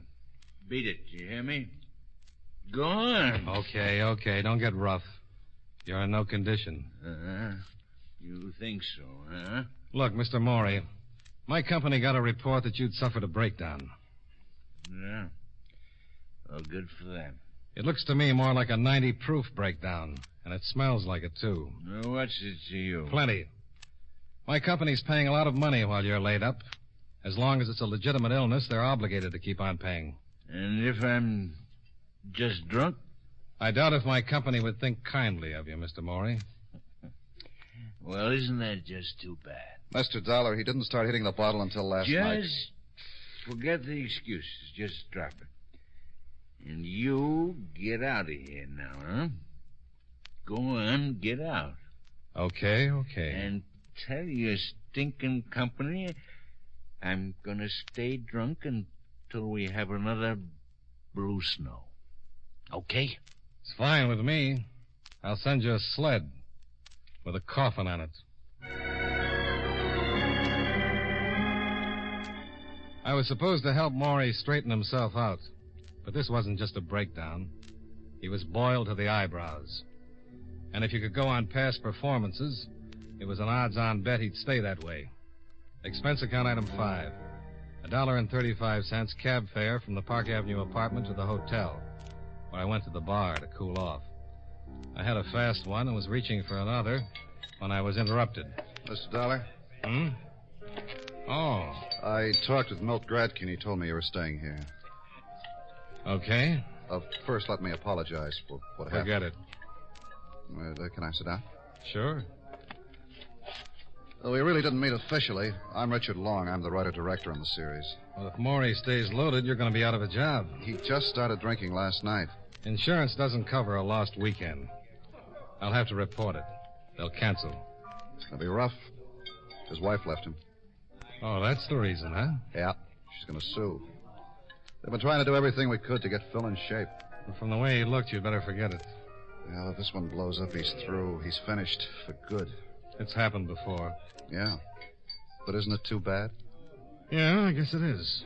He's one of the biggest talents we've ever had in this business. And he's gotten into more trouble. Look, I'm not defending his mistakes, just his talent. If you're going to ask me not to make that report to my Mr. company... Dollar, I know you've got a job. I know your company can't be expected to keep on paying while Phil's in this condition. Well, I'm glad you understand. But they've paid up till now, and believe me, you've got my word, until last night, Phil Morey hadn't touched a drop. Well, even if that's true, Morey's drinking now, and he looks like he's good for a long, long time. He's fallen off before, hasn't he? Yes. He lost his motion picture contract the last time, didn't he? Yes, but all that straightened itself out. It looked pretty crooked this afternoon. This would never have happened in a million years if it wasn't for that wife. Well, that's another one of his patterns, isn't it? He's been sued by more ex-wives. Mr. Zoller, I've never said he was right. I never said any of the trouble was anything else but his own fault. But you don't know him. Not many people do. This guy is the most considerate, charitable... When he's sober. Listen, if you've got about 12 hours sometime, I'd like to impress you with some of the good things on the other side of the ledger. He's given Janet everything she could want. Sure, he was wrong. He should have belted her one and told her to keep in line. He's made the same mistake with every woman he's ever been involved with, and they've all taken him. Nearly everyone's taken him. Business managers, agents. You think them up, and they've had their fingers in the pie. But for a while, there was a pretty big pie. Sounds like fodder for a good psychoanalyst. Yeah, but, well, Janet's leaving him was too much. Even as bad as he was, he didn't hit the bottle. He just kind of folded up, but he stayed on the wagon. Until last night. Yeah. Her lawyer called, and Phil got to the phone before I did. He was almost well, didn't care if he ever saw her again. The lawyer said lawsuit, and Phil headed for the bar. Well, a breakdown is one thing, but a drunk is something else. And he doesn't exactly have the cleanest record in the world. A couple of his binges turned into marathons. Well, I don't know what to do. That's why I wanted to see him. I was sent down here to straighten him out if I could. Get that dame to lay off the lawsuit, and you can. Well, maybe she thinks she's got a case. The other wives did all right. Well, that's why he flipped. He just can't afford it. You got any idea how much alimony he's paying right now? Yeah, I've heard. And it's more than just the dough. This one's taking him. He's played it straight all the way, gave her everything she wanted, laid off the booze. Really, I know. He tried to make this one work. And why did she leave him? She figured it was the right time. He's going good. Still got a lot of money. She's a tramp. Does he think so? Well, he does now. I never said anything to him while they were together, and there was a lot I could have said, but, you know, you just don't do those things. No, it never helps. After she left him, I finally sat him down and gave it to him straight. He got sore, but he listened, and he started putting things together. She played around all over the place while she was with him, but she did it smart. It's the old story about the husband being the last one to know. And he took it? Yeah, and it helped. I really gave it to him, everything I knew. He must have made quite a study. Well, she threw a few pitches my way. Well, if you know all these things, why not let her take it to court? Sounds like you've got enough honor to stop any kind of a suit. No. I said she played it smart. It's all hearsay. She'd just deny it, and who's going to call her a liar? The guys she was mixed up with? Maybe. Not these guys. They were hand-picked. You said she threw a few pitches your way.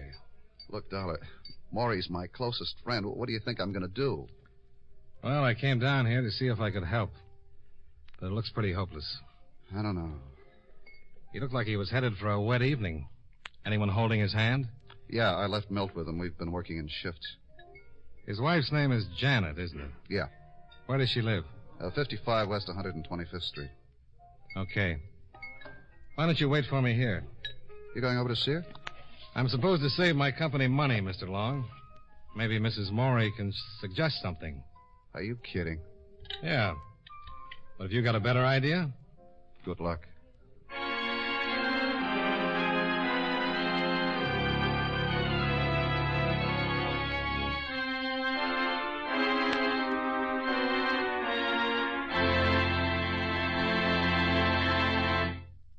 Friends, Wrigley's Spearmint Chewing Gum is a refreshing, delicious treat you can enjoy just about any time. Even when you're busy working, you can slip a stick of Wrigley's Spearmint in your mouth and enjoy that pleasant chewing. The lively, full-bodied spearmint flavor cools your mouth and freshens your taste. The good, smooth chewing helps relieve pent-up tension, gives you satisfaction. As a result, you seem to feel more relaxed and get more enjoyment out of what you're doing.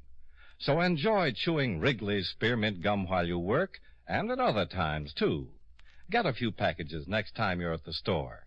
That's Wrigley's Spearmint Chewing Gum. Healthful, refreshing, delicious.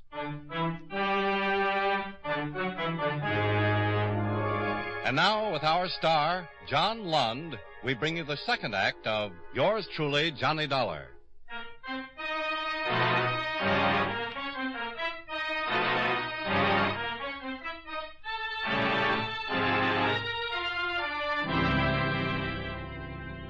I left Long in the hotel bar and ran up expense account item 6, $1.45, for one more cab to take me to Mrs. Philip Morey's apartment building.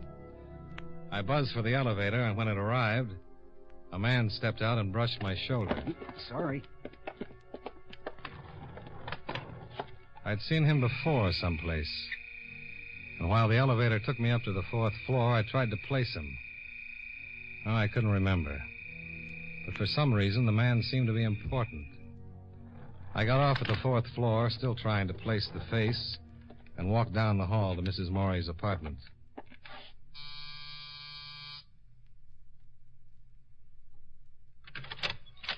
Yes. Mrs. Morey? Yes. My name is Dollar. I'm a special investigator for National Life and Casualty. Insurance? Yes. Well, I'm sorry, but I... My company insures your husband's television production. Oh, You mind if I come in and talk to you? no. Come on in. I don't quite understand, Mr. Dollar. Mr. Dollar. Sit down, please. Oh, thanks. My husband's production company is insured? That's right. Insured for what? Oh, accidents, illness. Oh. Well, how'd you find me? Mr. Long. I see. I have to make a complete investigation, Mrs. Morey. You see, when your husband was taken ill... Taken ill? Well, that's the report that was turned into the company. Well, I guess you could call it that. What would you call it? He's plastered. You know what that means. I sure do. I left him. I'm going to get a divorce. Well, aside from your personal differences, if your husband is just drinking, if that's the reason that production has been held up, my company will cancel his insurance. So? He won't be able to get insurance from any other company. Look, Mr. Dollar, do you know anything about Phil? Well, just what I've read. Well, that's been bad, all right, but you've got to live with a guy to really get the full effect. You wouldn't believe it. Well, I understood he's been a pretty good boy until recently. Why don't you go talk to my husband? I saw him earlier today. How'd you like it? It was a little tense. Was he sober? Not even close. Well. But I understand he just started drinking. Oh, that's dandy. Do you think they're going to tell you that he's been blind for the last month? You can take my word for it. He's no good. I tried. I was number 4, and I certainly tried to do everything I could to make it work. Well, if it was that bad, I can't blame you. But this will ruin him. He was ruined the day he was born. Oh, he'll get along. He's still got a lot of money. After all the alimony he's been paying out? Mr. Dollar, Phil has made over $6 million since he started in the business. He could still afford a dozen more wives if anyone will have him. Well, I'm glad to hear that you'll be taken care of. You bet your life I'll be taken care of. After all I put up with, I deserve to be taken care of. Taken care of good. Uh-huh. Well... Oh, you don't have to go. Let me buy you a drink. Well, sure. What's your poison? Anything that's handy. Just water it. Bourbon? Fine. I suppose Richard Long told you what a terrible woman I am. He mentioned something about it. Yeah, he would. He's a jealous little fellow. There you are. Oh, thanks. Cheers. Sure. Richard tried everything he could to break us up. And what a heel. After we'd been married for only a couple of months, Richard started making the old pitch. How do you like that? Well, I can understand it. Thanks. But Richard's supposed to be Phil's closest friend. An attractive woman can fracture a friendship in a hurry, under the right circumstances. The circumstances were anything but right, Mr. Dollar. Well, can't blame a man for trying. Don't you have any scruples? A couple. But I left them back in the 3rd grade. Insurance business, huh? Yeah. You make a lot of money? Enough. It has other compensations. Tell me about them. Well, good drink now and then. I bet you meet a lot of interesting people. Oh, lots. What'd you say your first name was? I didn't. But it's Johnny. Johnny Dollar. Mm-hmm. Nice expensive sound. You should get a load of my expense account sometime. I'd love to. You know, I saw a picture of you once. Really? Yeah. In a bathing suit. I was a model before I met Phil. I had lots of pictures taken in bathing suits. I think this was taken just before you married him. It was on the front page, showing you were the girl that was going to be the fourth Mrs. Morey. Oh, that one. Yeah, That was a rather good one. rather. That book there on the table is just full of pictures taken while I was modeling. Oh? Oh, this one? Mm-hmm. Browse around. Oh, I'd love to. That's a good one. Yes. Oh, and here's one. We made a whole bunch of these on the beach. This is the best one of the lot. Yeah. Nice, nice tan. Isn't that one cute? Yeah. Mr. Dollar, Hmm? how's your drink? It just curdled. Let me build you a fresh one. Oh, no, thanks. I have to go. Oh, I'm sorry. You won't be, honey. I don't think I understand that, Johnny. I'll tell you all about it sometime. It'll give you a real kick.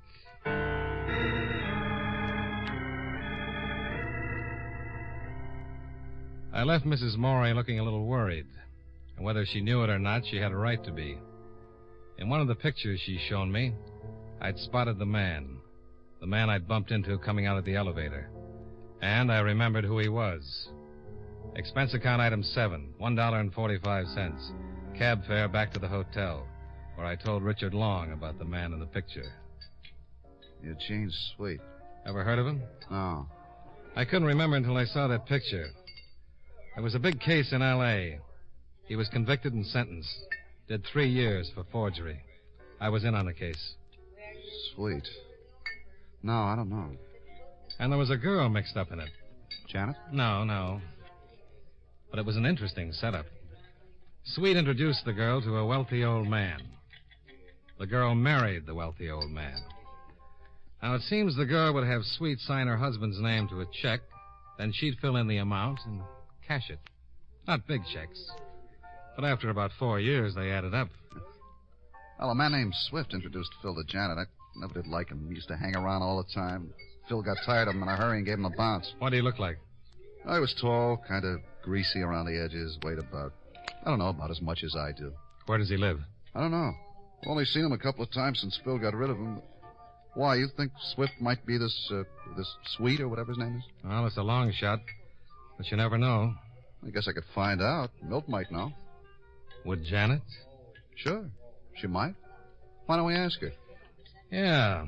Why don't we just go back to her place and you have a look at that picture book? I'm with you.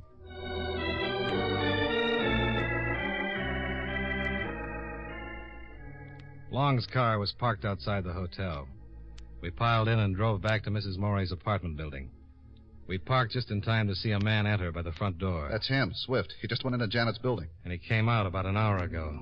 You mean Swift's the guy you were talking to? Eugene Sweet, arrested in Los Angeles in 1949. Well, come on. Well, it might be perfectly innocent. In a pig's eye. I bet that dame has been working the same kind of setup you told me Sweet worked with the other one. He doesn't do anything. How does he support himself? Well, if he's with Mrs. Morey, we can always ask him.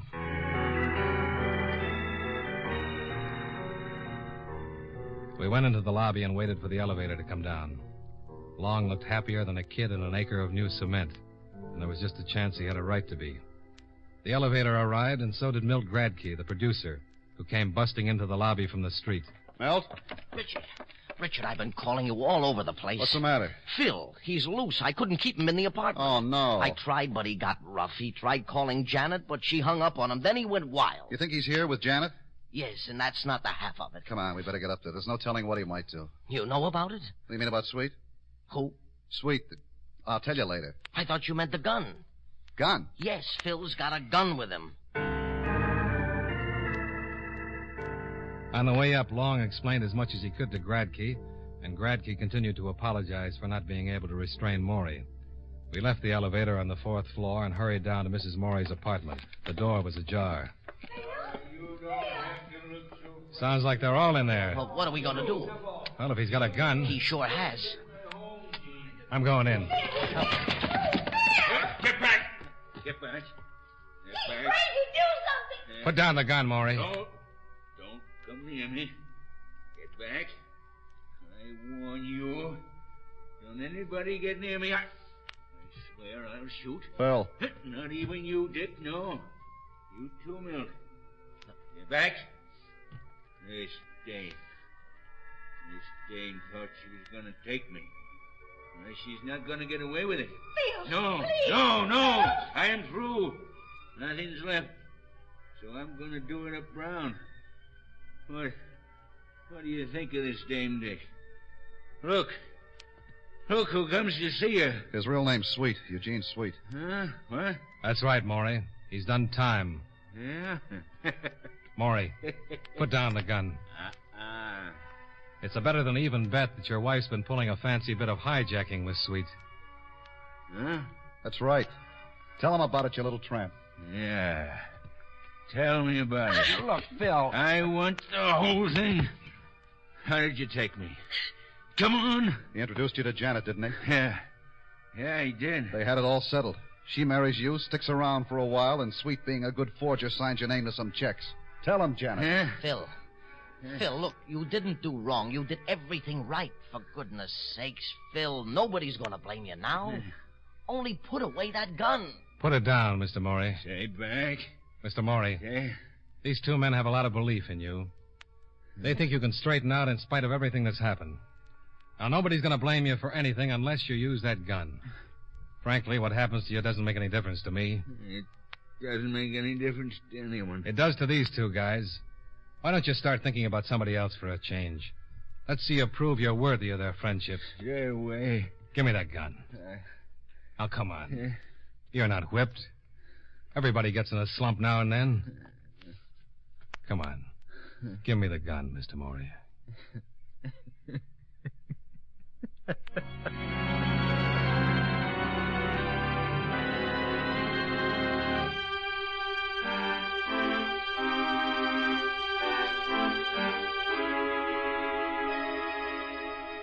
By the time the cops got there, Janet and Sweet had told me the whole story.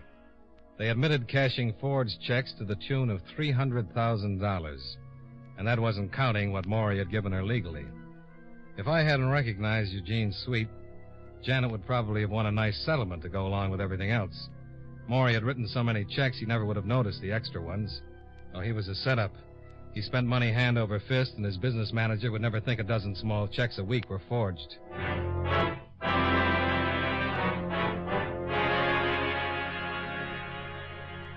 Expense account item 8, $54, hotel bill. Item 9, $18.83, train fare and incidentals back to Hartford. Expense account total, $99.38. Yours truly, Johnny Dollar.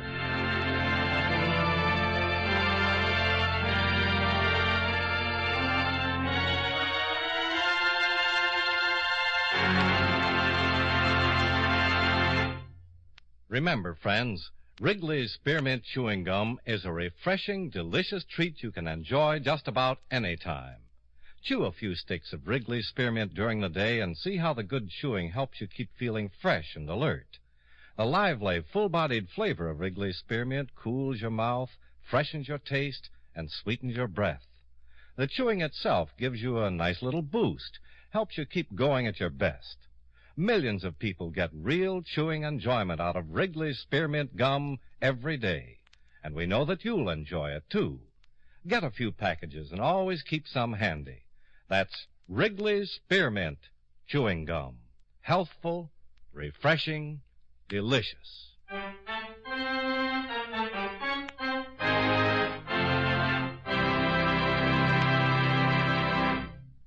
Yours truly, Johnny Dollar, brought to you by Wrigley's Spearmint Chewing Gum, stars John Lund in the title role and was written by Blake Edwards with music by Eddie Dunstetter.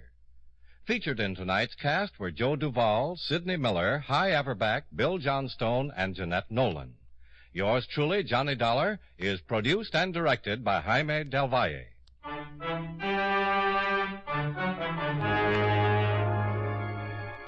The makers of Wrigley's Spearmint Chewing Gum hope you enjoyed tonight's story of Johnny Dollar and that you're enjoying delicious Wrigley's Spearmint Gum every day. This is Charles Lyon, inviting you to join us again next week at this same time when from Hollywood, John Lund returns as... Yours truly, Johnny Dollar.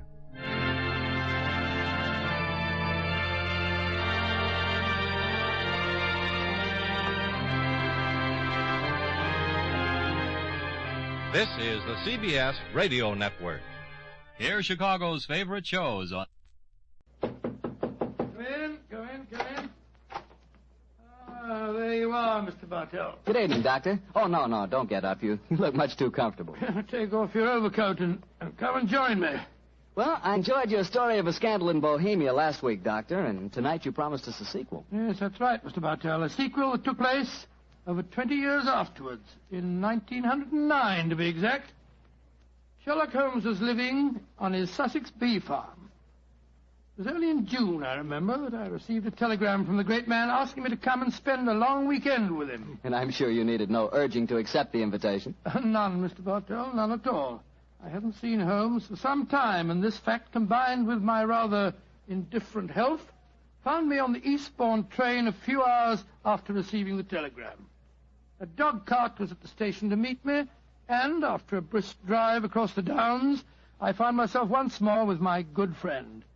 He looked somewhat older than when I'd last seen him, but as he spoke to me, I realized from the keenness of his voice and the sparkle in his eye that Sherlock Holmes would never really be old. After a while, our conversation lapsed into the comfortable silence that can exist only between friends. And then, as the sun was setting, Holmes picked up his beloved violin and began to play some haunting melody. As he lay back, eyes half closed, his long, thin fingers caressing the instrument, a wave of nostalgia swept over me. I thought of the many years that we'd spent together, and of the exciting adventures that we had shared during the old days in Baker Street.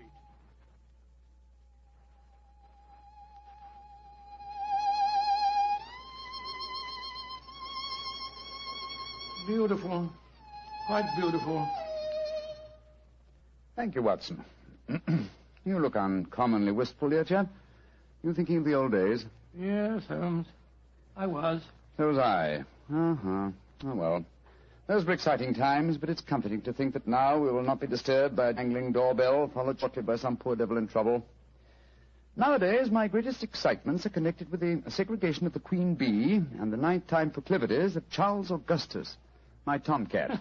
I still find it hard to think of you in retirement, Holmes. Do you ever consider returning to active practice? Oh, I consider it occasionally, and then reject the idea. And I should work only up to the peak of his ability. I'm past mine. Nonsense, Holmes. You're just alert as ever you were.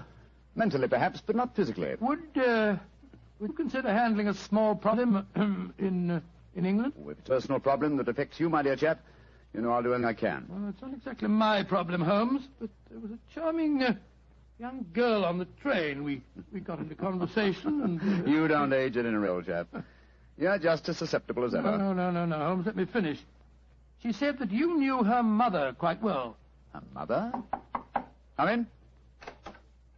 Oh, yes, Devers, what is it? I'm sorry to disturb you, Mr. Holmes. Your man said I might come in. My master, Mr. Lytton Stanley, instructed me to deliver this note. Oh, thank you. He also instructed me to wait for a reply. What confounded impudence.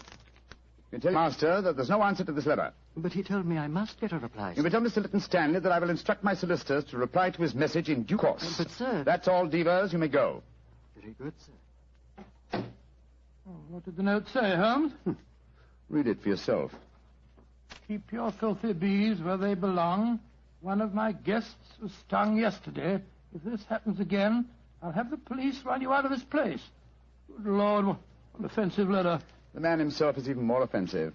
He's a retired manufacturer who thinks that his immense wealth entitles him to domineer over the local residents. Oh, but let's not spoil a nice sunny afternoon by discussing him. Please continue with the story of the young lady that you met on the train. Yes, I'd like to. Poor little thing seems in dreadful trouble. I do wish you would help her. You say that she told you her mother knew me? Yes. What's her name? Norton. Irene Norton. Norton? I don't seem to recall it. Oh, but of course.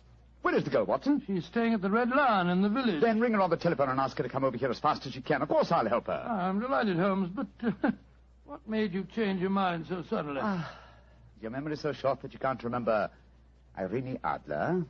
Surely you haven't forgotten that in the case you called a scandal in Bohemia, I was completely fooled by her? Why, Julius, yes, of course.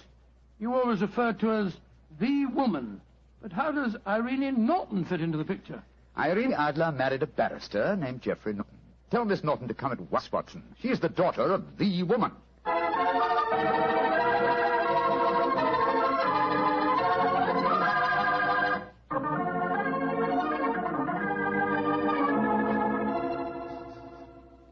Mr. Holmes, I've heard so much about you from Mother. She says you're the cleverest man in England. Your mother flatters me, my dear child. She herself was much more clever than I. In fact, yes. Did she ever tell you about the circumstances under which we met? No, Mr. Holmes, though she did tell me that you were a witness when she and my father were married. Very true, my dear, very true. Though the occasion was a little, well, shall we say unusual? Look here. This golden sovereign I wear on my watch chain is a memento of that day. I also have a charming photograph of your mother. You must have known her quite well. How about telling Mr. Holmes about your troubles, my dear? Yes. Reminiscences are charming, but they can wait until we've dealt with your problems. Mr. Holmes, I'm being blackmailed. Oh, I'm sorry to hear it. By whom? By a neighbor of yours, Mr. Lytton Stanley. Do you know him? Oh, yes, indeed I do. As a matter of fact, Mr. Holmes received a most offensive note from the gentleman less than an hour ago. What hold does Mr. Stanley have over you, my dear? He has some letters, some rather indiscreet letters of mine that I wrote to a friend of his last year. How did he obtain these letters, Miss Norton? He must have stolen them. I don't know how, but when I was staying at his house a few weeks ago, he told me that he had them and asked £5,000 for their return. Gracious me. And why should he consider your letters, even indiscreet letters, worth so large a sum? I'm engaged to be married to Lord Weston's son. That awful man, Lytton Stanley, knows that if my fiancé saw the letters, the marriage would never take place. They must be extremely compromising. Oh, they aren't, really. But I was much younger when I wrote them. In fact, I was only 17, and I'm afraid they could easily be misconstrued. Have you told your mother? Oh, no, she'd never understand. She might surprise you on that score, I think. How about your father? Daddy's a barrister. You can imagine how straight-laced he'd be about the whole thing. That's why I came to you, Mr. Holmes. Oh, I see. You feel that I am not so, well, shall we say, straight-laced? Of course you aren't. Mother's told me about you, and in any case, I've read Dr. Watson's stories. Watson, my dear fellow, your stories will land me in serious trouble one of these days. What are you suggesting Mr. Holmes can do for you, Miss Norton? Get the letters back for me.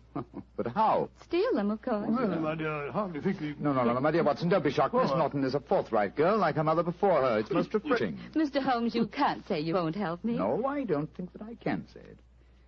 In any case, I have a slight personal score to settle with Mr. Lytton Stanley myself. He's rude and has no understanding of bees. But how are you going to steal the letters? That problem requires a little thought, old chap. I can tell you how to do it, Mr. Holmes. Oh, really? This is delightful, my dear. You've explained the problem and also the way of solving it. How easy a detective's work might be if all clients were equally helpful. Tell me, what is your plan? Tomorrow's a servant's half-day off at Mr. Lytton Stanley's. He'll be alone there during the afternoon. How do you know that fact? My maid was keeping company, as they say, with Devers, the butler, when I was staying there a few weeks ago. She found out everything from him. My letters are kept in a filigree box in his desk. With your enterprise, my dear, I'm surprised that you didn't try and open the desk yourself. I did. But it's very sturdy and has a combination lock. Oh. However, I'm sure that you and Dr. Watson can think of some way of getting the letters, particularly if Mr. Lytton Stanley's alone in the house. We shall do our best, Miss Norton. Promise me one thing, though, both of you. Oh, what's that? Don't read the letters, will you? I'm really rather ashamed of writing them. Oh, of course we won't, my dear child. You're both so sweet to me. How can I thank you? Thanks would be a little premature, but you could do us a favor. Of course. What is it? Your mother had a beautiful voice, I recall. I wonder if you inherit her talent. I do sing, though I've never done so professionally, like Mother. And I've never played the violin professionally. But perhaps between us we could give Watson a little concert? That's a delightful idea. We can't do anything until tomorrow anyway. What would you like to sing? Songs my mother taught me. Really remarkably appropriate. In the days long vanished, seldom from her. Charming. Tonight, music, and tomorrow, a touch of daylight robbery.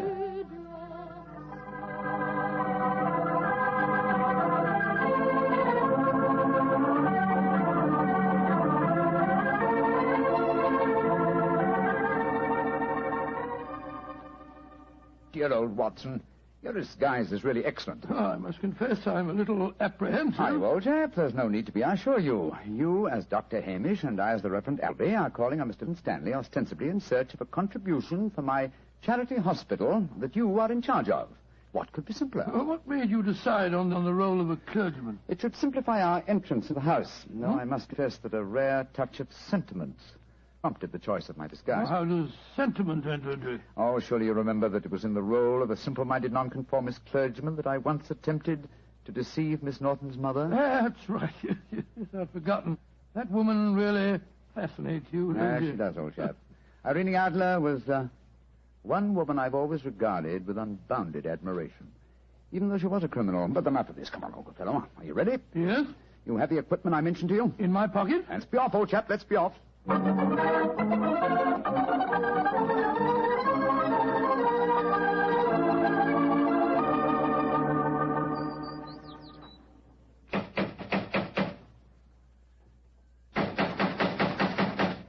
he's home, why the devil doesn't he answer the door? Come, my dear Reverend Appleby. For a parson, your language is hardly appropriate. I'm sorry, Dr. Hamish. Shh. There comes someone. Yes? Miss Lytton Stanley? That's my name. Mine is Appleby, and this is my friend, Dr. Hamish. I'm proud to meet you, sir. I've heard a great deal about you. What can I do for you? If we could come in for a moment, I'll explain our mission. Very well. Come into the study. We're raising a subscription list for a charity hospital at Paddlewaite, just across the downs. You're a prominent resident here, and we thought that you'd like to donate a few guineas. I'm really not very interested. I've given as much to charity this year as I can afford. Well, it's a fine cause, sir. I'm giving my medical services 3 days a week, and the Reverend Appleby is donating his services too.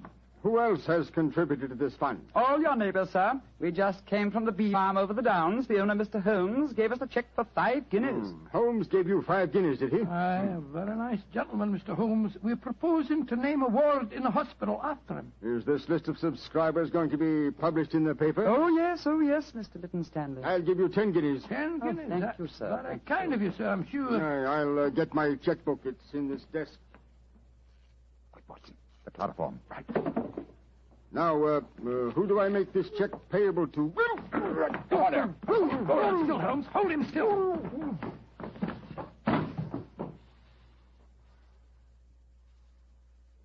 Very neat, Watson. Chloroform doesn't take long, does it? Move it back a little, old fellow. You're lying over the desk. That's it. Is the filigree box in there? Uh-huh. Here it is. Splendid. Holmes, don't open it. You promised that you wouldn't. I just wish to make sure Make sure of what was there, Mr. Sherlock Holmes. Who there? Oh, no, don't move. I have a revolver, and don't turn round. Place the box on the table, Mr. Holmes. And put your hands up, gentlemen, both of you. That's right. I know that voice. It's Devers, the butler. Quite correct, sir. Well, Devers, you needn't point a revolver at us. Your master been injured? I'm not in the least interested in my master's health, Dr. Watson. In fact, if he were dead, I should be delighted. And what are you up to, Devers? I'm taking advantage of a situation, sir. I've been trying to open that desk for weeks. After such kindness on your part, sir, I hate to seem ungracious, but I'm dreadfully afraid I shall have to kill you. To kill both of you.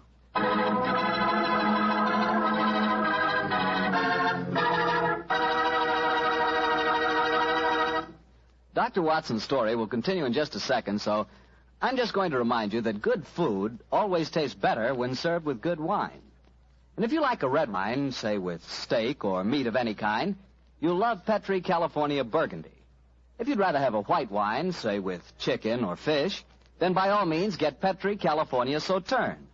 Oh, and look, if opinion is divided in your family, if some of you like a red wine and some like white, the answer is obvious. Don't buy one, buy two.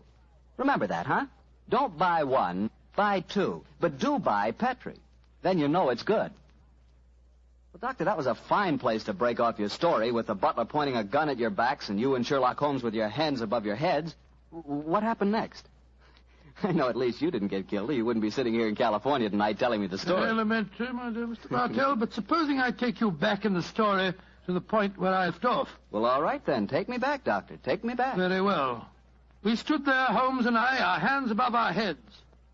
As Devers said... I can't tell you how grateful I am that you opened the desk for me. After such kindness on your part, sir, I hate to seem ungracious, but I'm dreadfully afraid I'm going to have to kill you both. Because I dislike to appear stupid at such a melodramatic moment, but why is it necessary to kill us? For months, I have been waiting for an opportunity to steal the Kitmanjar emerald, and now you have done it for me, sir, and presented me with a perfect alibi. The Kitmanjar emerald? Oh, come now, Miss Holmes. You know the treasures in this house as well as I do. Apart from the emerald, there's a superb Cellini that would fetch a fine price in the right market. We aren't here after any valuables, my good man. Please don't call me your good man, Dr. Watson. It's patronizing and untrue. In any case, sir, whether you were here after the valuables or not makes no difference. I've caught you both red-handed. You're completely in my power, gentlemen. You're going to steal the treasures, I suppose, and then pretend that we were responsible. Exactly, sir. I shall kill you both, secrete what objects appeal to me, and when my master regains consciousness, I shall explain that I found 3 men burgling the house, that I killed 2 of them, while the third got away with the loot. Who will be able to doubt my word? To be regarded as a hero. I might even have my salary raised. Watson, I'm afraid this is the end, old chap. What a sordid way to die. Shot in the back like a coward. Devers, at least do us the courtesy of allowing us to face the firing squad, will you? Very well, gentlemen. Turn round. But don't try any tricks. One last request. What is it, sir? I'm beaten, and I admit it. I'm getting old, but in my heyday I've crossed swords with some of the greatest criminals in Europe. My life has been attempted many times, but I've always escaped. If this is to be my swan song, at least give me the privilege of shaking the hand of the man who has at last bested me. Well, sir, I feel that I'm stepping a little out of my station, but I suppose the situation is unusual. I hope you don't object to the left hand, sir. I'll keep the revolver in my right. Very well, Devers. There you are. Goodbye, Mr. Sherlock Holmes. Goodbye, Devers, and my congratulations for... My congratulations for being a fool. Well done, Holmes. Maybe getting old, Watson, but I've not lost my skill at Baritsu. He went over your shoulder in a flash. Fortunately, the bullet went wide. How is he, Watson? Struck the desk as he fell. Yes, he gashed his head. It's not serious. He'll be unconscious for a while. Good, but I think we'll take the precaution of closing this desk drawer. I don't want him to be exposed to further temptation when he comes to. Here we are. Well, shouldn't we get into touch with the police, Holmes? Police? Great Scott, no, old fellow. After all, we're burglars and we're in disguise. 2 facts that would be hard to explain satisfactorily. No, we must back to the bee farm as soon as possible. Yes, I suppose you're right. Miss Norton will be waiting for us there, and we'll tell her what happened. Poor girl, I'm afraid she's in for something of a shock.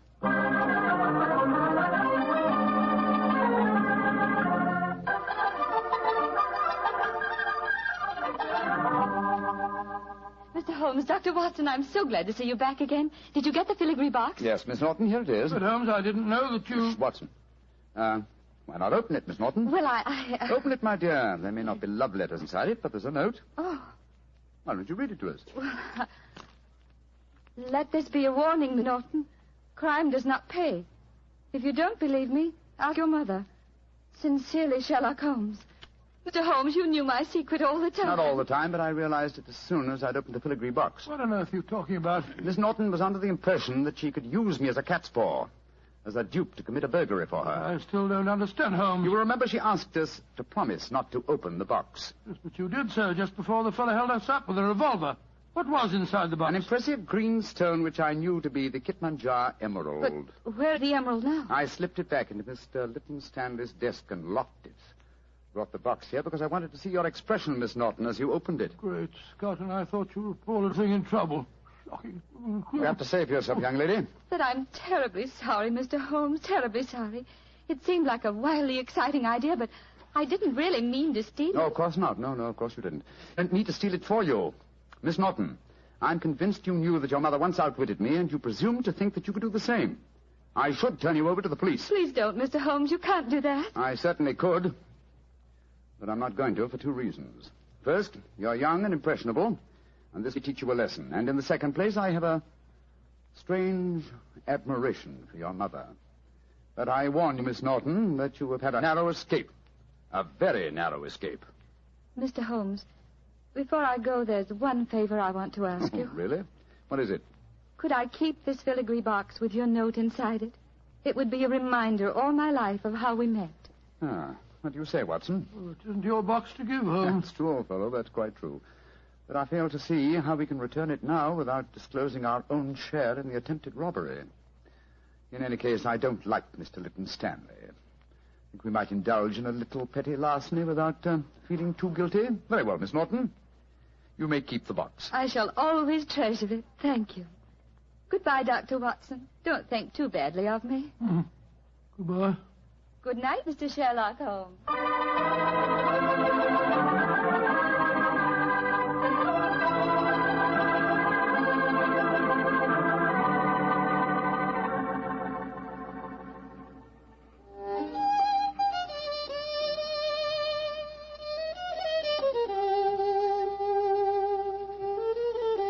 You know, Holmes, I must say you were surprisingly lenient with that girl. Do you suppose her mother put her up to the whole thing? That possibility had occurred to me, old fellow. And yet I have a feeling that... Come in. Door's open. Were you expecting anyone? No. Good Scott, it's Lytton Stanley. Good evening, sir. This is an unexpected honor. Sherlock Holmes, we haven't been the best of friends, I know. But you've got to help me now. I'm in serious trouble. Oh, indeed, sir. Won't you sit down? This is my friend, Doc Watson. How do you do? And now, sir, what is your trouble? I've been robbed, Holmes. Robbed? What was stolen? Well, my greatest treasure, the Kipmanjar emerald, removed from his case, and then mysteriously returned loose in my desk afterwards. But there's a priceless Cellini missing. Have you any idea who the burglars might be? Oh, it was a gang, I'm sure of that.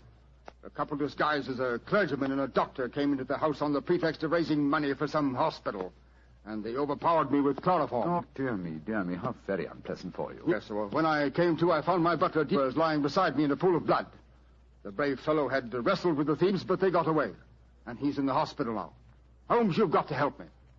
The Kipmanjar emerald was returned, you say, but a Cellini is missing. Yes. It's an exquisite filigree box in which I'd kept the emerald. A filigree box? Yes, it's a genuine Cellini. It's worth several £1,000s. Holmes, you must help me solve this business. I'm sorry, Mr. Lytton Stanley, but I'm afraid I can't help you. I've retired. Yes, and I intend to remain in retirement. Good night, sir. Oh, but I'll pay you any fee within reason. My decision is final, sir. Good night. Oh, I might have known I wouldn't get any help from you. Holmes, she fooled you again. Yes, the little devil. She knew that box was a Cellini all the time. You don't seem very angry with her, old fellow. I should be, but I'm not. What splendid audacity. What a superb nerve the child has. But you must get the box back from her. I shall, Watson. I shall. Or rather, I shall persuade Devers to do it for me. As the price of our silence. But how can he get it back? Remember that he walks out with Miss Norton's maid. I'm certain that when he explains his predicament, he can prevail upon her to steal the box from her mistress so that it may be returned to its rightful owner. That's a good idea. By George, Holmes, Miss Norton's a chip off old block, all right. Yes, Watson, she is, and it makes me wonder. What about? I wonder, my dear chap, how long I can remain in retirement. Such a worthy antagonist at large, it's a challenge. It's an irresistible challenge.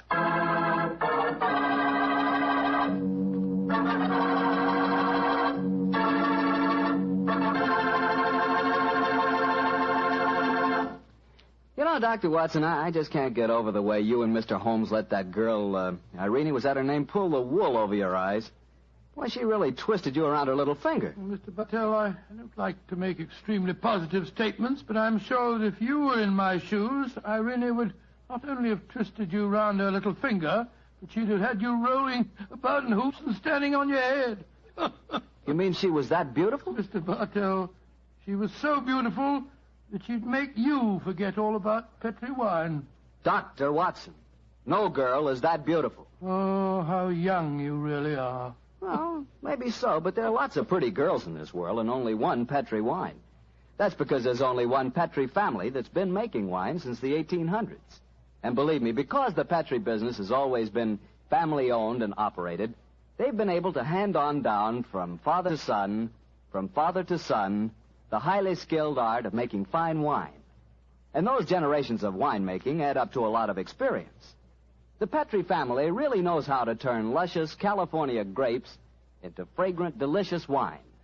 That's why, no matter what type wine you wish, you can't go wrong looking for the label that says P-E-T-R-I, Petri, because Petri took time to bring you good wine.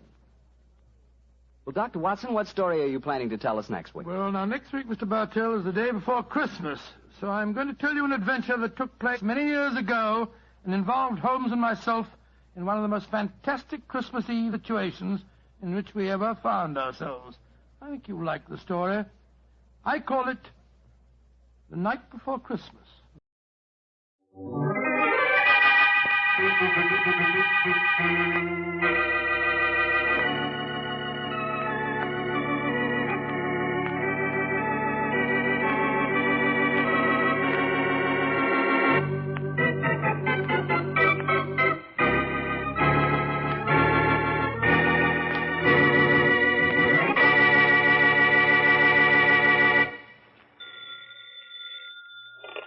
Yeah?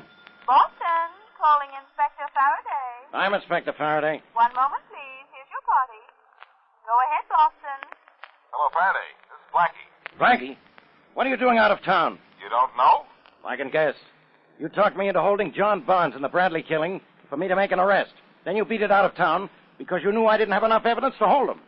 My, you're ungrateful, Inspector. I found out Barnes had a motive to kill Bradley, didn't I? Yeah? I proved Barnes had an opportunity to kill Bradley, didn't I? Yeah. I also found a witness who did a pretty good job of placing Barnes at the scene of Bradley's death, too, didn't I? Yes, but you didn't clinch the case against him. Didn't I? No. What I need is proof that Bradley was killed with Barnes's gun. I don't have Barnes's gun. Well, you do now, Faraday, because everything that's mine is yours, pal. You've got the murder gun? How'd you get it, Blackie? Where? Up here in Boston. But you really want to know how? I had to be sort of a bad boy to get it. Forget I asked. Forgotten. In a few hours, Faraday, you'll have the murder gun in your own little hand. Then you can give it to Barnes right in his neck. Blackie, be careful, will you? Why? Barnes's pals aren't the friendly type. They not only want to get that gun, they're going to want to get you.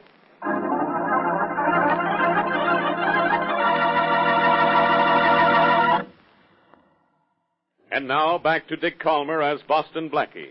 Enemy to those who make him an enemy. Friend to those who have no friend.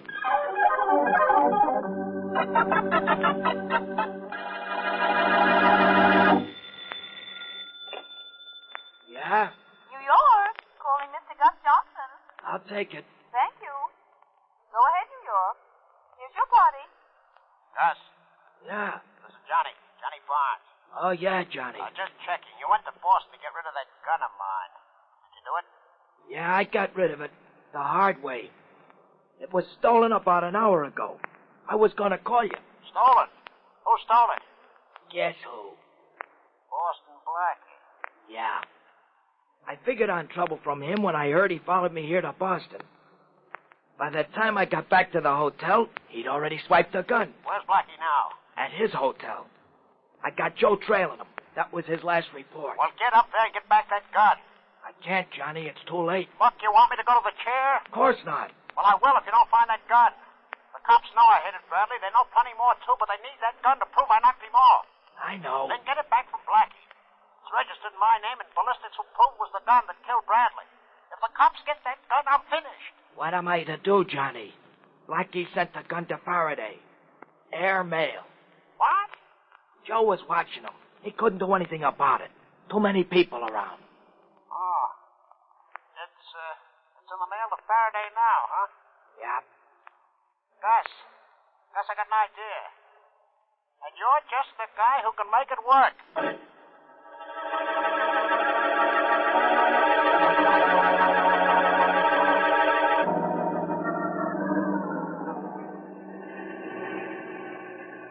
Say, Miss Wesley, what time did that wire say Blackie's plane was getting in? 3 o'clock, Shorty. Gee, 3 o'clock, huh? Gosh, we're a little late getting there, ain't we? Yes, a little. I wish we'd started earlier. I'd like to have seen his plane come in. Yeah, me too. But not because I think planes is pretty. Oh? Well, then why, Shorty? Well, didn't Blackie's telegram say he got the gun Johnny Barnes used to kill that Bradley guy? Oh, no. He told me that on the phone. Well, Blackie's gonna need protection from the minute he gets off that plane. I know a couple of the Barnes mob, and they ain't forgiving characters. But they're gonna be awful sore at Blackie when Barnes gets sent to the chair. Yes, I'm afraid you're right. And when Inspector Faraday gets Barnes' gun, Barnes is as good as convicted, isn't he? Yeah. Oh, here's the airport. Yeah. Where do we park? Well, let's see.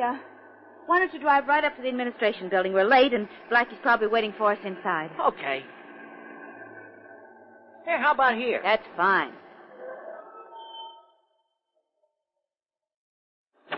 Want to come in with me? Yeah, sure. I'll get out on your side. All right. I think we can go in that door there. Okay.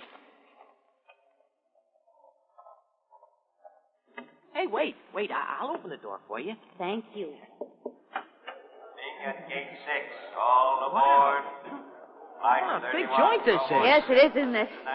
Chicago. I don't see Blackie anywhere, though, do you? No, I don't. Well, maybe his plane's late. Let's ask at the information desk. Okay. Flight 31 for Washington, Cincinnati, and Chicago, leaving at Gate 6, all aboard. Well, it's the information desk, Miss Wesley. Oh, yes. Pardon me, but could I have some information? Yes, ma'am. Has the plane from Boston arrived yet? Flight 68? Oh, excuse me. Yes, of course. Flight 68. No, ma'am. Flight 68 is late, but we expect it soon. Gate 3. Thank you. You're welcome. Miss Wesley, shall we go out to Gate 3 and watch it come in? No, Shorty. You can see if we'll wait here and watch through that big window there. Oh, yeah. Hey, look at that big four-motor job taking off out there. Yes, I see it. But I'm more interested in seeing Blackie's plane come in. Hey, Miss Wesley, you ain't worried because Blackie's plane is late, are you? I don't know, Shorty. It's just that I have a funny feeling. Oh, Miss Wesley, planes have been late before. Or sometimes maybe an hour late. They have a flat tire or they get stuck on a sticky cloud Look, Shorty, or something. Inspector Faraday's just come in. Flight 41 What he's doing. I don't know, but he sees us. Gosh, you don't think maybe something's gone wrong, huh? Well, I don't know. Wesley. Hello, Shorty. Hello, Inspector. What are you here for? What do you think I'm here for? To meet a train? What, you're here to meet Blackie too, Inspector Faraday? Yeah. How'd you know? Oh, I'm just smart, I guess. You smart, bad guess. Isn't Blackie's plane in yet? No, Inspector, it's late. I might have known. Blackie's probably telling the pilot how to fly. What plane's Blackie on? Flight 68. Flight 68, huh? It'll be just like Blackie to keep that plane up, so I'll have to wait for hours. While I'm waiting, come in, Flight 68.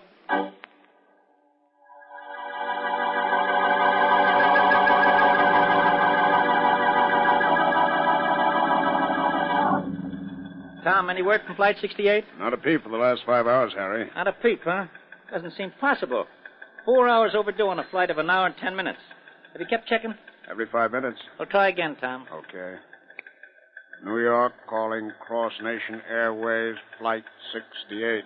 New York calling Cross Nation Airways, Flight 68. Flight 68, come in. Flight 68, come in. Come in. Hold it, Tom. Anything? Nothing. When did you last hear? 10 minutes out of Boston. Pilot radioed an okay. Said he was on the beam. And not a word since? Not a word. Well, we got a lost plane then, Tom. It's out of gas and down somewhere by now.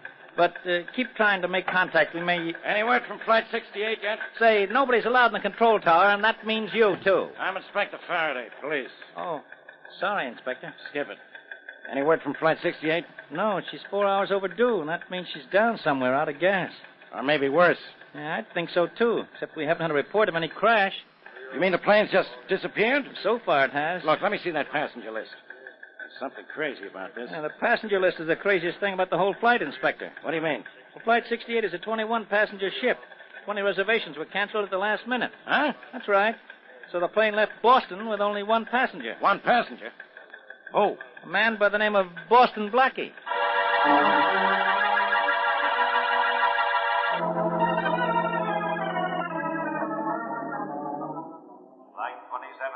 Gosh, Miss Wesley, why don't they put cushions on the seats in this place? Shorty, here comes Inspector Faraday. Maybe he has word about Blackie's plane. Gee, he looks awful sick, Miss Wesley. Yes, he does, doesn't he?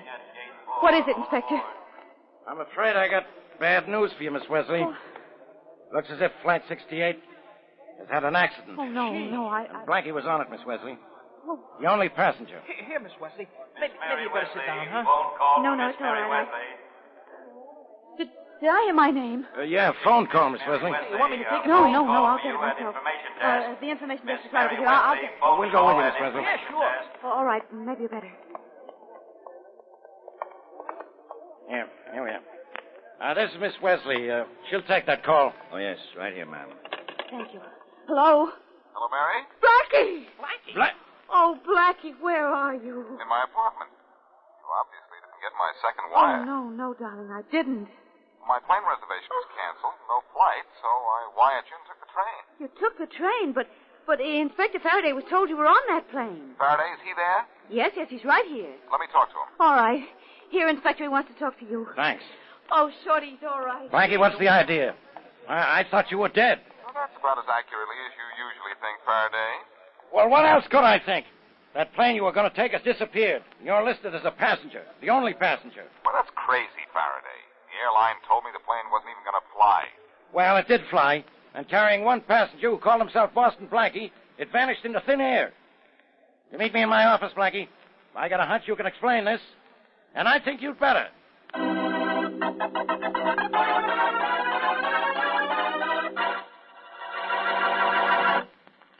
And now, back to Boston Blackie.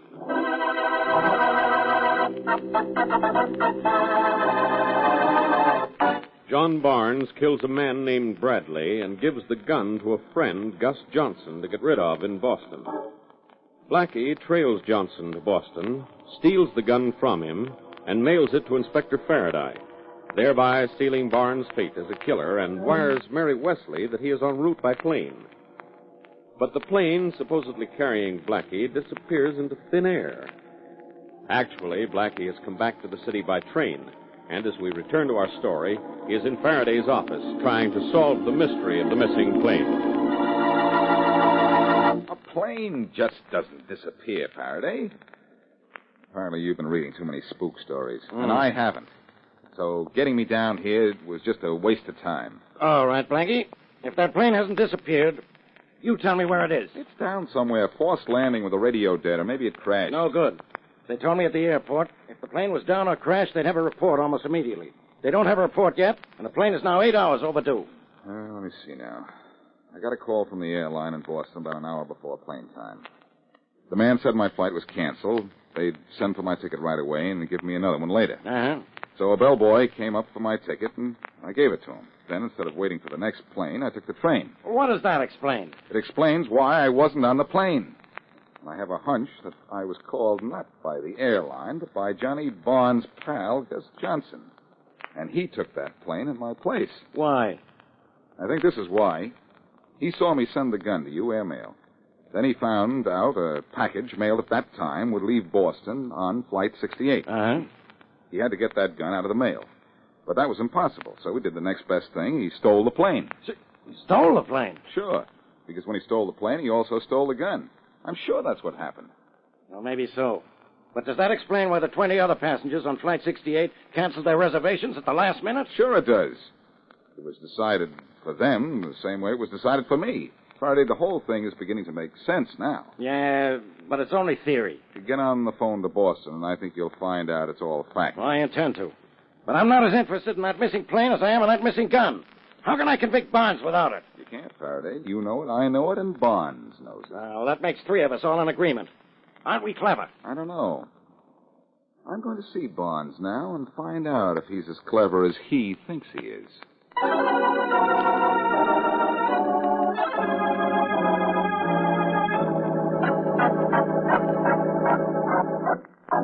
How nice of you to call on me, Blackie. You've come to console me in my trouble, of course. Oh, I don't think you need consolation from me, Barnes. Aren't your close friends doing plenty of weeping and wailing? Not exactly. Look, Barnes, your pal Gus Johnson told you I sent the gun to Faraday by airmail, didn't he? Did he? I think he did. And I think you found out the gun was being sent on Flight 68 out of Boston. So you saw to it that Flight 68 never reached New York. Oh, say, I just heard on the radio about that unfortunate plane. Fantastic, isn't it? It hasn't crashed, it hasn't made a forced landing, and it hasn't been heard of. Just vanished. Strange, isn't it? I don't think it's strange at all. I think you stole that plane. You think... That's more fantastic than the fact the plane is missing. Now, how could I steal an airplane? Why would I steal an airplane? To get rid of that pistol. It carried evidence that would send you to the electric chair.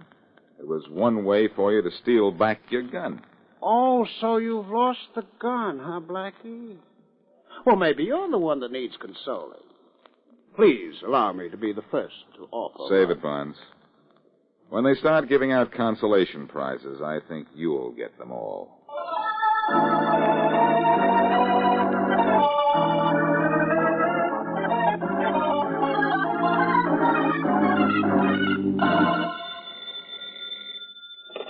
Hello? Blackie, this is Shorty. Yes, Shorty. Gee, am I glad you finally lighted Miss Wesley's apartment. I've been calling you all over town. What's the matter, Shorty? I got some news for you. What is it? Gus Johnson's in town. He's in the hospital with a broken leg. You sure? Yeah. His girlfriend, Blondie White, just told me all about it. A broken leg, huh? Yep. How'd he break it? I don't know, Blackie. Even Miss White didn't know that. Thanks, Shorty. I think I'll go see him. But tell me, do you know anything about Gus? Anything I ought to know to make him start talking? No, Blackie, I don't. He hasn't been with Barnes very long, though. Oh, a new member of the gang, huh? Uh-huh. Well, what did he do before he joined Barnes? Oh, a little bit of everything, I guess. Blondie White told me he did a lot of crazy things. What, for instance? Well, he was an auto racer, a circus daredevil, a stunt pilot, a seaman, steeplejack. And that's enough, Shorty. That's more than enough.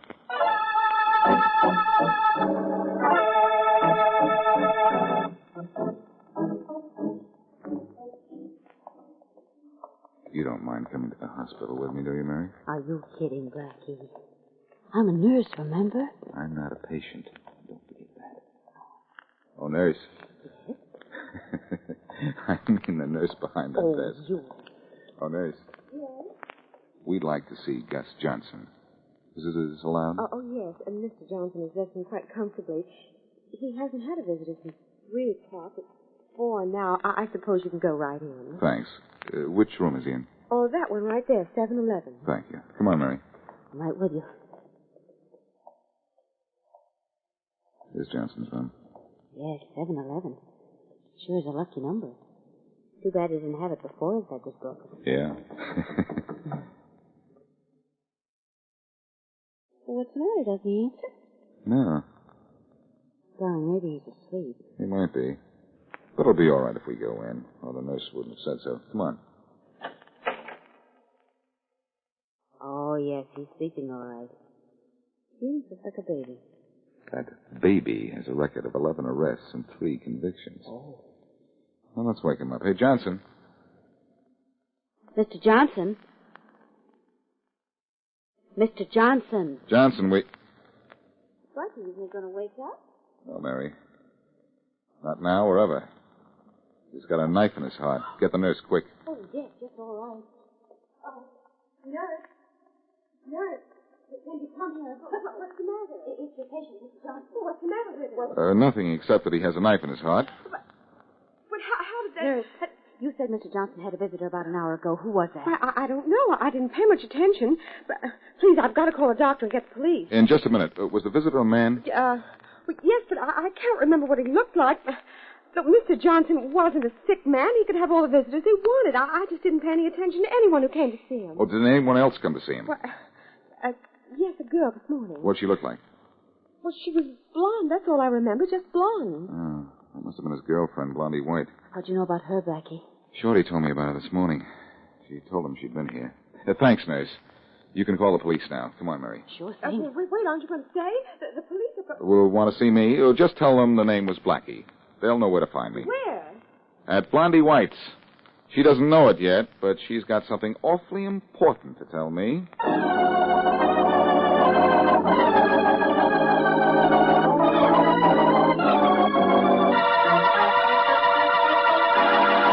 I hope you don't mind my coming to see you so soon after Gus's death, Miss White. No, Blackie. Why should I mind? Well, maybe you'll have reason to when you find out why I'm here. I didn't kill Gus, if that's what you're leading up to. No, I don't think you did. But I think you know who did. I don't know a thing. Now, look. You saw Gus this morning. He probably told you a lot of things, maybe even who was coming to see him later in the day. You look, Blackie. Gus is dead, and that's trouble enough for me for one day. I'm not going to shoot my mouth off and get a dose of the same thing Gus got. But you do know who came to see Gus this afternoon. I said I wasn't talking. You don't have to be afraid of me, Miss White. I'm not scared of you. You didn't kill Gus. You're afraid of the man who did. Look, when you know something that isn't healthy to talk about, you don't talk about it. I understand that. But do you know what you're doing by keeping quiet? You're protecting the man who killed Gus. No, I'm not. I'm just protecting myself. Well, I'll fix it so you won't need protection. Will you talk then? I don't know. Look, I'll make a bargain with you. If I promise to send Johnny Barnes to the chair for killing Bradley, will you tell me who killed Gus? Sure. Thanks, Miss White. What? Thanks a lot. Thanks for what? In the one word sure, you told me who killed Gus. It was Barnes. You don't know that. Oh, yes, I do, Miss White. You promised to tell me who killed Gus if I sent Barnes to the chair for killing Bradley. That means he couldn't scare you anymore. Stick by me, and I'll get him for sticking a knife into your boyfriend, too.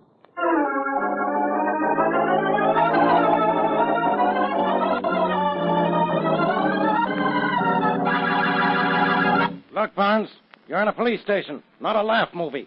So take that smirk off your face. I'm sorry, Inspector Faraday, but I can't help it. You and Blackie are both wasting your time keeping me here. Well, let's worry about that, Well, Barnes. sure, Blackie. I'm not worried about anything. I've just been too smart for you. Yeah, you've been smart, Barnes, but not smart enough. I know exactly what happened to that missing plane now, and why it had only one passenger on it. Now, aren't you clever, Inspector? No, I'm not clever, just thorough. You know how Barnes got rid of the other passengers on the missing plane, Faraday? Sure I do. It was just as you said, Blackie. He had his pal Gus Johnson go to the airlines, dressed as a policeman, and get a passenger list. Then Johnson and his pal Joe called up all the passengers, pretended to be airline ticket agents, and canceled their reservations. Which is what they did to me, too, only Gus Johnson used my reservation. Sure, Johnson used it. He used it so he could get rid of that plane. This is all very interesting, gentlemen, but none of it concerns me. No? Now, We'll why see. should I want to steal a plane? Why should I have Johnson go to all the trouble of canceling 20 plane reservations? Well, that's easy, Barnes. You didn't want Johnson to go to the trouble of having to kill 20 passengers. The 3 members of the crew were trouble enough. Well, if it was trouble, it was Johnson's trouble, not mine. I just don't see any connection between the missing plane and me. Well, I do. Your pal Johnson knew Blackie had mailed that murder gun to me. A gun which would prove you killed Bradley. A gun which would send you to the chair. Oh, really? What happened to that gun, Blackie? You don't know what happened to it, Barnes.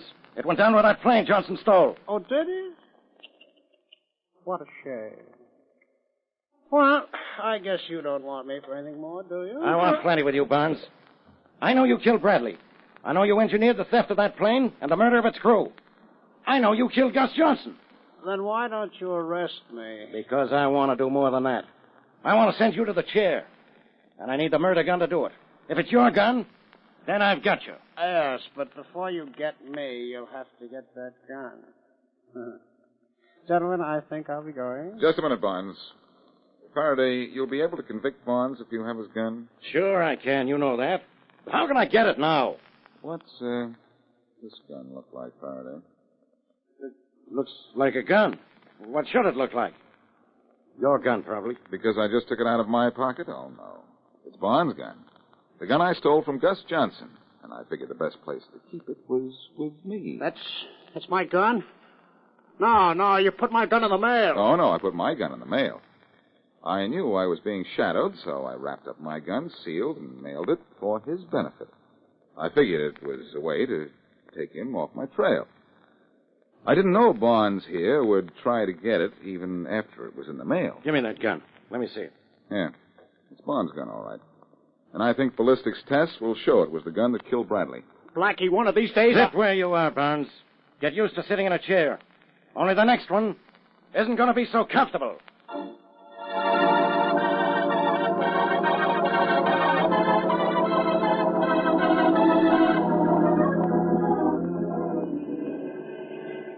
Where are we driving, Blackie? Out in the country to see Blondie White. You mind? No, I should say not. She helped you solve a murder case. She did more than help me, Mary. She was all the proof I needed that Barnes killed Gus Johnson. She kept her promise to tell me who killed Gus as soon as I proved Barnes killed Bradley. How did she know Barnes killed Gus? Well, Gus told her Barnes was coming to see him at 3 o'clock. A medical examination showed Gus was killed at about that time, and he hadn't had any other afternoon visitors besides us. Oh, I know why Gus was killed. Because he knew too much. He not only knew too much, Mary, he did it all himself. Now, wait a minute. You mean he actually stole that plane? Yes, he took my place on the plane. Then when the ship was in the air, he killed the hostess. Then he went to the cockpit and killed the pilot and co-pilot. And bailed out before the ship crashed? Oh, that was how he broke his leg, huh? Golly, what a chance he took. No, he didn't take any chance at all, Mary. I found out from Shorty, Gus had once been a stunt flyer.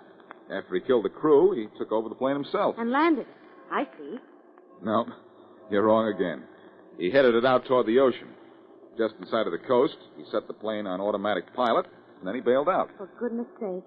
And now that plane is somewhere at the bottom of the ocean. Yes, Mary. And even though something very clever went on up in the air, we figured it because we kept our feet on the ground.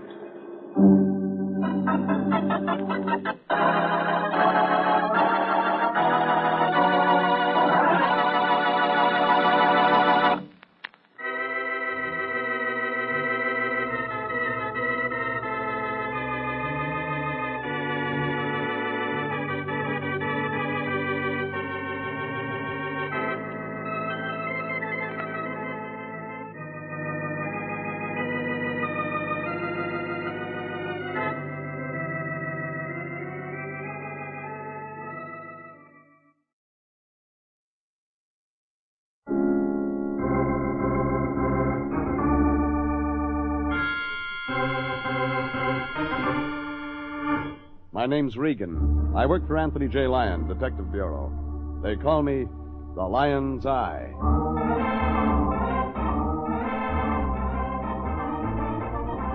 Jeff Regan, Investigator, starring Frank Graham as Regan, with Frank Nelson as Anthony J. Lyon. So stand by for mystery and suspense and adventure in tonight's story, Lo, the Gentle Earthworm.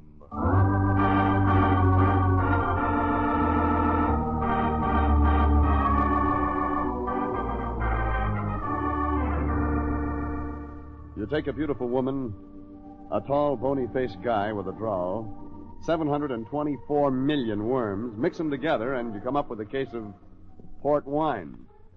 I did, anyhow. The thing took off under jet propulsion of a fatal Thursday. I made the mistake of reporting for work as usual at the Lyon Detective Bureau office. So then you're Mr. Regan, the Lion's Eye. Oh, I'm so glad. This is Mirabelle Drake, Miss Mercantile Development of 1948. As I've been telling Mr. Lyon, I won the title over 400 aspirants, Mr. Regan. And for a $5,000 prize, Mr. Regan. In merchandise, of course. Congratulations. Mrs. Drake has a serious problem, Jeffrey. Yes. It's my husband. He's going to kill himself. Yeah, and with such a lovely wife, too. Isn't it a pity, Jeffrey? Your husband happened to mention what's bothering him? The worms. Worms? 724 million of them.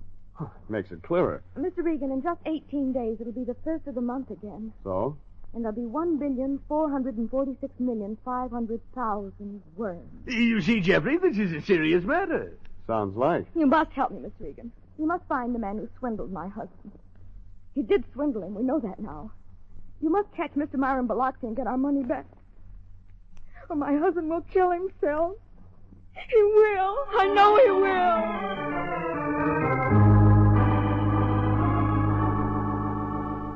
It went on like that for a couple of minutes. Then it began to get confusing. Arthur Drake, Mirabelle's husband, had bought 500,000 worms 12 months ago from Myron Biloxi. The worms had cost $5,000. Mirabelle's prize winnings converted to cash. They'd started a worm farm. The algebra of the multiplication of worms began to get out of hand the way Mirabelle told it, so I said maybe we better get out to her place and get the dope straight from the worm grower's mouth. She said, okay.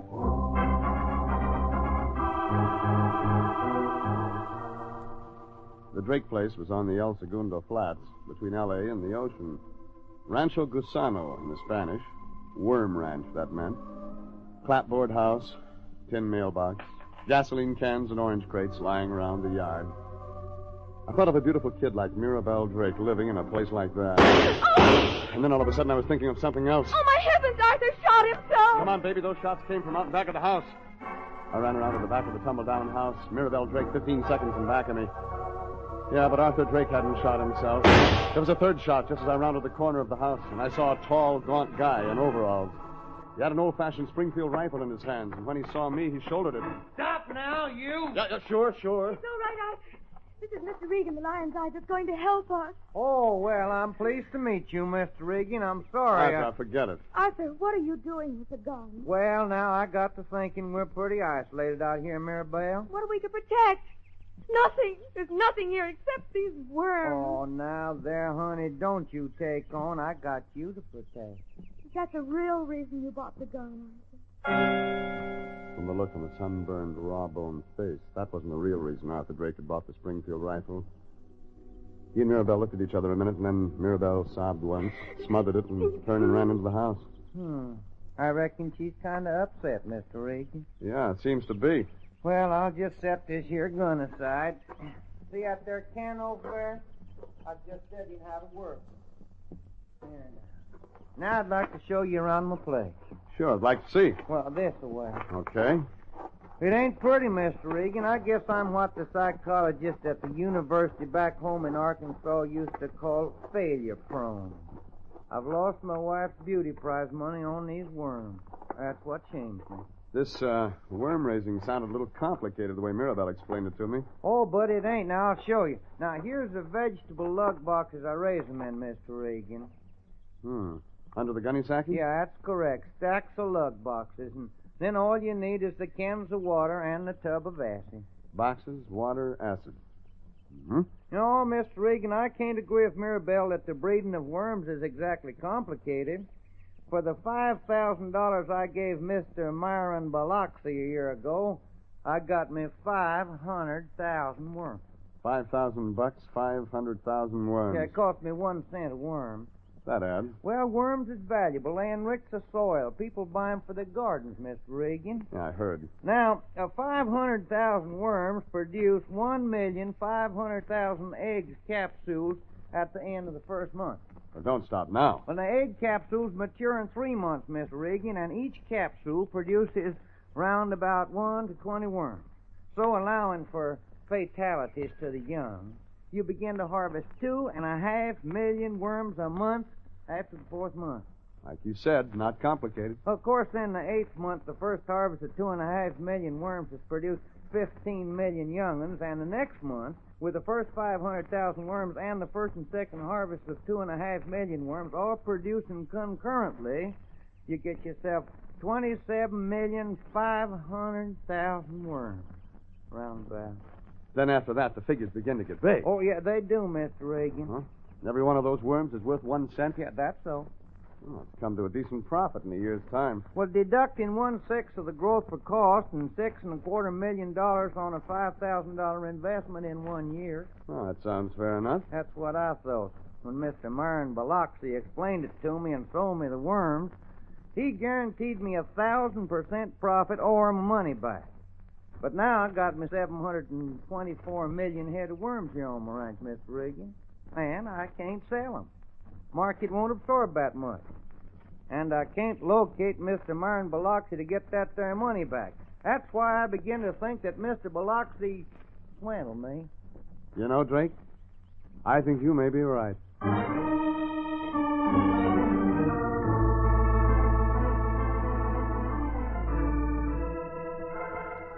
The first step in putting the bee on the Worm King, Myron Biloxi, was to find him.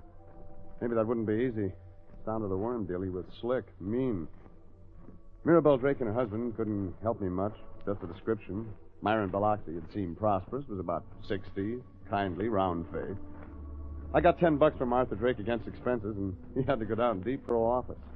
Lion had news for me. Oh, here you are, Jeffrey. I'm glad to see you. What's up, Lion? Mirabelle Drake just telephoned. Yeah, what's wrong? I just left there. Oh, she was terribly upset, Jeffrey. Nearly hysterical.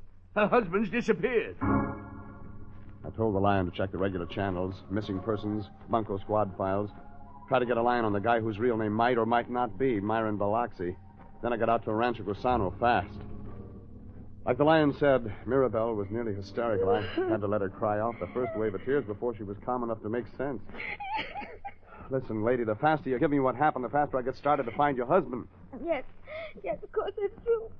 How long has he been gone? Well, I'm not quite sure. You see, I lay down in the bed. You fell asleep? Yes. When you woke up, he was gone. Yes, Mr. Regan. Well, maybe he had to go somewhere. Store, get some supplies for his worms, maybe. No. Sure? Oh, yes. You see, he didn't take the car. It's a 3 or 4 mile walk to any place at all from here. That's how I know, Mr. Regan. He's walked up into the hills. To kill himself. Just try to relax, Mirabelle. I'll look around the place and see if I can turn up a lead.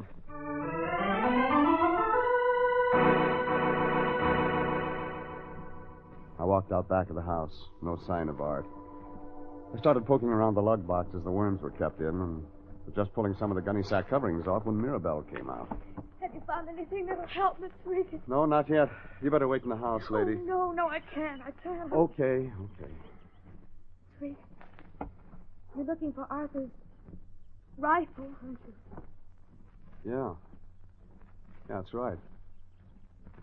Look, Mirabelle, come on and get busy. Help me uncover these stacks of lug boxes. We may find something. All right. Start on that section over there, huh? All right.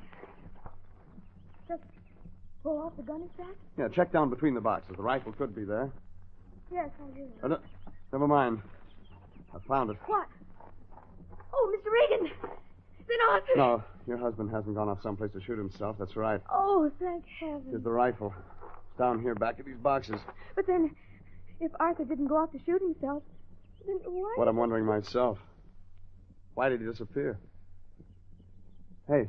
The thing you started to uncover over there. That's not a vegetable lug box. Oh, yes. It's under the gunny sacking like the other. Sure, but look. Yes. Not the same shape. It's round. And the surface under the sacking. The top surface of these lug boxes is flat, wormy earth, straight across from edge to edge. But that gunny sack's bumpy. Something bumpy surfaced under it. There must be.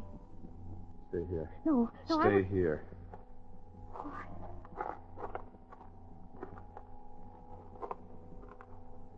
Now, let's see. So that's it. What is it, Mr. Regan? It's all right. Come on. What is it? This? A case of wine. That surprise you? Oh, yes, it does. Well, the bottle made the bumps on the gunny sacking. And this against the case of wine, just some sacking. That would give the thing the shape Of a covered-up body. Might have been that. Let's have a look at one of these bottles. They look pretty old. But I can't understand Arthur spending money on wine. Now when we have so little. No, I'm no expert, but it figures this wine costs dough. Look here, the label. Robertson's Special Vintage Port. Bottled at Villanova de Gaia, Portugal, in the year 1892. Well, the others are the same, 12 bottles. One case of port wine. 58-year-old vintage port. Mr. Regan, I remember enough from when we had money, and Arthur used to buy wine, to know that must be terribly expensive. So maybe somebody gave it to him. Maybe we can find out who.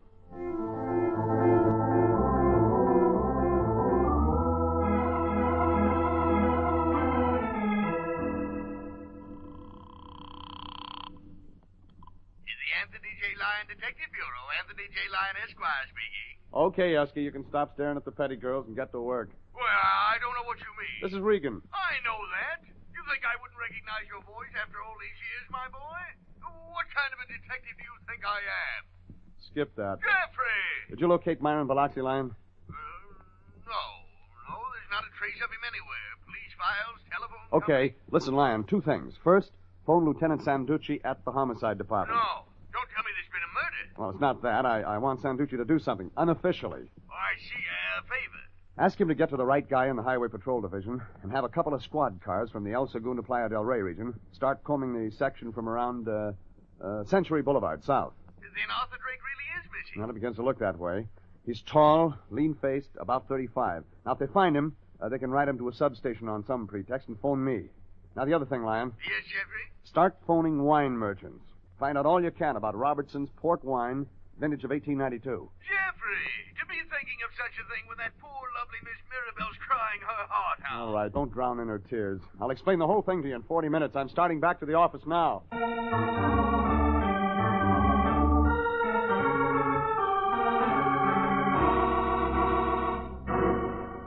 So, Lyon, the best lead we've got to go on so far is that case of port wine.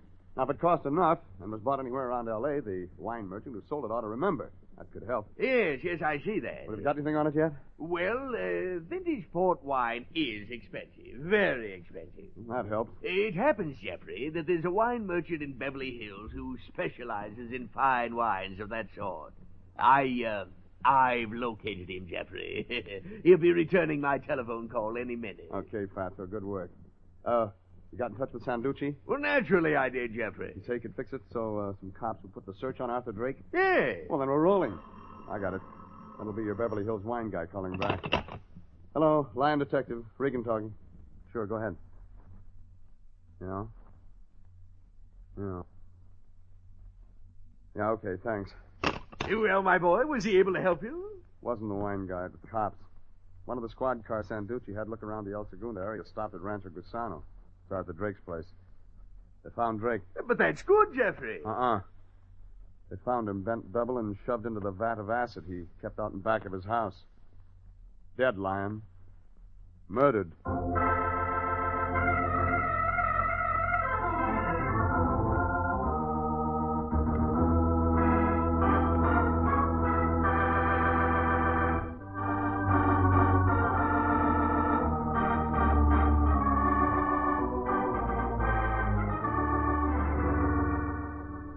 I got back out to Rancho Gusano fast after the phone call came from the cops that my client Mirabelle Drake's husband had been found in a vat of acid out there, murdered.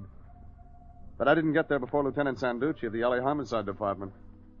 Reagan, Mrs. Drake tells me she's a client of yours.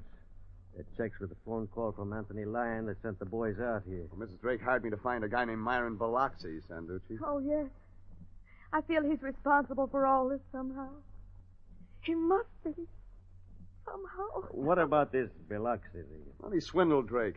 Got him to start this worm farm. Took $5,000 off him. You located Biloxi yet? No. Well, it looks like a pretty clear thing here, Regan. By Mrs. Drake's own story. Her husband was shot. Shot?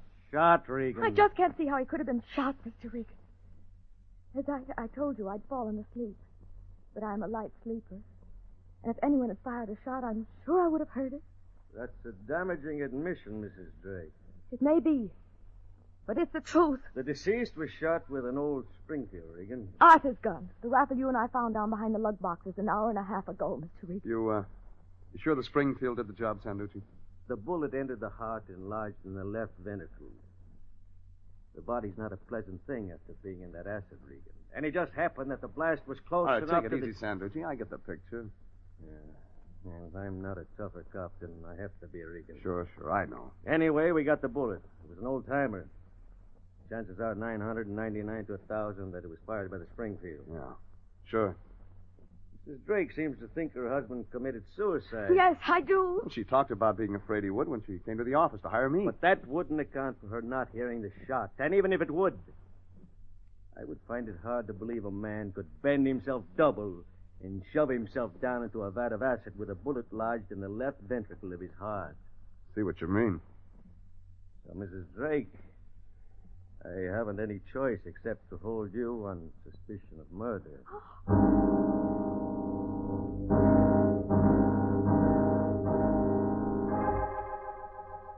Sanducci took her off to headquarters. I drove to the nearest phone. Though Mirabelle Drake was proved guilty, she was still my client.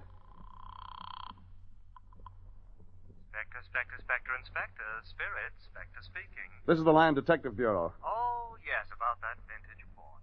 I've been meaning to return your call, but we've been simply suffused with custom. Yeah, I wonder if you've got anything on... Robertson Special Vintage Port, 1892 is most rare, sir. Most rare. But it does happen that we sold a case of it a few months ago, and naturally we have a record of the sale of a collector's item like that. You happen to sell it to a guy named Myron Biloxi? An English woman. The English leaned port. Not to starboard? What? Skip it. Listen. I have the record of the transaction before me now. One case, Robertson's Port, vintage 1892, at 900... Oh, sorry, sir, we can't divulge that information. How about the name and address of the buyer? Mrs. Diana Parker, 1 Royal Road, Bel Air. Thanks.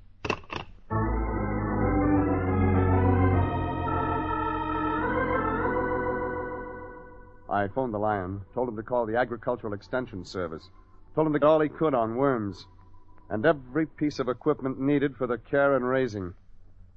Then I drove out to Bel Air. One Royal Road was a king-size cottage of 40 rooms. Tile, terracotta, palms, swimming pool off to the right, Great Dane chained on the left. There was Lincoln Continental parked in the drive, Mississippi license. I got a cute idea. They got a town in Mississippi named Biloxi. Now, if a guy takes on a phony name for some reason, he gets the idea of what phony name to use from some place. Doorbell was the tongue of the devil. When you pulled the tongue, the eyes lit up red. What answered the door would have made anybody's eyes light up. How do you do? She was the only woman I'd ever seen who'd have beaten Mirabelle Drake in a beauty contest. Red hair, clean, clear skin. A little haughty, maybe. May I ask who's calling? Well, Regan's the name. Mrs. Biloxi. Step inside, please. Thanks. This way. Sure. I was about to have tea. Won't you join me? Lonely, you know, tea by oneself. By oneself with 2 cups? Oh, there are 2 cups. I was expecting someone. Oh, your husband, maybe. Oh, no, he's out of town. Sure he is. Do sit down, Mr. Regan. Thanks. May I pour you tea? Be better iced. Big fire you got down there at the other end of the room? Yes. The day seemed quite chilly. Not to me, Mrs. Biloxi. How odd of you to persist in calling me that. You know that I am Mrs. Diana Parker. Oh, I think that's your real name. I'll pour you tea. It's really rather good tea, you know. We English are partial to tea. Like you are to port wine? Yes. As we are to port wine. Your tea, Mr. Regan? Thanks. Oh, if you'll excuse me a moment. Diana got up from the tea table and left the room in a hurry. Her mask dropped just for a second as she stood up. Then you could see she was scared, worried. I went to the window, looked out. The Lincoln Continental with the Mississippi license was still in the drive. The big Great Dane was tugging at his chain, barking.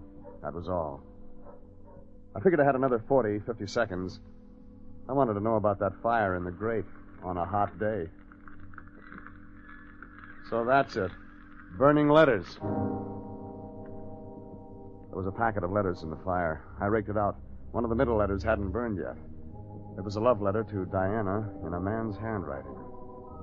I read the signature, brushed the ash off the letter, and stuck the letter in my pocket. I checked the window again. Diana was out in front trying to quiet the Great Dane. I kept an eye on her from behind a drape and picked up a telephone, dialed the Lion. The Lion Detective Bureau, Anthony J. Lion, this has got to be quick. Yes, Jeffrey? Did you get that stuff I asked you to from the Agricultural Extension people about raising and taking care of worms? Yes, Jeffrey. It's the most amazing thing. Do you realize that just a few hundred worms can produce simply Later, Lion. What did they give you on the equipment for raising worms? Yeah, but that's one of the most beautiful things about it, Jeffrey. It requires almost nothing. Lug boxes, a few gunny sacks, and water. You sure that's all? Positively, the man assured me. Okay, Lion. Thanks.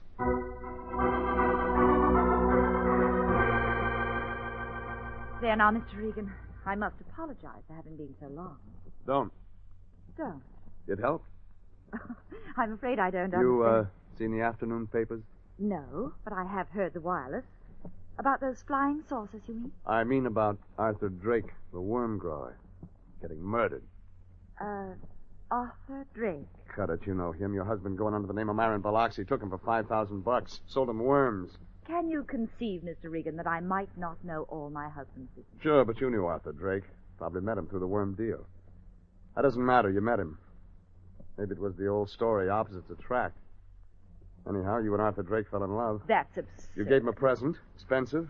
Robertson's Port Wine, 1892 vintage. You bought it at Specter in Beverly Hills. That case of wine's at Drake's house now. That's the kind of evidence that'll stand up in court. Very well. I knew Arthur Drake. What of it? Yes. This letter I saved from the fire is a love letter from Drake to you. Let me have that. Evidence, baby. You know, if your husband had happened to find a letter like this, could have made him pretty sore at Drake. Are you inferring my husband murdered Arthur Drake? Oh, I didn't say that. I told you that my husband's out of town. He's been away since yesterday, and Arthur Drake was alive this morning. That's right. He was. Now it's my turn. Excuse me a minute. Where are you going? There's somebody else in this house, and I'd like to talk to him. Sit still. Listen, Oh, shoot. baby. You're not very good at this game. I drove across the tea table, got half a cup of tea in my lap, but I got Diana's gun. Then I took off to the other part of the house where I knew I'd find somebody hiding. 10 seconds later, I pulled up beside a heavy door. It was locked, but there was movement behind it. Diana caught up while I was standing to one side trying my skeletons on the lock for size. No, don't go in there. I lied to you, Mr. Regan. My husband's not out of town. No? Well, stand back, baby. I want to work on this lock. No, you mustn't go in there. My husband's desperate. He'll kill you. You figure one murder on his hands is enough, is that it? Yes. Oh, a tough lock to make. Oh, so then I guess it was your husband the second tea place was set for when I came in. Yes, of course. Yeah. And was he the one the dog barked at? Yes. You know, that's a careful watchdog you've got. To bark at its own master like that. Well, the dog is... Sure, I know. You know, Diana, this key's gonna work. No, don't go in there. He'll shoot you. I don't think so. I think it was his gun you tried to use on me a minute ago. All right, Drake, get your hands up over your head. Reckon I better do just what you say, Mr. Regan. You passed on your gun to Diana when she slipped out to see you a couple of minutes ago. You wanted her to get rid of me one way or another before I saw you. Saw you alive when you're supposed to be dead. Okay, Drake. I got the gun now. You got no choice but to do what I say. You're right about that, Mr. Regan. I know when them be. I'll do whatever you tell me.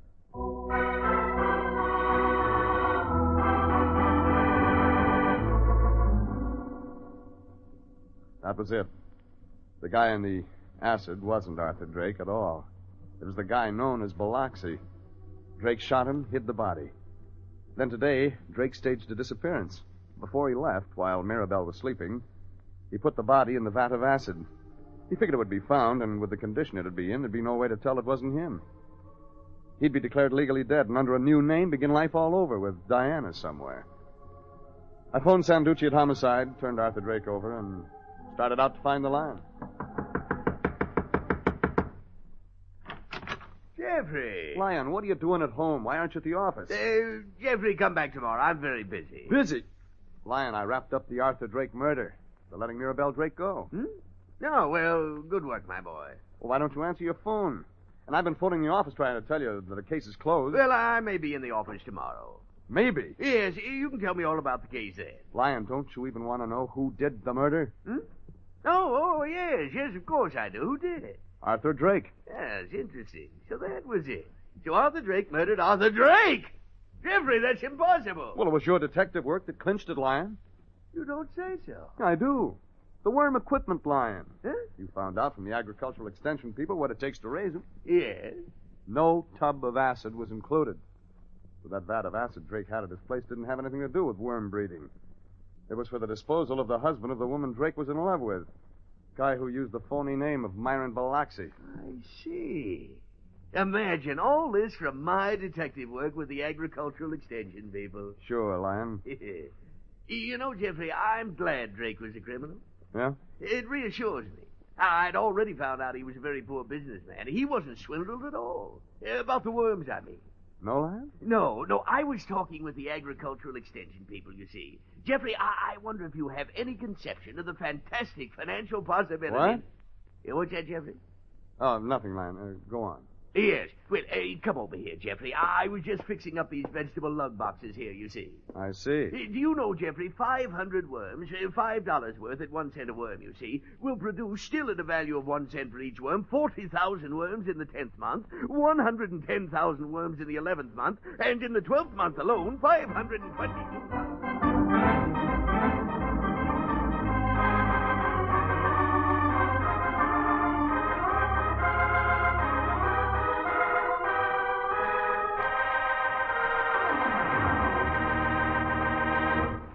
Jeff Regan, Investigator, is written by William Fifield, produced and directed by Sterling Tracy, and stars Frank Graham as Regan with Frank Nelson as Anthony J. Lyon. Original music is by Dick Arant. Jeff Regan, Investigator, is heard each week at the same time. Bob Stevenson speaking and inviting you to be with us again for more suspense and mystery and adventure with Jeff Regan, Investigator.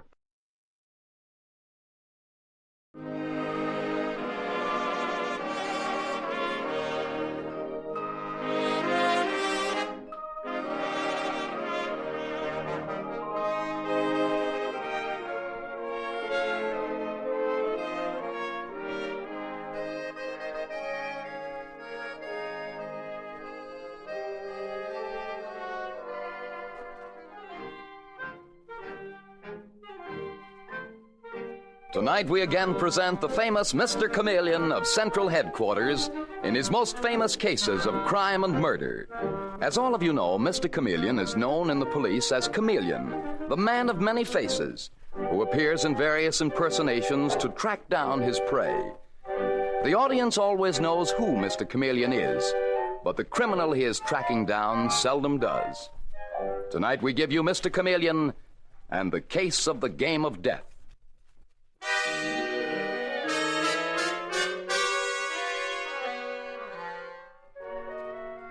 The Coronet Hotel is one of Fifth Avenue's finest, but like every other building, it can harbor trouble and unhappiness.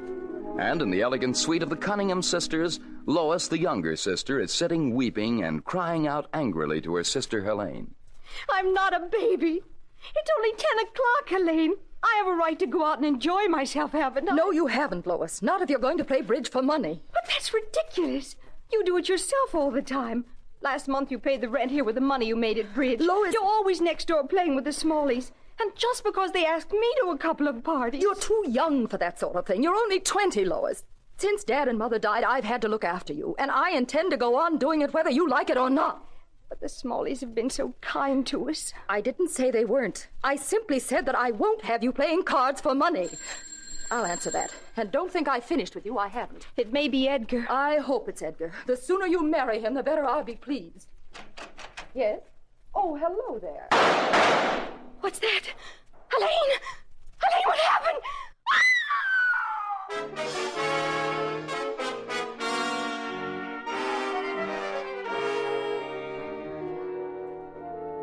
Meanwhile, strolling along Fifth Avenue, we find Mr. Chameleon, the famous detective from Central Headquarters, the man of many disguises who has long terrorized the underworld.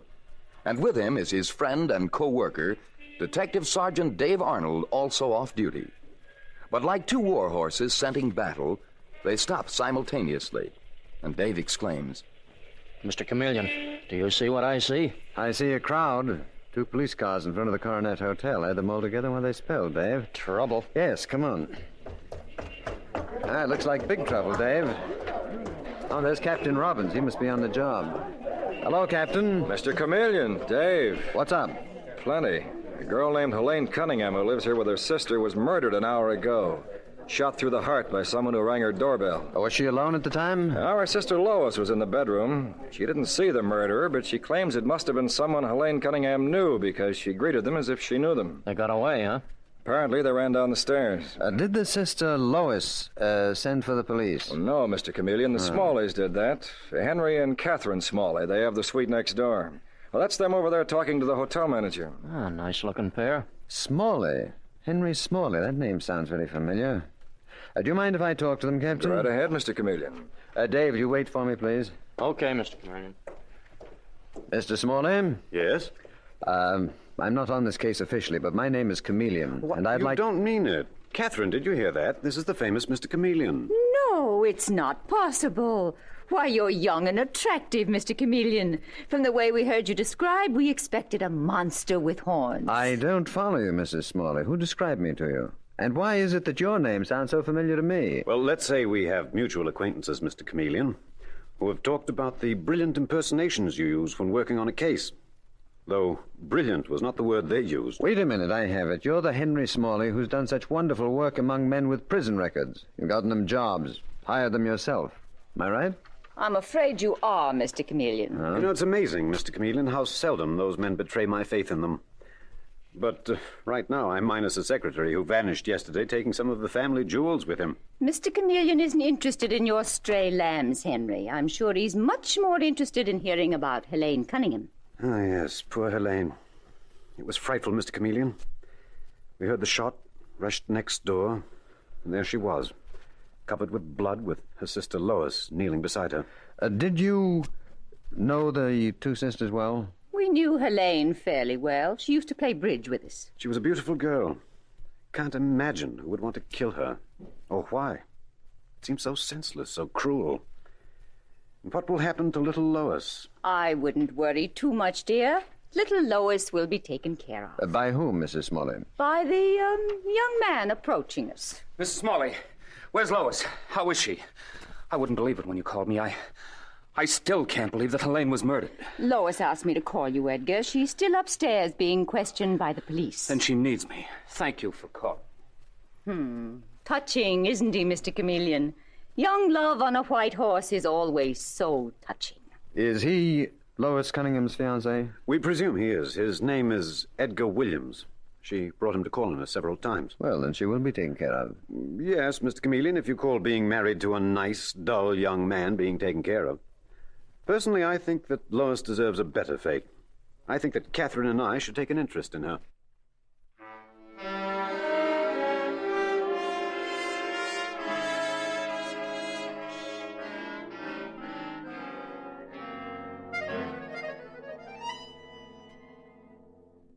And personally, my dear Commissioner, I would just as soon have 2 vultures take an interest in that girl, Lois. At least vultures are honest birds of prey. But, Chameleon, do you really think this chap Smalley and his wife are card sharps? Commissioner, it's a very difficult thing to prove. They live in a high-class hotel, they dress well, they're attractive, but they give bridge parties constantly. And according to her sister, Helene Cunningham, played for money. She paid their bills that way. And she must have had better luck at cards than I do. No, not necessarily. Commissioner, socially, the Cunningham girls are top-drawer stuff. Their parents, unfortunately, left them penniless, but they continued to keep up their standard of living. Well, how? Because Helene won occasionally at bridge? No, Commissioner, you'll never convince me of that. Then you think that the Smalleys used Helene as a come-on? She introduced them to her friends with money, and then the Smalleys proceeded to fleece the friends at bridge. I think that's very possible. And when she decided to pull out, she was murdered. I think that is possible, too. But remember, a high-class gambling ring, Commissioner, is the toughest thing in the world to smash. How can you prove that a charming couple like the Smalleys are card sharps? If they are. And you believe they are? I believe that a lot of ugly things go with gambling. Blackmail, sometimes suicide, sometimes even murder. Now, the Smalleys are just a cog in the wheel. And I'd like to smash the wheel. Well, how are you going about it? Are you going to take up gambling? Get yourself an introduction to the Smalleys' inner circle? No, I'd rather be part of that inner circle. What do you mean? Well, Henry Smalley's pet philanthropy is rehabilitating criminals, or so he says. Don't you think he'd rehabilitate me? You? Uh-huh. Suppose my name is Otis Smith. I've served a term in prison for forgery, but I want to go straight. Now, after all, Commissioner, Mr. Smalley is a charitable man. I'm sure that he'll be only too glad to help me. When Mr. Smalley sees me, it will be as Otis Smith.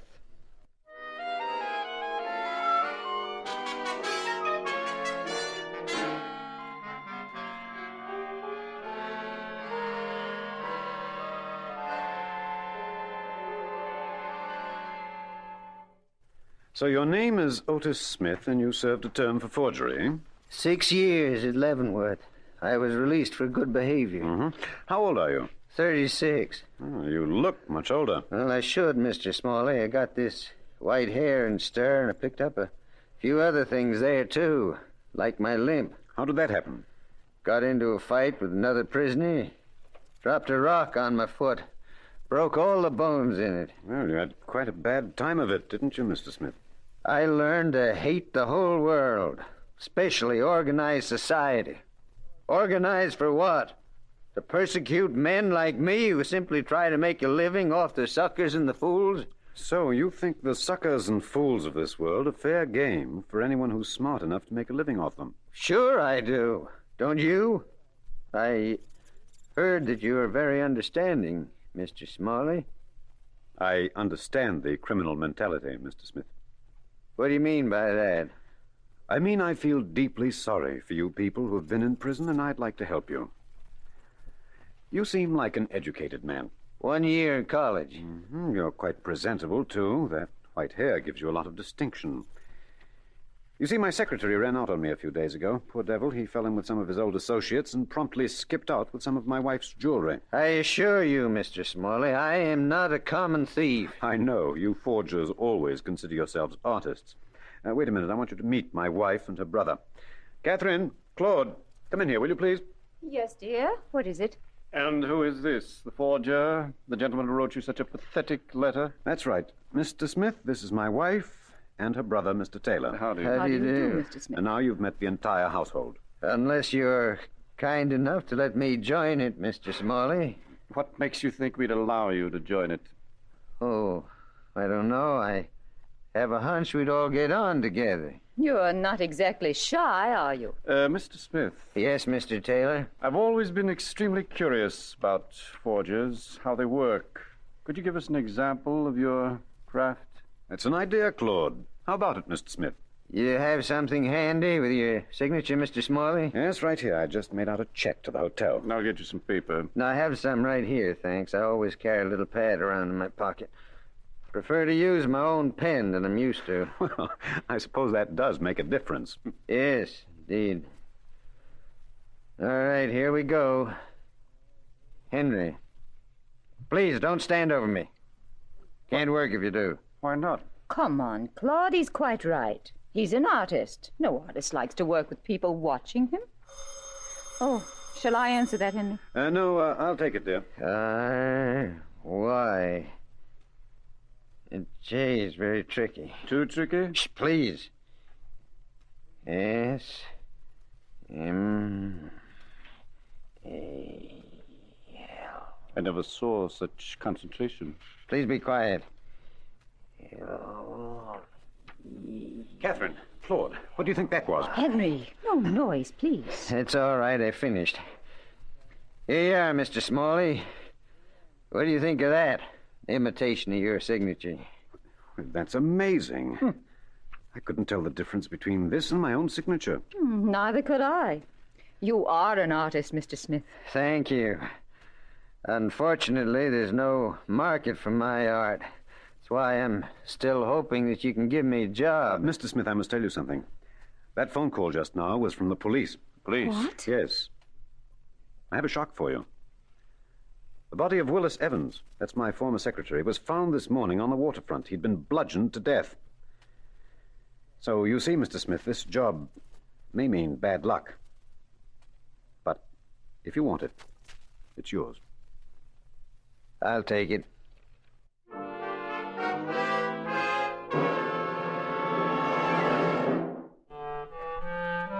Mr. Chameleon and the case of the game of death continues in just a moment.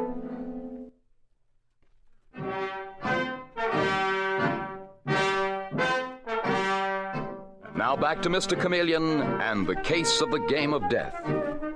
It is a week later, and we find Mr. Chameleon at Central Headquarters in the office of the police commissioner with Detective Sergeant Dave Arnold. As Dave says, "And that's all I could dig up on the Smalleys. Their source of income is certainly dubious.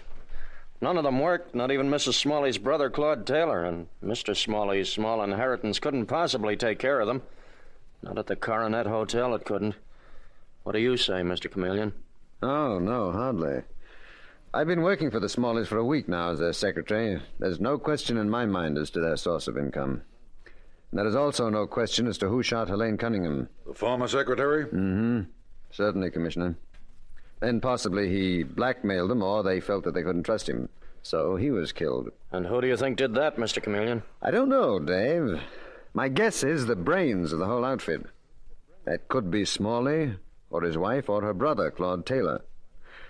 Whoever it is, my personal ambition is to put them behind bars and keep them there. You feel very strongly on the subject, don't you, Chameleon? You know my motto, Commissioner. The innocent must be protected, the guilty must be punished. A vicious organization like this poisons innocent lives like Lois Cunningham's. And what about her? Well, I was in the kitchen last night mixing drinks in my role of Otis Smith's secretary. The Smalleys were having one of their parties. And suddenly I heard someone come into the pantry. Lois and her boyfriend, Edgar Williams. Lois was saying... I can't stand it, Edgar. I've got to get out of here. But Lois, darling, what is it? There's something terrible going on here. I'm sure of it now. These card games. Edgar, they're crooked. Lois, are you out of your mind? No. Oh, I didn't want to believe it. The Smalleys were so kind to me after Helene's death. But it's true just the same. But, sweetheart, how do you know? I've never lost much money to the Smalleys. I've won as much as I've lost. Well, so have I. But other people have lost tremendous sums. The Carters, for instance, and Babette Dixon, and Edgar, I introduced all those people to the Smalleys. Sweetheart. Oh, Edgar, I'm afraid. Lois, the trouble with you is you need someone to look after you. You've had the jitters ever since your sister's death. I haven't told you, but someone's been following me every time I've gone out. What? Well, there's something I haven't told you. Right after Helene's death, I got a permit to carry a gun. I've got it right here with me. If anyone tries to harm you, I'll... put that gun away. All right. But at least you know now I'm able to protect you. Oh, darling, you're wonderful. Really, you are. You're the sweetest, the most naive. Naive? Yes, naive. Especially about the Smalleys. Oh, Edgar, I do love you so much. I'm so terribly afraid. Lois, who is that? Is there someone in the kitchen? I'm sorry, sir. It's only me. I'm Otis Smith, Mr. Smalley's secretary. What the devil were you doing there? Eavesdropping? No, sir. Well, I hope you got an earful. I hope I made it clear that I love Miss Cunningham, and I intend to protect her. And Lois Cunningham needs protection, Commissioner. Right now, she's in just as much danger as her sister was. What are you going to do about it, Mr. Chameleon? Dave, I have one little chore I want you to take care of, and then I'd better get back on the job as Smalley's secretary. They're giving another party next week. Well, Chameleon, does it occur to you that you may be in danger, too? Is that something new? Commissioner, I am determined to smash that outfit. And I want to get them all. Not just the cogs in the wheel or the spokes, but the hub. The very heart and center of the group. The one who holds them together and makes them go round.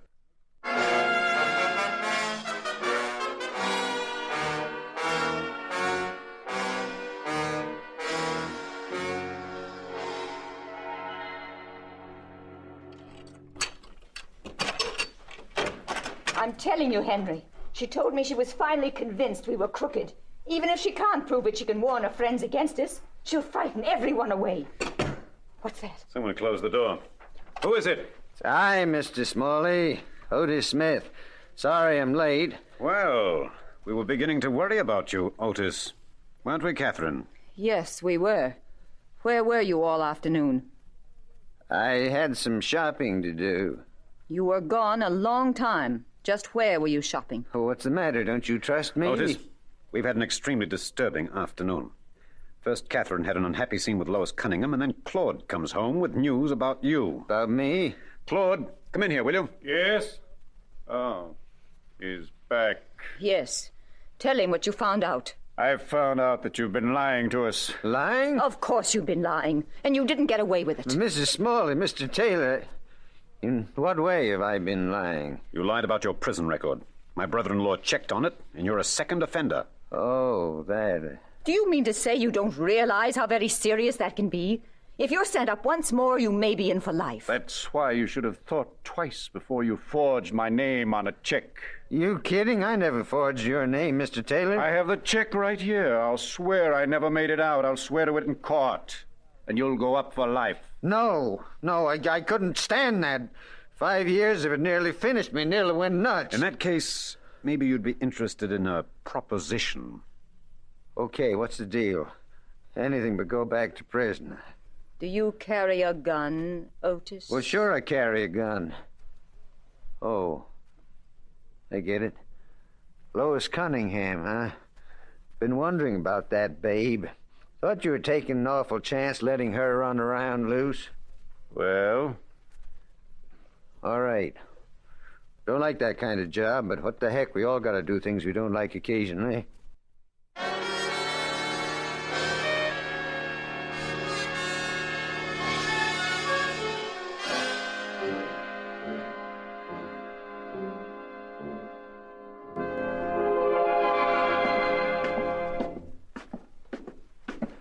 Now, look, Dave.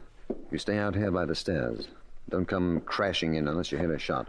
Mr. Chameleon, I feel so blasted useless. You have been anything but useless. That last bit of information you dug up was priceless. May turn the trick.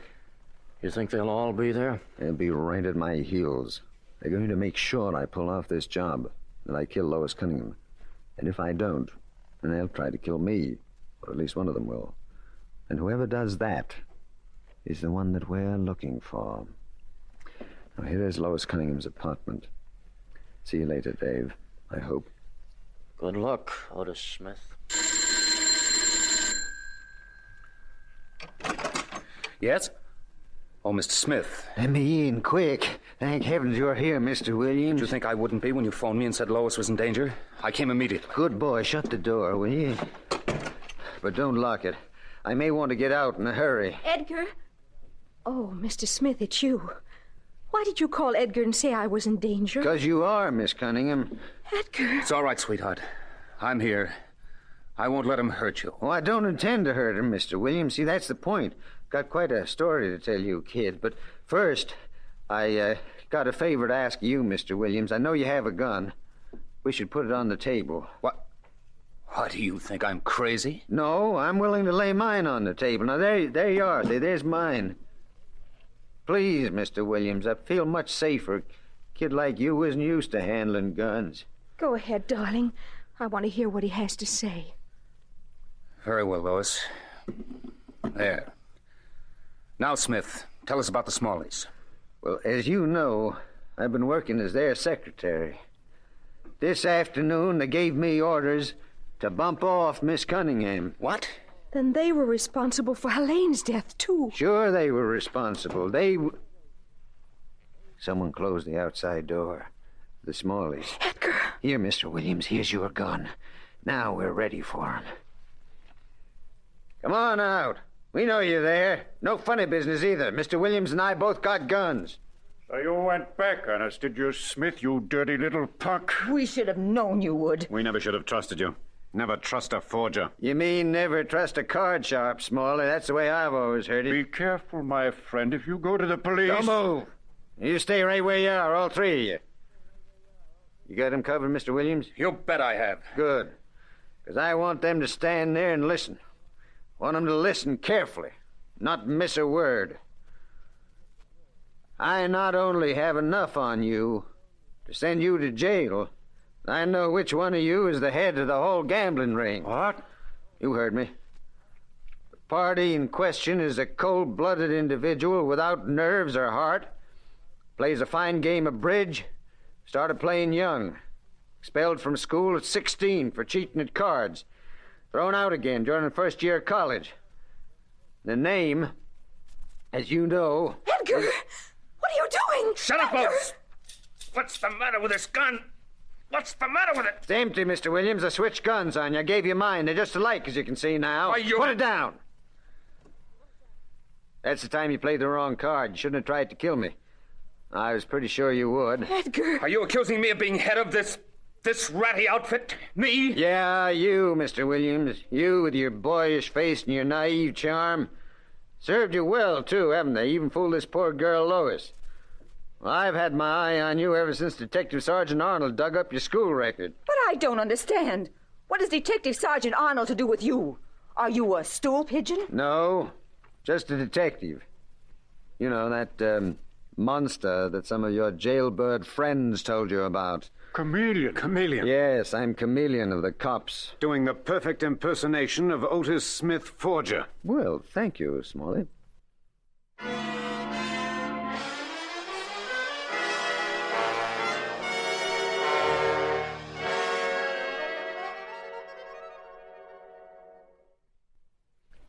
Then the whole thing is over with, Mr. Chameleon. Edgar confessed. Yes, Lois, they all confessed. Or rather, they all accused each other. And Edgar, he even planned my sister Helene's death. Yes. Oh. Now, I know it's a difficult thing to face, but it's better this way. You're young, Lois. You'll fall in love again. Oh, no, never. Yes, you will, my dear. Take my word for it. And don't hate me too much. I don't hate you, Mr. Chameleon. I'm very grateful. If I'd ever married Edgar... Exactly. And I had to get him, too. You see, I couldn't let him go free to continue his criminal activities. I could have run in the others in the gang long before I did. I wanted to wait and get the top card in the pack.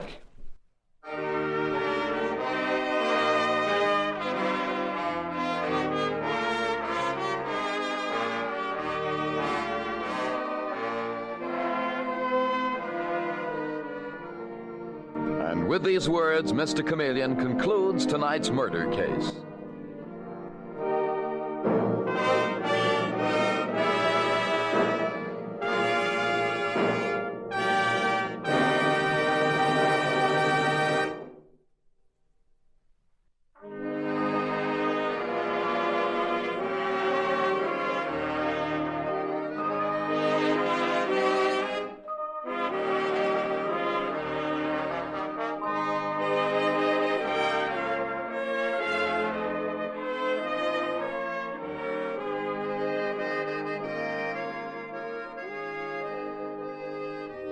Listen next Wednesday night at this same time for Mr. Chameleon, the man of many faces. The part of Mr. Chameleon is played by Carl Swenson, with dialogue by Marie Baumer, from the original story by Frank and Ann Hummert. Music directed by Victor Arden. Your announcer is Dan Seymour.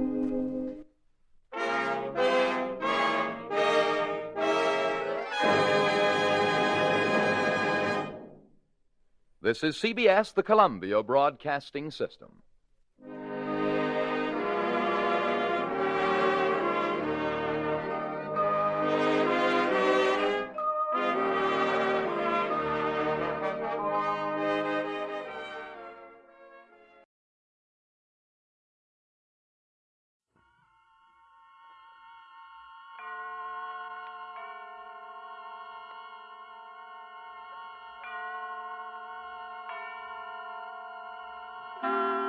Suspense.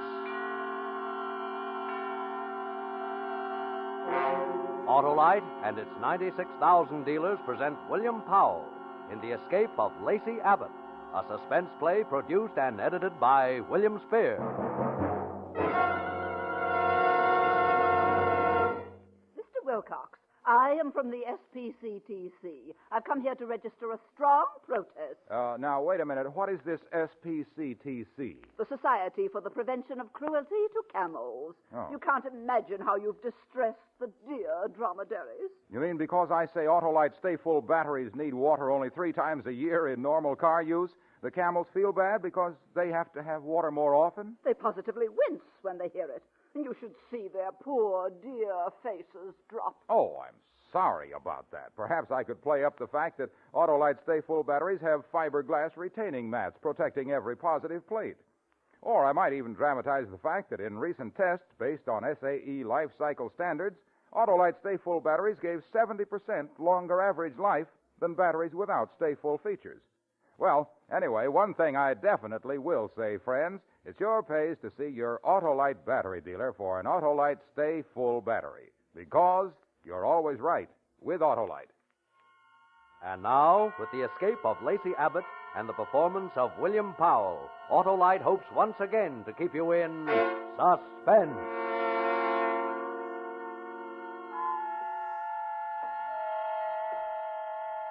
Hey, you. Yes, you. A position of authority. Come here. You can always tell by their voices. Sign out. Commanding. The smaller the authority, the more commanding the voice. You hear me? Yes, sir. Sign out, you said. Here? Right below where you signed when you came in. Of course. A perfect forgery. I beg your pardon? Well, I mean, your signature is almost an exact copy. You object? I know, sir. You think you're talking to one of your lunatics upstairs? No. Sir. Always call me sir. Good day. Good day, Mr. Westland, sir. Outside now, on the steps. There's the street, the traffic. Walk slowly. No need to hurry, no need at all. That's right. Light a cigarette. Must be some in the pockets, yes.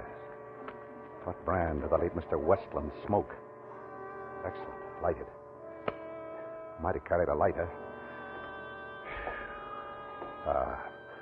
No need to run. There won't be an alarm for at least 20 minutes. One look back over the shoulder. Casually. It's pleasant to be on the outside looking in after 2 years in the psychopathic ward in Bellevue. Oh.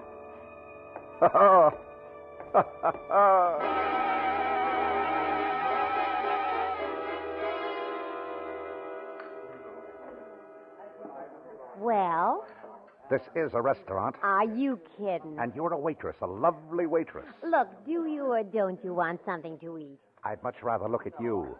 Look, mister, I get off at 1 a.m., but right now the boss... I'm going to take you out of all this. Oh, sure. Furs, diamonds, warm against your skin. Hey, let go my hand. Your name is Fay, huh? Embroidered on your uniform. Fay. Fay, listen to me. Now, look, Romeo. Listen, this will be the biggest thrill of your life. I just escaped from Bellevue. What? I'm Lacey Abbott. I've been in the psychopathic ward in Bellevue for 2 years. You don't say. Nicholas Westland, my lawyer, came to see me. And when we were alone, I strangled him to death. Let me go. Stand still. I changed clothes with him. I signed his name on my way out. It'll be in the papers. I'm laughing.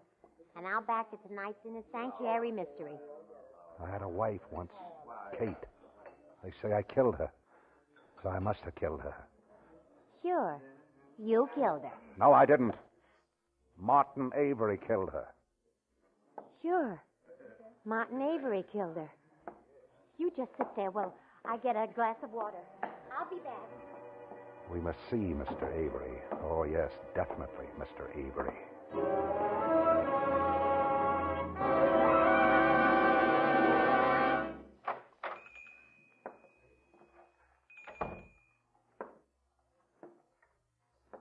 Anyone home? All right.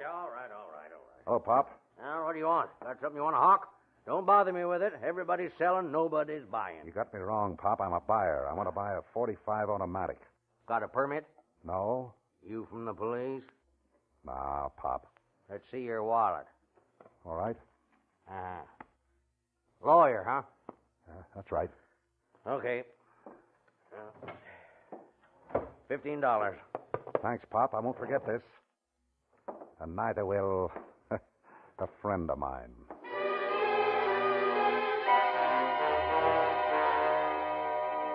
Park Avenue. The little late evening call on Martin Avery. There's the apartment house. First class, Mr. Avery, very first class. May I blow your brains out, Mr. Martin Avery? Thank you, sir. How do they say it in the movies? You want it in the belly or the back? Extra, paper, murder in Bellevue, lunatic escape, extra. Boy? Paper? Yes. Just out? Yeah. Extra. Keep the change. Thanks. Aren't you scared with a lunatic running loose? In New York? Murder in Bellevue,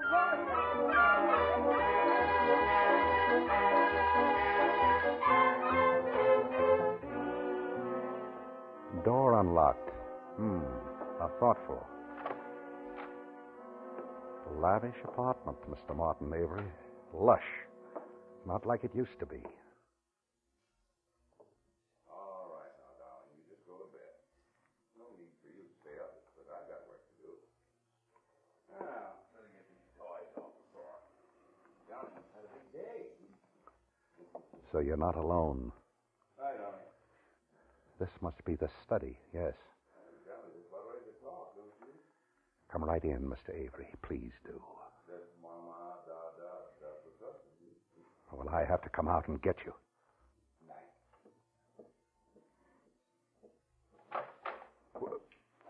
Lacey. Shut the door. Quietly. Lacey. Shut it.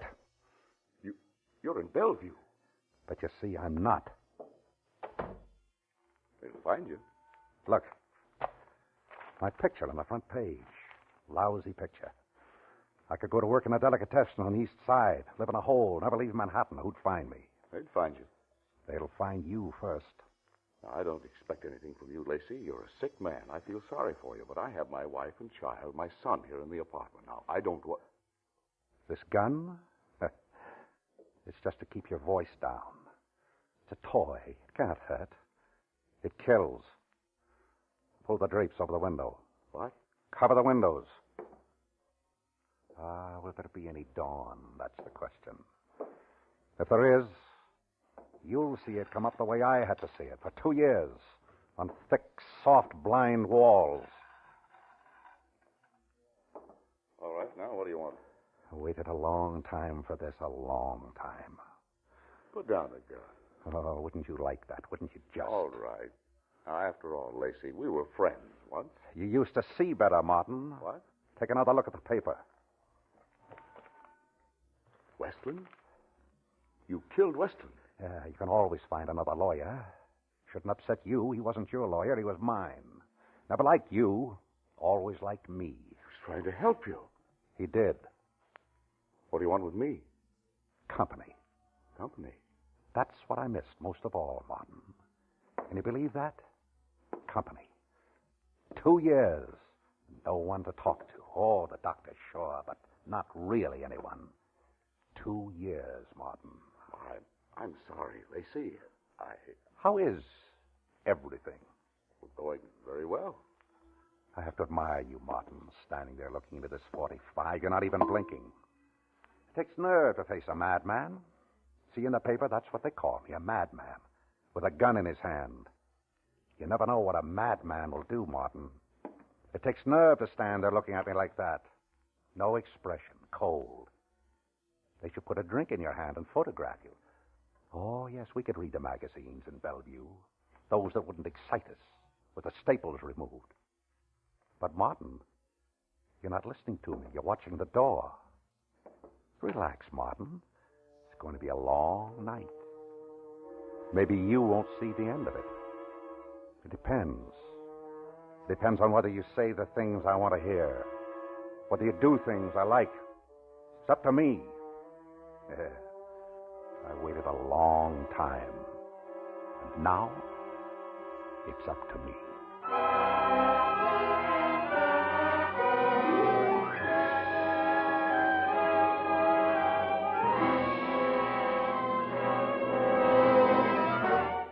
Autolite is bringing you William Powell in The Escape of Lacey Abbott, tonight's production in radio's outstanding theater of thrills, Suspense.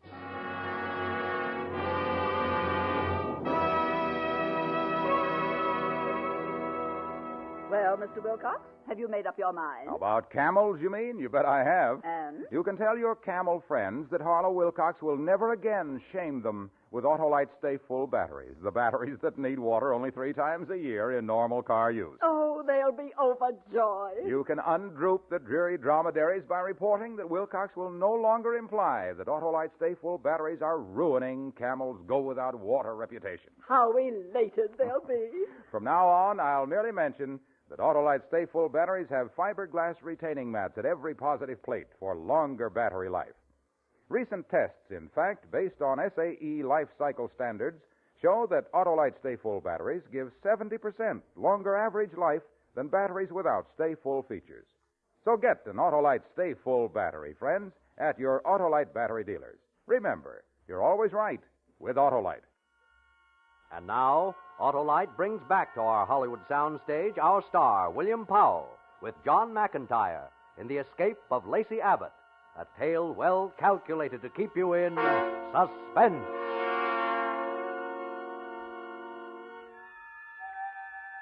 Look at him. Look at Martin Avery, standing alone in the study of his Better Homes and Gardens apartment.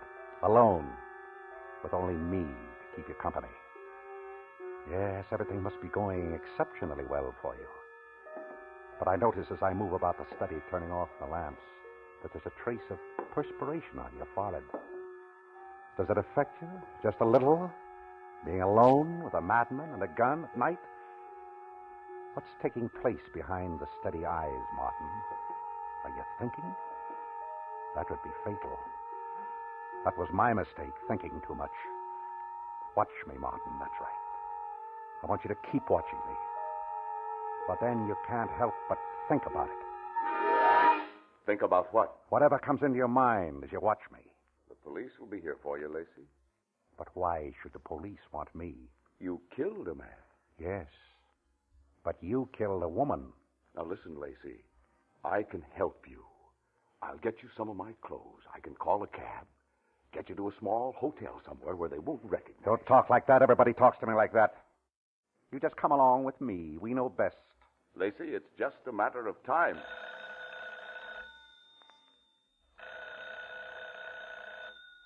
Answer it. Go on. But watch what you say. And hold it out here so I can hear it, too. Hello? Mr. Martin Avery? Yes, speaking. I'm Mrs. Nicholas Westland. I I don't know if you've heard. Lacey Abbott escaped. My husband... Yes, I saw the papers. I'm sorry. Well, I didn't know. I thought I'd better warn you. Nicholas told me how much the man hated you. Thank you for calling, Miss Westland. I hope I'm... Good night. Good night, Miss Westland. Are you all right? Yes, I'm all right. Good night. You can hang up, Martin. Murderer. Please, Martin. You know, I'm not responsible for what I do. You're as responsible as anyone. You knew what you did when you killed Westland. Now you're going to say I'm not crazy? You know what I mean. I'm either responsible or I'm not. If I'm responsible, then I'm a murderer. If not, then Nicholas Westland's death was an unfortunate accident. But that was all taken care of in court 2 years ago. Remember? You testified against me. I told the truth. Did you? Yes. I was the only one that knew you were lying, Martin. You know I told the truth. Where are your wife and your boys sleeping, Martin?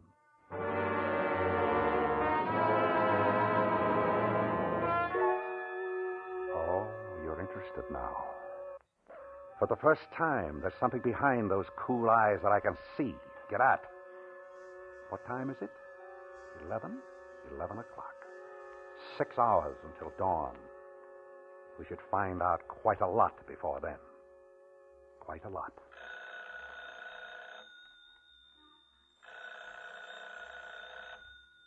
Should I answer it? Answer it. Hold the receiver up, that's right. Just like before, so that I can hear. Go ahead. Hello? Martin Avery? Yes? This is Lieutenant Creekmore, police. What is it, Lieutenant? Is everything all right up there? Yes, everything is all right. You're sure? Yes? Have you heard that Lacey Abbott escaped from Bellevue tonight? I saw it in the late paper. Oh, and you know about Nicholas Westland. It was a tragedy. Well, we thought Abbott was getting better, but, well... Too bad. The reason I called you, you know how Lacey Abbott feels about you. He may try to get you. You think so? Well, he might try, but you don't have to worry, Mr. Avery. I have 4 of my best men covering the front and rear entrances to your apartment house. If he shows, we'll get him. Good night. Solicitous. We're fortunate in having such a solicitous police force. Now, listen, Lacey, I've played your game. Now, let me get you out of here. You go down to the second floor landing. I'll call the men up from downstairs, tell them you're up here, and that'll give you a chance to get out. You didn't answer me, Martin. Where are your wife and son sleeping? In the back bedroom. Through that door and... Straight back, down the hall. The nursery? Why do you... The nursery? Just off the bedroom. How old is your boy? He's a year and 6 months. I remember somebody told me that you were married while the trial, my trial, was in progress. Yes. 1 year for the trial, 2 years in the psychopathic ward. I wish there was something I could do for you. Oh, Lacey. there is. What? Just tell me, why did you kill my wife? You can see the sweat now. Yes, and in a minute he'll be pulling a handkerchief from his pocket and wiping at it. It's taken a lot to shake you, Martin. You've had it all your own way so long. The money, the good life, the good married life. Tell me! You waken them. Quiet. Let me tell you a little story. A bedtime story. Listen to me, Lacey. Once upon a time, there were 2 men who went into business together. The business prospered, and things looked pretty good. Each partner had 50% of the stock in the company. And then along came a big bad menace, a corporation that wanted to buy them out. One partner wants to sell, the other partner no. The partner that said no had a wife. Let's call her Kate. And it seems his stock was negotiable in Kate's name as well as his own. You'd only... Shut up. The partner that wants to sell, that's you, pulled a fast one while I'm out of town. And you got Kate to sign away everything. But before I got back, she saw what you were doing. And right there was where she disappeared. No, now listen to me, Lacey. And I wonder who it was that saw to it. I wonder who it was that killed her. You're still out of your mind. That's just a fantasy. Just a fantasy, huh? I suppose it's just a fantasy that at the inquest, a few well-chosen words from you started them looking at me, wondering about me, wondering why I was away, or what I'd done with the body. Lacey. A fantasy that had almost killed me to lose her. Yes, I was out of my mind then. And again, your few well-chosen words. I'd noticed he hadn't been himself lately, but I just thought it was overwork. You've got to listen. Thanks, now. partner. I do thank you, and I stand ready to repay you, Martin. Where's her body? I don't know. Martin? It was never proven she was dead. Let's say it was taken for granted. I did everything I could for you. Now, why don't you? 4 hours until dawn. But I can see it now, Martin. If you try hard enough, you can see it too. On the wall. Give me the gun.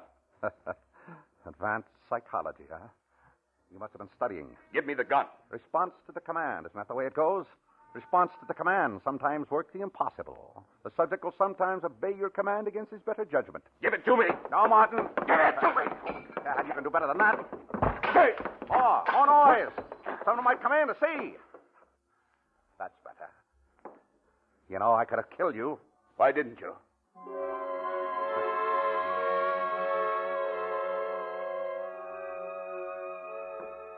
Brave man, Martin Avery. You can't take that away from him.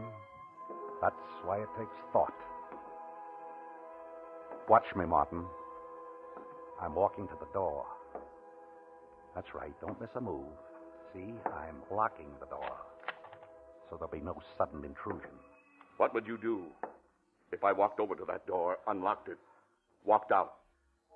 First, I'd shoot you in the shoulder. Or the leg. And then maybe the other shoulder. I don't want you dead. Not right away. I'd never find out what I want to know. Lacey, can't you understand what you're doing? I never harmed you. I swear it. I swear it. Oh, no. Martin, can you hear me? You better answer. Yes, I can hear you. Watch what you say. I can shoot right through that door. Are you all right? Martin? Yes. Please, honey, I'm finishing something important. Well, come to bed. In a little while. Why did you lock the door? Why? Why, I don't remember. I just did. Are you feeling all right, darling? Yes. Please, I'll be finished soon. Is there someone in there with you? Martin. No. Why? I thought I heard voices. I was... Go back to bed. Open the door, Martin. I want to see that you're all right. Open it. No. I'll stand right behind the door. Get rid of her. Martin!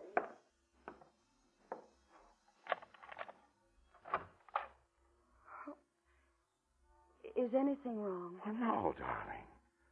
Please go back to bed like a good girl. I'll be alone. Well, all right. But it's after 3 o'clock.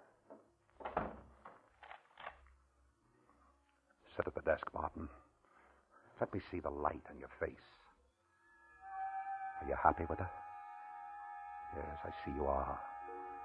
How is she like Kate? Is she like Kate at all?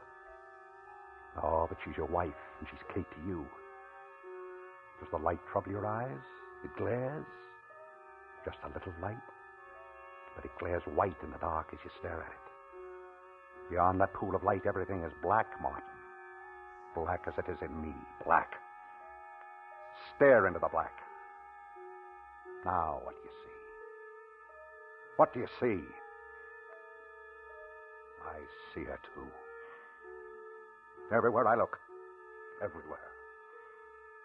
The worldly hope men set their hearts upon turns ashes, or it prospers.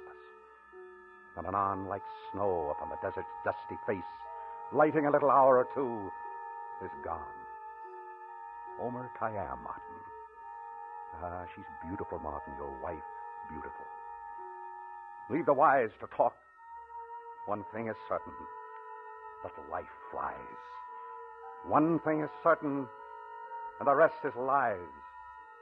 The flower that once has blown forever dies. Dies.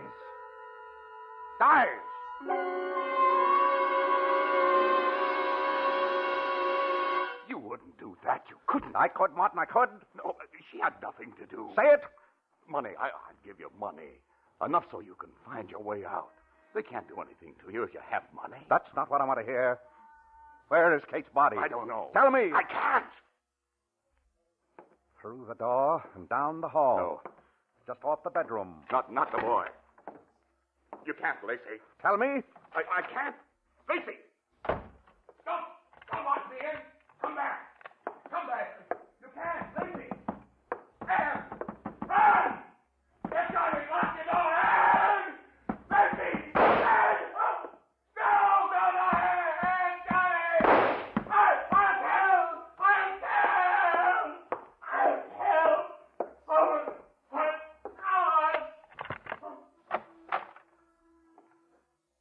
tell.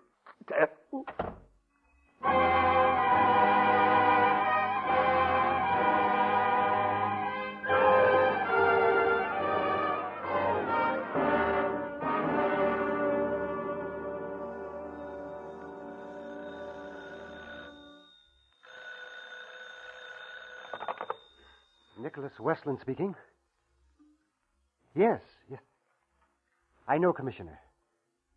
And I'm glad you had the faith to play along with us. I know, yes. It was pretty extreme. Here, I'll let you talk to Lieutenant Creekmore. Oh, thank you. Hello, Commissioner. Avery's wife and child? Oh, they're okay. I got a little scared when Abbott fired those 2 shots in the ceiling. Yeah, I know. But that's what got the confession out of Avery.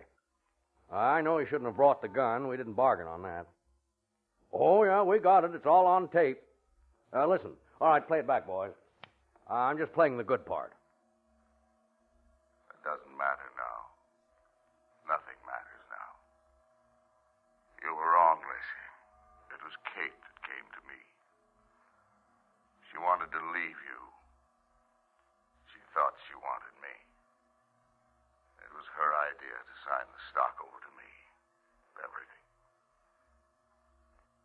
I kidded her along, but she found out about Anne. Anne. It doesn't matter now. I tried to talk to Kate. An argument. We had a fight. I didn't mean to, but it was an accident. I killed her. I fixed it so they'd suspect you. It wasn't hard. It was better than I thought. You seem to be out of your mind. Where did you put her body? I've kept it until... All right, boys, that's enough. Did you get that? Yeah. Well, we'd never have cracked Martin Avery any other way. They wanted to release Lacey Abbott 6 months ago. Why, they said he was as sane as I am. But I'm glad we waited till he had this worked out in his head. You'll have my full report tomorrow. Good night, and thanks, Commissioner, for letting us try it. Well, what's the matter, Mr. Abbott?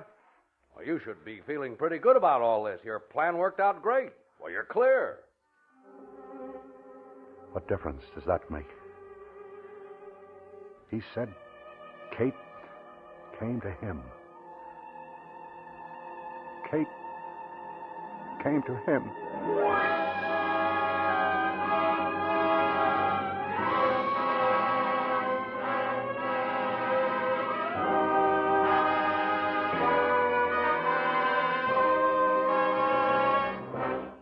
Suspense, presented by Autolite. Tonight's star, William Powell, with John McIntyre. Oh, Mr. Wilcox, you've made the Camel Kingdom ecstatic. And have you ever seen an ecstatic camel, Mr. Wilcox? No, I haven't. But if you like beautiful sights, take a look at this Autolite Stay Full battery. The battery that needs water only 3 times a year in normal car use. And it's only one of more than 400 outstanding products made by Autolite for cars, trucks, planes, and boats in 28 plants coast to coast. These include complete electrical systems used as original equipment on many makes of America's finest cars. Batteries, spark plugs, generators, coils, distributors, starting motors, and bullseye sealed beam headlights. All engineered to fit together perfectly, work together perfectly because they're a perfect team. So don't accept electrical parts supposed to be as good. Ask for and insist on Autolite, original factory parts at your neighborhood service station, car dealer, garage, or repair shop. Remember, you're always right with Autolite.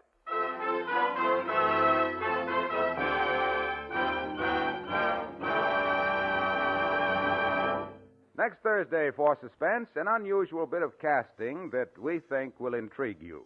Our stars will be radio's usually happy couple, Ozzie and Harriet. The play is called Mr. Diogenes, and it is, as we say, a tale well calculated to keep you in suspense.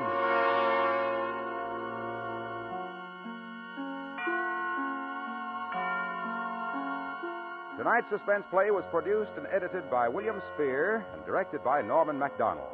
Music for Suspense is composed by Lucien Moraweck and conducted by Lud Gluskin. The Escape of Lacey Abbott is an original radio play by Gilbert Thomas. William Powell appeared by arrangement with Metro-Goldwyn-Mayer, producers of East Side, West Side, starring Barbara Stanwyck, James Mason, Van Heflin, and Ava Gardner. In the coming weeks, you will hear such stars as Rosalind Russell and Marlena Dietrich. Don't forget, next Thursday, same time, Autolite will present Suspense, starring Ozzie and Harriet Nelson. You can buy Autolite Stateful batteries, Autolite resistor or regular spark plugs, Autolite electrical parts at your neighborhood Autolite dealers. Switch to Autolite. Good night. Your help is needed to stamp out dreaded infantile paralysis. Give now to the March of Dimes. Remember, every dime or dollar you give may help to save you or your loved ones from affliction. In Canada, give to the Canadian March of Dimes, Box 10, Toronto. This is CBS, the Columbia Broadcasting System.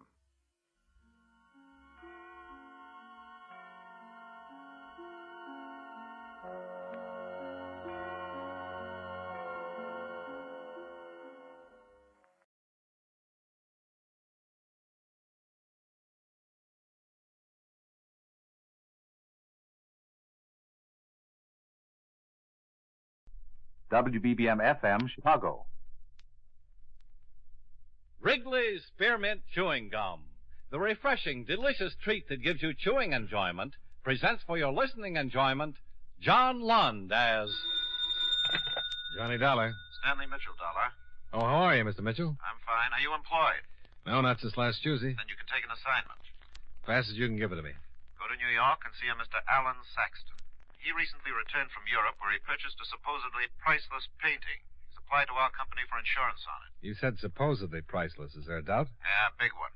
Several experts have examined the painting, claim it's a forgery. Saxton yelled foul all over the place. He paid $200,000 for the article. Well, I do a little yelling myself. A whole group of experts are going to give the painting every test there is, and if it stands up, we're obliged to insure it. And if it doesn't, I leave before Saxton comes to a boil, huh? That's about it. I'll get right on it, Mr. Mitchell.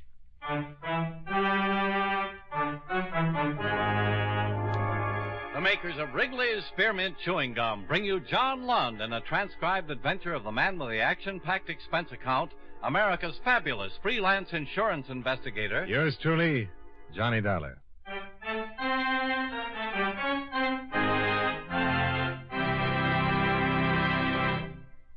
Friends, the makers of Wrigley's Spearmint Chewing Gum present these weekly adventures of Johnny Dollar because they know that millions of you enjoy Johnny Dollar.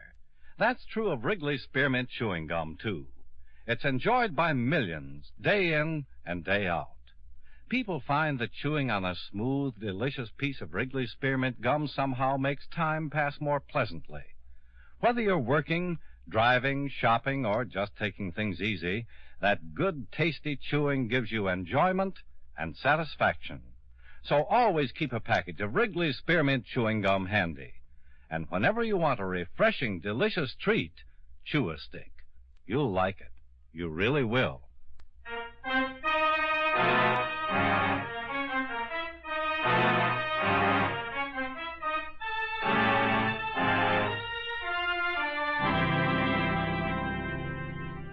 Expense account submitted by Special Investigator Johnny Dollar to Home Office, Great Eastern Life Insurance Company, Hartford, Connecticut.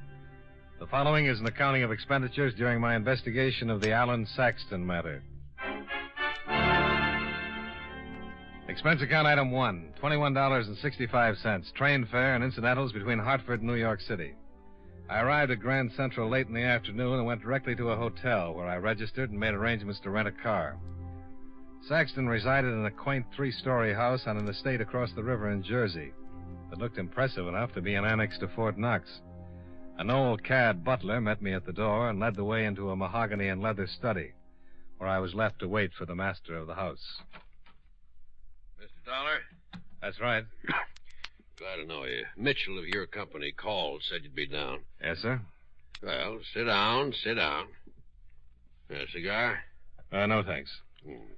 Aren't you a little premature? How do you mean?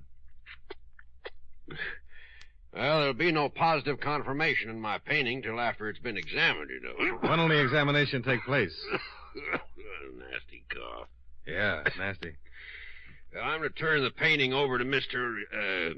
Farmer from the museum tomorrow morning. I imagine he'll have it for a day or so. I understand you paid $200,000. I sure did. 200,000 fat American dollars, Mr. Dollar. Have you any idea how long it takes to make $200,000, Mr. Dollar? Well, that kind of depends on who's making it. Me, I start getting senile around $1.98. Oh, Lord. If I keep hacking like this, I'll end up doing business in an oxygen tent. Here. You like to see the painting, Mr. Dollar? Sure. Come on. Mr. Dollar, if I've been swindled, I'm going to cause more trouble than a hungry snake in a rabbit pen. Who'd you buy the painting from? One of the biggest, most respectable dealers in Paris is all. You ever been to Paris, Mr. Dollar? Yeah. In here. Hey, how about that Paris, eh? Oh, I rather enjoyed myself. I rather did, too. Yeah, I've been there a dozen times now, and I never get tired of anything. Not anything, Mr. Dollar. The last trip, I met... You're a terrible old man. Huh? Oh, Barbara. I didn't see you. Obviously. Hello. Hello. This is my impish daughter, only child, spoiled rotten. Barbara. Johnny Dollar. Just going to show Mr. Dollar the painting. Yeah. Beautiful. Yeah. You don't really like it, do you, Mr. Dollar? Well, I really don't know much about it, Miss Saxton. Barbara. You don't care for it, Mr. Dollar? Well, I guess it's very good. Good. Dollar, that's an original Marceau. Marceau! Oh. They're beginning to call Dad the hacking sack. Yeah, hacking sack. Nasty little brat, isn't she? Who told you the painting was a forgery, Mr. Saxton? A miserable little man named Lippert fancies himself an authority. Just jealous of what he is. Give his right clavicle for that painting. Ran around telling everyone how old Saxton got taken for $200,000. Miserable little cuss. You going to be in town long, Mr. Dollar? Oh, stop rolling your eyes. That's about as crude And as... that eye rolling went out with high button shoes. Who did you say sold you the painting? Look out for her, Dollar. Get that tone? Are you going to be in town long, Mr. Dollar? I want to know. The painting? I bought it from Rene Francois, most reputable dealer in Paris. He's only going to be in town till after they establish my painting's a forgery. Isn't that right, Dollar? Who? Rene Francois? You. I'm doing my best to save you from this designing female. Now agree with me. Yeah, I'm only going to be in town Then you until can after... stay for dinner. He cannot. Why not, Mr. Dollar? Because we haven't got enough food. Oh, don't be ridiculous. Now, you go on back to wherever you're staying, Mr. Dollar, and I'll get in touch the minute they finish with the painting. Now, take my word for it, Dollar. Quit while you're ahead. Stick around for dinner, and you end up a cripple. Oh. Well, are you going to stay for dinner or not, Mr. Dollar? He is not. Seems like a nice fella, but he never played polo in his life. How about it, Dollar? No, just an occasional game of stickball. What position? Oh, mostly gutter. Wonderful. I was a gutter man myself. You were raised in Hell's Kitchen, you know. Mr. Dollar, please stay for dinner. No. You can talk over old times. Bring back the good old days when you were out cracking skulls. You were going to leave. I am. Show Mr. Dollar Saxon's word is as good as his bond. Her bond. I'm a her. She. Yeah, her. Sometimes I wonder. Come on, Dollar. I'll walk you to the door. You don't have to drag him. Mr. Dollar. Goodbye, Miss Saxton. Please. No! Look out! Getting better, but you're putting too much of a curve on it. I hate you. Come on, Dollar. You're quite a girl, huh? Yeah. There's nothing really wrong. Just spoiled. Got too much money. I'd ask you to stay, but you really seem like too nice a fella. Well, Well, what? Just well. At the moment, that's about as glib as I can get.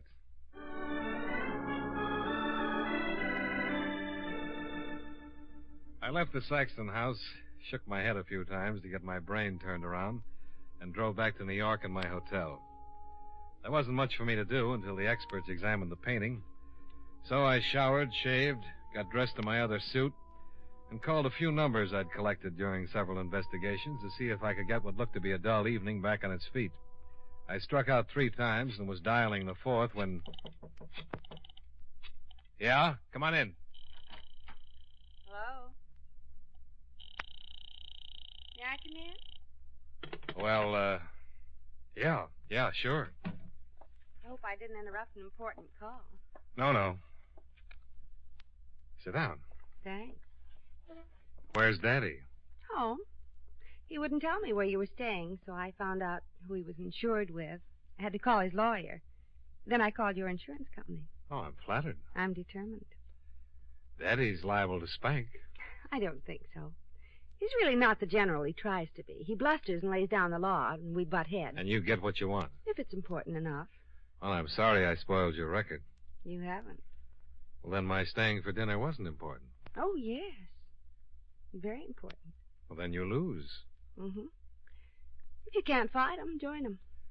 Well, that's a practical bit of philosophy, but I don't see quite how it applies. I've had no dinner.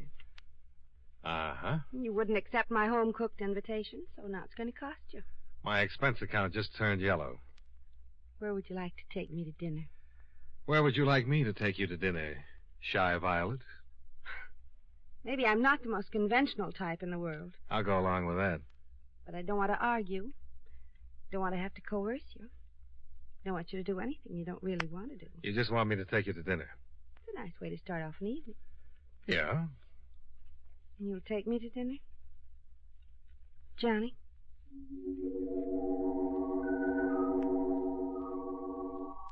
Expense account item 2, $22.78 dinner at a small Italian restaurant. I'm pretty sure the dinner was excellent, but I'm positive that Barbara Saxton was more woman than I'd run into in a long time. Delilah was a Girl Scout by comparison. We got back to the Saxton home in Jersey about 3 in the morning, parked the car at the front door, and said goodnight. I had a wonderful evening. Will you call me tomorrow? Right after my 2 o'clock shock treatment. Weren't you happy? Well, I'm not quite sure. I think we had a little too much to drink. Who had a little too much to drink? Okay. I had a little too much to drink. You're fractured. I love you, Johnny. Let's get married. Come on, dear love. Oh, I don't want to go in yet. I want to get married. Johnny, let's drive to someplace where we can get married. No, I'm once more a clear-thinking, cautious bachelor. I can fix that. Now, while I'm conscious. Want to bet? Oh, come on. Be a good little girl. Get out of that car and let me walk you to the door, or I'll scream for help. You're mean. The word is coward. Yes. Now, come on, dear. No. All right. You're right. You're a coward. But a single one. Now, come on. Kiss me goodnight first. Barbara. Kiss me goodnight or I won't budge. I'll kiss you goodnight at the front door. It's the deal.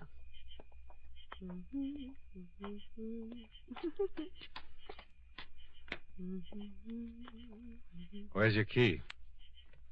First. Now, honey. You promised. The front door. This is it. Good old front door. Okay. Good night, honey. Let's get married. We'll talk about it tomorrow. Now. Shh.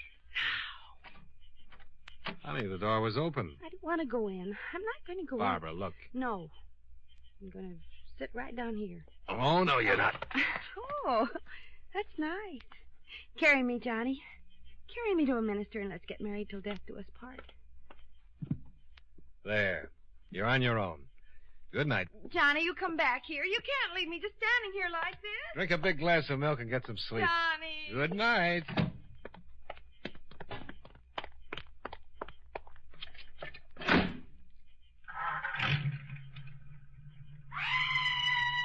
What the...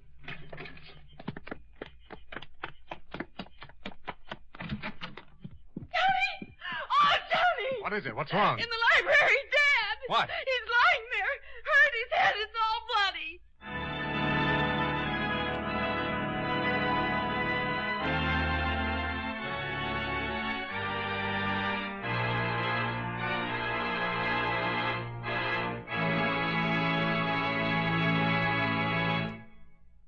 Friends, Wrigley's Spearmint Chewing Gum is a refreshing, delicious treat you can enjoy just about any time.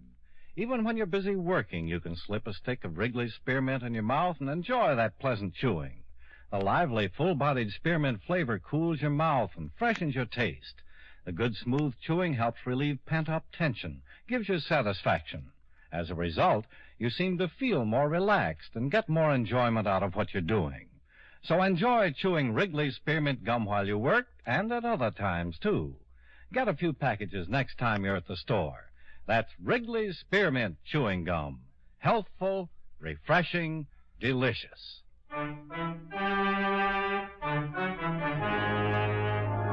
now, with our star, John Lund, we bring you the second act of Yours Truly, Johnny Dollar.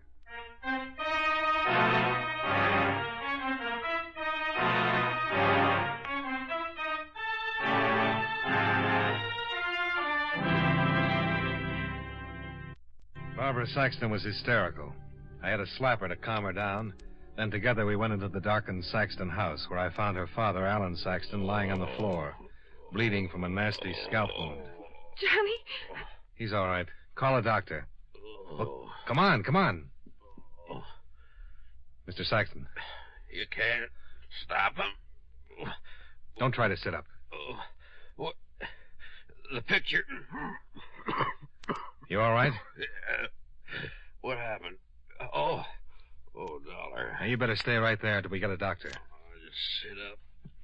Oh, my head. Oh, it doesn't look too bad. There's a lot of blood. My painting.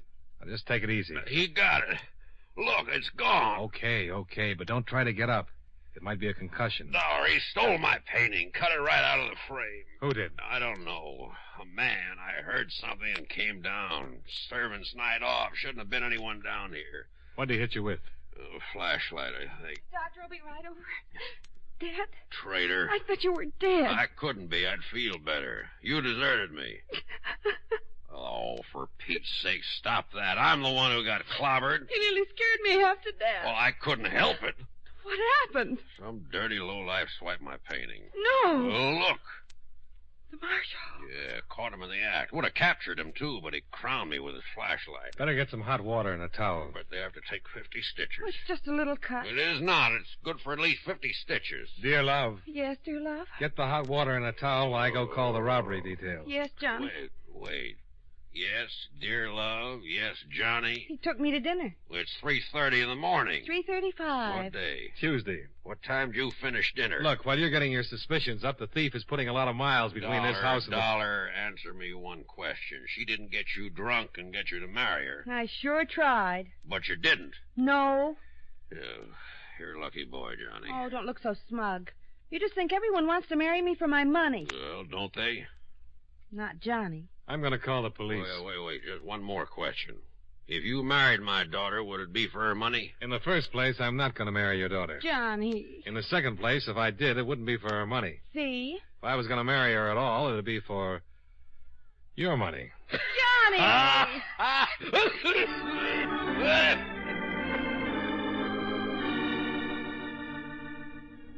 Barbara got a towel and some hot water, and I called the police. I stuck around while old Saxton gave his heroic side of the incident. Then I took off and drove back to the hotel, where I put in a call to the Paris branch of the company. I talked with Howard Gilbert and asked him to check on the departure of Rennie Francois, who, according to Saxton, wasn't expected to arrive in the States until late that afternoon. There had to be a good reason why anyone would steal a painting that had been publicized as a possible fake. Saxton wouldn't have the painting stolen, because without insurance, he'd just be out the $200,000 he'd paid for it. Rennie Francois might have a reason, though. Because if the painting was proved a forgery, his reputation would suffer, not to mention having to return the $200,000 to Saxton. Well, Gilbert promised to wire the information regarding Francois' departure the minute he had it, and I left the hotel and headed across town to see an old friend, a continental stool pigeon with a way of knowing about such things as stolen $200,000 paintings. It was close to 5 o'clock when I rang his doorbell.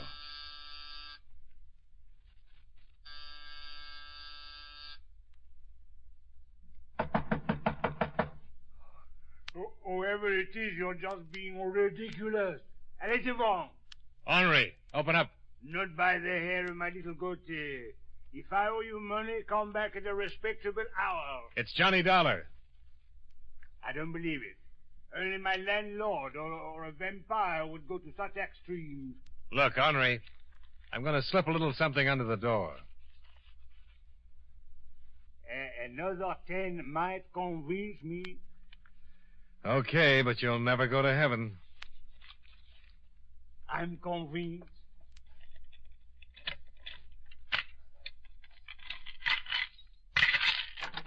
Mon ami, entrez. I miss you, Johnny. Are you that broke? Well, until this windfall, I was completely fractured. But, what can I do for you? Some information. Bien. Mais, is this so important that you must seek me out before the sun has risen? You ever heard of a Mr. Alan Saxton?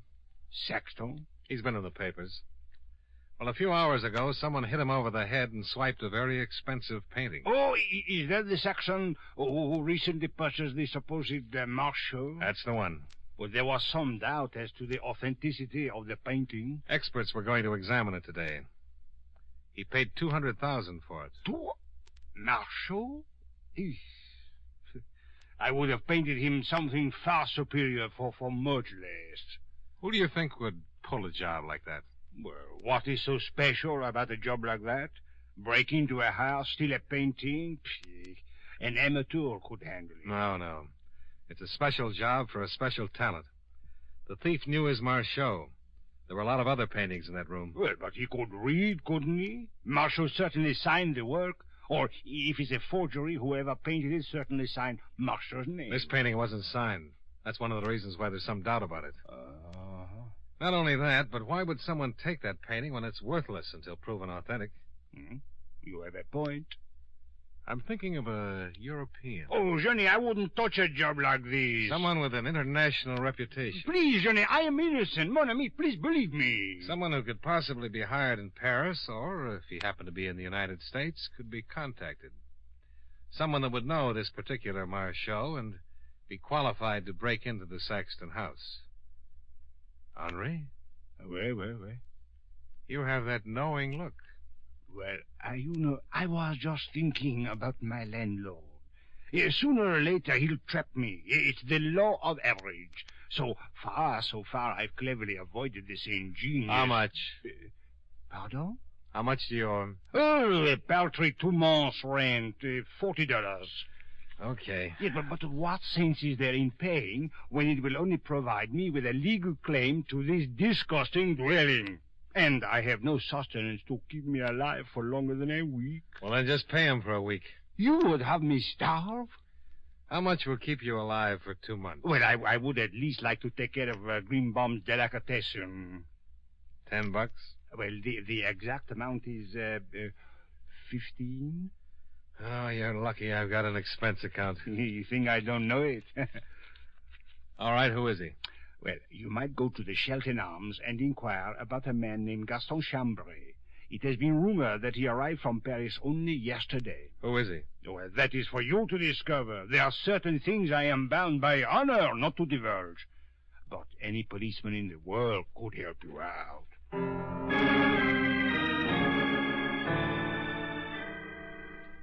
I left the little Frenchman and went back to my hotel, where a cable was waiting from Gilbert at the Paris office. It told me that René Francois had booked passage on Air France and was due to arrive late in the afternoon. I left, climbed into the rented car, and drove to the Shelton Arms on East 108th Street, where a sleepy night clerk gave me Gaston Chambray's room number and accepted a $10 bribe not to inform Chambray that I was on my way up.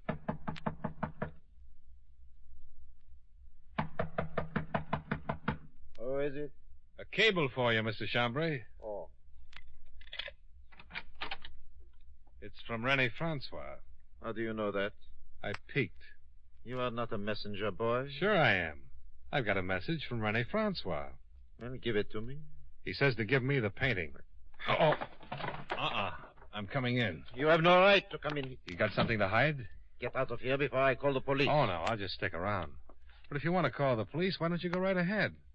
Maybe you'd like to tell them where you were earlier this morning. I was right here in my room. I have been in my room since early last night. You didn't take a short trip over to Jersey? I certainly did not. You arrived from Paris yesterday, huh? Yes, but what has... Oh, police. You are a policeman. I'm surprised you didn't decide that when I pushed my way in here. I have done nothing. But you know a René Francois. Yes, but I know nothing about a painting. Now, look, I know all about you. Of course, but you can't prove anything. You want me to tear this apartment to pieces, or do you want to hand over the Marchot? I told you I have no painting. I just said Marchot. That could be something you shampoo your hair with. You mentioned a painting, then Marchot. Any fool would know they are one and the same. As for your tearing my apartment to pieces, as you so crudely put it, I think you would be making a serious mistake. Really? You have no warrant. Well, now you're making a serious mistake. Really? I don't need one. You're still going under the assumption that I'm a policeman. You are not? No, not a bit.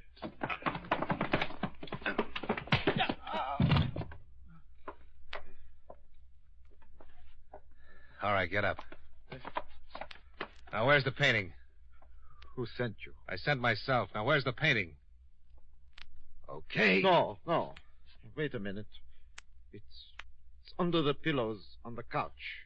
Uh-huh. Why did you steal it? Maybe you didn't understand me. No. All right. I was hired.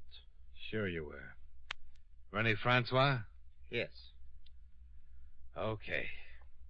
Now, as long as you're so suspicious about policemen, put on your clothes. I'll take you downtown, introduce you to a few of the gentlemen in blue. Gaston Chambray gave a complete confession to the police. He'd been hired by the Paris art dealer, René Francois, to steal the painting, had been discovered by Alan Saxton, and in order to make his escape was forced to clout the old boy on the skull with his flashlight. René Francois was met at the plane, and when confronted with the evidence, readily confessed. He explained that when the Marchot was proclaimed a possible forgery, he realized that if it really was, his business would be ruined, and he would have to return the $200,000 to Saxton. He checked with the sources that had originally sold him the painting and discovered that there was a strong possibility that the painting was a fake. He offered Chambray $10,000 to do the job. He'd arrive in the States after the robbery, offer his condolences, meet Chambray at a predetermined spot, and take the painting.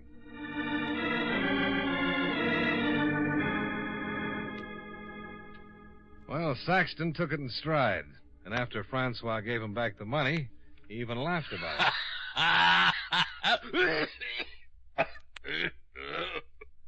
You really did a fine job, Dollar. I'd like to make it worth your while. Well, it'll just cost you the $85 I paid out in bribes. The rest goes on the expense account.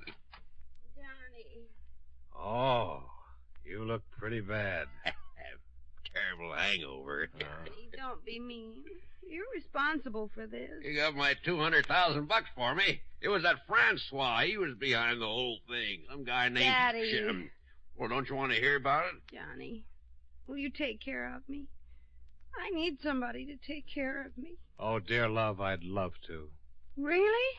But I've got to get back to Hartford. I can be packed in an hour. Oh, there you go with that eye rolling again. I'm not rolling them. They're rolling themselves. I have absolutely no control whatsoever, Johnny. Dear love. Yes, dear love. Can I go with you? No. Why not? Well, I'm an insurance man. What's the matter with that? Oh, nothing. Only I know a bad risk when I see one. Johnny, I'm not a bad risk. No, but I am. Bad. Here, have a cigar.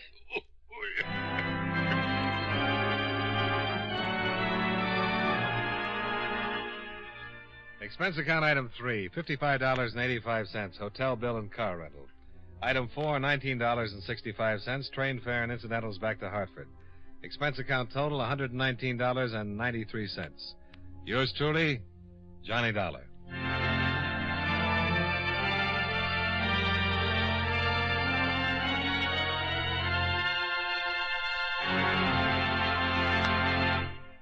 Remember, friends, Wrigley's Spearmint Chewing Gum is a refreshing, delicious treat you can enjoy just about any time. Chew a few sticks of Wrigley's Spearmint during the day and see how the good chewing helps you keep feeling fresh and alert. The lively, full-bodied flavor of Wrigley's Spearmint Gum cools your mouth, freshens your taste, and sweetens your breath. The chewing itself gives you a nice little boost, helps you keep going at your best. Millions of people get real chewing enjoyment out of Wrigley's Spearmint Chewing Gum every day. And we know you'll enjoy it, too. Get a few packages and always keep some handy. That's Wrigley's Spearmint Chewing Gum. Healthful, refreshing, delicious.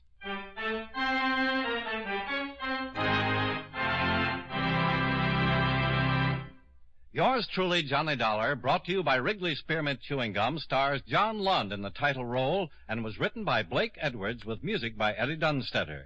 Featured in tonight's cast were Edgar Barrier, Hal March, Virginia Gregg, and Jay Novello. Yours truly, Johnny Dollar, was transcribed in Hollywood by Jaime Del Valle.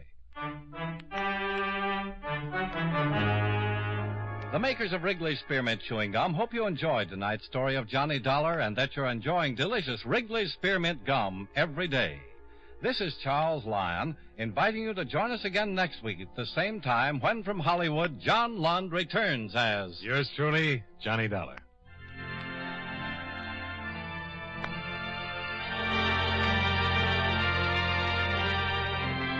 This is the CBS Radio Network.